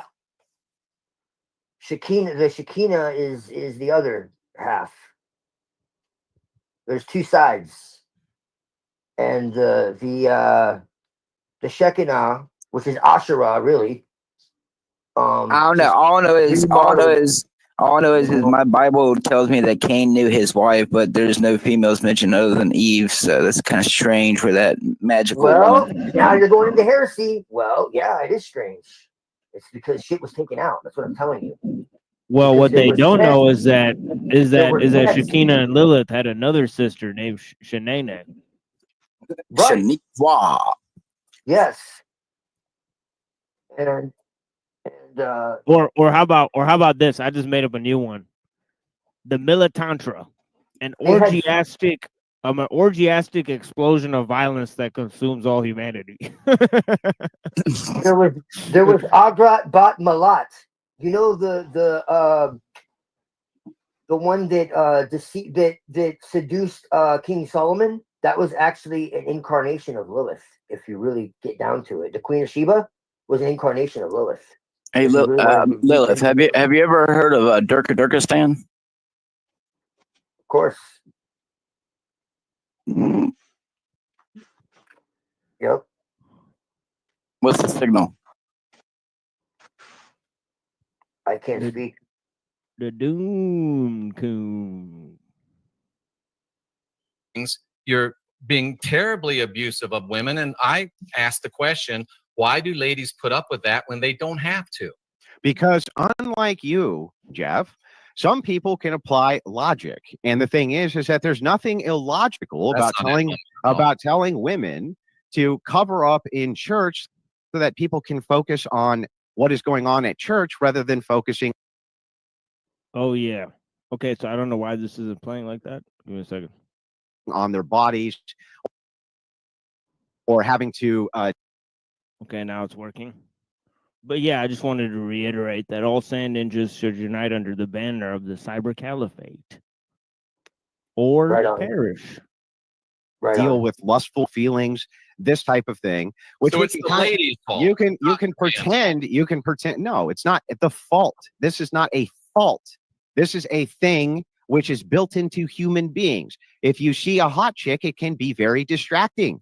And so what you're doing is you're creating an elimination of distraction. It's not the fault of women, but it's not the fault of men. It's basic ontological hardwiring, right? Men want to stick the PP in the V, right? Pretty simple. The thing is like controlling lust is one of the tenets of Christian ethics. And so, of course, inside of church, they tell men also to dress modesty. Men aren't allowed to go in all buff with tank tops on and big muscles hanging out everywhere and be distracting, right? Because that could create distraction. Some churches, women can dress like harlots too. What's your point? That's true. Those aren't real churches. What I'm saying to you, hang on, Jeff, I'm almost done. What I'm saying to you is that just like with men aren't allowed to go in and be distracting to women who are practicing the faith. Women aren't allowed to do it either. The guidelines are completely, from your view, would be egalitarianism. Neither of you can do this. Neither one of you. And that, I mean, I just think that's the wrong answer. It is. There's nothing wrong with just saying that women are more beautiful than men, and so they have to be covered. Right. It's really that simple. Thank you. Thank you. And just admit it. I mean, just admit your real thing. I mean, I don't know. It's like, look, we're in control of women, and they're more beautiful than the men, so we protect them. It's like, what? It's like, look, that's it. You know, you don't got to say, oh, yeah, but we got to cover up the men too. That's gay. What are you talking about? Cover up the men for what? Bro, because he's low key, like, you know. Come on. It's like, come on, buddy. Nobody's trying to see a bunch of hairy dudes with those cut off shirts, you know, so you can smell their armpits. Right? Well, you heard him. He's using, like, you know, third grade language. You know, you heard what he said. VP and the VP. Yeah. It's like fucking kindergartner comp or some shit, dude. Bro. But yeah, it's sundown out here. I'm gonna pray my sundown prayer, and I'll be back in 10 minutes. Give me 10 minutes, guys. Put on some music for everyone. Yeah, here we go. It's a good one.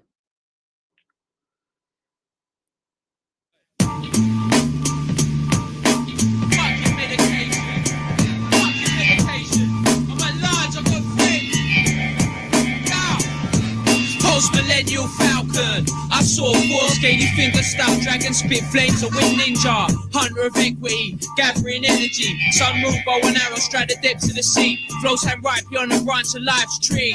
You work hard for the money, find yourself on a shopping spree. Grasp images, snatch a silhouette of self. Slide through the starfish prime, Van Allen belts. I levitate above the Hubble. Telescopic range, blood through my veins equals product of bubble. Spill my seed into this earth to rebirth and fertilize. Basking in a light 120 below Fahrenheit. Jenga spit Fahrenheit, ancient like troglodyte. Orchestrating chaos with Recambrian inside. Animalistic, metal claw, go berserker. Stay happy in your compounds, your third gender clone workers. Champions on 6 out, coated in magnesium. Exploding your flames and then take you to the heavens.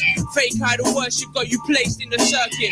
Merry band of misfits come to burn down the circus. Toxins in my body, flesh dressed in rubbish. Laughing at you fucking people, devil stay puppies. You're just another customer, caught up in a double bluff. Mankind view a sky, clocking diamonds in the rough, knees all scuffed, trying to calculate his caper. Django Van Helsing, he's a champion of nature. Spy busters clocking us, you can stay stranger.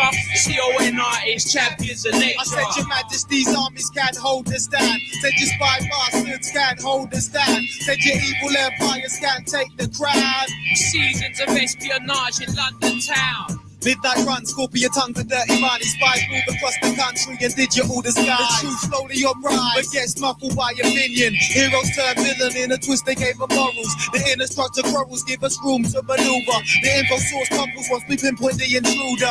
Trading in knowledge is like facts versus rumor. The lies contradictory spread throughout like tumors. The freak virus, unleashed by modern science, designed and equipped to keep the population in compliance. Global giants terrorize the foundation. A conflict over the ways, a glaze over the ancients. Complications by unknown sources, cutting resources to make up for losses. Unseen bosses, well control's not electable and bearable. Already in the hands of extraterrestrials. Said your majesty's armies can't hold us down. Said your spy bastards can't hold us down. Said your evil empires can't take our crown. Seasons of espionage in London town. Analog head nod, android monologues, MIDI mix molotov, spitting at your modern gods, pop art repetition, hype factories, bird's eye beast man, advanced spy strategies and art house crime families. When a million crimson palm farm hands uprise savagely, snatch your assets and blood money salary. Plasticky idols embody your blasphemy. The final conflict, apathy versus anarchy. It's the art of warfare. Welcome to my gallery. Postmodernist monoliths are objects of sacrilege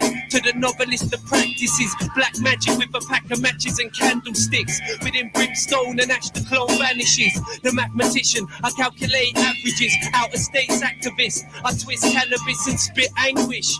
I switch languages, covert operative, codename pacifist. I still resist the glamour of violence. Glorified fighting is the tool of the tyrant. All the majesty's armies can't take me down. All your evil empires can't take my crown. All your dirty spy bastards can't hunt me down. Seasons of espionage in London town. I said the majesty's armies can't take my crown. All your evil empires can't take me down. All your dirty spy bastards can't hunt me down. Seasons of espionage in London town. Yeah! Class Stepper Federation, mate! Yo, you watching me? I'm watching you! We're watching you!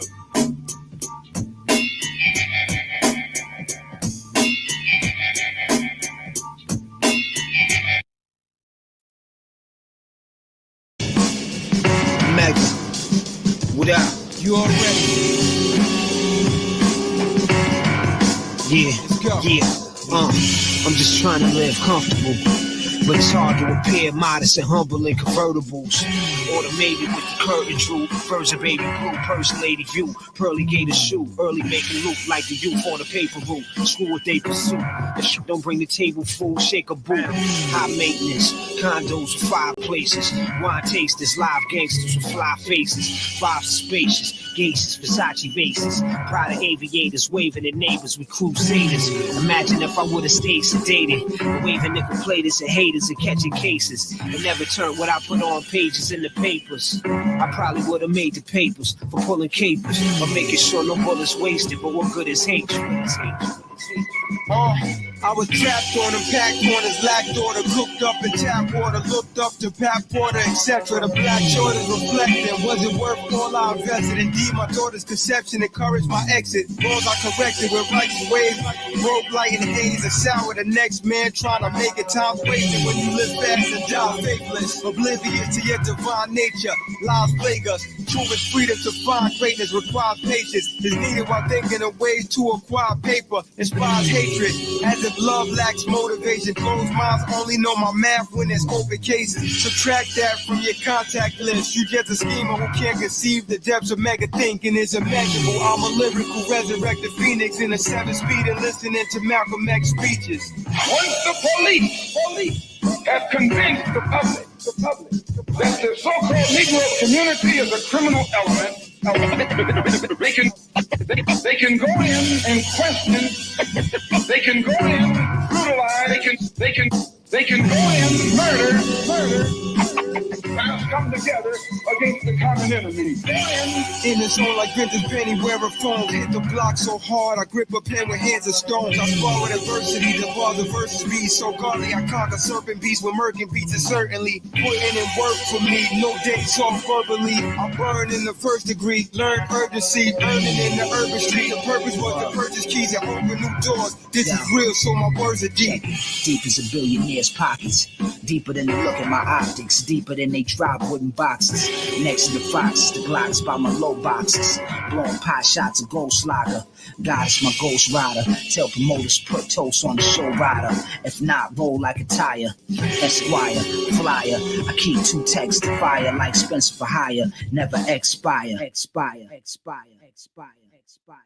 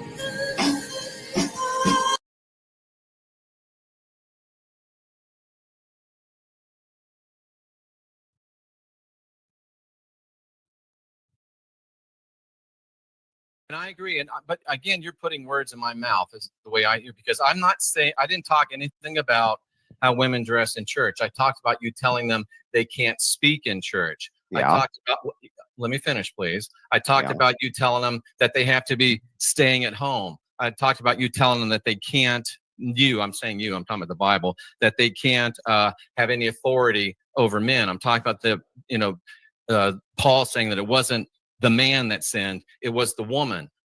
These are the things I'm talking about, not the silliness. Okay. I've been in let me finish. I've been in Pentecostal churches, and it's so stupid. The skirt's too high, the hair's too low. I agree with you. No, we're talking about taking away, treating women like they're not, like they're second-class citizens. I think that's wrong. I don't know why ladies put up with it. Okay, well, let's dive into this. First of all, when you're discussing this, you say, well, I don't understand. Women are second-class. They're not treated as second-class citizens. They're treated according to the ontological nature of which women have, and the same with men. Men have a requirement and duty in society to sacrifice. You know how they do that, Jeff? They go die in foreign wars. They get blown to smithereens. They fight on the front lines. Women can't do any of that. Women can't really do law enforcement roles. Women can't really do the role of taking care of prison inmates en masse. Men have to make all of those duties and all those sacrifices. So you know what, Jeff? They get the big fucking piece of chicken, Jeff. That's how it works. They get the big piece of chicken because they do the lion's share of the things that make you die. So they get that's not women being second-class citizens. That's men being second-class citizens, Jeff. It's us adhering to our duties to women. It's just that you give women an out and say you have no duty. Biblically, this is what is found actually in Christianity.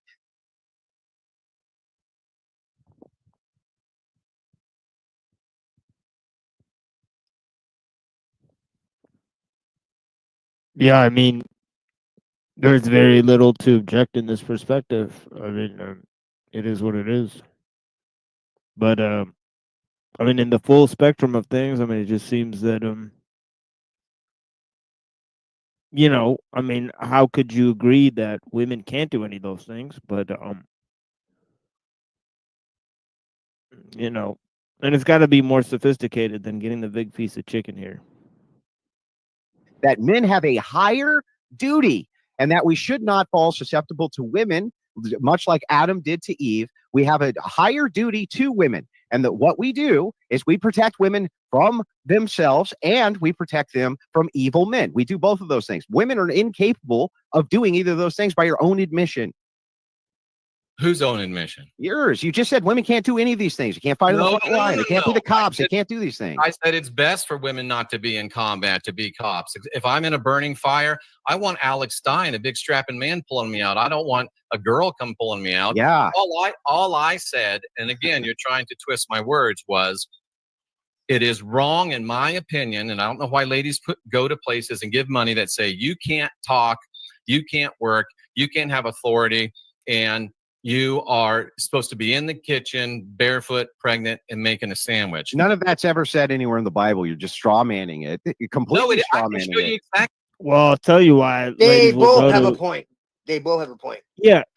But I'll tell you why lady will go to an organization that tells them they can't talk and all that type of stuff. It's because they'll also tell them like they have a soul and that, other things, right? And that their life is. They didn't always have a soul, though. Don't even get started with that one. Right. They didn't always have a soul. That was an argument for like centuries. Yeah, but I'm just saying, like, like they'll say that, life has dignity, other things that we came from an intelligent, loving being. There's other things that people might agree with other than just a simple fact of, the way we're going to manage a community that believes all these things is that the women have to shut their mouth. I mean, I would like to hear an Islamic Christian like an interfaith like dialogue on this shit, honestly. Okay, so this is the way we actually see this, right? So when women are in the church, I think that would be really fascinating. What Paul's talking about is, a woman shouldn't just be like, kind of telling men what to do or something in the church, and being too I guess like there's roles, right? And in the modern world, we don't see things that way. We sort of see like everything's accepted and all this other stuff. Yeah, I know. We went too far the other direction, that, right? Yeah. Then gender roles start reversing, whether we believe it or Yeah. not. That's what that's true. happening. Okay. Yeah, we have an imbalance big time right now. So then it was too far on the other end before, and now it's too far on this end. Well, so yeah, we need to go back a little bit to that more, even though I don't like it either. But right now we're way out of fucking balance. So and then men have like no rights. Of it is it's that the other side. Men have no rights now. So every time someone talks,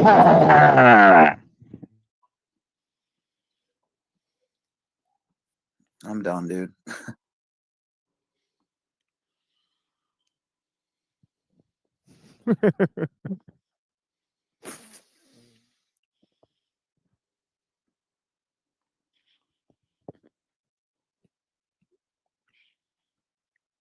Exactly where it Show says me. in the Bible. Show me where it says women are to be barefoot in the kitchen, pregnant in the Bible, anywhere. Lying Jeff. Really? Okay, so we're going to go that. You're going to do that. Well, the thing is like, just if you're going to say, if you're going to make this claim, you're going to be like, what's really going on here is they want you pregnant in the kitchen, barefoot, making a sandwich. That is not biblical. But yeah, I'll say this, that women are on a regular, I mean, you get a gathering together, right? And women are going to be talking more than the men.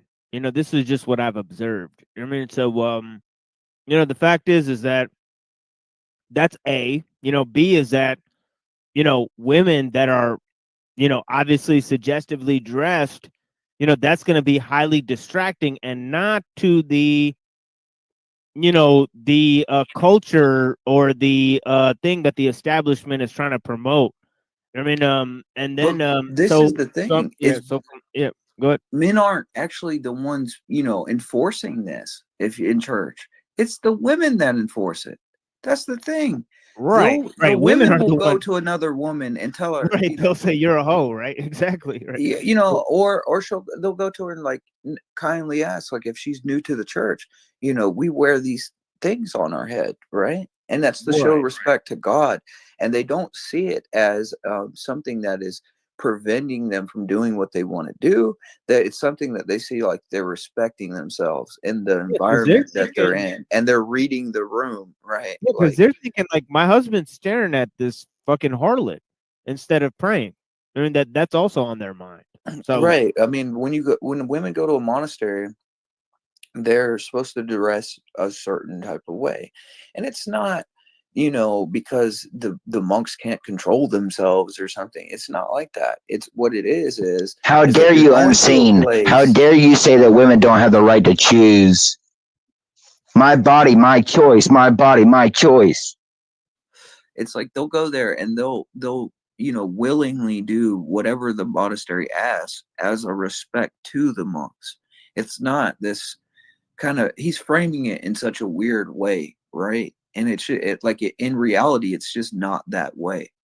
You know what I mean? It's just not that the women like what they're doing. Yeah, they the don't women want to are wear the- makeup. You know what I mean? Yeah, They the don't women- want to do these things. So yeah, they literally are the whole patrol inside of the church and the mosque. So it's fascinating. But yeah.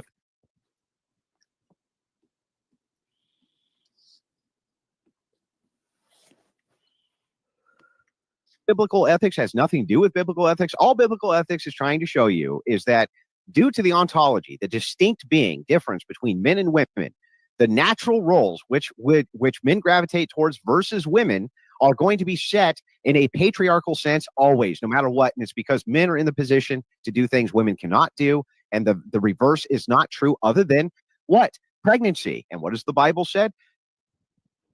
So I think the argument that he does, I think it's extremely not well put, because the fact is that you don't want to then say, like, you know, consider Taoism. Like, women have extreme power. You don't want to underestimate women's power. You know, just because they're just you know, just because they're Every weaker. culture said so. Every culture said so, and this is the just 'cause other they're side of weaker. it. Yeah, This just is 'cause what they're I'm weaker. saying. Yeah, This yeah, is you don't what- want to. Yeah, because the fact is the that Egyptians, the Druids, the doubt, like yes. yeah, Go ahead though. yeah, because here's the argument. I mean, correct me if I'm wrong. I mean, everyone. I mean, the argument is that we want to fight feminism, but the fact is that men are always in control because men will always do things that women don't want to do. How does that follow? So, what do you exactly have to fight feminism for? You know, Exactly. you know, men are already in control by your justification. Right? There So wouldn't be feminism if there wasn't such an imbalance. exactly. Yes, exactly, Machine. You're seeing what I'm saying. Yes, Right. exactly, bro. So- That's exactly it's the like- point. They're both corrupt.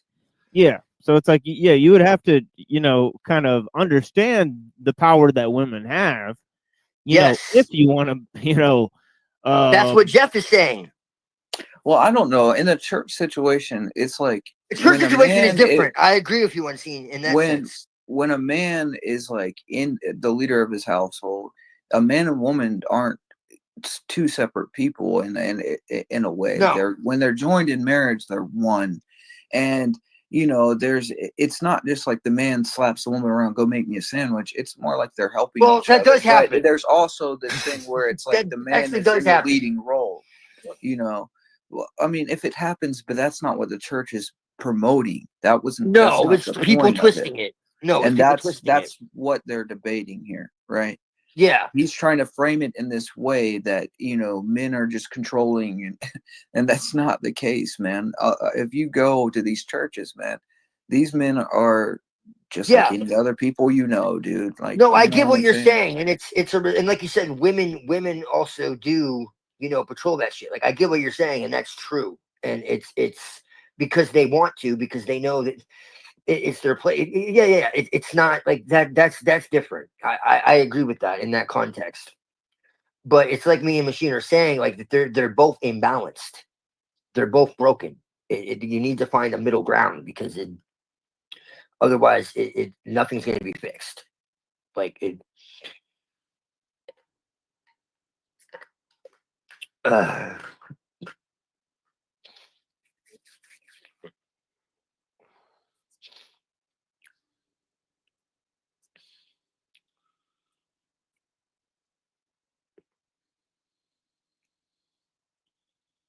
Say through childbirth, that's how women are saved. That's one of the big paths to salvation for women is through childbirth. So what are they saved saved from, Andrew? What it's leading to Jesus Christ for the remission of sin. And that's for being pregnant. No, it's that. No, So make a sandwich and be pregnant, like you said. It's the being pregnant is a natural occurrence that leads you to the belief of a higher like authority, higher power. Something. All it's saying is this is a good way to start you on the path towards the belief in Jesus Christ. That's what it means. And so when you follow these footsteps, when you're talking about ontology, men's being, women's being. Like you said, you want a man to pull you out of a fire. Why? Sure. Because you know a general rule, which is that men generally are a lot stronger than women. And so if you have to take the gamble, you want a man to come in and pull your ass out. Yeah, so they exchange for that in societies. Men get the big piece of chicken. You can't give them the duty absent the responsibility. That doesn't make women second-class citizens, Jeff. Does the Bible say that women have to shut up in church? Yes or no? Yeah, they have to be silent in church. Okay. But hang on, what's the qualifier? What's the qualifier? The qualifier is if you want correction, talk and speak to your husband, right? Ask him at home. And ask your husband about it. The husband, who's then the head of the household, will discuss it with you. They can then go to clergy and say, hey, there's a problem, there's an issue, this and that. Why?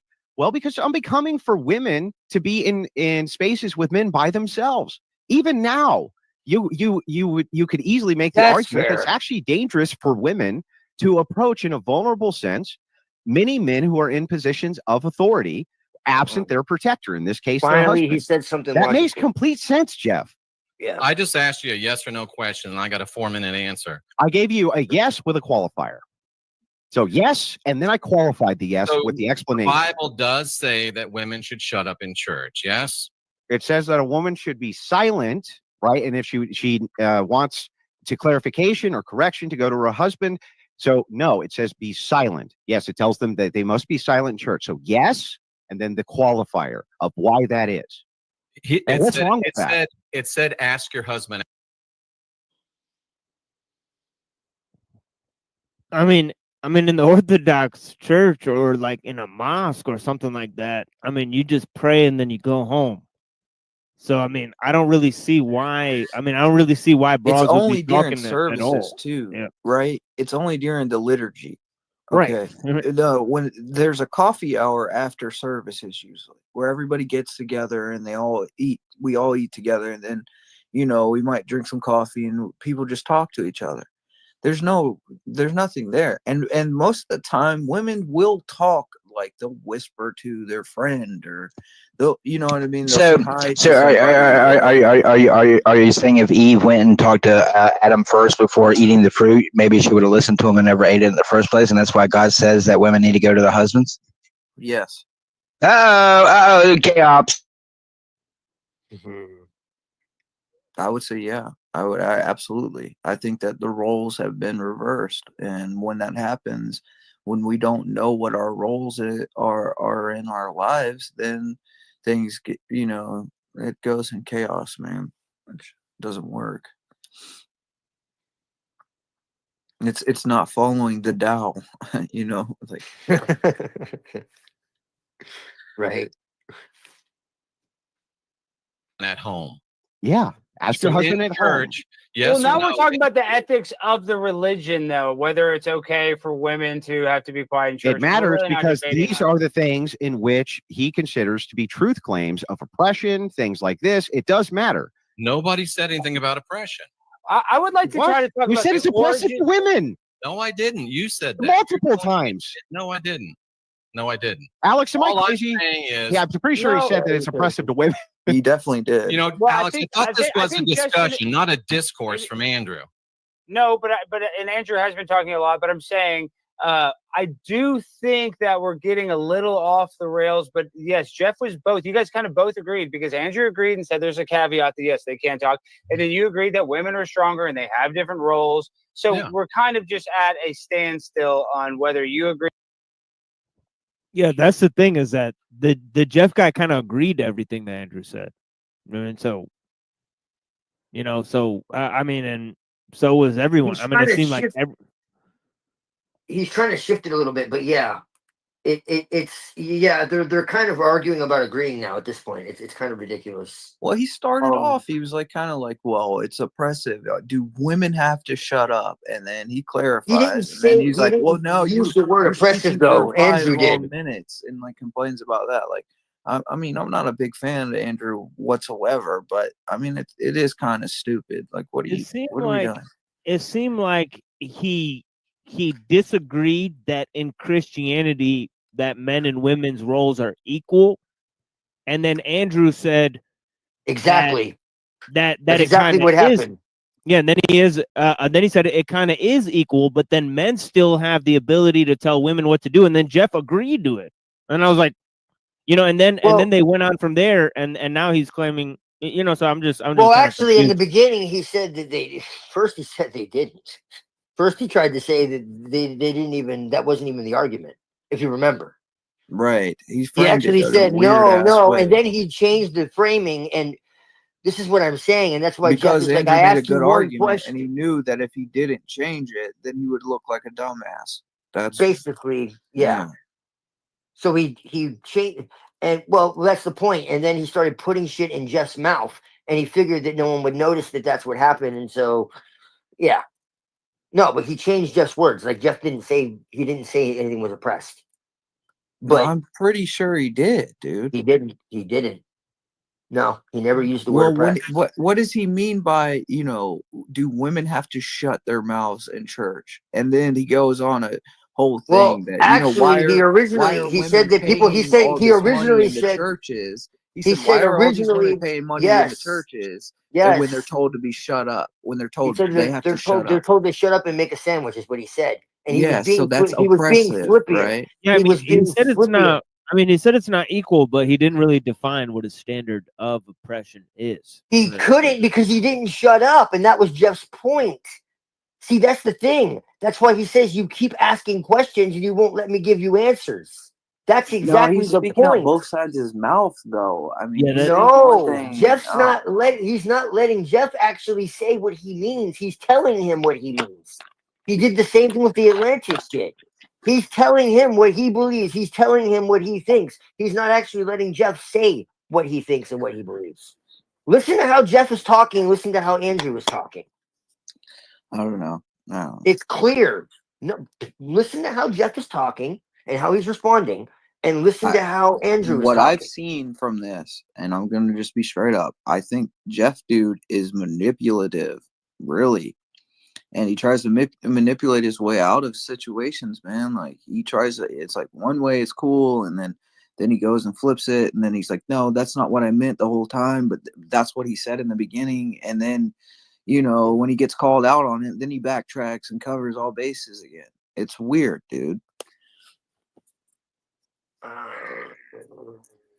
Agree that the faith is nice to women, or Andrew says that so that's not really debating Christianity. I would like to talk more about the origins of Christianity. Yeah, that too. And Constantine and the books of the Bible. I don't know, something a little more. It talks about not the whole how we feel about Christianity, whether it's wrong or good or bad, or whether he believes in a religion that you consider bad. Because I consider Christianity good, but that's not important. What I'm saying is, well, how can we prove that Christianity is true and real, that Christ existed? I think that one of the primary claims needs to revolve around Jesus Christ and the existence of Jesus. This seems to be one of the pinnacle. This seems to be one of the pinnacle claims that Jeff makes, and I'm fine diving into this. I have no problem with that, but just understand that if there are, then this happens in all debates. If there's tangential complaints which happen, and in this case there is one, the Bible is oppressive, or this or that, or there's other claims that Jeff has made about this, then if I it's guarantee you he tangential never to it, used not those related words. to it, they're going to get brought up likely. So yes, I'm happy to dive into Jeff. Why don't you tell the audience, right, what most biblical scholars' consensus is on if Jesus Christ was a living person or not? Well, I'm not here to take orders from you, Andrew.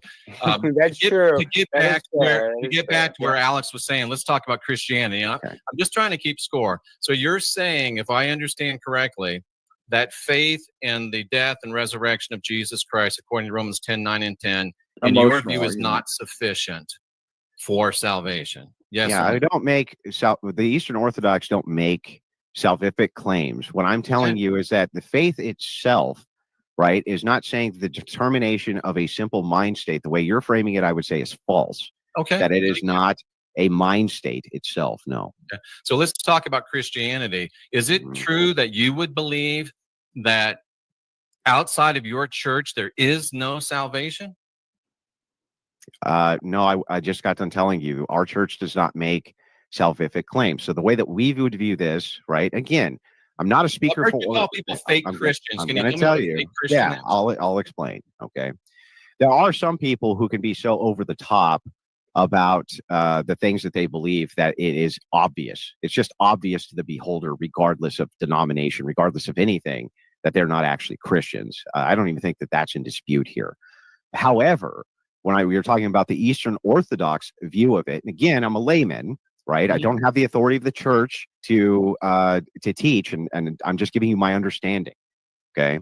From the layman's understanding, from my understanding, we're not to make salvific claims. The reason we're not to make salvific claims is because we don't know the mind of God. We're not going to be arrogant enough to know the mind of God. There is no the way that the salvation church outside explained the it to church. me, and the way You that should've it just said explains it. that. What the hell are you talking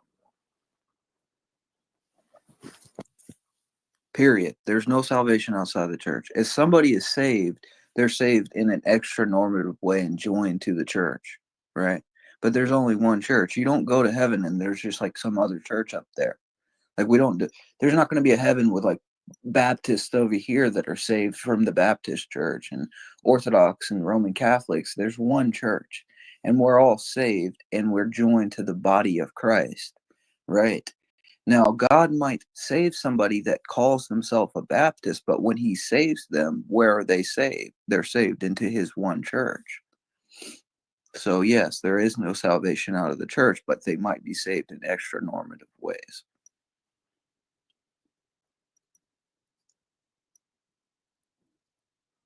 See, as far as I know, to everybody, is that you can. Some people have the truth. The truth is written on their heart, right? But you can't get the fullness of the truth absent the Orthodox Church. It's not to say people outside the Orthodox Church cannot receive salvation. We can't make those claims. Just to say that absent the fullness, the likelihood of it decreases. Did you guys see that comment?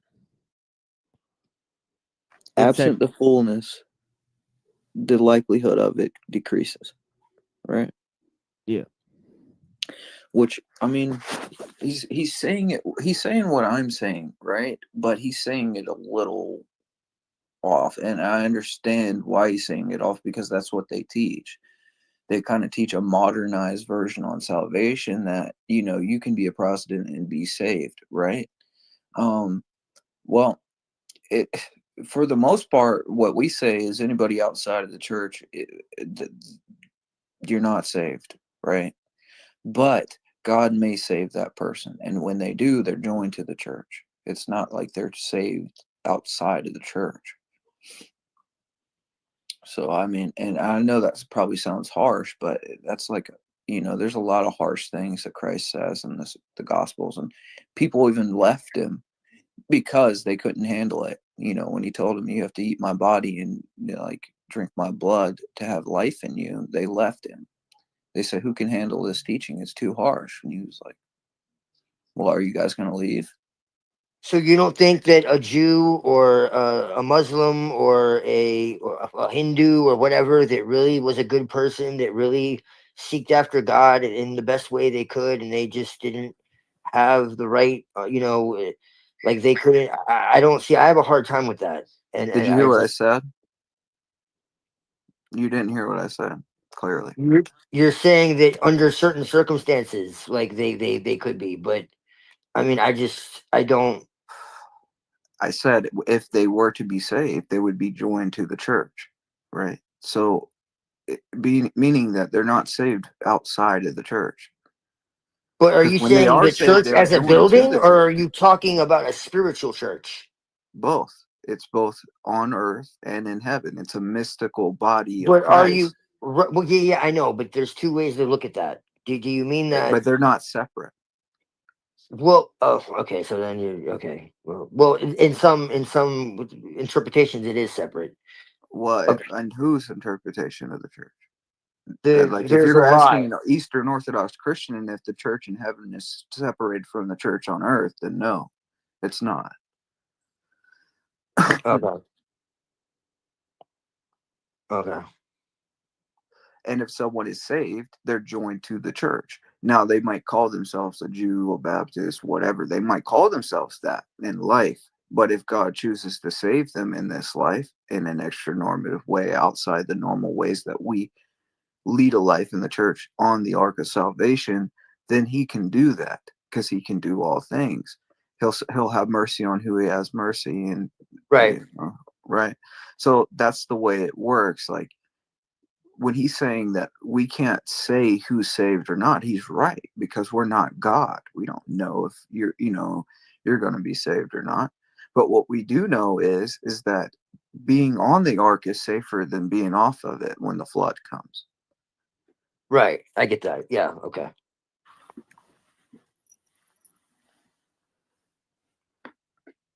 And another thing is, like, we don't say like God damns a man to hell. Like, right. Man damns himself to hell through his rejection of God. Right. Yeah, I respect that.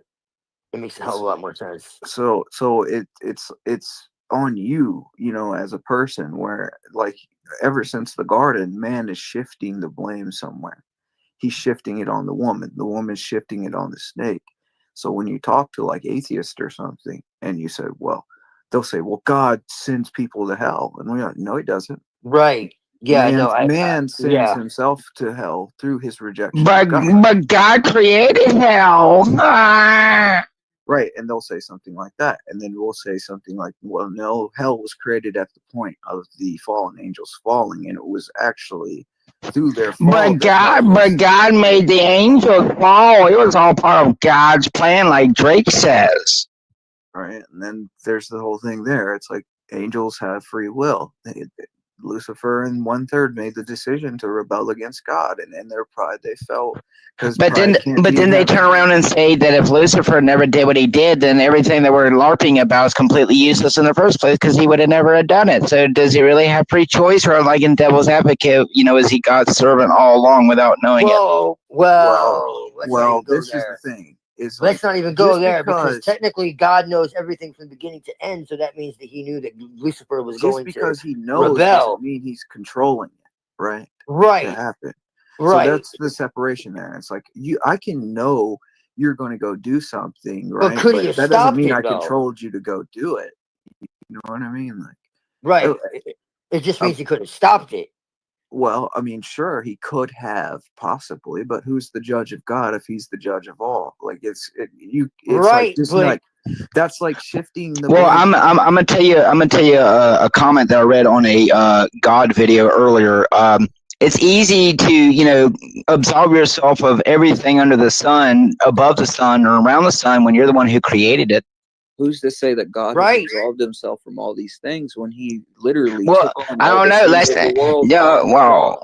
Well, because Jesus went to hell for 3 days, that means he loves us. Well, I mean, I think that dying, Did he go to hell? Is that part of the Orthodox? I'm not sure. Absolutely, he went to hell for 3 days and let go of. Yeah, no. I guess that was in my when I was a Christian. I didn't know if that was part of Orthodox or not. Okay, so the harrowing of hell is part of. Okay. Yeah, came from us. He took the harrowing of Hades. Yep.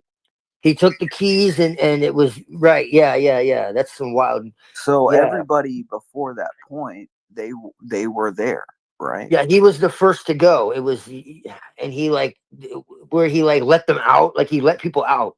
They were in prison and shit. Now, that's wild. Who wasn't there? Do you know who wasn't there? Who? Enoch and Elijah. Well, yeah. Well, yeah, because God took them. Right. Yeah. Aren't they the two witnesses? Right. But then there's also Moses appeared on the mountain of Transfiguration. Right. Now, why is that? Is because Satan tried to take his body and God wasn't having it. Oh, yeah. They were arguing and shit. Michael, right? Mm-hmm. Arguing. Yeah. I think that's in James or something. Or I don't know if it's James. It's something like that. Mm-hmm. I don't know. Yeah, I remember that. Yeah, because that's Jesus conquers hell and Hades. I remember that. Yeah, he's got the keys. Mm-hmm. So, he dies on the. He takes it. Well, it started. It didn't even start it like he didn't just start taking on the sins of the world on the cross. I think it started in the garden in Gethsemane, right, or whatever it's called. It's like when he's being tempted and he's sweating blood. And all that. Yeah. Mm-hmm. He's starting to take on all the sins of the whole and world. not just that, but he was almost willing to be tempted because he asked God to take the chalice from him and pass it on to someone else if it would be his will. So a lot of people say that Jesus was about to falter during that time too. It's like his humans, because he's both the human side. divine, yep. Right. So his human side is feeling all this weight and this pain, but he still gives it to the will of the Father to make that decision. He says, if it be in your will, take this cup from me, let it pass from me. Well, what if Jesus is the Father? Well, there's a separation. He says, my Father in heaven, and he himself as the Son. And right. When he's having a conversation with Peter, he asked Peter, he says, who do they say I am? And he says, well, some say that you're Elijah, and some say that you're John the Baptist resurrected from the dead. And he said, no, who do you say that I am? And he says, you're the Messiah, you're the Son of God. And he says, blessed are you, Simon Bar-Jonah, for man didn't reveal this to you, but my Father in heaven did, or something like that. Right? Yeah. I'm paraphrasing. But at that point, he sort of lets it be known. And he says, on this confession, we'll build our faith or build my church. Right. And the Roman Catholics will take that and say, well, Peter is the Pope. He's the Pope. And, he's right. We're building our faith on Peter. And it's his confession of faith. The apostles were all equals. He was the first of equals, but they were all equals. So. And that was the understanding of the early church. This other teaching didn't come until much later, like papal supremacy and all that. Yeah, because they tried to say that they were the true that's built on apostolic succession, too. And it is. Yeah, no, that's true. That's true. Yeah, that's how they became, because the Bishop of Rome was the Pope. That's the whole, and it goes back to the imperial cult of Rome, and that's some dark shit. Well, originally, the imperial capital of Rome was, where the Pope had the honorary title of Pope, right? Yep. And that was fine because it still was the understanding that all of the other sees, metropolitans, were on an equal level as him. He couldn't make a decision outside of his diocese, so he couldn't tell you if you were in like Antioch and wherever else. He couldn't excommunicate somebody outside of his diocese. That's like a part of the early canons, and one of the canons I forget. But he couldn't make that decision. Well, now the Pope's he's like the king of bishops. Like he can excommunicate somebody like wherever they are, and he calls himself Christ on earth. Even that's what they say. Yep. Pretty wild. Yeah, he's the vicar, and a vicar is a stand-in. Or literally anti. An anti doesn't mean like what we would normally think, like something against. To be something against, it means to be another. So the Antichrist isn't someone against Christ. It's someone who wants to be Christ. Yeah, he replicates him. He wants to look like him. He does everything like Christ does, and then when he comes on scene, people will think he is Christ. That's right. What was one of the first declarations from the dragon against God in heaven? I'm going to be above you. My throne will be above yours. Right. And this the Antichrist is the son of the devil. He's supposed to have been born of a defiled virgin or something. You know what I mean? It's like it's like an anti in every way, like a polar opposite. If you want to get into some of the extremely satanic views, they believe that the son of the Antichrist, so the Antichrist will have a son, and through his physical vessel, the Antichrist himself will be able to take over, aka doing the reversal of what God did through Jesus. So I mean, that's what a lot of people tend to forget, and they also believe. The Omen Man? Well, that too. American Apocalypse too. American Horror Story Apocalypse. But the main goal is that, you know, they believe that Mammon, son of Satan, is going to be like the cultivation of every single sin that every human ever committed, put into one physical vessel. So like when the Antichrist comes, it's going to be like the actual devil with his hate, but it's going to be like manifested 10 times over, because if you want to believe the whole, you know, spiritual aspect, that, you know, dark magic, light magic, you know, Jedi versus Sith type shit. It's going to be Lucifer, the Antichrist spirit, and then, you know, the Antichrist. That's the unholy trinity there. So it's going to be a replication of everything that God does. Well, it's just a reversal. All it is just a reversal. It's false. It's as they call upside down version, like they like to do with crosses. Yeah. Yeah. And the false prophet. Yeah, that's supposedly going to be a magician that follows the Antichrist around, and he's going to make fire, you know, come down from heaven and all these things. Sounds like a direct energy weapon to me. Right? Could be. I don't know. It could be technology. It could be magic. It could be a mix of both. I don't know. Mix of both, right? That would make a lot of sense. Technology is magic. Yeah, that right. would make I a mean, lot that's of sense. what. Well, when you get into like the transhumanism and shit, they could most definitely utilize transhumanism with magic. As an occult, I mean, I could definitely see how they could do that. That would evil be spirits scary working shit. through technology, Right? you know, Yes. demons like in computers. I could see them using the astral plane with like quantum. Holy shit, that's actually really. What's wrong? What's wrong? You don't want Skynet to infect every office, computer, and cell phone in the nation? What's wrong? No, I really don't. Especially with actual, true, like sinister shit that they get into. I can't even. Dude, can you imagine? Oh boy. You know those really ugly memes that are out here? You know, like they're like drawings. Well, I mean, that's what they're doing with CERN and shit. Like you saw, like the Gothard Tunnel and the fucking, like it was legitimately straight out of Revelation. Like even I know that. Like it was. What's wrong? You don't want to follow the little. You don't want to follow the little man in the tunnel, calling all the sheep and goats to follow him. Did you see that? I sat right there when I watched it when it was live. What are you talking about? I sat there the whole entire time I was broadcasting. Yeah, man. That was. What's wild. wrong? You don't want to go see all the young women dance almost half naked on all the rich billionaires sitting out there in the stands while they do their wicked and satanic rituals? Come on. They're half naked Nephilim babies hanging around on the ropes. There really was, man. They were like giving birth to. It was crazy. What, the CERN ritual? All the Olympic shit too. Like it's so. Not to mention all the workers who were probably not just sacrificed, but died under mysterious circumstances during its construction. But keep telling yourself it's just for a fucking train system. Of course it is. What, straight to hell? I thought it was a highway to hell, not a bullet train to hell.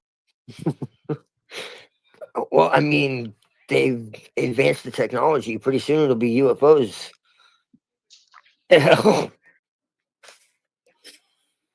Shit. That's not even funny because it's coming with Bluebeam.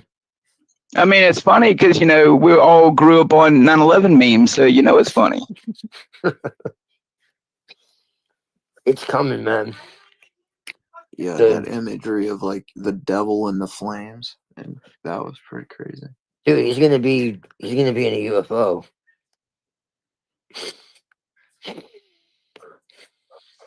That's always been one of my biggest things. But I sit here and say, at what point do you say it's coincidence and don't start noticing the patterns? Like you said about the devil image in the smoke from 9/11. Whether or not that was CGI or digital or not. Like the point is if it was fake, they did it on purpose and put it in your face. I don't think it was because I remember seeing that I don't think it was, dude, because I remember seeing that on 2001. So I hate to tell you, Lilith, but they had broadcast of that prepared days before it actually aired. So yeah, that's true. There was so much weird shit that happened. America literally stood down one of its biggest aerial forces in the world in order to do quote unquote training for terrorism days before. Oh, did I say that word? Yeah, just like I was about to say that. They did the same thing they did with what do they call it? 201. I don't want to say it because I don't want anything to get, censored. But but just like they did that training exercise, they did the same thing with that with Hurricane Katrina too. Hurricane Katrina and Nazi Germany was just another little test run. They always seem to do those test runs, man. It's just one hell of a coincidence, don't you think? Yeah. Every time something crazy happens, and they're just like they don't know which one's what's the real one and what's the training exercise. They get so confused. It's funny how that happens. Well, now they have super intelligent quantum computers that can run simulations to do it for them now. Of course. Well, they can predict them now. Beep. Next, they'll be shooting asteroids out of the sky, just like the movies.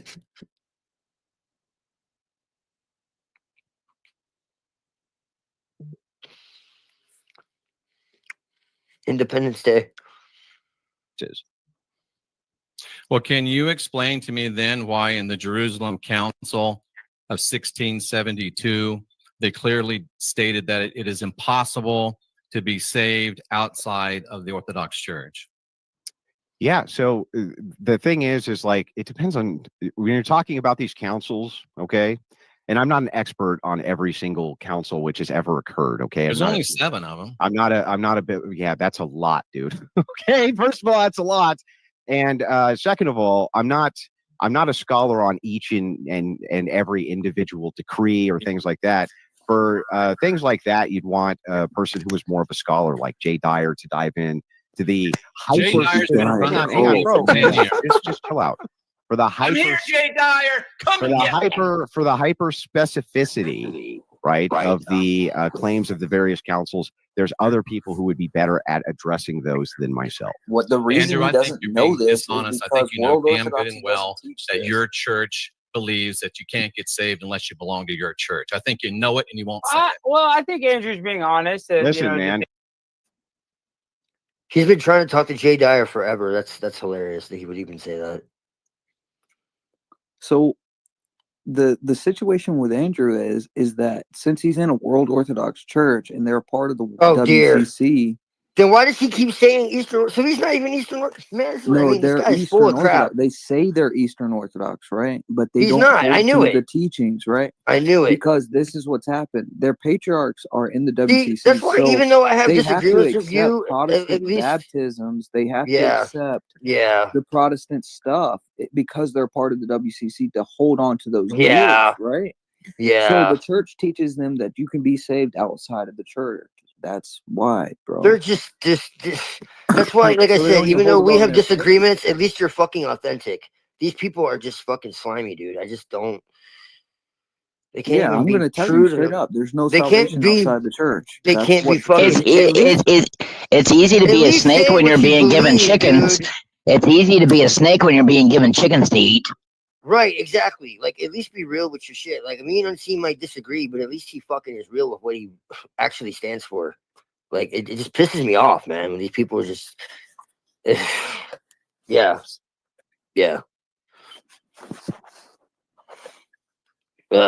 World Council of Church is Vatican II, man. this. He doesn't know this because they don't teach that, right? Oh, really? Well, okay. You get what I'm saying? Still, it's like I still don't like him. He only but, knows what he's being taught are the teachings of the church. Yeah, but you don't think he knows the World Council of Churches is fucking bad, dude? That's like connected to Vatican II and all this ecumenicism and all that shit. Like propaganda that's telling them that it's good ecumenism and or that that's dude. just I'm against this shit. As an occultist, I'm against fucking ecumenism and but you're not trying to get into the club. But you're not trying to get into the club like the rest of us little peons. They're trying to get into the club, but really do they realize they ain't got the billions and billions of the bloodline to really get in there. Yeah. Yeah, dude. That's what's crazy is I'm an occultist and I'm like against all that shit. Just like I'm against fucking the Lucis Trust and Theosophy and all this type of because they're all together. Like I was telling Unseen earlier. you have this fucking latter rain movement that's you know, they talk about the manifest sons of God and the Joel's army and all this shit, and they're all in with Freemasonry and the United Nations and all this stuff, and they basically believe that they are the church on earth and they are the second coming, the very vessel of God itself on the earth. And they're like fucking, they have people talking about the Holy Spirit is within me, and they're like beating people, literally beating them, punching them in the face and shit, and saying that the Spirit told me to punch this person because they needed to be healed, and I needed to demonstrate my strength and my conviction. That's right. May the power of Christ compel you. May the power of Christ compel you. Yeah, and they're saying like this is the new wine, this is the new revelation, and for those who are still like going through the Bible and, you know, believing that this is like I'm sitting here going through all this shit, dude. I sat there and was like going through this for like fucking 30 minutes, and I have no idea why.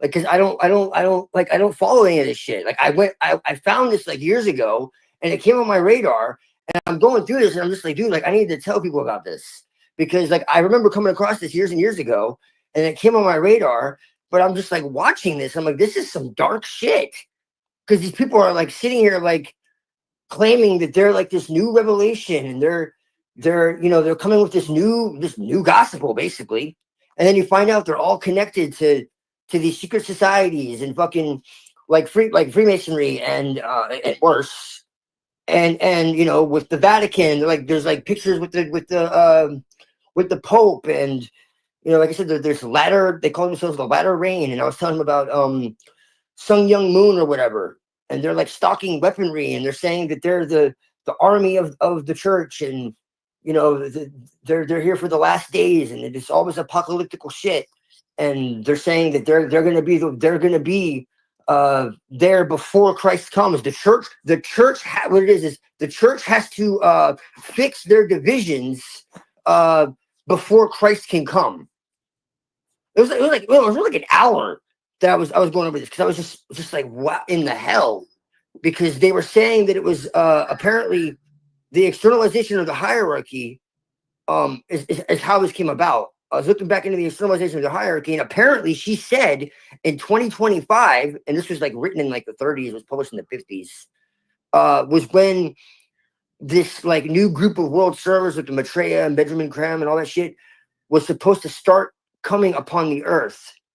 And this latter rain shit is like being kicked into high gear. It's been for a while, but it's being kicked into high gear, and it's all tied into what you know, the World Council of Churches and all this other shit. Okay, and it's mutating, and like they're really like they've got like damn near hundreds of millions of people falling into this in one way or another. And yeah, we got like yeah, we're gonna do this for like 50 more minutes, and then Unseen's gotta go do his show. We're gonna restream it here. I appreciate it. Hell yeah. Yep. Thank you. Oh yeah. Yeah, definitely. And yeah, so yeah, we'll put the link up here, Unseen Warfare. So if somebody could throw that in the chat, if somebody can grab that, and or I just will at the time, so there's no worries. Right? But yeah, the thing is that yeah, I'll play some music, and then we'll get back into this this debate and see where it goes, and yeah, that'll be about it. But yeah, I really want to get to this part where Wilson says Christianity is for white people or something like that. I don't know. I just want to say this real quick. Neuro, pay me a shekel for using my imagery. Exactly. Let's get this man a shekel here. Oh, you're generous, man. Only 1 shekel. Yeah. And yeah, and I apologize in advance. I know I played this before, and Anna Perna was saying it's appropriated, but I still appreciate the music, but I don't mean to disparage anybody's beliefs. You know, blessings.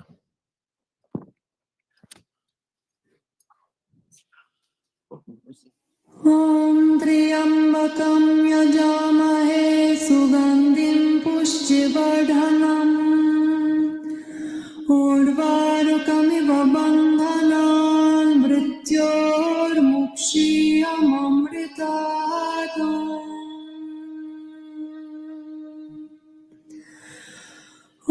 त्र्यम्बकं यजामहे सुगन्धिं पुष्टिवर्धनम् उर्वारुकमिव बन्धनान् मृत्योर्मुक्षीयममृतात् ॐ त्र्यम्बकं यजामहे सुगन्धिं पुष्टिवर्धनम् उर्वारुकमिव बन्धनान् मृत्योर्मुक्षीयममृतात्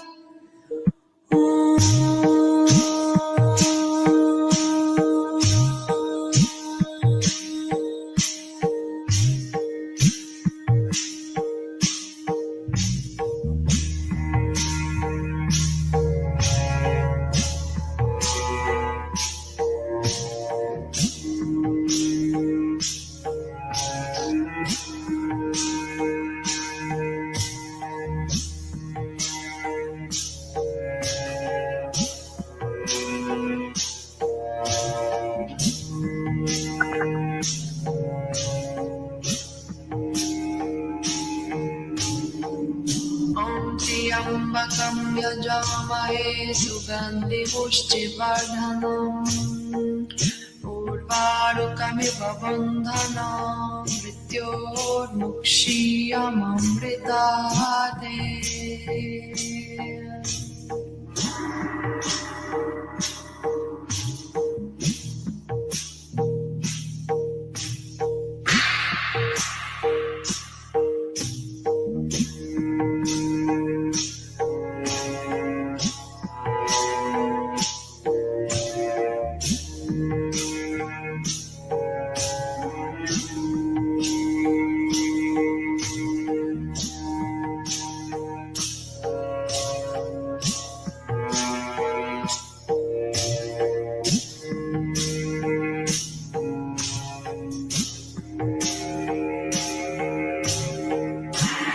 त्र्यम्बकं यजामहे सुगन्धिपुष्टिवर्धनम् उर्वारुकमिव बन्धनान् मृत्योर्मुक्षीयममृतात्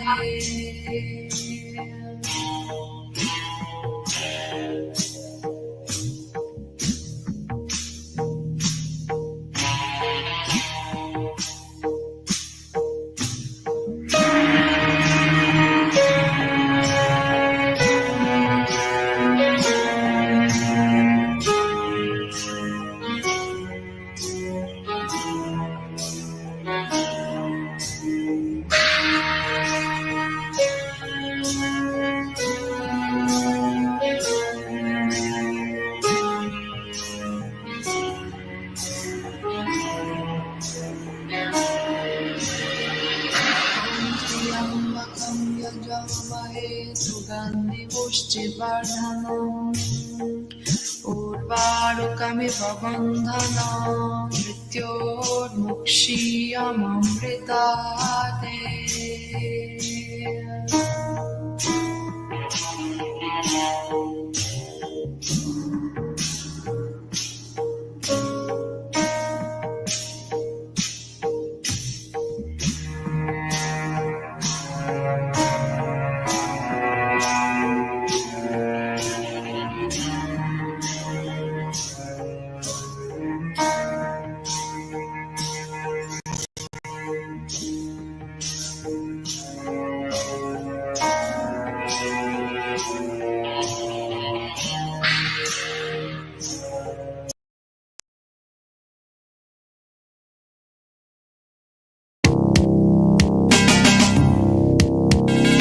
Yeah, this is the poisonous, venomous, killer bee, queen bee connection, live and direct, Salin BK, QB, boogie down, wherever you found, yo, deadly venom, that's how we end them, master them, no friend to him, bend him in half for entering, my camaraderie, move like tight security, known to tear the club up, plus the after party, on the battlefield, catch a body, with no fair warning, my queen bee connects, swarm on him, primate, hold your mic straight before you challenge me, you're lightweight, and only force me to cause casualties, battery backs can't match minds with the solar power. They get overpowered. Shower with rhymes, it's like white lines of powder. Now the madness from being solar with the counter. I'm taking no shorts for sure. I'm coming through smashing my through the floor. Whoever wanted war, yo, bring it. If you got the sword, I'ma swing it. Slither back to the pit when my phone started ringing. Yo, come here, what's up? About to get stuck. Running through the chamber, they ain't giving up. Cause I'm deadly. I'ma set the pace like a method. Relay, who can have been a winner replay? Nice, make heads crack like dice. Give them a double order, a manslaughter. On the tape recorder, the law and order tape muffled and distorted. All you heard was murderous shots, the rest was pre-recorded. The jury reported I'm a free venom. Hitting niggas with the momentum, even villains wanna get a venom. The feeling deviance from the previous. What's the way we leaving this? It's sure to make snakes hiss. FBI, the most high, fly, Robin fly. Keep a close eye on Johnny 5. I'll be coming live from New York. It's Saturday night, so it's only right I step to the phony type. See him in the party acting hard, but they hardly a threat to the vet. Once you start me, no stopping. No pardon me, no copping. The plea, I beat you in the head, 3rd degree. What's the science? The 411 can't do me none. Still ghetto, I rhyme ghetto. My brother's ghetto, never say die and never settle for anything less than what the devil possessed. I'm like MOP to the death. Now who is Johnny Blaze, Mr. Meth? Hitting fever, come with the raw. Deadly venom with the woo. We want more to go, now what's to do? Ghetto collaboration, set the deadly combination. Face to face, shaking your earth, rocking your nation. Such a vicious, rolling with the devious clan. I got a master plan of the blast your man. Getting lyrical, hurting your feeling deep in your mental. Like a pistol blowing your brain, killing your spiritual. Be a vision down, fishing out, rolling with a bunch of criminals. Street gunner, finish strike like thunder. That'll stop your hunger, ready for war. Let me let you get a taste of the raw.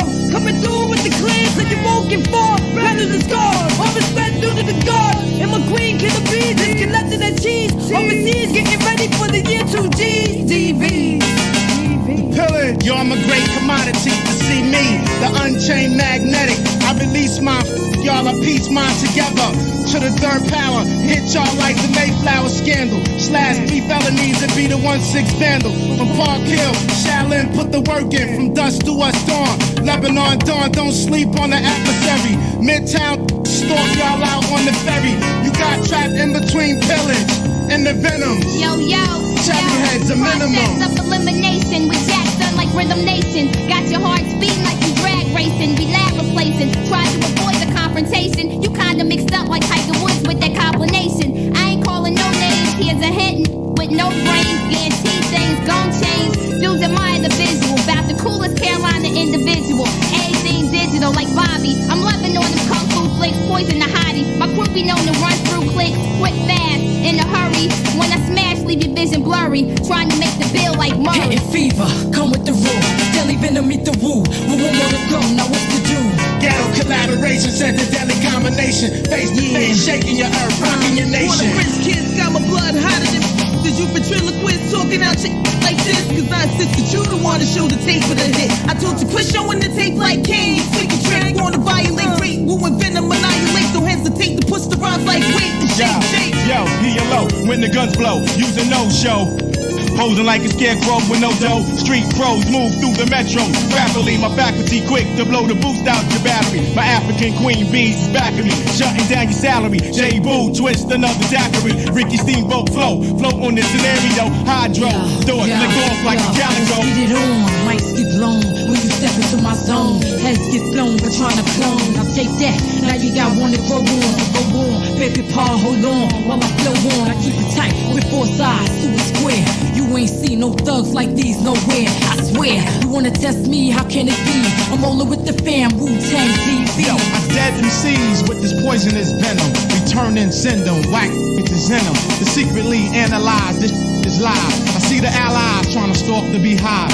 Forgot the deadly stinging was Major Bell ringing. Too strong for with eyes closed and swinging. Major point, spot your target and zoom in before it's too late. Saw the snake through his handshake. Aiming your darts at the click you can't handle. Attack with the pace those that travel on camel. On warm side, that you cross the barrier. But my storm side, it destroyed your area. Hitting fever, come with the raw. Deadly venom meet the woo. We want more to go, now what's to do? Ghetto collaboration, set the deadly combination. Face to face, shaking your earth, rocking your nation. Hitting fever, come with the raw. Deadly venom meet the woo. We want more to go, now what's to do? Ghetto collaboration, set the deadly combination. Face to face, shaking your earth, rocking your nation.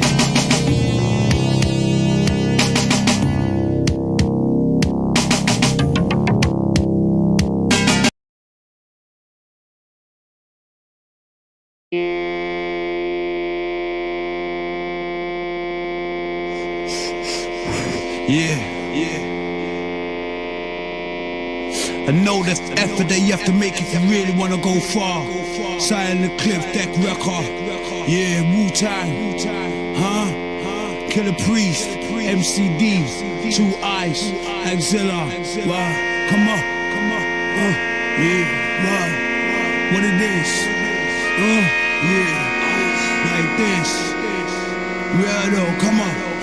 You get caught in a web of intrigue and deceit. Niggas like y'all could never fucking speak. When I'm about, you get quiet, start speaking in whispers. You missed us, your wish was just that you could diss us. How many moons ago did I flow and put you in your place, slapped you in your face? You was in my territory, you worried, I'm sick of hearing by your story. Your big enticement, where your eyes went, I'm a horrible dude, I ain't nice, Wanna run me over with lyrics, I use a car, Wanna shine on me like a star, While your bitch is saying at the bar, with your cargo, don't play hard, bro. You never knew I can handle all your shit flow. Pepper sauce, of course you know that the boss is the Mac Daddy MCD. Now you in front of me, but you ain't stunning me. Soon you'll be trying to run to me and act like a son to me. Nigga, here's what you're gonna see. Bright lights and flashes, a hammer. The illuminations ain't from cameras to get your banger. Take a quick escape, your fate is generalized. For all of y'all, I chose the sword, you chose the board.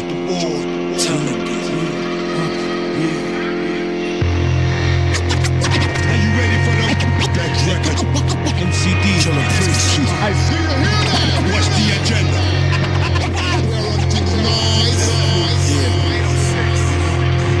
Killer Priest. Shit coming back. Ready to attack. Tell him how it goes, homie, for real. Yo. Move out my fucking way, boy, you throw to get sliced. I seek revenge upon the earth like Christ. But mine is not called a rap tour. It's more like a rap tour. And niggas get caught up with a crack jaw. I divide niggas like religion. And that evangelist shit telling mad lies to your vision. Burning me is in vain and imaginary. You must be insane and fucking with mad theories. Oh, niggas gas you, thought you could match this. Got burnt and me turned to motherfucking ashes. Your show is weak in your dead party courses. Harass move the youth like death-ended bosses. Now, take them through the chamber. While you feel the danger of a guillotine. This is how I kill a team. Don't scream, bitch. Have you ever seen an illa dream? Or a nightmare, causing you a slight fear. From the omen to your phone through your right ear. Your eyes bubble, but their lies trouble ahead. Niggas are dead, you better try double. Coming is that ill-ass rapper with that sick-ass laughter. You cannot escape the chapter. Once you try, then you feel the hooks. After you die, that's when I can seal the books.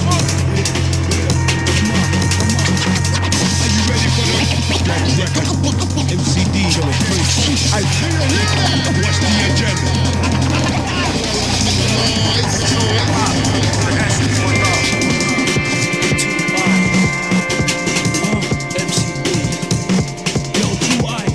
Round my size, get your arm torn off by the sawn off double barrel shotter. You think it's hot, man's make it hotter when they scope you like a train spotter. Draw heat, melt you like butter. From your head to your feet, soon stutter. Ice walk on streets, rhyme on hardcore beats. For who the motherfucking tricks and cheats. Niggas draw from mine, will make you weak at the knees. Nigga, please be rude, we're bigger by the MCs. Big things are gone, Two Eyes, his son, call me Big Son. The music weighs a ton, to lose your mind, the mix, son. Friction, bring the microphone killers. Two Eyes, MCD, Killer Priest. Biblical texture, revelations is the future. But who controls the arm? Each nation full of shooters. Who's the predator, the prey, etc. People die every day. Dark Monday, round till Sunday. Hoping that the killing stop one day. Fuck them political tyrants. Me and Adri have a fun day when I'm lifted. Some would say naturally gifted. Look at the splifted zoning, roaming the universe in my dome. Where I lay my hats, my home. Move it two shies with the chrome. Once again it's sun dust till dawn. All the way around till next morning. Worse than a warning. Silent eclipse and woo, now we're storming for real. MCD, Killer Priest. I see you here now. What's the agenda? Record. We are on things nice. Scratch it out. Icon. We're back to the old school.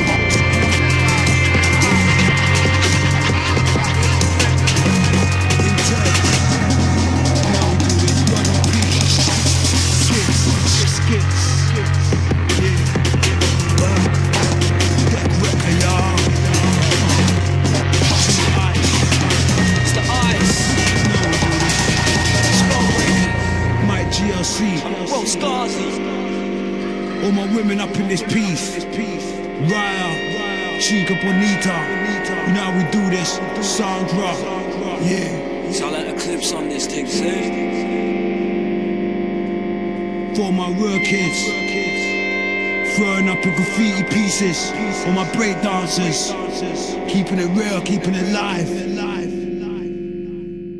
What?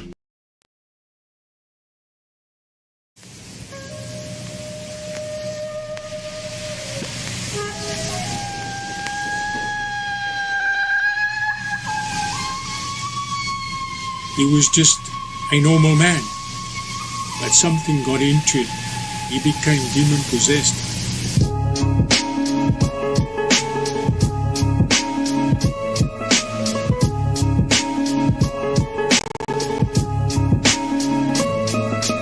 Vices and virtues, hard to juggle. Life is a circle, a dark struggle. Heart's jungle, the strong will survive. I solve puzzles that torture the mind.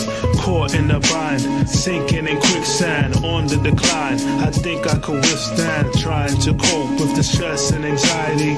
I've lost hope, I'm a threat to society. I'm a zombie, I'm a sleepwalker, kamikaze, dynamine aura. Life is very spooky if I am not wrong. It's like a scary movie without the popcorn. It's me they probably after, decide to give chase. I feel the body snatches and try to win race. Torment, my head was spinning out vomit. Haunted by skeletons in the closet. The soldiers, the guards, the sentries. I know that the odds are against me. I'm colder, I'm darker, I'm empty. It's over, the horror will end me. The soldiers, the guards, the sentries. I know that the odds are against me. I'm colder, I'm darker, I'm empty.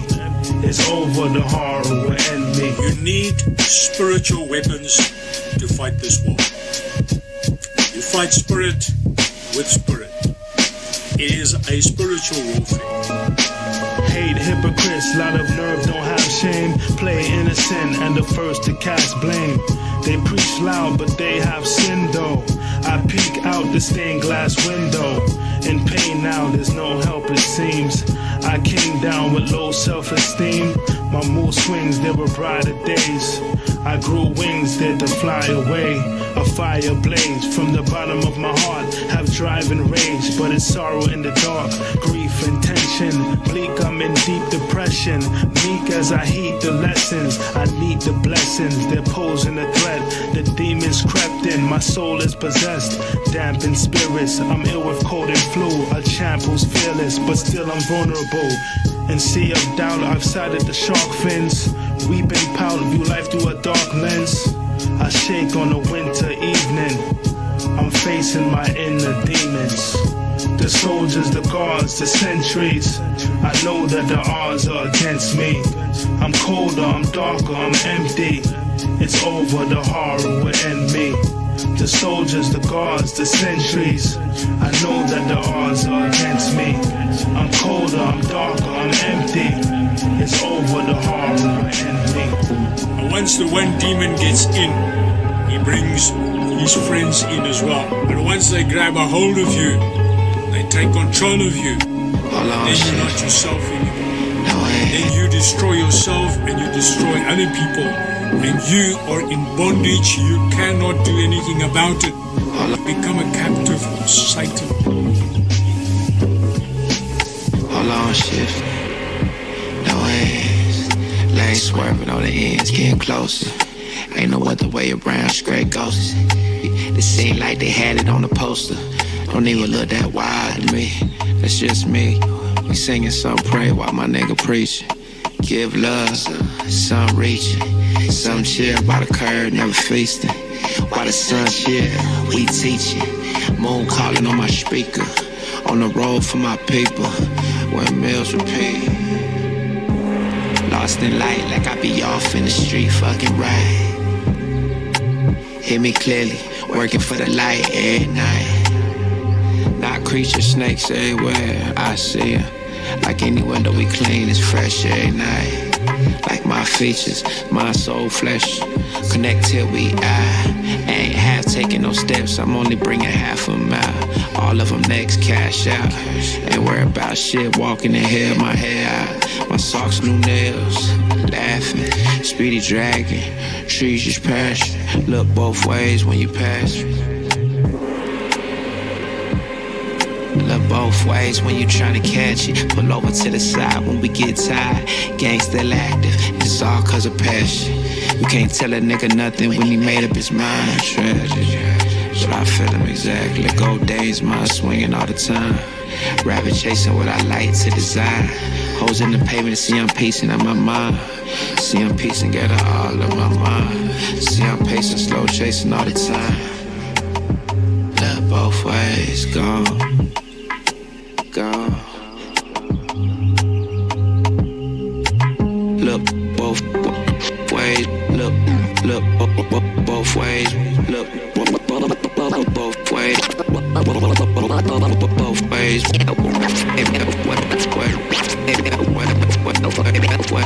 Ways. Look both ways. Look both ways.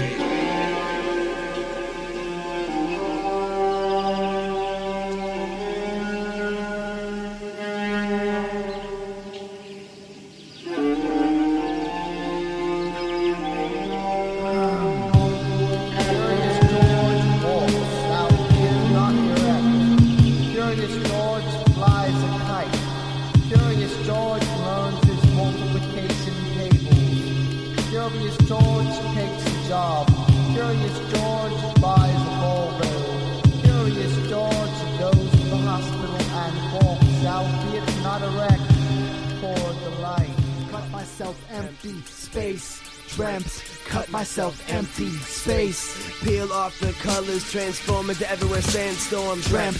Cut myself empty space. Gone in here, chaos and order are yet to be discovered. Dreamt, cut myself empty space. Awakened from a slight repose. Dreamt, cut myself empty space. As of now, walls of flame disdain, distorting, lining in order, pointing to a reference, pointing, this is a painting, remembering an end and then it's all over the face again, loving every novel treetop, foundations to build more and more. Hovering colors hide under the slight mutter of another rumbling thundercloud, wonder how I found this sound, this eternity, rumbling, externally cluttering, burning heat, bubbling, permanently pulling the puppet strings, time, chuckling, at a mind's climb, what a thing indeed, I mean the primordial mud runs right the thick around this plot, doesn't it? Hark alongside of a thorn name presenting yes, but whom so long as I'm about to shine, feel allowed to fall apart in front of a promenade Promethean like closer against to the break, cracking a pipe, children play here, animals die and waterfalls of wall to wall, becoming summer daydream, pretty serene, seem like dumb ideas and learn not a glass bottom boat, watch for your step, you're being followed. The echo echoes through this special vessel of heaven's levels, intersecting and connecting with the collection of the devil's space, reflecting pebbles, taste impeccably numb, tongue tingle, wrinkled stars fold the boldly warm forms a kaleidoscopic way. An immaculate world of fate, me with a mouthful of palm. Meanwhile, soul's been thinking out loud so long he can almost touch, leaving no tone unturned, and renewing the noise, aesthetic void of half truth. In honor of a solitary songbird plucked up from a pen and pretense, I'm humming the ugliest honesty I know. Anarchy smoothed out, and we are indeed.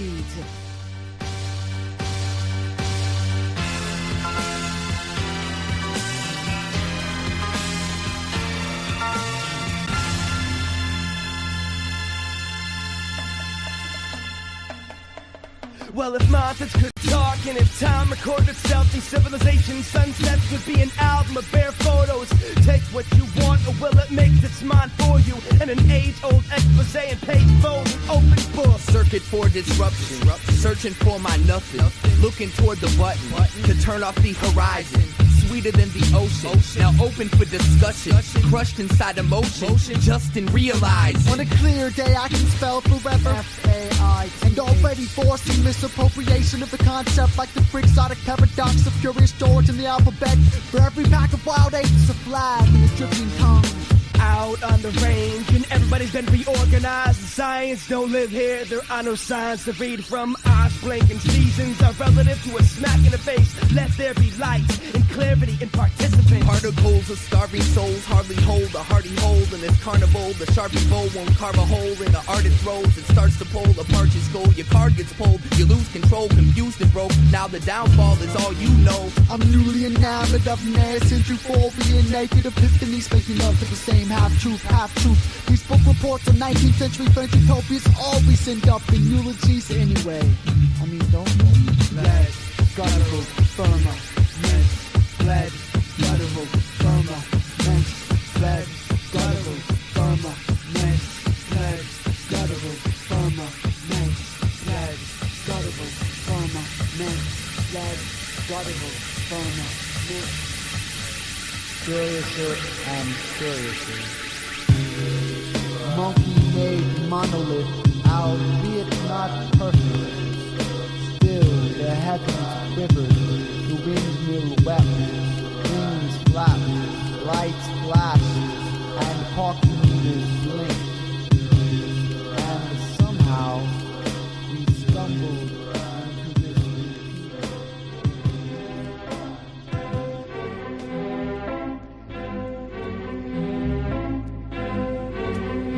Channel can't change, always in the front.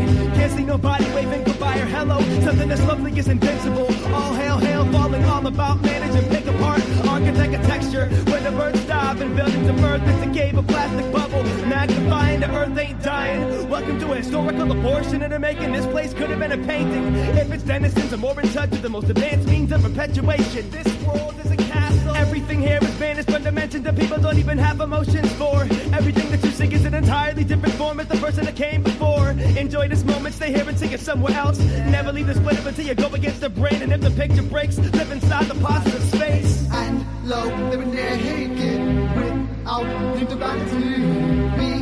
Behold each other say, but for mastery see. Have we found the absolute, or just a wide empty? Love is truly human, doubt is animal crew.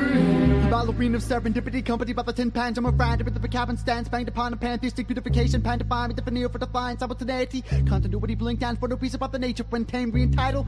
Fate, hands of God for every form, like faded from the golden rectangle. But somehow my impeccable sense of Greco-Roman architectural bedroom, column of symmetrical mannequin archetypes, fractioned by 8. Finally, it's understandable, tangible, touchable, disgustable, aesthetically pleasing instead of combustible perception. When are we leaving? Is it even a question? I'm just a soul-searching merchant surfing on the surface of the reflection that previously and mysteriously fed the perception. Butterflies utter cries, better hide the directions. Otherwise, I'm like wide open for an inspection. Close your eyes, realize this is only conception. The garden lies around the nucleus of artistic expression. Beauty grows like thoughts, wind blows the clock. The hole is now a rock, so close up the dock. Take a seat and study today's lessons in depth and visit the caves of freedom's redemption. Oh, how exquisite these rays of sun unintentionally bundle the inner optimism's extension. I love this dimension.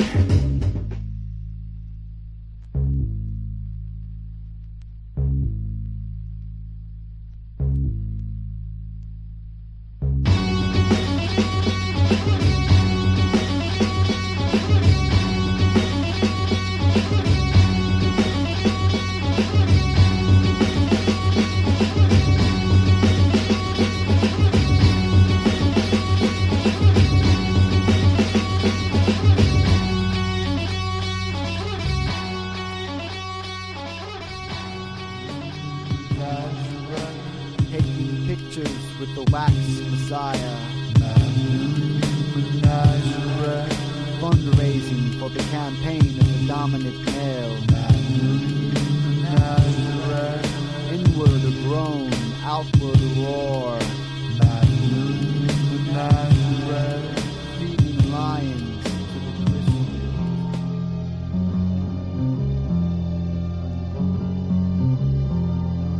From henceforth we'll build with death carefully and into new weak spirals of cervical vertebrae, circular course of force, stack for frail pedals, quadrifoils of monk bones, mummifying organs and mutiny for skeletal with a funerary art, composing a morbid abundance to board the naturally boundless framing of stars. And the sacred song spells hold the tune also boarding off discord. The sacrifice we make and what the hand of the cable make out of it. Gather your notebooks while you make eternal strangers carrying decalogues we cannot read. So we follow our pilgrimage, shape these writing pages into a breathe of fight poses and return them to the earth.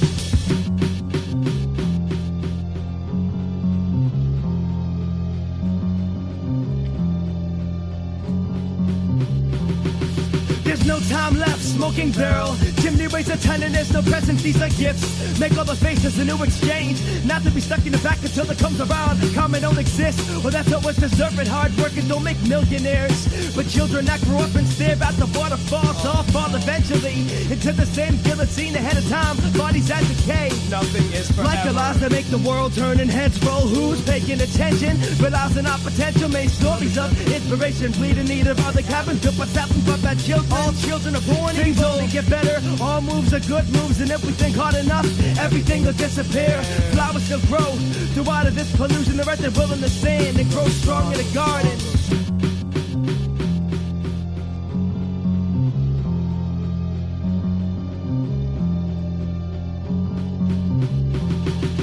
The evolution of dogma from a million standards to an obsession with Dharma to an 8-armed Darwin. The evolution of dogma from man building its standards to an obsession with Dharma to an 8-armed Darwin. The evolution of dogma from a million standards to an obsession with Dharma to an 8-armed Darwin. The evolution of dogma from man building its standards to an obsession with Dharma to an 8-armed Darwin.